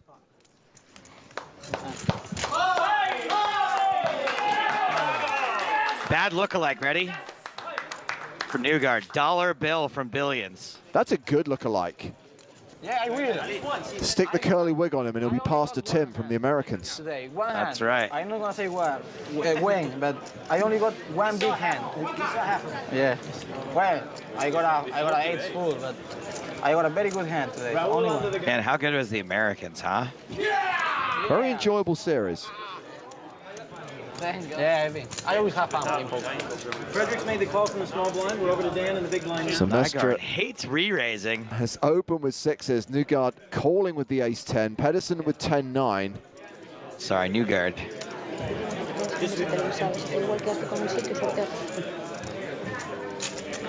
Dan's going to make the call as well. So we've got 3 players going to see this flop. Frederick, Dan, and Raul. Let's see the flop, please. The flop is going to be the 7 of clubs, the 5 of spades, and the 8 of clubs. Frederick's 7, 8, 9, 10. Almost. Dan's going to move all in. 6s, 5, 6, 7, 8. Yeah. How much is it? See where you're going here. Does anybody have a straight, though? Not yet. There's 47,000 is the bet. Pedersen getting it in with 2 overs and the straight draw.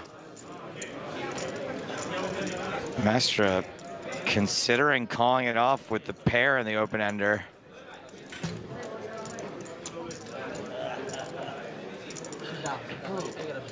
I don't know about this. Call 47,000. Frederick's going to throw it away. Yes, it is the best hand. I think you're going to be up against like a 7, 6, 7 a lot and top pair a lot. I don't know about the call at 6s. Am I crazy? 2 overcards, and he also has an open ender. None of the flushes are in play. Dan is the all-in player. Let's see the turn card, please. The turn card is the 3. 6 is still holding. Dan is going to need a 6, a 9, or a 10. No, just a 10. Mestra pointing out that a 9 is not one of Pedersen's outs. That would give Mestra the straight. River card is an 8. It's another 8 on the river, and that will see Dan Pedersen dispatched in 16th place. So someone just went out from one of the outer tables in 17th, Pedersen out in 16th. So the redraw for the final 2 tables will be down to the final 15.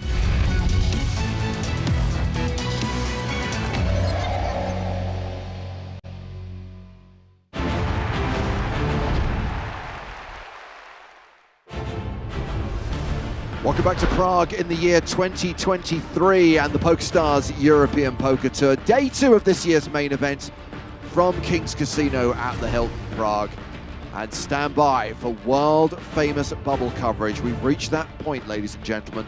198 players are returning from the dinner break. 191 will get paid. That's right, 7 eliminations and we will be in the money. So our bubble coverage starts now. These are the chip leaders coming back from break, players who should not be going out in the next few minutes.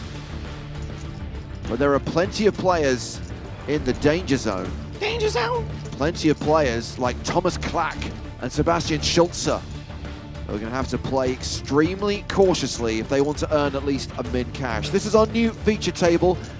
I am James Hartigan. You've already heard the dulcet tones of Joe Stapleton. Hello, my babies. Also with us on commentary duties is Mr. Nicholas Walsh. Hello, hello. Thank you so much for having me. Ramon Kalias, hoping to make another deep run in an EPT main event, Nick. Does that mean we can do some singing at some stage? Sadly, we have Christmas jumper Ramon rather than mustard Ramon. Mustard Ramon, yeah. Jumper Ramon? We can still follow. Yeah, Jumper Ramon. Jumper Ramon. On a Monday, on a Tuesday. No, see? No. Jumpering Ramon doesn't work. The idea is you workshop it before you then test it on the audience. Well, you know, you know what you've just done, Nick? We call it griffining. Oh, sorry. That is griffining. You've just griffined the situation. I feel a lot worse about that now. So blinds are 2,000, 4,000 with a 4K big blind ante. Which one is mine? Which one? I like to collaborate with the audience, James. That's all. Right. Perfect. Thank you.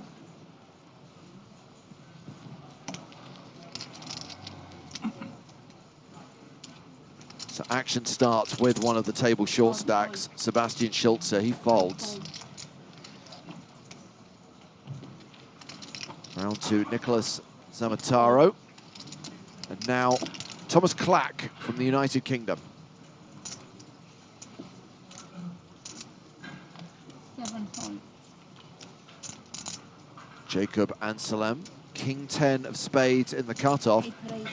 He is one of the big stacks of the table, has more than 110 big blinds, opens to 16,000. It's a great name for a salesman. Anselm. Ramon, Jack 4 suited in the big blind. Ready to see Ramon boss it on the bubble, but maybe not against the other player who has 400,000 in chips. Yes, Ramon is officially the biggest stack at this table.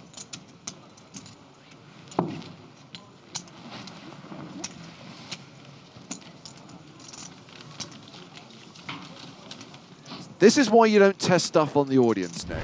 Dr. Spod, how's this for collaboration? Boo! Jeez. I mean, here's the thing. You guys hate the chat pros. I live with them every day of my life. I'm kind of into it. I'm desensitized by that kind of stuff. In fact, I applaud that sort of behavior. Wow. Yeah. We got to get Nick out of there. Look at this guy. This isn't the PokerStars Christmas jumper, guys. Maybe that one's dirty. By the way, am I right in saying that every feature table we've had today, there has been a Japanese player at the table? Yeah, I was wondering if there was like a sale on flights or something. Like a really good exchange rate, yen to euros. I think it's great to see a growing number of Japanese players on the EPT. Yuto Suzuki not playing this hand. Nicholas Zamataro has also folded. Thomas Clack with ace-8 starts the hand with 16 bigs.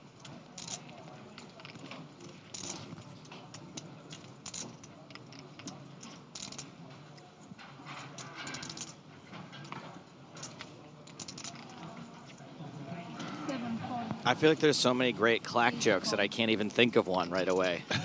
It's really bugging me. Thomas Clack, a regular out here on the streets. Aces for Vanni Lossi. Italians made up the single biggest slice of the pie. 8.4% of the field. And Lossi's going to make it 8,000. King-Queen suited for Ramon. I love a good queen suited aces matchup.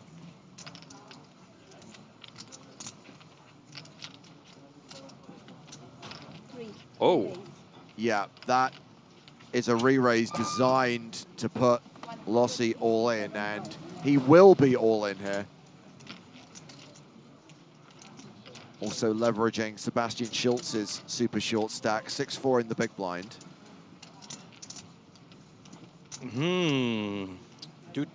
What to do? Bop, bop, bop. Carry the one. Calculate the pot odds. Yep, bop, bop. By the way, if somehow King-Queen gets the better of aces, we are going to sing the Ramon song. Traditional version, standard version, classic version, non-mustard variety. On a Monday, on a Tuesday, we're following Ramon or just There's no following? we're. No, following. Okay.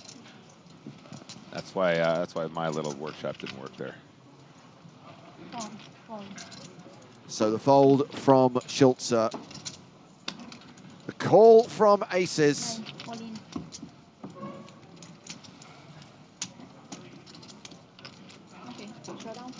And Lossi at risk, but way ahead.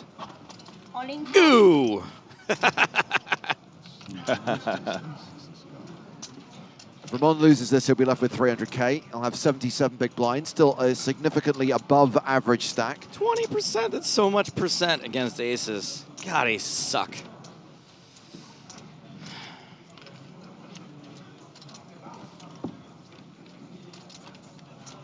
The flop is queen high with one spade. It's the gut shot for Ramon.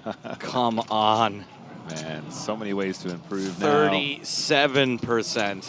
Yeah, and No. Lucy's going to have to fade jacks, queens, and kings. It's a king! On the turn, it's 2 pair for Ramon. Now Lucy has to hit and needs a 9-10 jack or ace. Raging.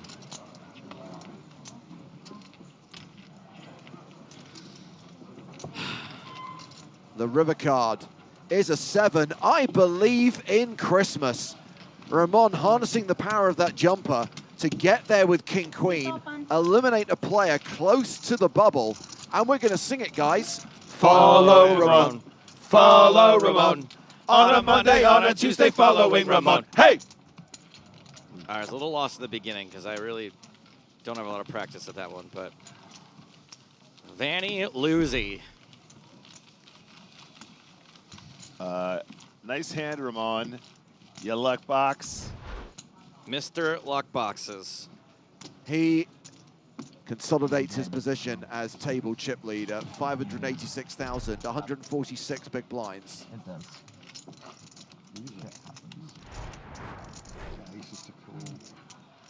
197 players remaining. 5 eliminations away from hand for hand of being on the pure bubble. 6 eliminations away from being in the money. Because all the stack knows, but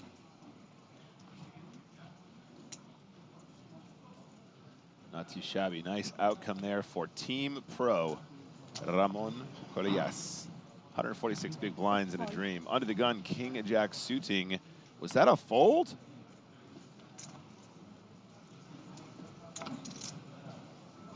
Samataro does not want to play King Jack suited. Please note now. Buddy, if aces don't have a chance, what shot does King Jack suited have? It's 1 card less than the King Queen suited that cracked him.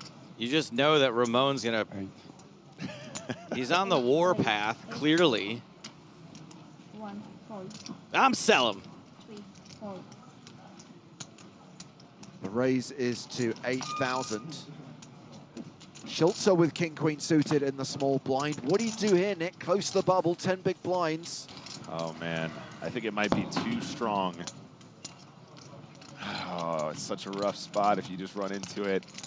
King Queen suited, such a monster here for this stack, though, especially against the wider hijack open. And he just saw King Queen suited run into it. True. I honestly don't know, James. We are very close to the money, but not so close that I think you miss the instant print spots, and I feel like King Queen suited just does so well. Your opponent will raise fold pre-flop. They will raise call with worse. If you do run into it, you're going to have a ton of equity very frequently. Personally, I just gamble, and then I cry when I run into aces. Looks like Schulze agrees with me, and I love to see it. 5, fold. I'm not sure. Anselm asked for a count, but has Jack 9 off. 45,000.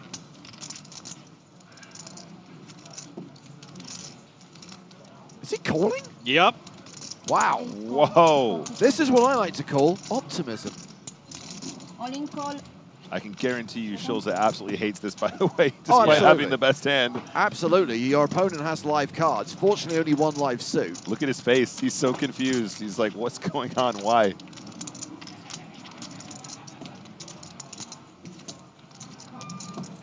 Rambling and gambling with Jacob Anselm.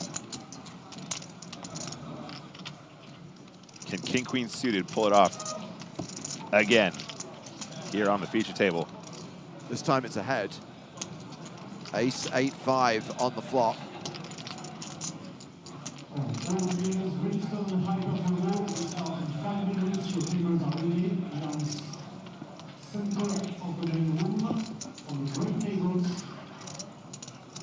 Heart on the turn. Ooh. 5, 6, 7, 8, 9. 7, 8, 9. It's yes. the double gutty.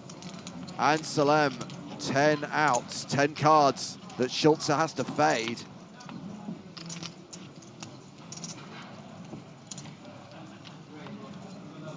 That's a safe card. That is going to be a double up for Schultze. That's King Queen suited, working twice in a row. Love me Queen suited. Yeah, love the little spot. Very nice pickup. Probably did not want that call, but now he's going to love it. 24 big blinds. This stream's getting the most sweaty turns possible. I want to jump on for the stream too. Yeah. Tell him, clack. Anselm still playing more than 100 big blinds, second in chips at this table.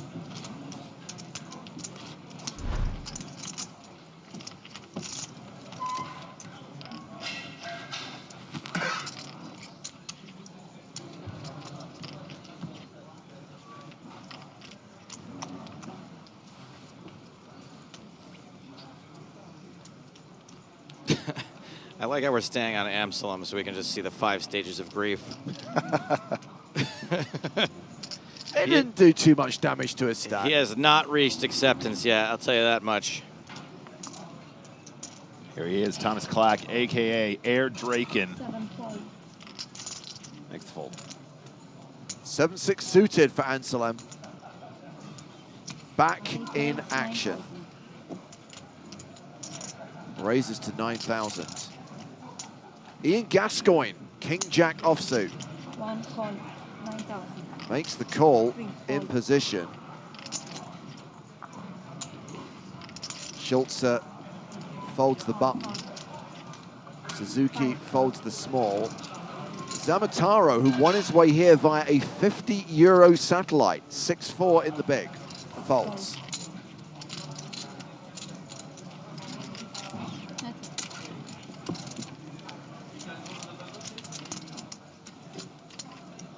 Ace, King, 10. Just the one heart. Gascoigne a 92% favorite here.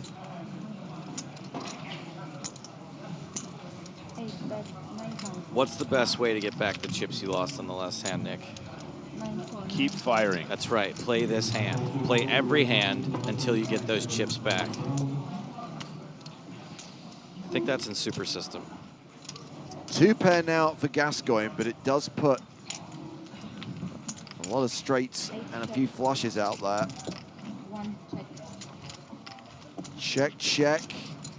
And the 8 of diamonds on the river, a very flushy straighty board. Check for diamonds. Yeah, I love it. I love it. Put him to the test. It's the correct glance tell as well, guys. You notice that. He'll look down, checking for diamonds. Just kidding. I know I've got 6-7 hearts. Your cards are black, my friend.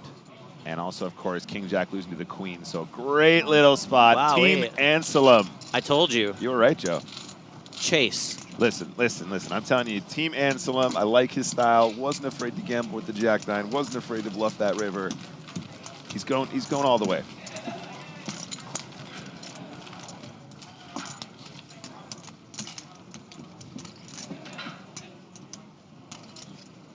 Bold prediction. A bold prediction, by the way. I'm working on something for the way that you like to predict bet sizing and people to go up. I think it's going to be prediction time. That could be a segment. What's your prediction?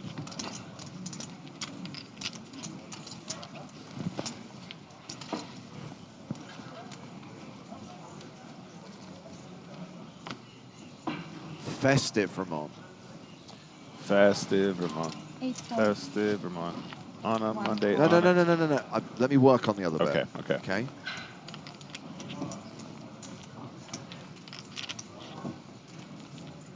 I see where you're going with this, though. Yeah, okay. All right, Senor Colillas. All in. I think he said all in. He did. Yeah, he's shoving on the short stacks at the table. Schultze, Suzuki, Zamataro, Clack. I mean, you've seen what he's capable of. You should be folding aces.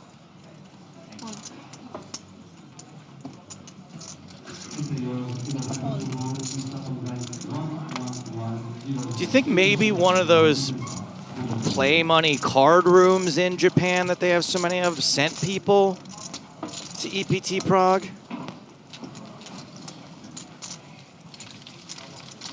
I would love to think so, because I'd love to get more of our Japanese. There's got to be a reason. Fans across. Where's Howard Swains? This is the kind of thing he's got a nose for. He's got the looks. He's got the brains. Yeah.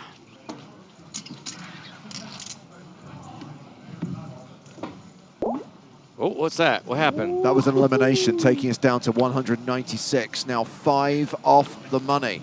The bubble has gone red.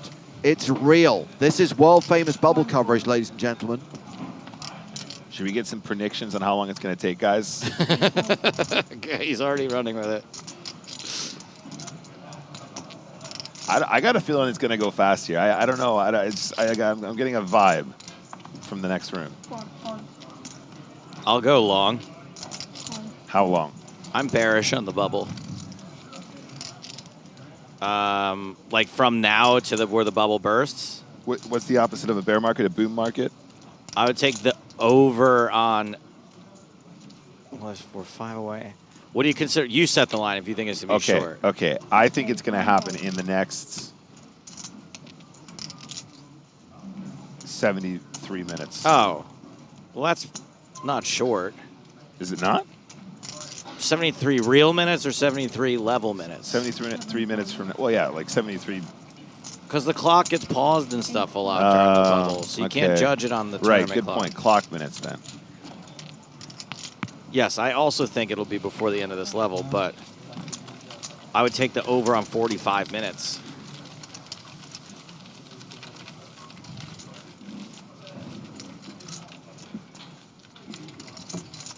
Place your bets now, chat.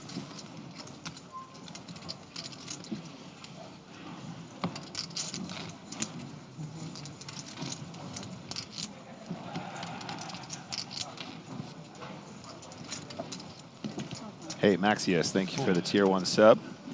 Awesome coverage. Appreciate it, bud. Okay. Should we read it and surprise them instead of announcing it? I kind of feel I need to get your buy-in and get you on board. Okay. I will read rather than sing it. Festive Ramon. Festive Ramon. Loves his eggnog and his Yule log. He's Festive Ramon. Oh, I'm going to botch that hard. That's Loves his eggnog and his Yule log. Yeah, I can do that. Loves his eggnog. Can I write it down somewhere? I need a pen. Loves his eggnog and his Yule log.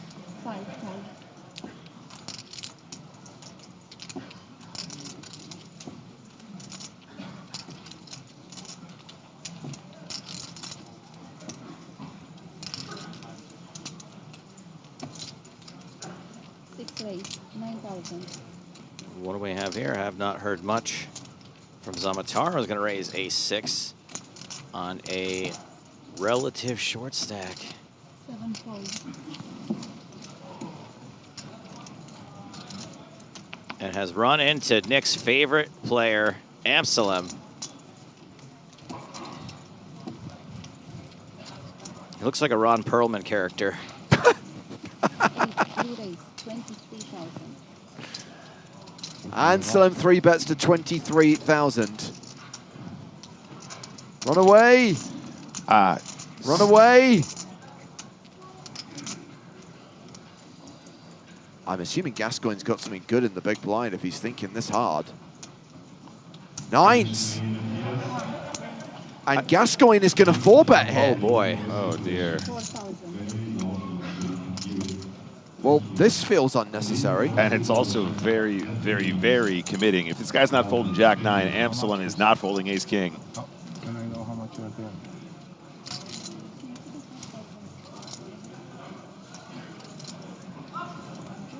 No 25. No, no.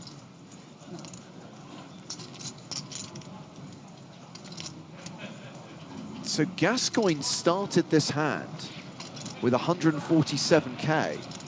Kind of feels this close to the bubble to get into a flip here. I completely agree. Yeah, it's, you know, it's tricky to know what to do with 9s here, right, James? It is a tricky spot. I fold to the 3-bet. Maybe that's too tight. I honestly think there's a chance on the bubble you should be thinking along those lines. I think cold calling seems weird. I think raising seems weird. Oh, no, not half the stack and fold. No, no, no. Well, I'll put my list of flips away. So Ian Gascoigne was a reasonably comfortable stack at the start of that hand. At the end of it, he's now got sub 20 big blinds. You guys said that we shouldn't flip, and then when he folded, acted surprised. Yeah. 4-bet folding is also not great. Jacob Anselm now playing more than 500K, Nick. Sorry, James. I was trying to find the words. Yeah, huge pickup there. Amsterdam does, I mean, just absolutely incredible spot to pick up some chips. Perhaps the mentality was, I'm going to raise to find out where I am. I think the three bet can be weak. Meanwhile, that is Karol Havelka heading to the exit. That is another elimination outside of the money. That means we are down to 195 players now. The bubble approaching in the EPT Prague main event. Chat Pro alert. Chat Pro alert. Ace King watching on Twitch says, I don't mind the 4-bet fold. I'm with you. James, I think this Ramon song might be a syllable off. No, no. He solved it. He's festive. Oh, what?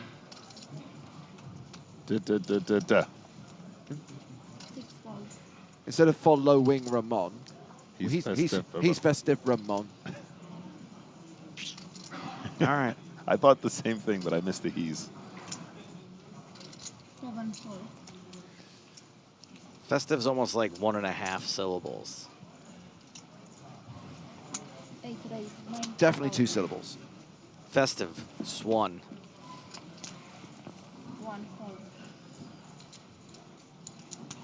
Anyway, we'll wait for him to win a decent pot. Maybe this will be the one. Come on, Ramon. I believe in Christmas.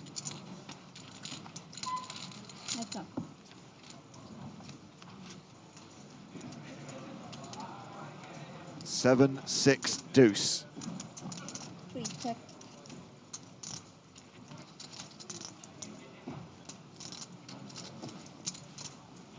Bet 12,000. I fear we could see a fold to this C-bet. Sure enough, Ramon gets out of the way. You don't get a song for that.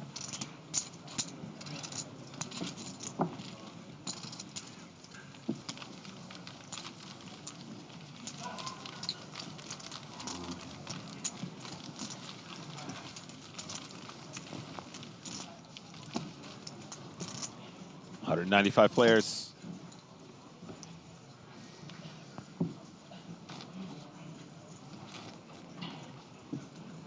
Getting close to the Michael Bublé.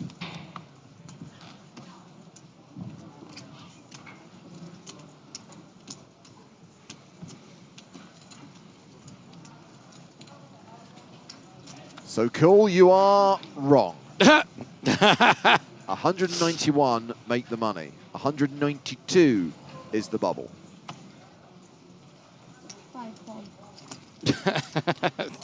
Wrong.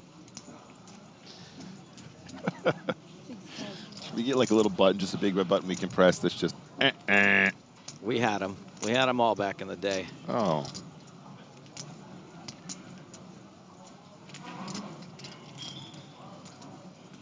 Clack with 6s.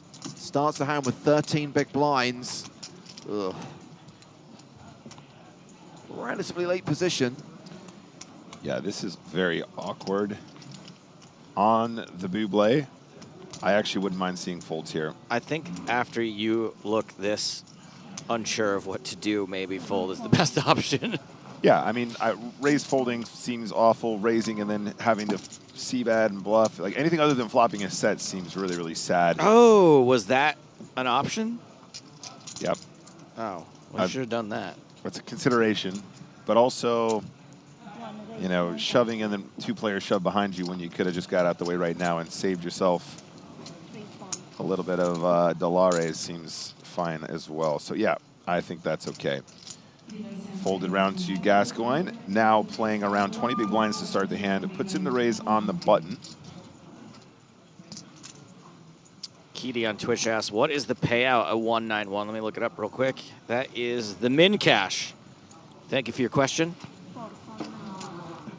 So King 10 does make the call. Seems very, very reasonable at this stage. Both players pretty short, though. 8-7-7. Ace high still ahead. Wow, Gascoigne with the lightning check as well. And unfortunately allows Schulze to catch up. Street flash draw for Gascoigne. True.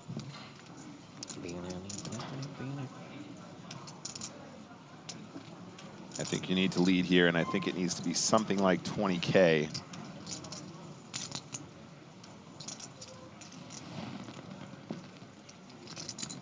That looks like 15. Snap call.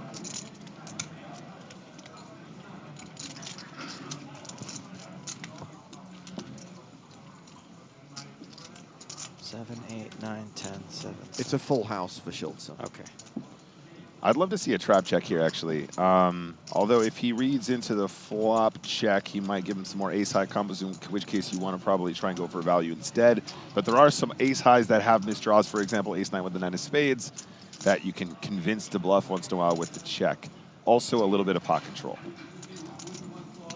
I think you can't really make a mistake here, basically. 4 bet, 25,000. About half pot on the river. Can rep the straight flush now. Nobody ever plays their straight flush blockers. So Schulze has chipped up nicely at this level, now playing 30 big blinds, so relatively comfortable. Got a couple of sub-15 big blind stacks at the table, and one of them is Ian Gascoigne, who 5 or so hands ago was a big stack at this table. There is a player with no chips. That is Silvio Costa, who has been eliminated in 195th place. We are down to 194. We are now 3 away from the money.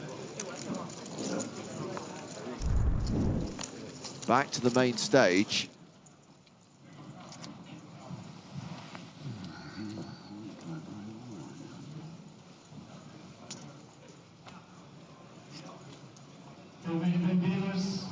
Please finish the hand you're on and stop dealing. If you have an early call during this hand, dealers, please hold the action.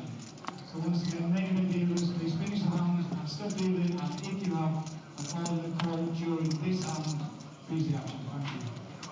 That is the voice of Toby Stone, the tournament director you heard in the background there, asking dealers to stop dealing, to pause the action after the conclusion of this hand, which makes me think we may have lost 1 or 2 more players and maybe at the hand-for-hand stage of the bubble process. Huh, that's weird. Ramon, king-queen suited. So you're saying the bubble's going quickly. He's all in. Shoving on Schulze and Suzuki. Yep, we're down to 193, so I think we're going to be going hand-for-hand, 2 off the money. 25. How much are you playing? Okay.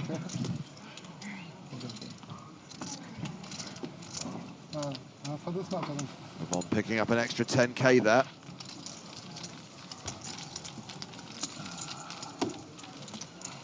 So waiting for all hands to complete at all tables before Toby Stone confirms that we are going hand for hand. 1 off the pure bubble, 2 off the money.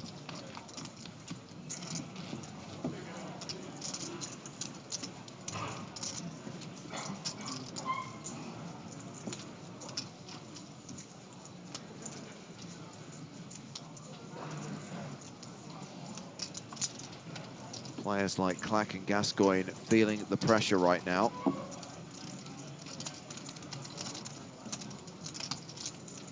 No pressure for Ramon. The table was so calm over there, like, and then comes the TV table and just everyone's all in at 4 betting and whatnot.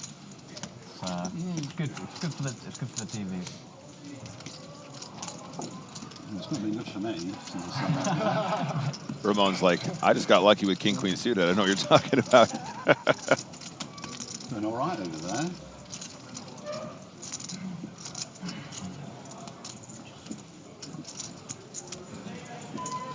So looks like hands have concluded at most tables. There is an all-in and a call. Daniel Erlandson is all in. Ka Kwan Lao, his opponent in the hand. So at least one all in to get to, but Toby just waiting for play to conclude at all other tables. You can see we've still got some hands running. Once every other table is finished, we will go over to that table and see the run out. Well, apparently it's all in on the river. There is a full board, but the hands have yet to be revealed. A reminder, Daniel Erlandson, the all-in at-risk player, Ka Kwan Lao, the other player in the hand.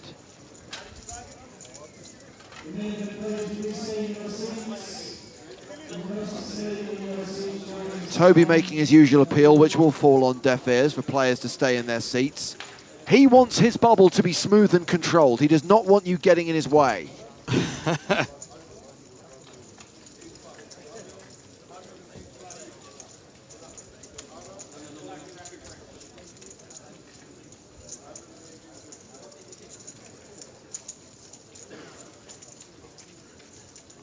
Still a couple of hands in progress, but we are going to go over to the Ka Kwan Lao Daniel Erlandson table where, as we just established, Erlandson is all in and at risk. See the triangle in front of Ka Kwan Lao because he shoved on Erlandson, and Erlandson has called all in.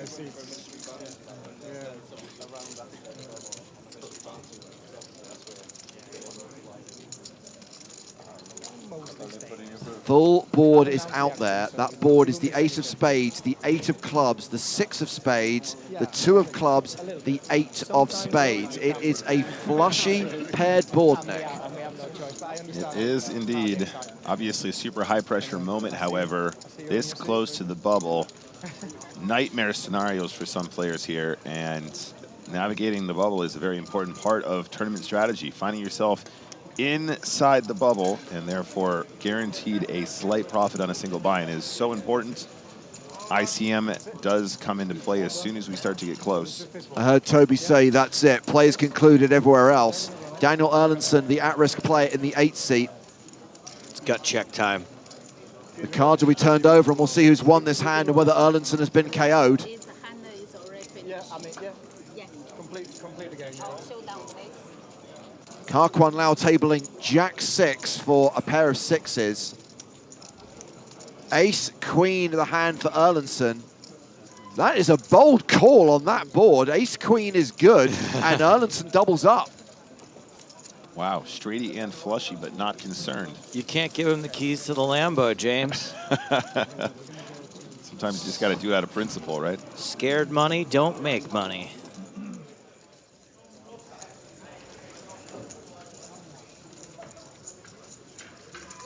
And looks like we are preparing to go hand for hand in the EPT Prague main event. The clock paused right now.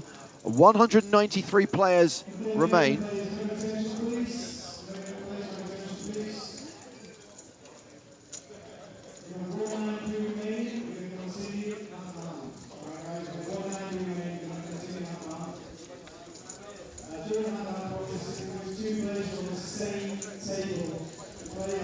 Who enter the hand with the most chips will take the highest finishing position. If we lose 2 players from separate tables, the payouts will be split. If you have an all-in and call, we request that you keep your cards face down. Please don't turn them face up. The dealer will stop dealing and you must keep your cards face down. And lastly, we need you to stay in your seats. Very important, so the media and the TV team can move around the room. So once again, please stay in your seats. All right, that's it, guys. 1-9-3. We're going to continue hand for hand. Dealers, 1 hand, please. Here we go. Hand-for-hand play begins on the bubble of the EPT Prague main event with 193 players remaining. 2 bust-outs and we will be in the money. I'm shaking.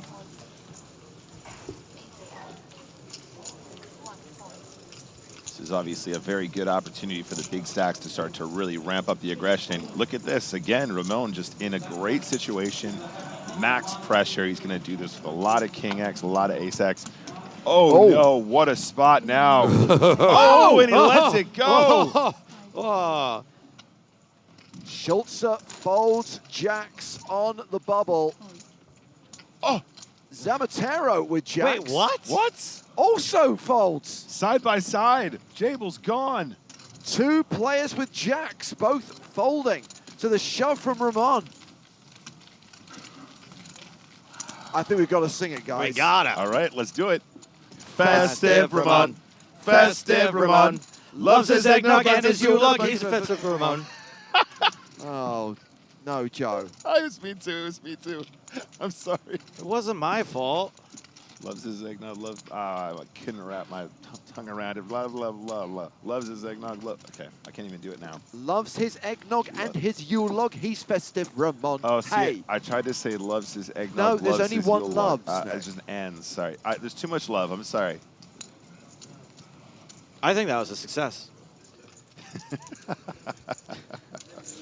I think we nailed it. I think we killed it, guys. Don't worry.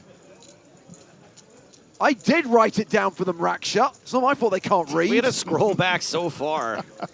I had it written right in front of me, and I still messed it up. I've got no excuse. Loves his eggnog and his Yule-log. That works better, doesn't it, guys? I'm sure there'll be the opportunity to try again soon when Ramon shoves on the whole table and they fold kings, aces, queens. Yeah, it's probably going to keep happening a lot now, so let's just keep an eye out. Chat, we're going to figure it out together. Unbelievable that 2 players there had jacks and both folded. Yeah, and this is the power of the all-in. I think a lot of people out there watching might be like, this seems reckless. He's just shoving all kinds of medium-strength hands or weak hands. But under these circumstances, you just can't be calling there. You cannot gamble 30 big blinds on the bubble when you are guaranteed to cash or almost guaranteed to cash at this stage. Very slow structure, no incentive to punt. Just going to lay it down. If they're folding hands as strong as jacks, you are literally insta-printing chips, like in the millions and trillions. Money machine go brrrr. Money machine go. Can I record that and have that as like a tone on my phone? Sure. Money machine go brrrr.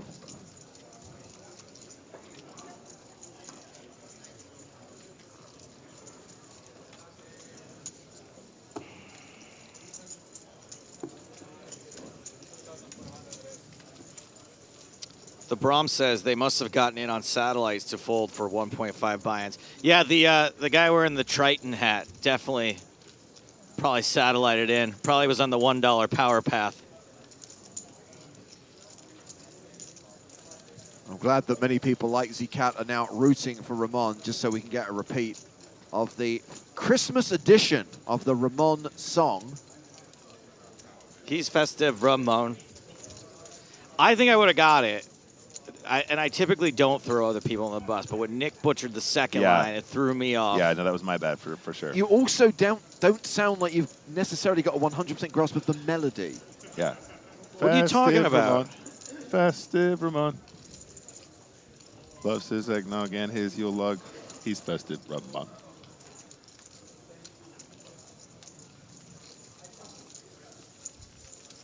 You're just not understanding things, Brahm. Why does a Triton guy need 8K so bad then, Joe? Do you not understand how this game works? Here's something you might understand. You're banned. How hard you got him. Wow. My goodness. Rare Hardigan from the rafters.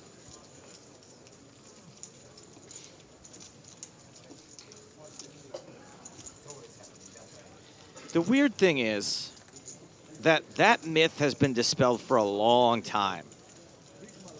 That the big guns don't care about the min cash. Oh yeah, no, that's absolute nonsense.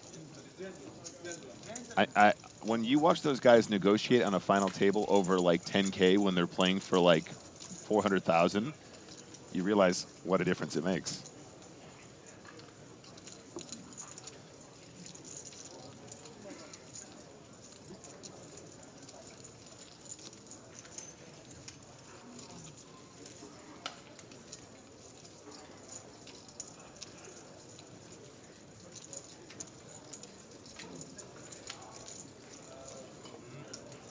Show him. He saw it. He saw okay. It. Yeah, that's how the big guns became the big guns, because they do care, and they do battle for that very frequently. That's the whole point. Even a couple $1,000s is part of your total ROI, and you're gonna battle for every dime that you can, because this is a game of small edges. Yeah, and that might have been true back when there was infinite money in poker and everyone's ROI was insane. If you were even a little good at poker, you could play for the win all the time, knowing that you could cash in the next tournament. It just doesn't work like that anymore. The edges are so thin. Yeah. The ROI is so thin. Your EV is so thin that you have. And you look, it shouldn't even have to be said. You can't win the tournament unless you cash. Yeah, exactly. And once you've cashed, you have the capacity to go harder to try and play for the win, right? Because now you're guaranteed to profit from a single buy-in. It's just a bad mathematical play to even call there with jacks and have him spike an ace, and then you're out. Well, let's go over to this table where we've got a hand in progress between Robin Ulatalo and Duco Tenhaven. Got a full board, and Robin has bet what looks like 135,000. Tenhaven is the player in the one seat with the decision. This guy's name is Tenhaven. What do you think he's got, Joe? I don't know. I'll tell you where I'm starting. Comes right behind, right after 9 and right before a jack. Well, it's a fold on the river. I want to see it too. 20 euros. Sorry? Robin not going to show. Ah, there is high, so.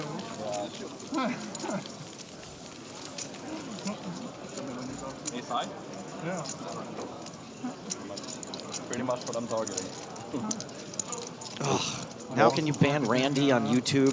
8-7 or something like that. That was one of the last hands to conclude. Just double checking. Might be one last hand in progress across the room. Things are smooth, but are they controlled? How stressed on a scale of 1 to stressed does Toby look right now?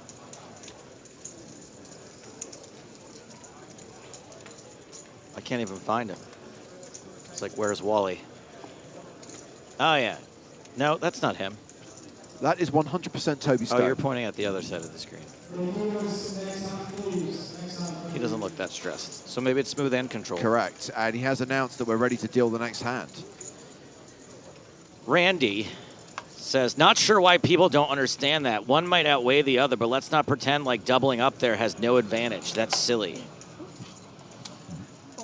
It doesn't have no advantage, but it is far outweighed by having no chips and not cashing.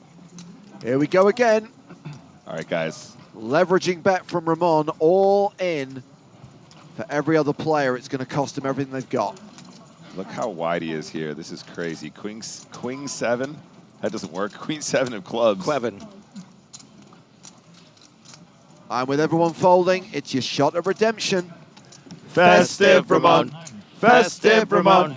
Loves his eggnog and his you look his festive Ramon. Hey! I set the middle part out because I lost my lyrics. But I thought it was better to sit out than mess it up. I need... I'll tell you someone who doesn't want the bubble to bust. His name is Ramon Colillas. This is the best time for him to accumulate chips ever. He could well be tournament chip leader right now with 611,000. I don't think I can do it now. Something happened. I can't remember. He is having the best time.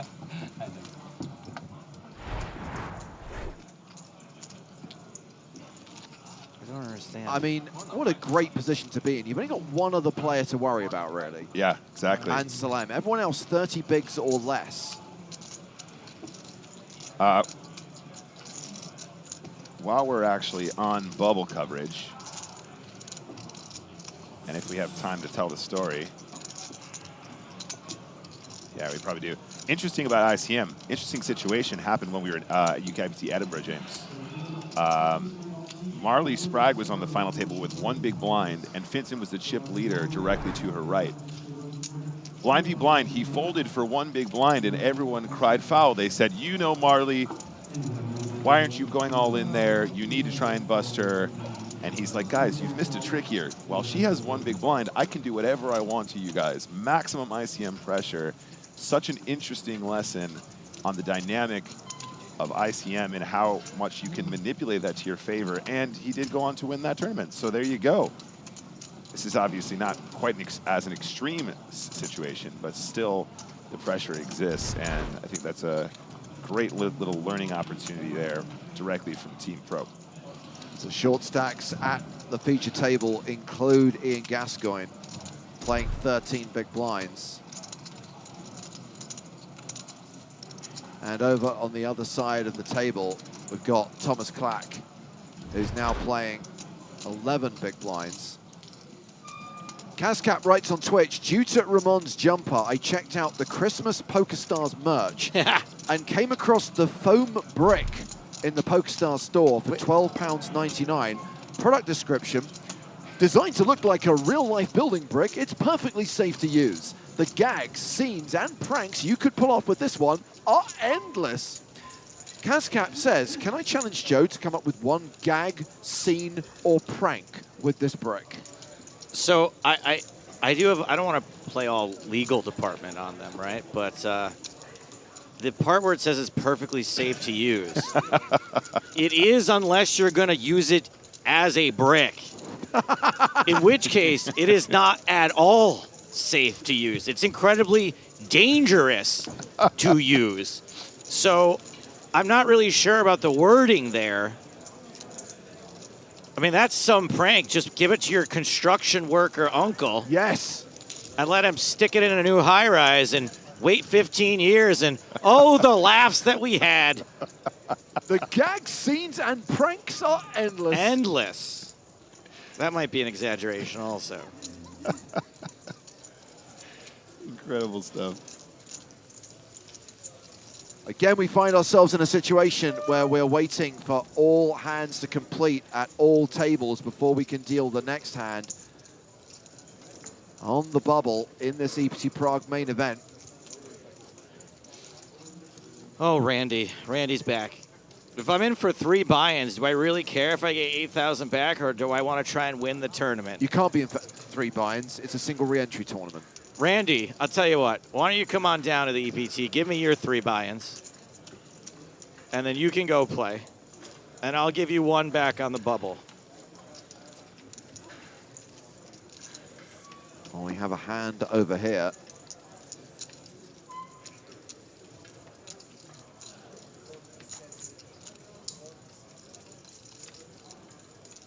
Players not doing as they're told, not staying in their seats.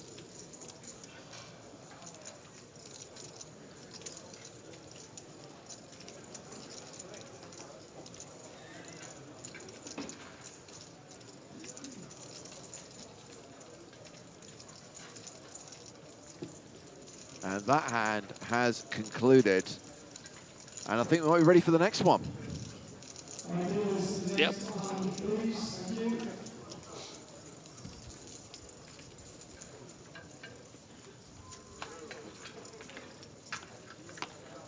I think part of it for me is it's the gall of thinking that Nick, this person knows better than what Nick is saying. This person knows better than what 2 professional poker players just did. I guess it's the same people who question Tom Brady. And they go, yeah, Brady sucks. I'd have never thrown it to that guy. I'm not sure if that reads on the European side, Joe. Sorry. One of the Ronaldo brothers, I wouldn't have kicked it that hard. How do you hit the crossbeam on that one? Does it really matter if you have 3 goals or 1 goal at the end of the day if you don't win the championship? Ramon opening to 8K gets called by Anselm in the big blind. King 7 versus 6-5, and that's pretty decisive. Is it? Festive Ramon. I believe in Christmas. Ramon bets 10,000. And there is the fold from Anselm. Are we singing again? Kind of feels it needs to be a bit more dramatic. Yeah. Oh, okay. Well, I mean, I thought you were just stop at the word bit. You get 2 players to fold Jacks pre, that's worthy of a song. Yeah, okay. You make a C bet with King high on a King Queen flop, then Okay, you know, okay, come on, okay. come on. That's fine. 156 big blinds, 625K. Still half the level to play as we continue hand-for-hand action on the bubble. 2 off the money. Thank you. Chaz Brown says, are you comparing poker to sports? No, I'm comparing idiot viewers to idiot viewers. Randy goes on to say, I would probably fold in that spot, but I know a lot of people who'd call because they want to win the tournament. Randy, you can fold and still win the tournament, buddy. What are you missing here? I don't. The two are not mutually exclusive. I mean, by that logic, you would call with any 2, right? Because you're trying to win the tournament. He's all in. Well, I guess I got to play for the win, Joe. I got to play for the win. What is folding is a guaranteed 0. I think if we're folding kings or aces there, now we start to question whether or not, people are going a bit too tight. But I think jacks are quite an easy avoid. First Hands asks, why has Stapes been more violent since EPT came back? P.S. Please don't ban me. I love you. Who? First of all, violent? And came back from what? I'm going to say that Worst Hands can see into my dreams. I had a really weird dream last night where Joe and I were working in the Bahamas. He was in a really bad mood and he was shoving everyone all the time. He was being physically violent with everyone and I couldn't work out why. I really hope Stapes gets a contract next year. That's right. It's my violence. It's all coming together now, Joe. We got to find that blog that called you out for all those violent acts, man. Got you canceled. But also, my second question is, since the EPT came back from what? The hiatus of the pandemic. So, like, 2 years ago? But we still did an EPT only online. a year and a half ago. We still did EPT online. It was still here. 18 months of violence? I've got the bruises to prove it. Oh, no, that was my dream.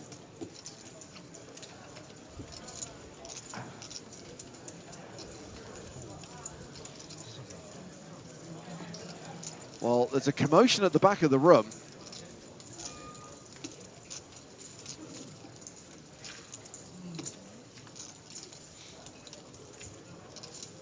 Look at Statric writing stuff down, which may or may not be related to the hand being played.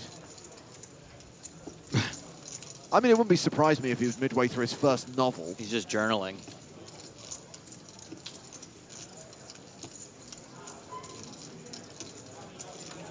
I think we have an all-in and a call.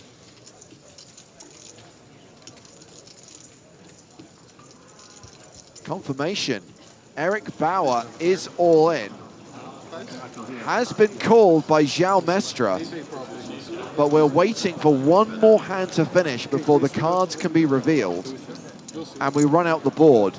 All in pre, Eric Bauer called by João Mestre.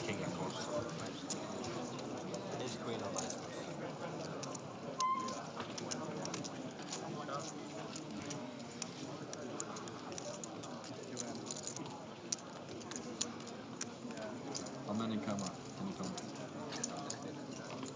It's easier to count chips than cameras.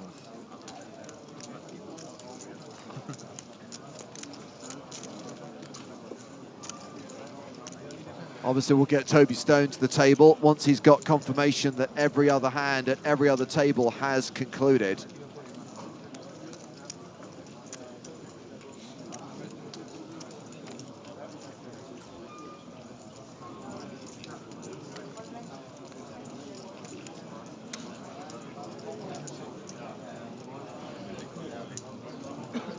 What do we got there for a timepiece? Have we talked about that already? It looks special. Here we go, about to reveal these hands. Bauer, the at-risk player.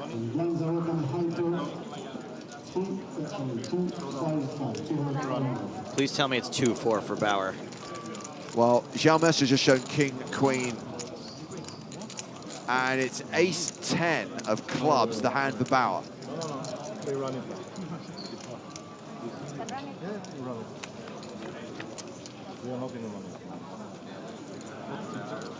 10 on the flop. Queen on the turn. King on the river. That is the straight for Bauer. That's a double up. Let's go.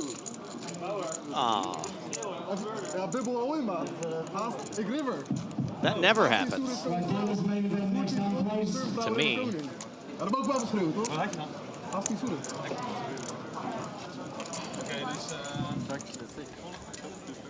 Look at them all running back to their seats. Listen to Toby. Stay in your seats. Smooth and controlled. Kuzin says, what does the bubble person get? Was it a free pass for the next EPT, or am I mistaken? You are mistaken. It's another thing that we sort of evolved past, is giving a prize to the person who bubbles, because all you're really doing is changing the bubble to one other place. There has to be an actual bubble at some point. Okay, Ramon might have run into some resistance here. Has opened under the gun, but Schultz has got kings. I mean, he folded jacks. I don't think he's folding kings now. Yeah, I would agree. But also, under these circumstances, the other big stack is still in play, right? So he's not shoving into the short stack like we've seen from Ramon thus far. He's just under the gun. opening, yeah. Yeah. Exactly. Does not want to be shipping into a 127 big blind aces here, for example. So the dynamic changes with the position while the other player is still in.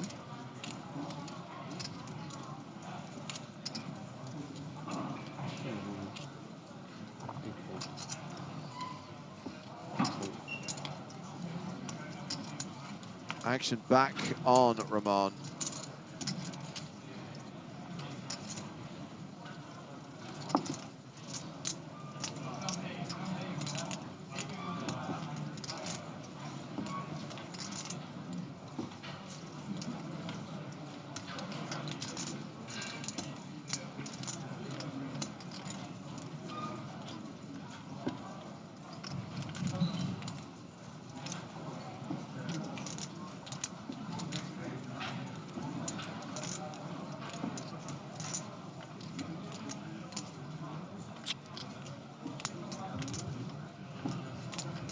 He's never 3-betting you light. Oh my goodness! All in and a call. Cards cannot be revealed yet. Ramon's got the spraggy. A7 offsuit. Ramon, come on. You're on the same team as the guy. You should know this hand is a loser.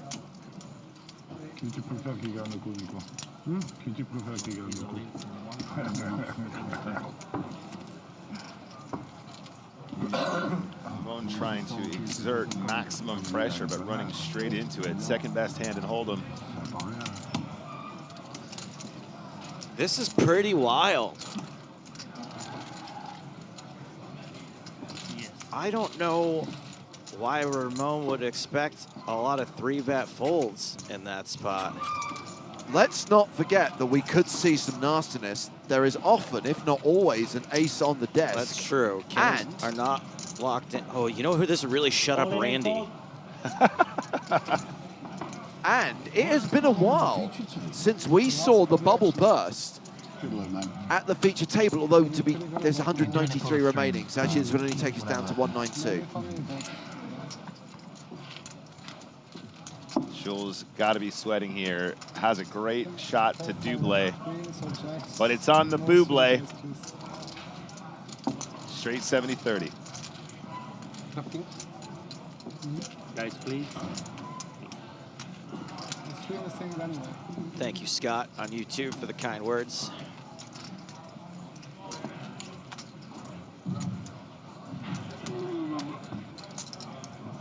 The Venice Sound says he doesn't deserve an ace in this spot. To quote the classic movie Unforgiven, deserves got nothing to do with it. Poker, no justice. So don't go looking for it. We're going to go look for outer table action, though, and I see a pretty big crowd there. Yeah, I'm hearing that there have been 2 other hands where there is an all-in and a call. So we've got all-in and a call at 2 other tables out in the field. So we could have the bubble burst at the feature table. I believe that they're going to come up to the main stage first once all other hands have completed and we're ready to run out all 3 all-ins.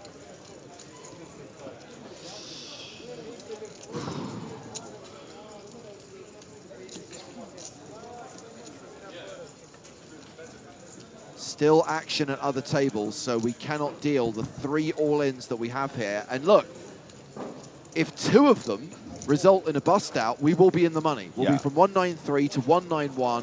The bubble will burst. So we need to go 2 for 3 at least? Yes. Okay. If that's the case, what's the order of bust out, James?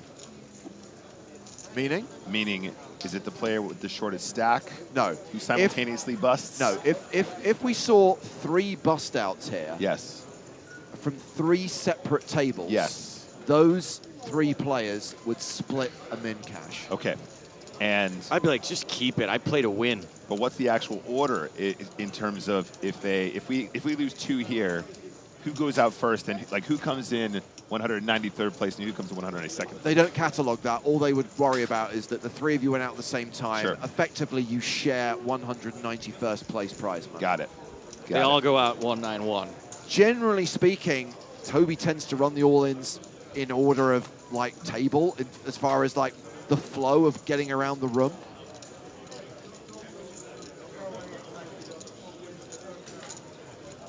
Can you imagine haranguing the Hendon mob over being listed as 193rd here? I don't Instead think of 192nd. your finishing position gets cataloged unless you finish in the money. Right. Web 13 asks, is Rory Jennings still in? No, he is not.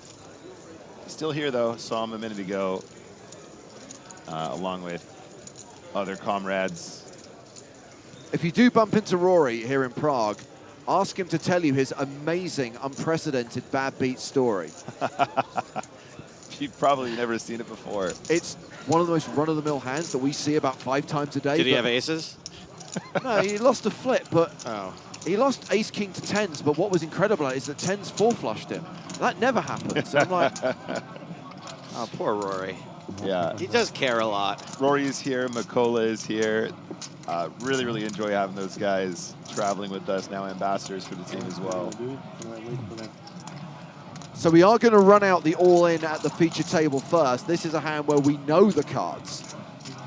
Schultz way ahead, but we do often see that ace. Do they know the cards? They started talking about the hand and the dealer told them to stop talking. You'll notice how the guy with kings is playing for the win here, Joe. That's right. It's almost like kings is a significantly stronger hand than jacks. I might have to unban Randy. Just to ban him again when the ace hits.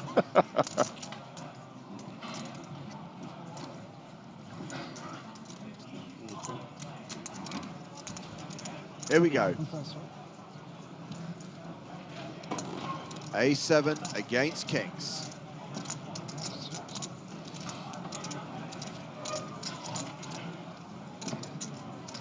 The enforcer looks on.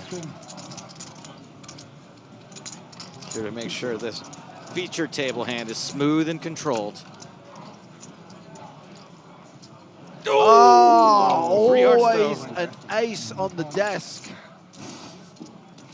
What a sweat. King of Hearts, very live. Did you say King of Farts? You hit the flash on the river better. Now no. Oh. And the flush for Schultz on the turn ensures he's going to get a double up. Okay, Randy's staying banned. Justice. He didn't deserve it. Just can't get rid of these short stacks, can we? All right, so we got to go 2 for 2 now for the bubble to burst. Correct. Yeah. So you ended up shoving the king 2 one, I guess. Never mind.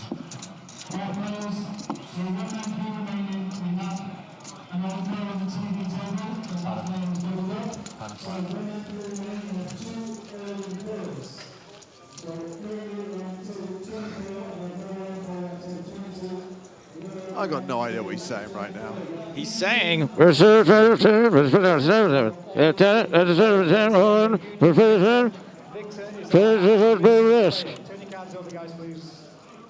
Well, the all-in here is a player with kings. Has 2 6s. Sorry, 8-6. Up against 8-6. Even Toby's like 2-6. Oh wait, Victor 8-6. has 2 kings. Once again, Victor with the 2 kings is our at-risk player. Let's see the flop, please. Flop is queen, ace, sorry, 10, ace, queen. Turn card. Turn is a 4. Boring. Final card is a queen. Still 1-9-3 remaining. That's a double up for Kings. One more hand though, one more all in to deal out. At what point does my prediction of long bubble become true? All right, we're on table 22, still 1-9-3 remaining. We have Tobias and Stefano. Stefano is our at-risk player. Stefano, what have you got? Tobias shows 2 9s. Stefano shows 2 aces. So the at-risk player has aces against 9s. Our at-risk player. Flop, please. Flop is 7-2-6. 8. Turn card. Turn card is a 7. Final card, please. Final card. Not is a 9. 2. Still 1-9-3 remaining. Wow, 3 all-ins, 3 double ups. Still at 193 players. Still hand for hand on the bubble here at EPT Prague. Next hand, please. Yes, Colin Capone, the heart did hit. The Kings lived on the main stage.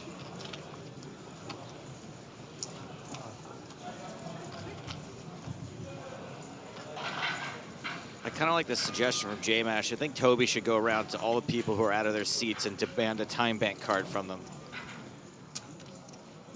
No shot clock right now. No cards to revoke. They get one less tomorrow. How about you start taking one of their stacks of chips out of play? Wow, geez. Jimmy the B word. Oh, yeah. Full effect. You're out your seat, you're out of the tournament.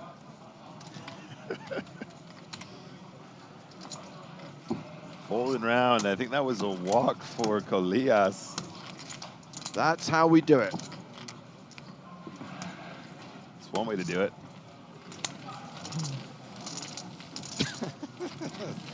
Pretty good frisky clicker. I'm not sure I can read it, but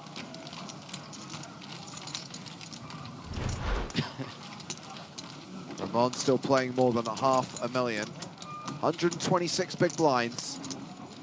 Obviously, by doubling up Schulze, he lost his pole position at the feature table. He's second in chips now behind Jacob Anselem. Pole. Still 125 big blinds, though. Got to be confident with that.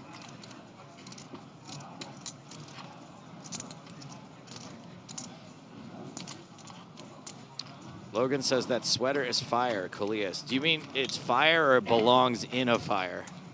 Or is flammable? Could be any of the above.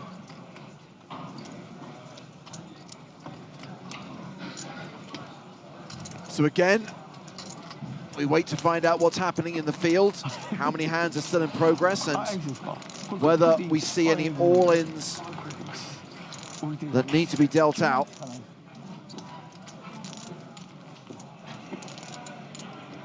This is the last stop on the 2023 season of the European Poker Tour. We kick things off again in the new year in Paris. EPT 2024 will be going to Paris, Monte Carlo, Barcelona, Cyprus, and then returning to Prague. All the dates, all the destinations available for you to view in the PokerStars Live app. Man, you just blew through a year in like 5 seconds. Understandably, a lot of people asking about some of the regional tours, asking about what's happening in North America. Details on other tours will be revealed soon, but the EPT full schedule for 2024 is out there. Dr. Spod says, so many places, it's like a tour of Europe. And of course, Power Path running every day.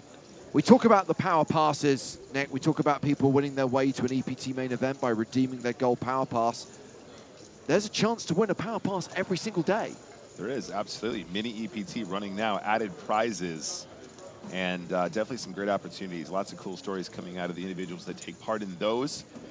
Have you guys taken a look at your client? Is it available? Consider jumping in, because honestly, if you're going to sit here and watch this, great content from us here in Prague, you might as well be playing your own mini version of the same tournament. 3 every single day. Get involved. It's going to be great. And as far as Power Path is concerned and where that's available, coming soon to France and Spain, considering that Paris is the next big event, and we're really going to be pushing people to qualify for that, with Power Path launching in France, you think of the number of silver passes that could play the FPS main event, the gold pass winners who could go to the EPT main event.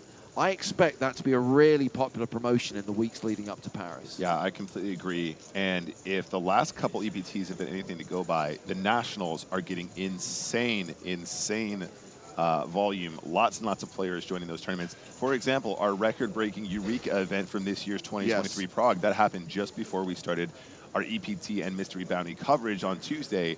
Absolutely massive fields. I would argue any EPT regular would be happy to jump into those smaller events, just given the absolute mammoth size of those fields and the value implied in such. I think definitely something to look out for. And also the numbers in Paris last year were absolutely crippling. Do you remember? We were packed out. Well, the good thing is we are in a brand new, much bigger venue.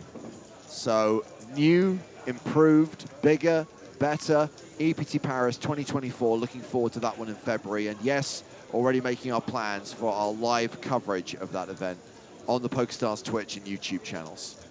Yeah, I'm hoping the new venue is ready for the storm.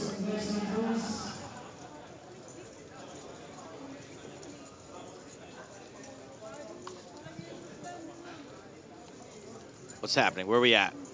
Next hand. Doing? Next hand. Yeah. Next. All hands concluded out in the field. No all-ins.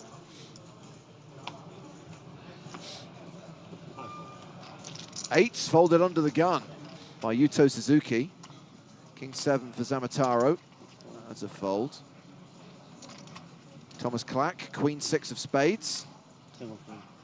Hey, Joe, I got to say, I really like Amsalem's drip. Okay, all right, sure. Someone said Amsalem looks like an angry Peter Gabriel. Does that work? I guess it does. That's a good bad lookalike. Yes, points, points. He'll shock the monkey extra hard.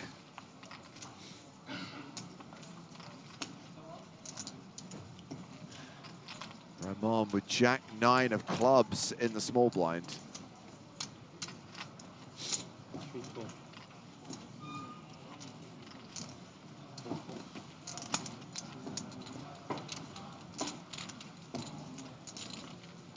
Here we go. Potentially unnecessary clash of the big stacks. I love this. This is my favorite bubble situation. Domination, rotation. Ramon pairing is 9. Till the queen hits, right?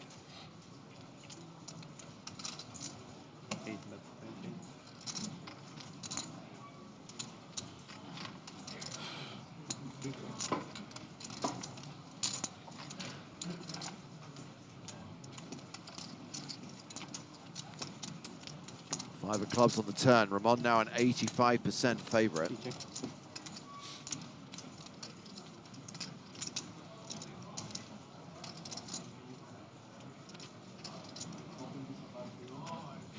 Look at Anselm. Second bar. Yeah, appropriate.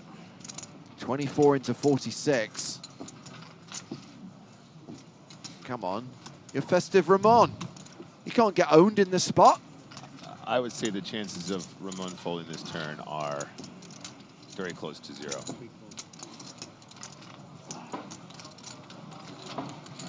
Meizumo, we have done the Ramon song yet, a special edition to mark his Christmas jumper.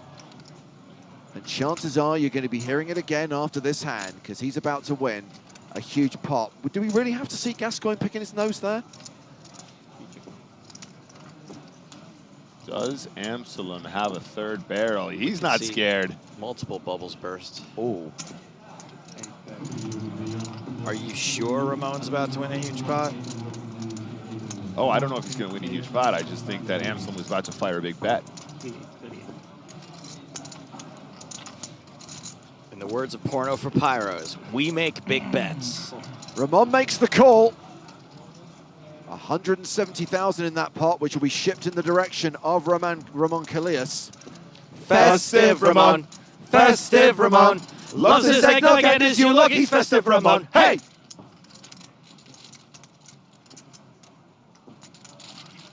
That was close. So that was 85%. That was passable. Back up to nearly 600,000, closing in on the 150 big blind mark once again.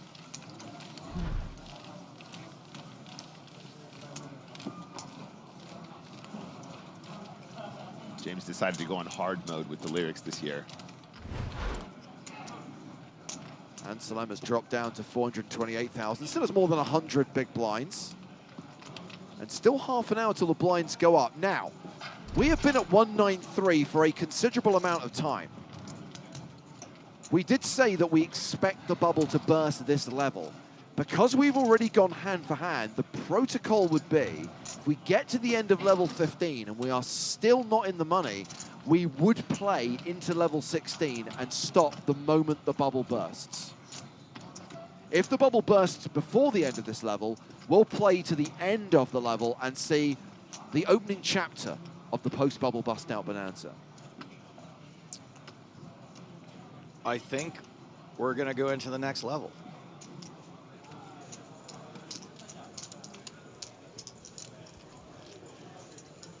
All I would say is that 30 minutes is deceptive, Joe. As you highlighted earlier on, the clock is paused regular intervals. Yeah, I think my initial prediction was was with 2 minutes to spare on this level. It was, yeah, about 30 minutes from now.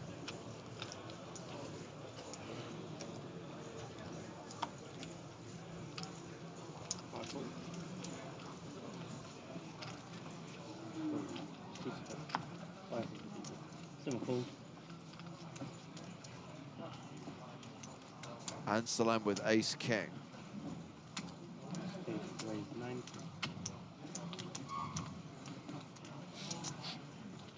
What's going on with gas? Okay.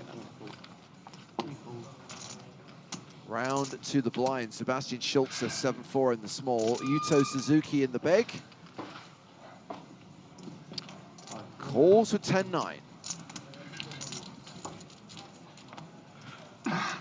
Sick defend.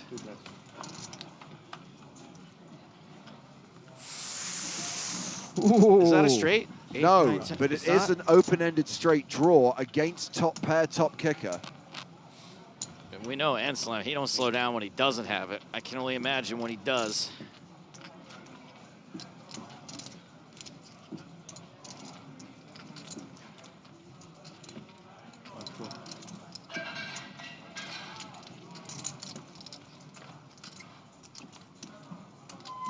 Eight of clubs pairs the board. Anselm better than a 4-1 favorite now. Always a pair when you're open-ended.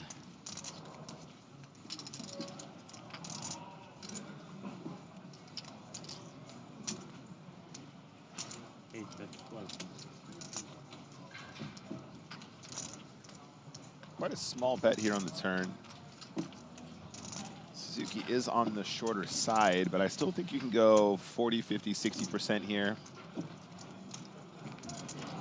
I mean, this is just a fantastic price for 9-10 to call, right? You're not folding for the 12K. Or is he? Aren't you? You can convince yourself you're drawing dead sometimes. I mean, probably not drawing dead ever. All right, does make the fold. Yeah, what if you're against pocket jacks? Yeah, okay. Not very often. We can, yes, James, save me and Nick from this conversation. John Delano observing that Anselm has a serious "are we there yet" face. Ah, yeah. No, you're quite right, Joe. Some of the time. Tom's right. Jacks would have folded pre-flop. So play is concluded on the main stage, but there is still play out in the field, and I believe there is an all-in and a call. Again, we're going to have to wait for all hands to finish before they can deal out that all-in.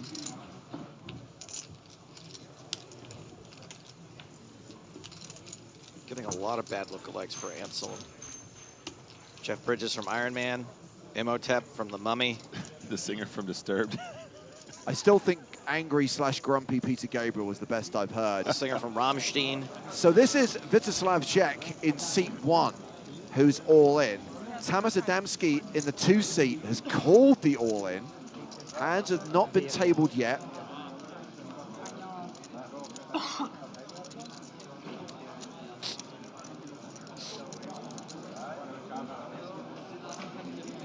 You can see the red triangle of death in front of Czech, the at-risk player.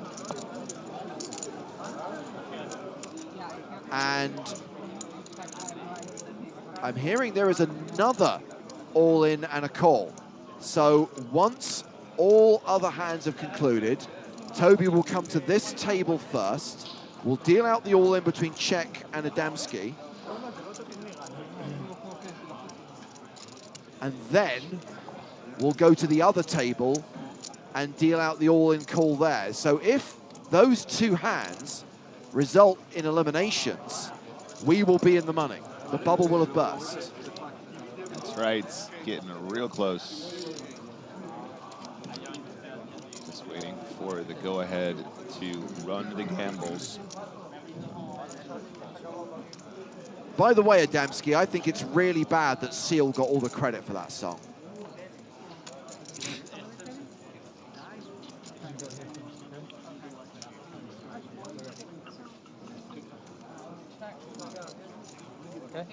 Looks like Toby Stone is in position, which implies that all other hands have concluded. Looks like we are ready to deal out the all-in. We'll table the hands and decide Czech's fate. 2 all-in calls. 193 remaining. We're on the table number 22. We have Vítězslav and Tamas. Vítězslav is our at-risk player. Let's see your cards, please. Vítězslav shows 2 kings, Tamas shows 2 queens. Well, this looks like another double up. Vítězslav is our at-risk player. Can we see the floor, please? Oh, it's a queen! 5-8 queen. Oh, wow. Turn card, please. Turn is a 5. He needs a king. Final card. Final card is a 7.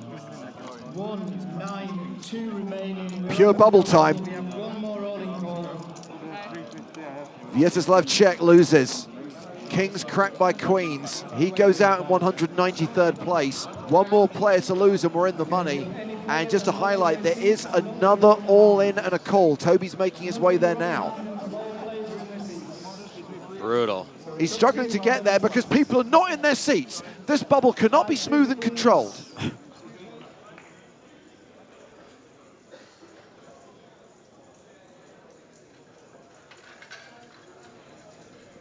Twitch said he couldn't mask his disappointment. Get it? Because he was wearing a No, mask? no, I just didn't think it was funny. Oh. I didn't mind it. I thought it was cute.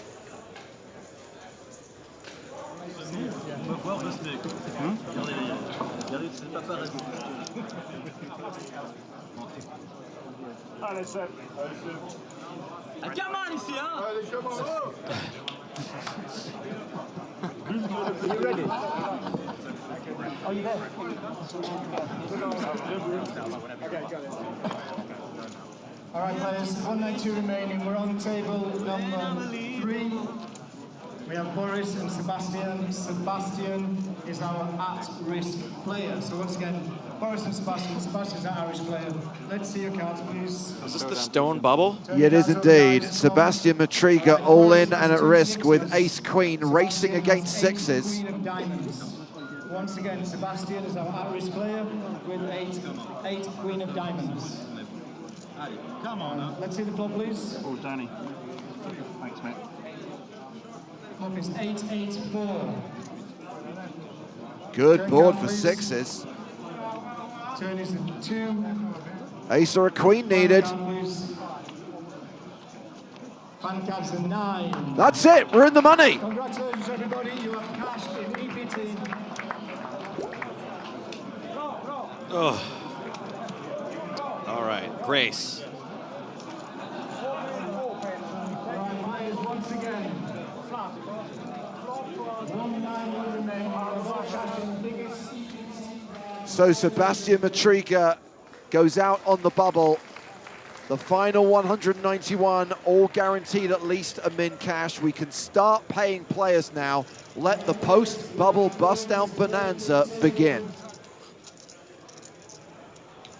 Correct, the 8-ROM. Now you can bust with jacks. Oh, we have to break a table, so a short pause while we wait for players to get new seating assignments. So that means we are going to play until the end of this level, and then that will conclude day 2. There is still 30 minutes on the clock, still 30 minutes to play at the 2K, 4K blind level. Well done. Hey, Tom, you see that? In the money, 30 minutes to spare. Fast Buster Renos. What did I say, Chad? Oh, right, okay. You must stay in your seat if you are eliminated.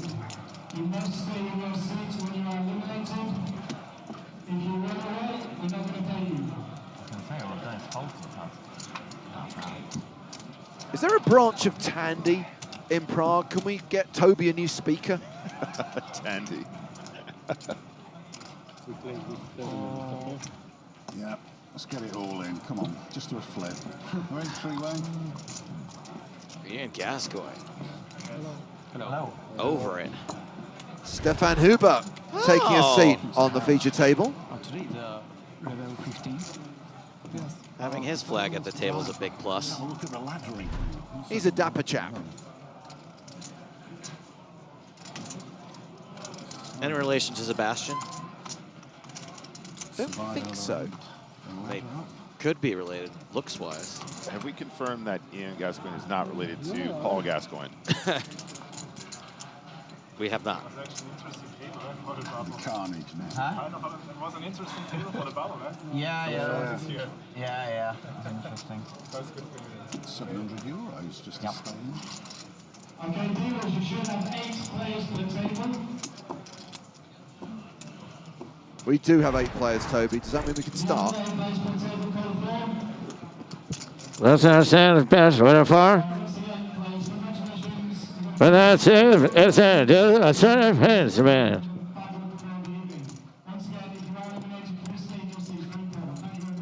If I stand, please stand to suit. So that's it, and Jill.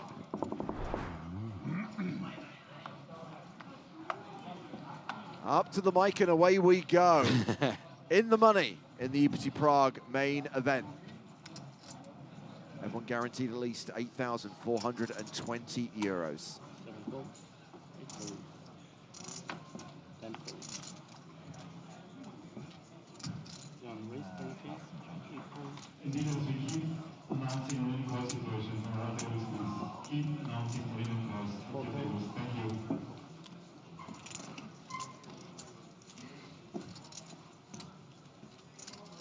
Gascoigne really wants to get it in. Pocket fives doesn't get a customer.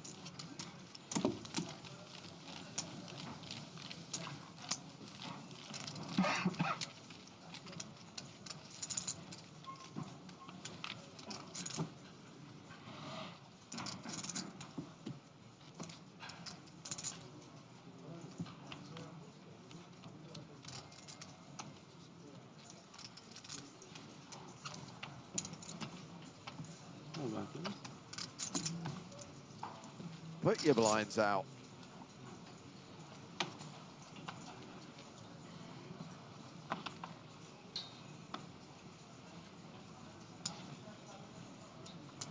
Neo just said, I understood more words from Joe's mumbling than I did from the other guy on that tannoy. And Salam opening with ace-queen. Round to Suzuki on the button. Folds. You get used to that sort of distortion if you've ever ridden the New York City subway system. Oh, yeah.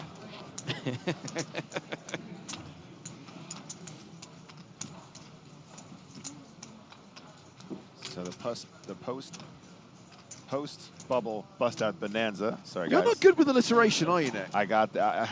Struggling. First festive Ramon, now post bubble bust out bonanza. I apologize. Okay, we're in the post bust out bubble bonanza. Oh God. Post bubble bust out bonanza. We're in the money. We're in the money. Stick We're in to the that. money. There's Stick to the 27. money. There's 27 minutes left on the level. How many are we going to lose, guys? Place your bets now. We'll get there. 25. I'll take the under on 25. I actually think we're going to see more of a bust-out bonanza tomorrow. I think normally, say this was the start of day 3, they'd fall quite quickly. But now you got people who've not only made the money, but also want the accomplishment of making day 3. So some of those short stacks maybe won't be gambling as much as they would if there were still 3 or 4 levels to play. Yeah, you are, of course, correct. Making day 3, such a milestone. Players do put stock in that.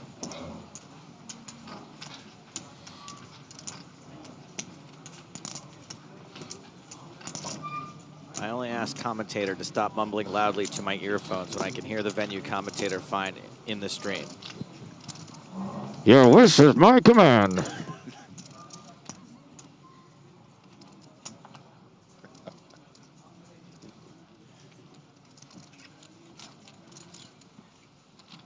Samataro, one of our qualifiers, if I'm not mistaken, taken down in pots. Yeah, Taro got here via a €50 satellite. 25 big blinds and a dream.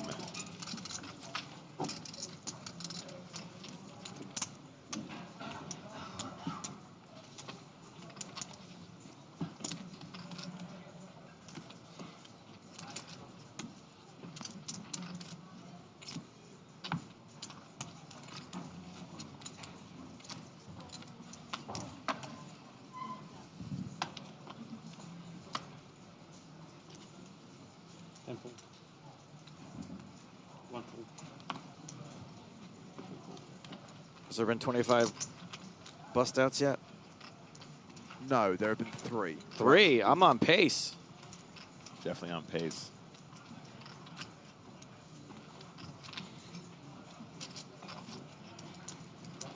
We're officially at 188 right now, contrary to what the field ticker says. 8.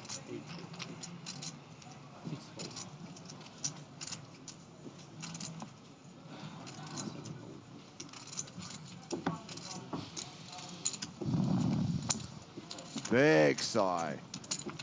Big end of day sigh.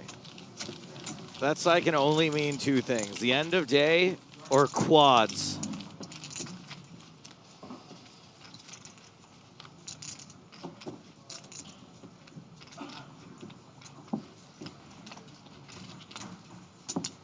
He's festive, Ramon.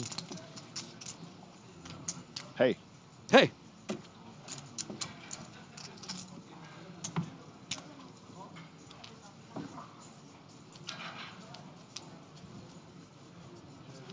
I'm feeling that Festive Ramon has even more power than Mustard Ramon. He's imbued with the magic of Christmas, of course. Christmas miracles. That's the thing, woven there's nothing magical about mustard. I don't know, I really like mustard. I'm not saying anything against mustard, Nick. It's a fine condiment. There's nothing magical about it. You're eating the wrong mustard, my friend. I mean, it's calorie-less. That's a little magical. That is pretty magic. Oh, that was a good one. That was a really good one. By the way, the lack of calories is why my body rejects it. I hate mustard. As we know, Joe likes his hot drugs dry. Pure, unadulterated, unseasoned sausage. That's what that man I likes took to eat. James for one of the most famous hot dogs in the world, and I had it anything but dry. That's true. I had nacho cheese, tomatoes, bacon, and sour cream on it. There was a hot dog in there somewhere. Joe loves a glizzy.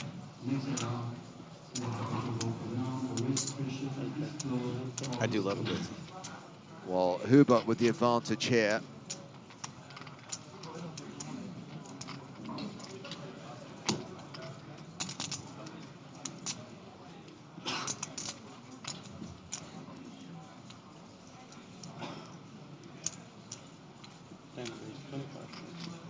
Finds the opportunity to raise. Nice. Anselm makes the call with a glance that says, I'm going to kill you. Oh, jeez. Poker-wise. And it's not a call. Oh! He's re-raised to 69. Huh. Nice. Nice. Got a great look, though, huh? I would be terrified.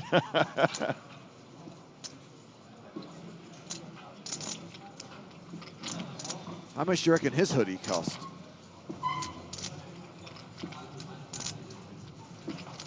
I'm going to go more expensive than the last one. Yeah.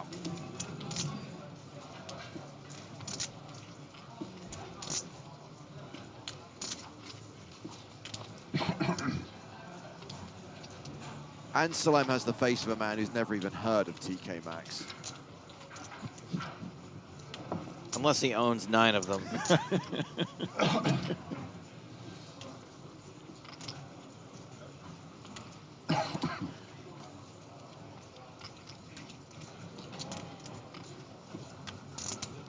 He's really enjoying this. Are we sure it's not Benny Glaser wearing prosthetics?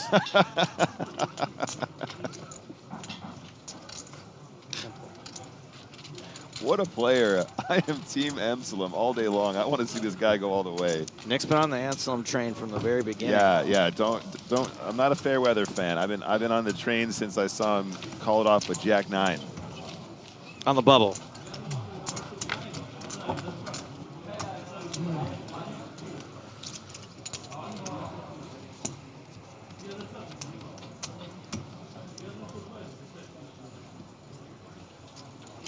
I'm getting a little worn out on him being compared to every bald person ever, though.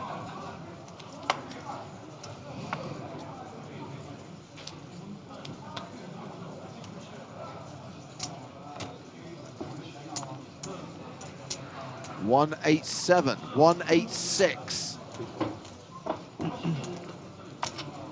5 eliminations since we made the money. 5 players who've scored them in cash.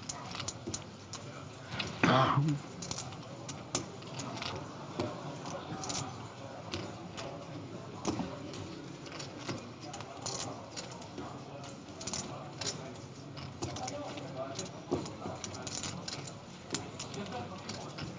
calling the clack on this guy.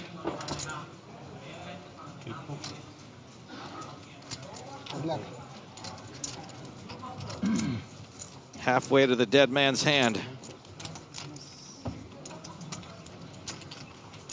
Shove gets through. Clock surviving 11 big blinds, staying alive. With the luxury blind levels, though, that's enough just to stay alive for another round and continue the fights. Whether you're a mother or whether you're a brother, you'll be staying alive. Staying alive. Feel the city shaking and everybody's breaking because they're staying alive. That's staying enough. alive. DMCA.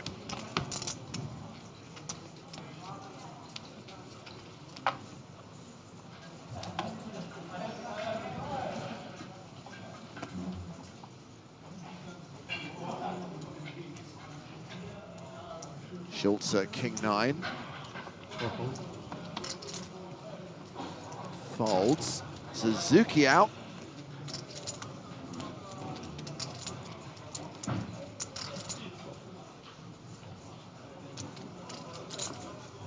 Round 2, Anselm. I'm telling you, remember when Phil Locke did that thing dressed as an old man a few years ago? Yeah. This is Benny Glaser in disguise. He's got a rubber bald mask on. It's Benny. The demeanor, the eyes, the stare down. He definitely looks like he's got a very similar stare. I agree. You're saying he looks like Carl Havoc?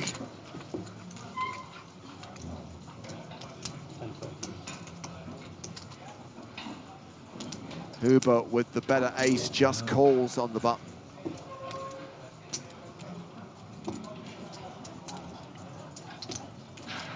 Gascoigne in the small blind. only has 10 bigs left, is going to call here with king 7 of hearts. And Ramon gets to see a cheap flop with 10-8 off. And my guess is Gascoigne's going to go with any piece of this, so we could see some, yeah. Gascoigne with a pair of 7s, Ramon with a pair of 8s.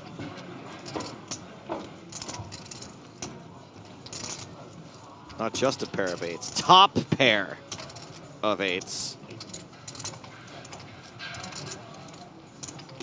Interesting to see Huber flatting here in position with the ace-queen. Definitely an opportunity for a squeeze. Maybe he was looking for a squeeze from Gascoigne. Hey, Nick, Huber Stank just checked there. Do you think you could tell me the reason? That is a deep cut. I'll be here all week. Here comes festive Ramon. And the reason is you, Joe. 23K. Amsalem is cut it out. Chips. Well, he's got the wheel draw. This dude is a boss. This is just awesome. He just seems like he knows exactly where he's at in every spot. He is a B-oss. He is a bow. Gascoigne manages to avoid catastrophe, folding second pair.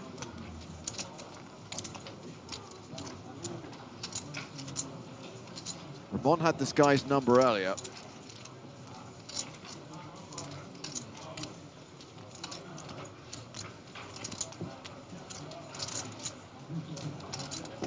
By the power of Christmas. I mean, is Ramon thinking like, I'm kind of only losing to 7s here? Like what other legit raising hands are there? 3s? I was going to say a turn set makes plenty of sense. Maybe a trapped set of deuces once in a while, although they probably never miss a continuation bet in a 4-way pot. So really, I guess he's repping pretty thin, I would argue. Yeah, exactly. I think most of the sets just bet flop if you're in Amsalem's position, especially multi-way. Right. Yeah. But it's power and it works. Wow. Yeah, I mean, I'm probably going to do the same, even though it feels like a weird spot. This guy is killing it. Team Anselm.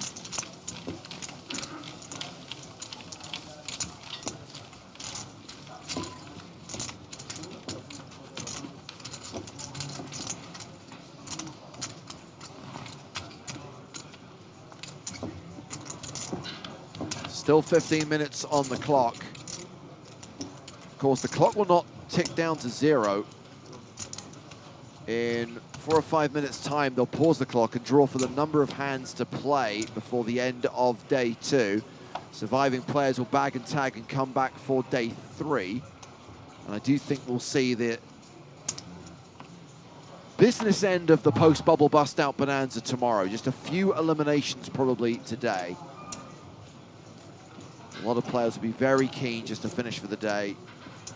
Reach that milestone of making day 3, reset, relax, come back tomorrow. Yes, sir.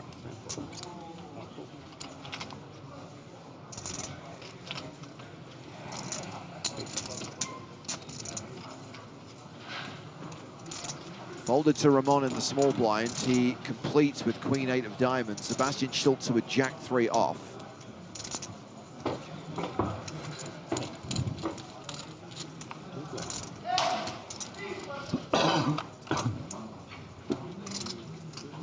And again, Ramon flopping a pair of 8s. He's got those snowmans on his jumper. Nothing. Check, check. 9 of hearts on the turn, pairing the board. I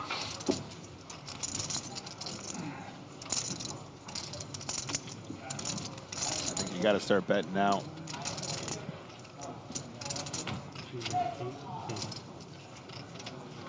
Fold from Schulze. The clock has been paused with 13 minutes remaining. 13-13? We are going to draw for the last number of hands to play this evening. Meanwhile, we join a hand on the outer tables. Tuan Mulder against Samuel Biffarella. An ace-queen-9 flop. You're the horse. Tuan Mulder has bet 5K, and Biffarella only has 5K behind. So basically, Mulder's bet enough to put him all in. And Biffarella is hoping to hit a pay jump.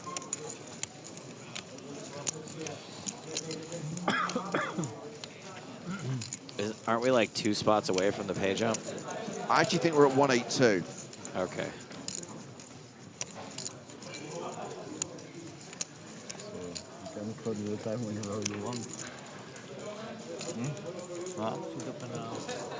Oh no, we are at 184. You're right. Pay jump's at 183.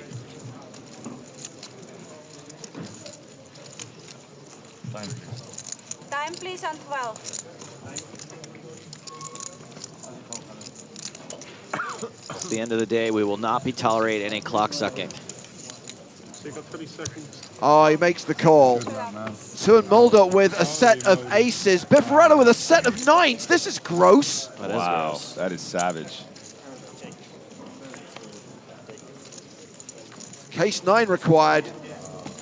Doesn't hit, and Biffarella busts and misses out on the pay jump.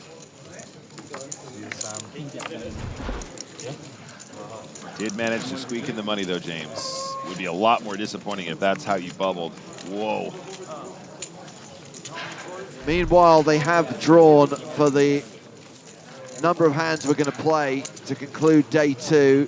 The number is 3. 3 more hands to play at every single table, including the feature table.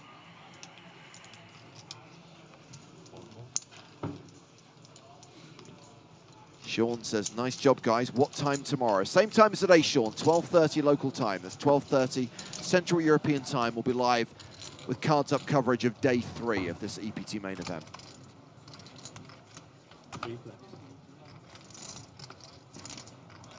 Well, well, well. Aces and 10s.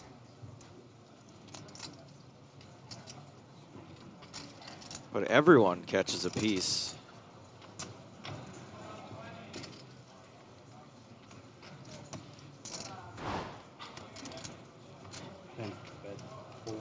Uber, a 4-to-1 favorite in this 3-way pot, bets 14,000. Yeah, Ramon also has top pair.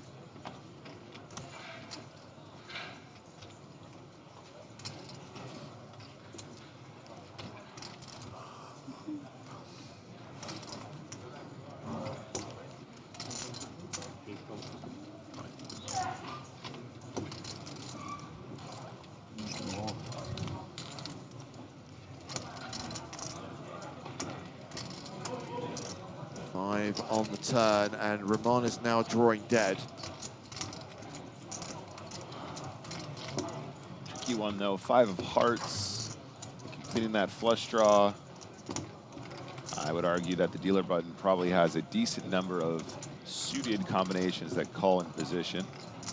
I'm looking at you. You know, Jack 9 of hearts. King, Queen of hearts, Queen, Jack of hearts. You could argue some of those might be 3 bets from this position as well. So with a bet on the turn, I think you just want to play it cool, make the call. You'll have the best hand a ton, but also, of course, the opportunity to improve into a boat if you are already losing. Down to 179 players now, so everyone has locked up at least 9,100 euros. There won't be another money jump till we're down to 143 players. That will happen tomorrow. Garth got Hubes.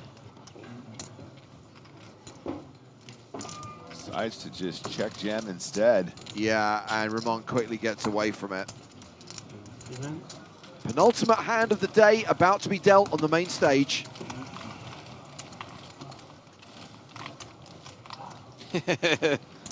Senkel in chat. No Limit Hold'em looks so fascinating. Tobias, how do you feel about the fact that your nemesis is sat at the feature table in disguise?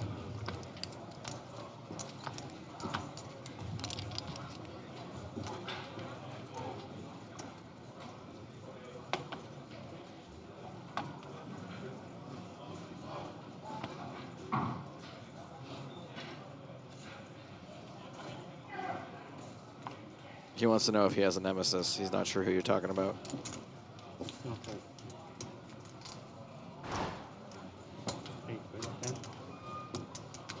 The player in question is Benny Glaser,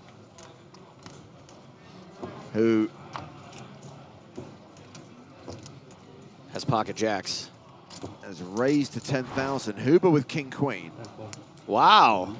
Lets it go. Gascoigne all in.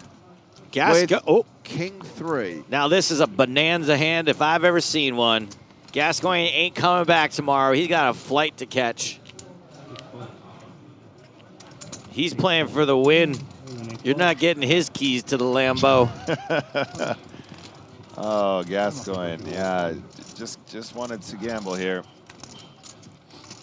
King trade, not looking so good against that undergun +1 opening range though.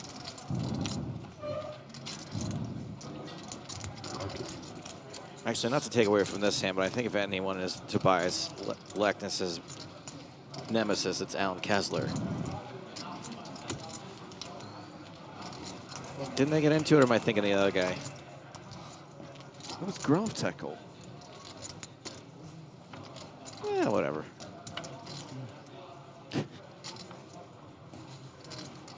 No king on the flop. Gascoigne drawing to 2 outs.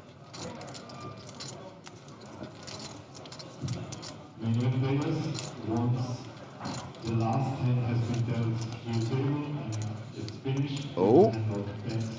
Trades kings for jacks. Ask you to print your information on this page. Anselm does not want a river a set. Your chip count, your nationality. It's a 4. Gascoigne, more like Gascon. At least he made the money. And will cash for 9,100 euros. One more hand to play at the feature table. One more hand before we draw a line under day 2. It's been a long day. Luminek is past 10 p.m.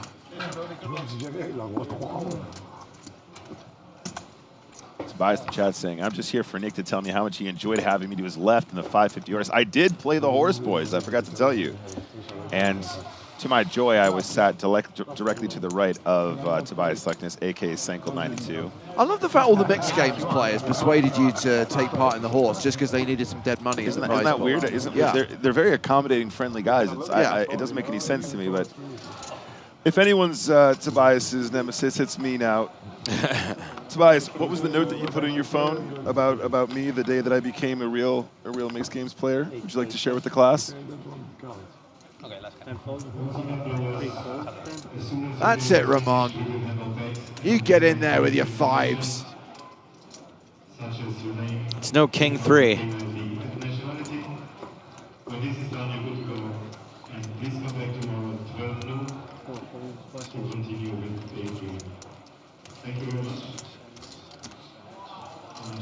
I'm not sure I'm going to make it through the entire week with that PA system. It might get better as the room gets less full. They'll have to have the volume down a little bit more, probably. Loving this attempt at positive spin. Such a nice guy. Get it all in and hold him pretty confused in 7-card stud. Stud's my second best game. Zamataro just calls with ace-king in the small blind. Tricky, tricky, tricky. I'm not sure if I like this guy. It's a great opportunity just to bang it in, but maybe he's thinking about day 2. That's right, Androff. That mic makes you miss the squeaky chairs. Jack high flop, Anselm with the advantage. Man, if I am Jacob Amsalem, I do not want today to end. What a spin up.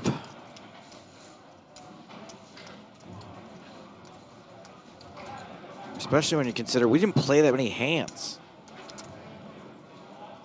Ramon, you need to make like one of those Christmas trees on your jumper and fold.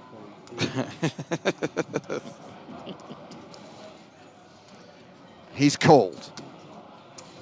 If Zamataro's gonna slow it down with the ace-king here, he's not gonna continue on this board either. I think he missed the opportunity to squeeze, but I think he's sweating that third day.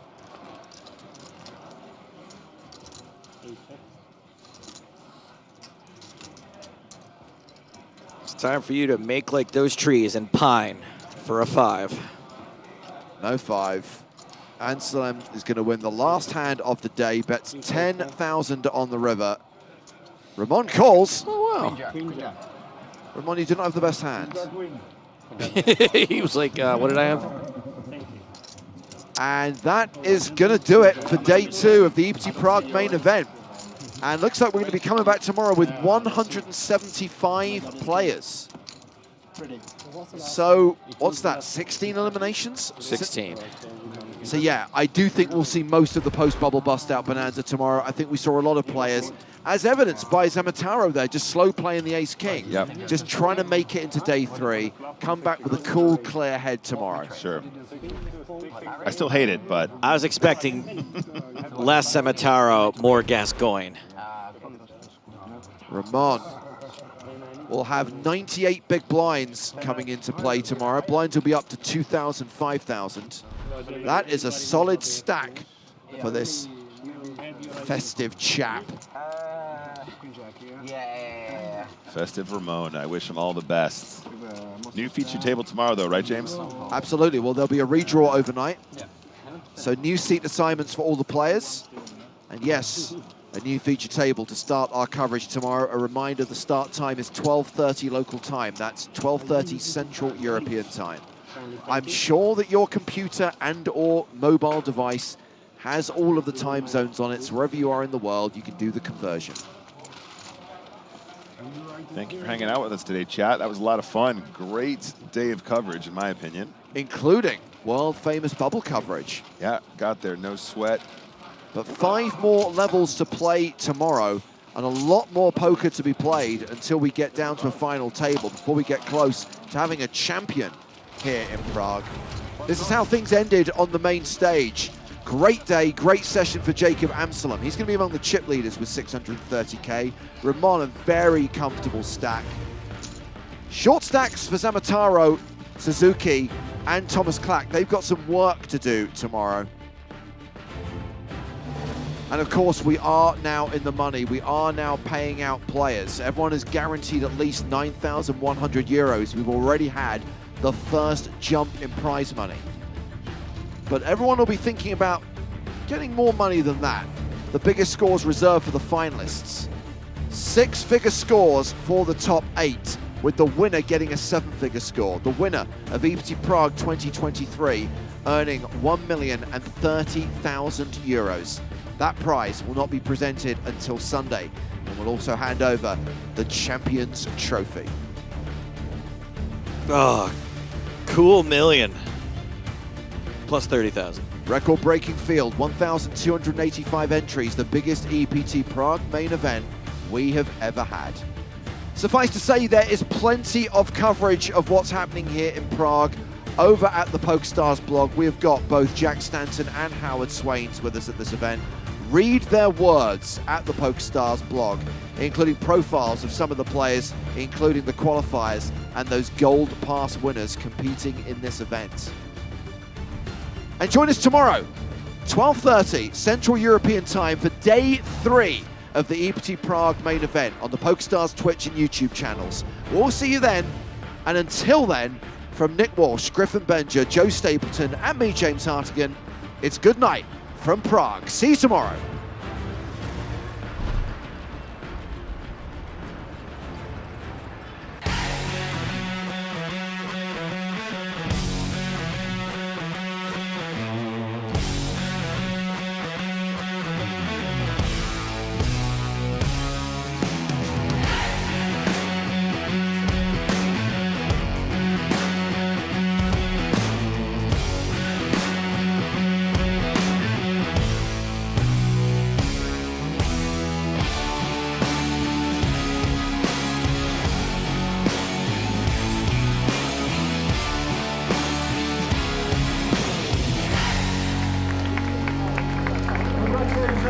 you have cashed in EPT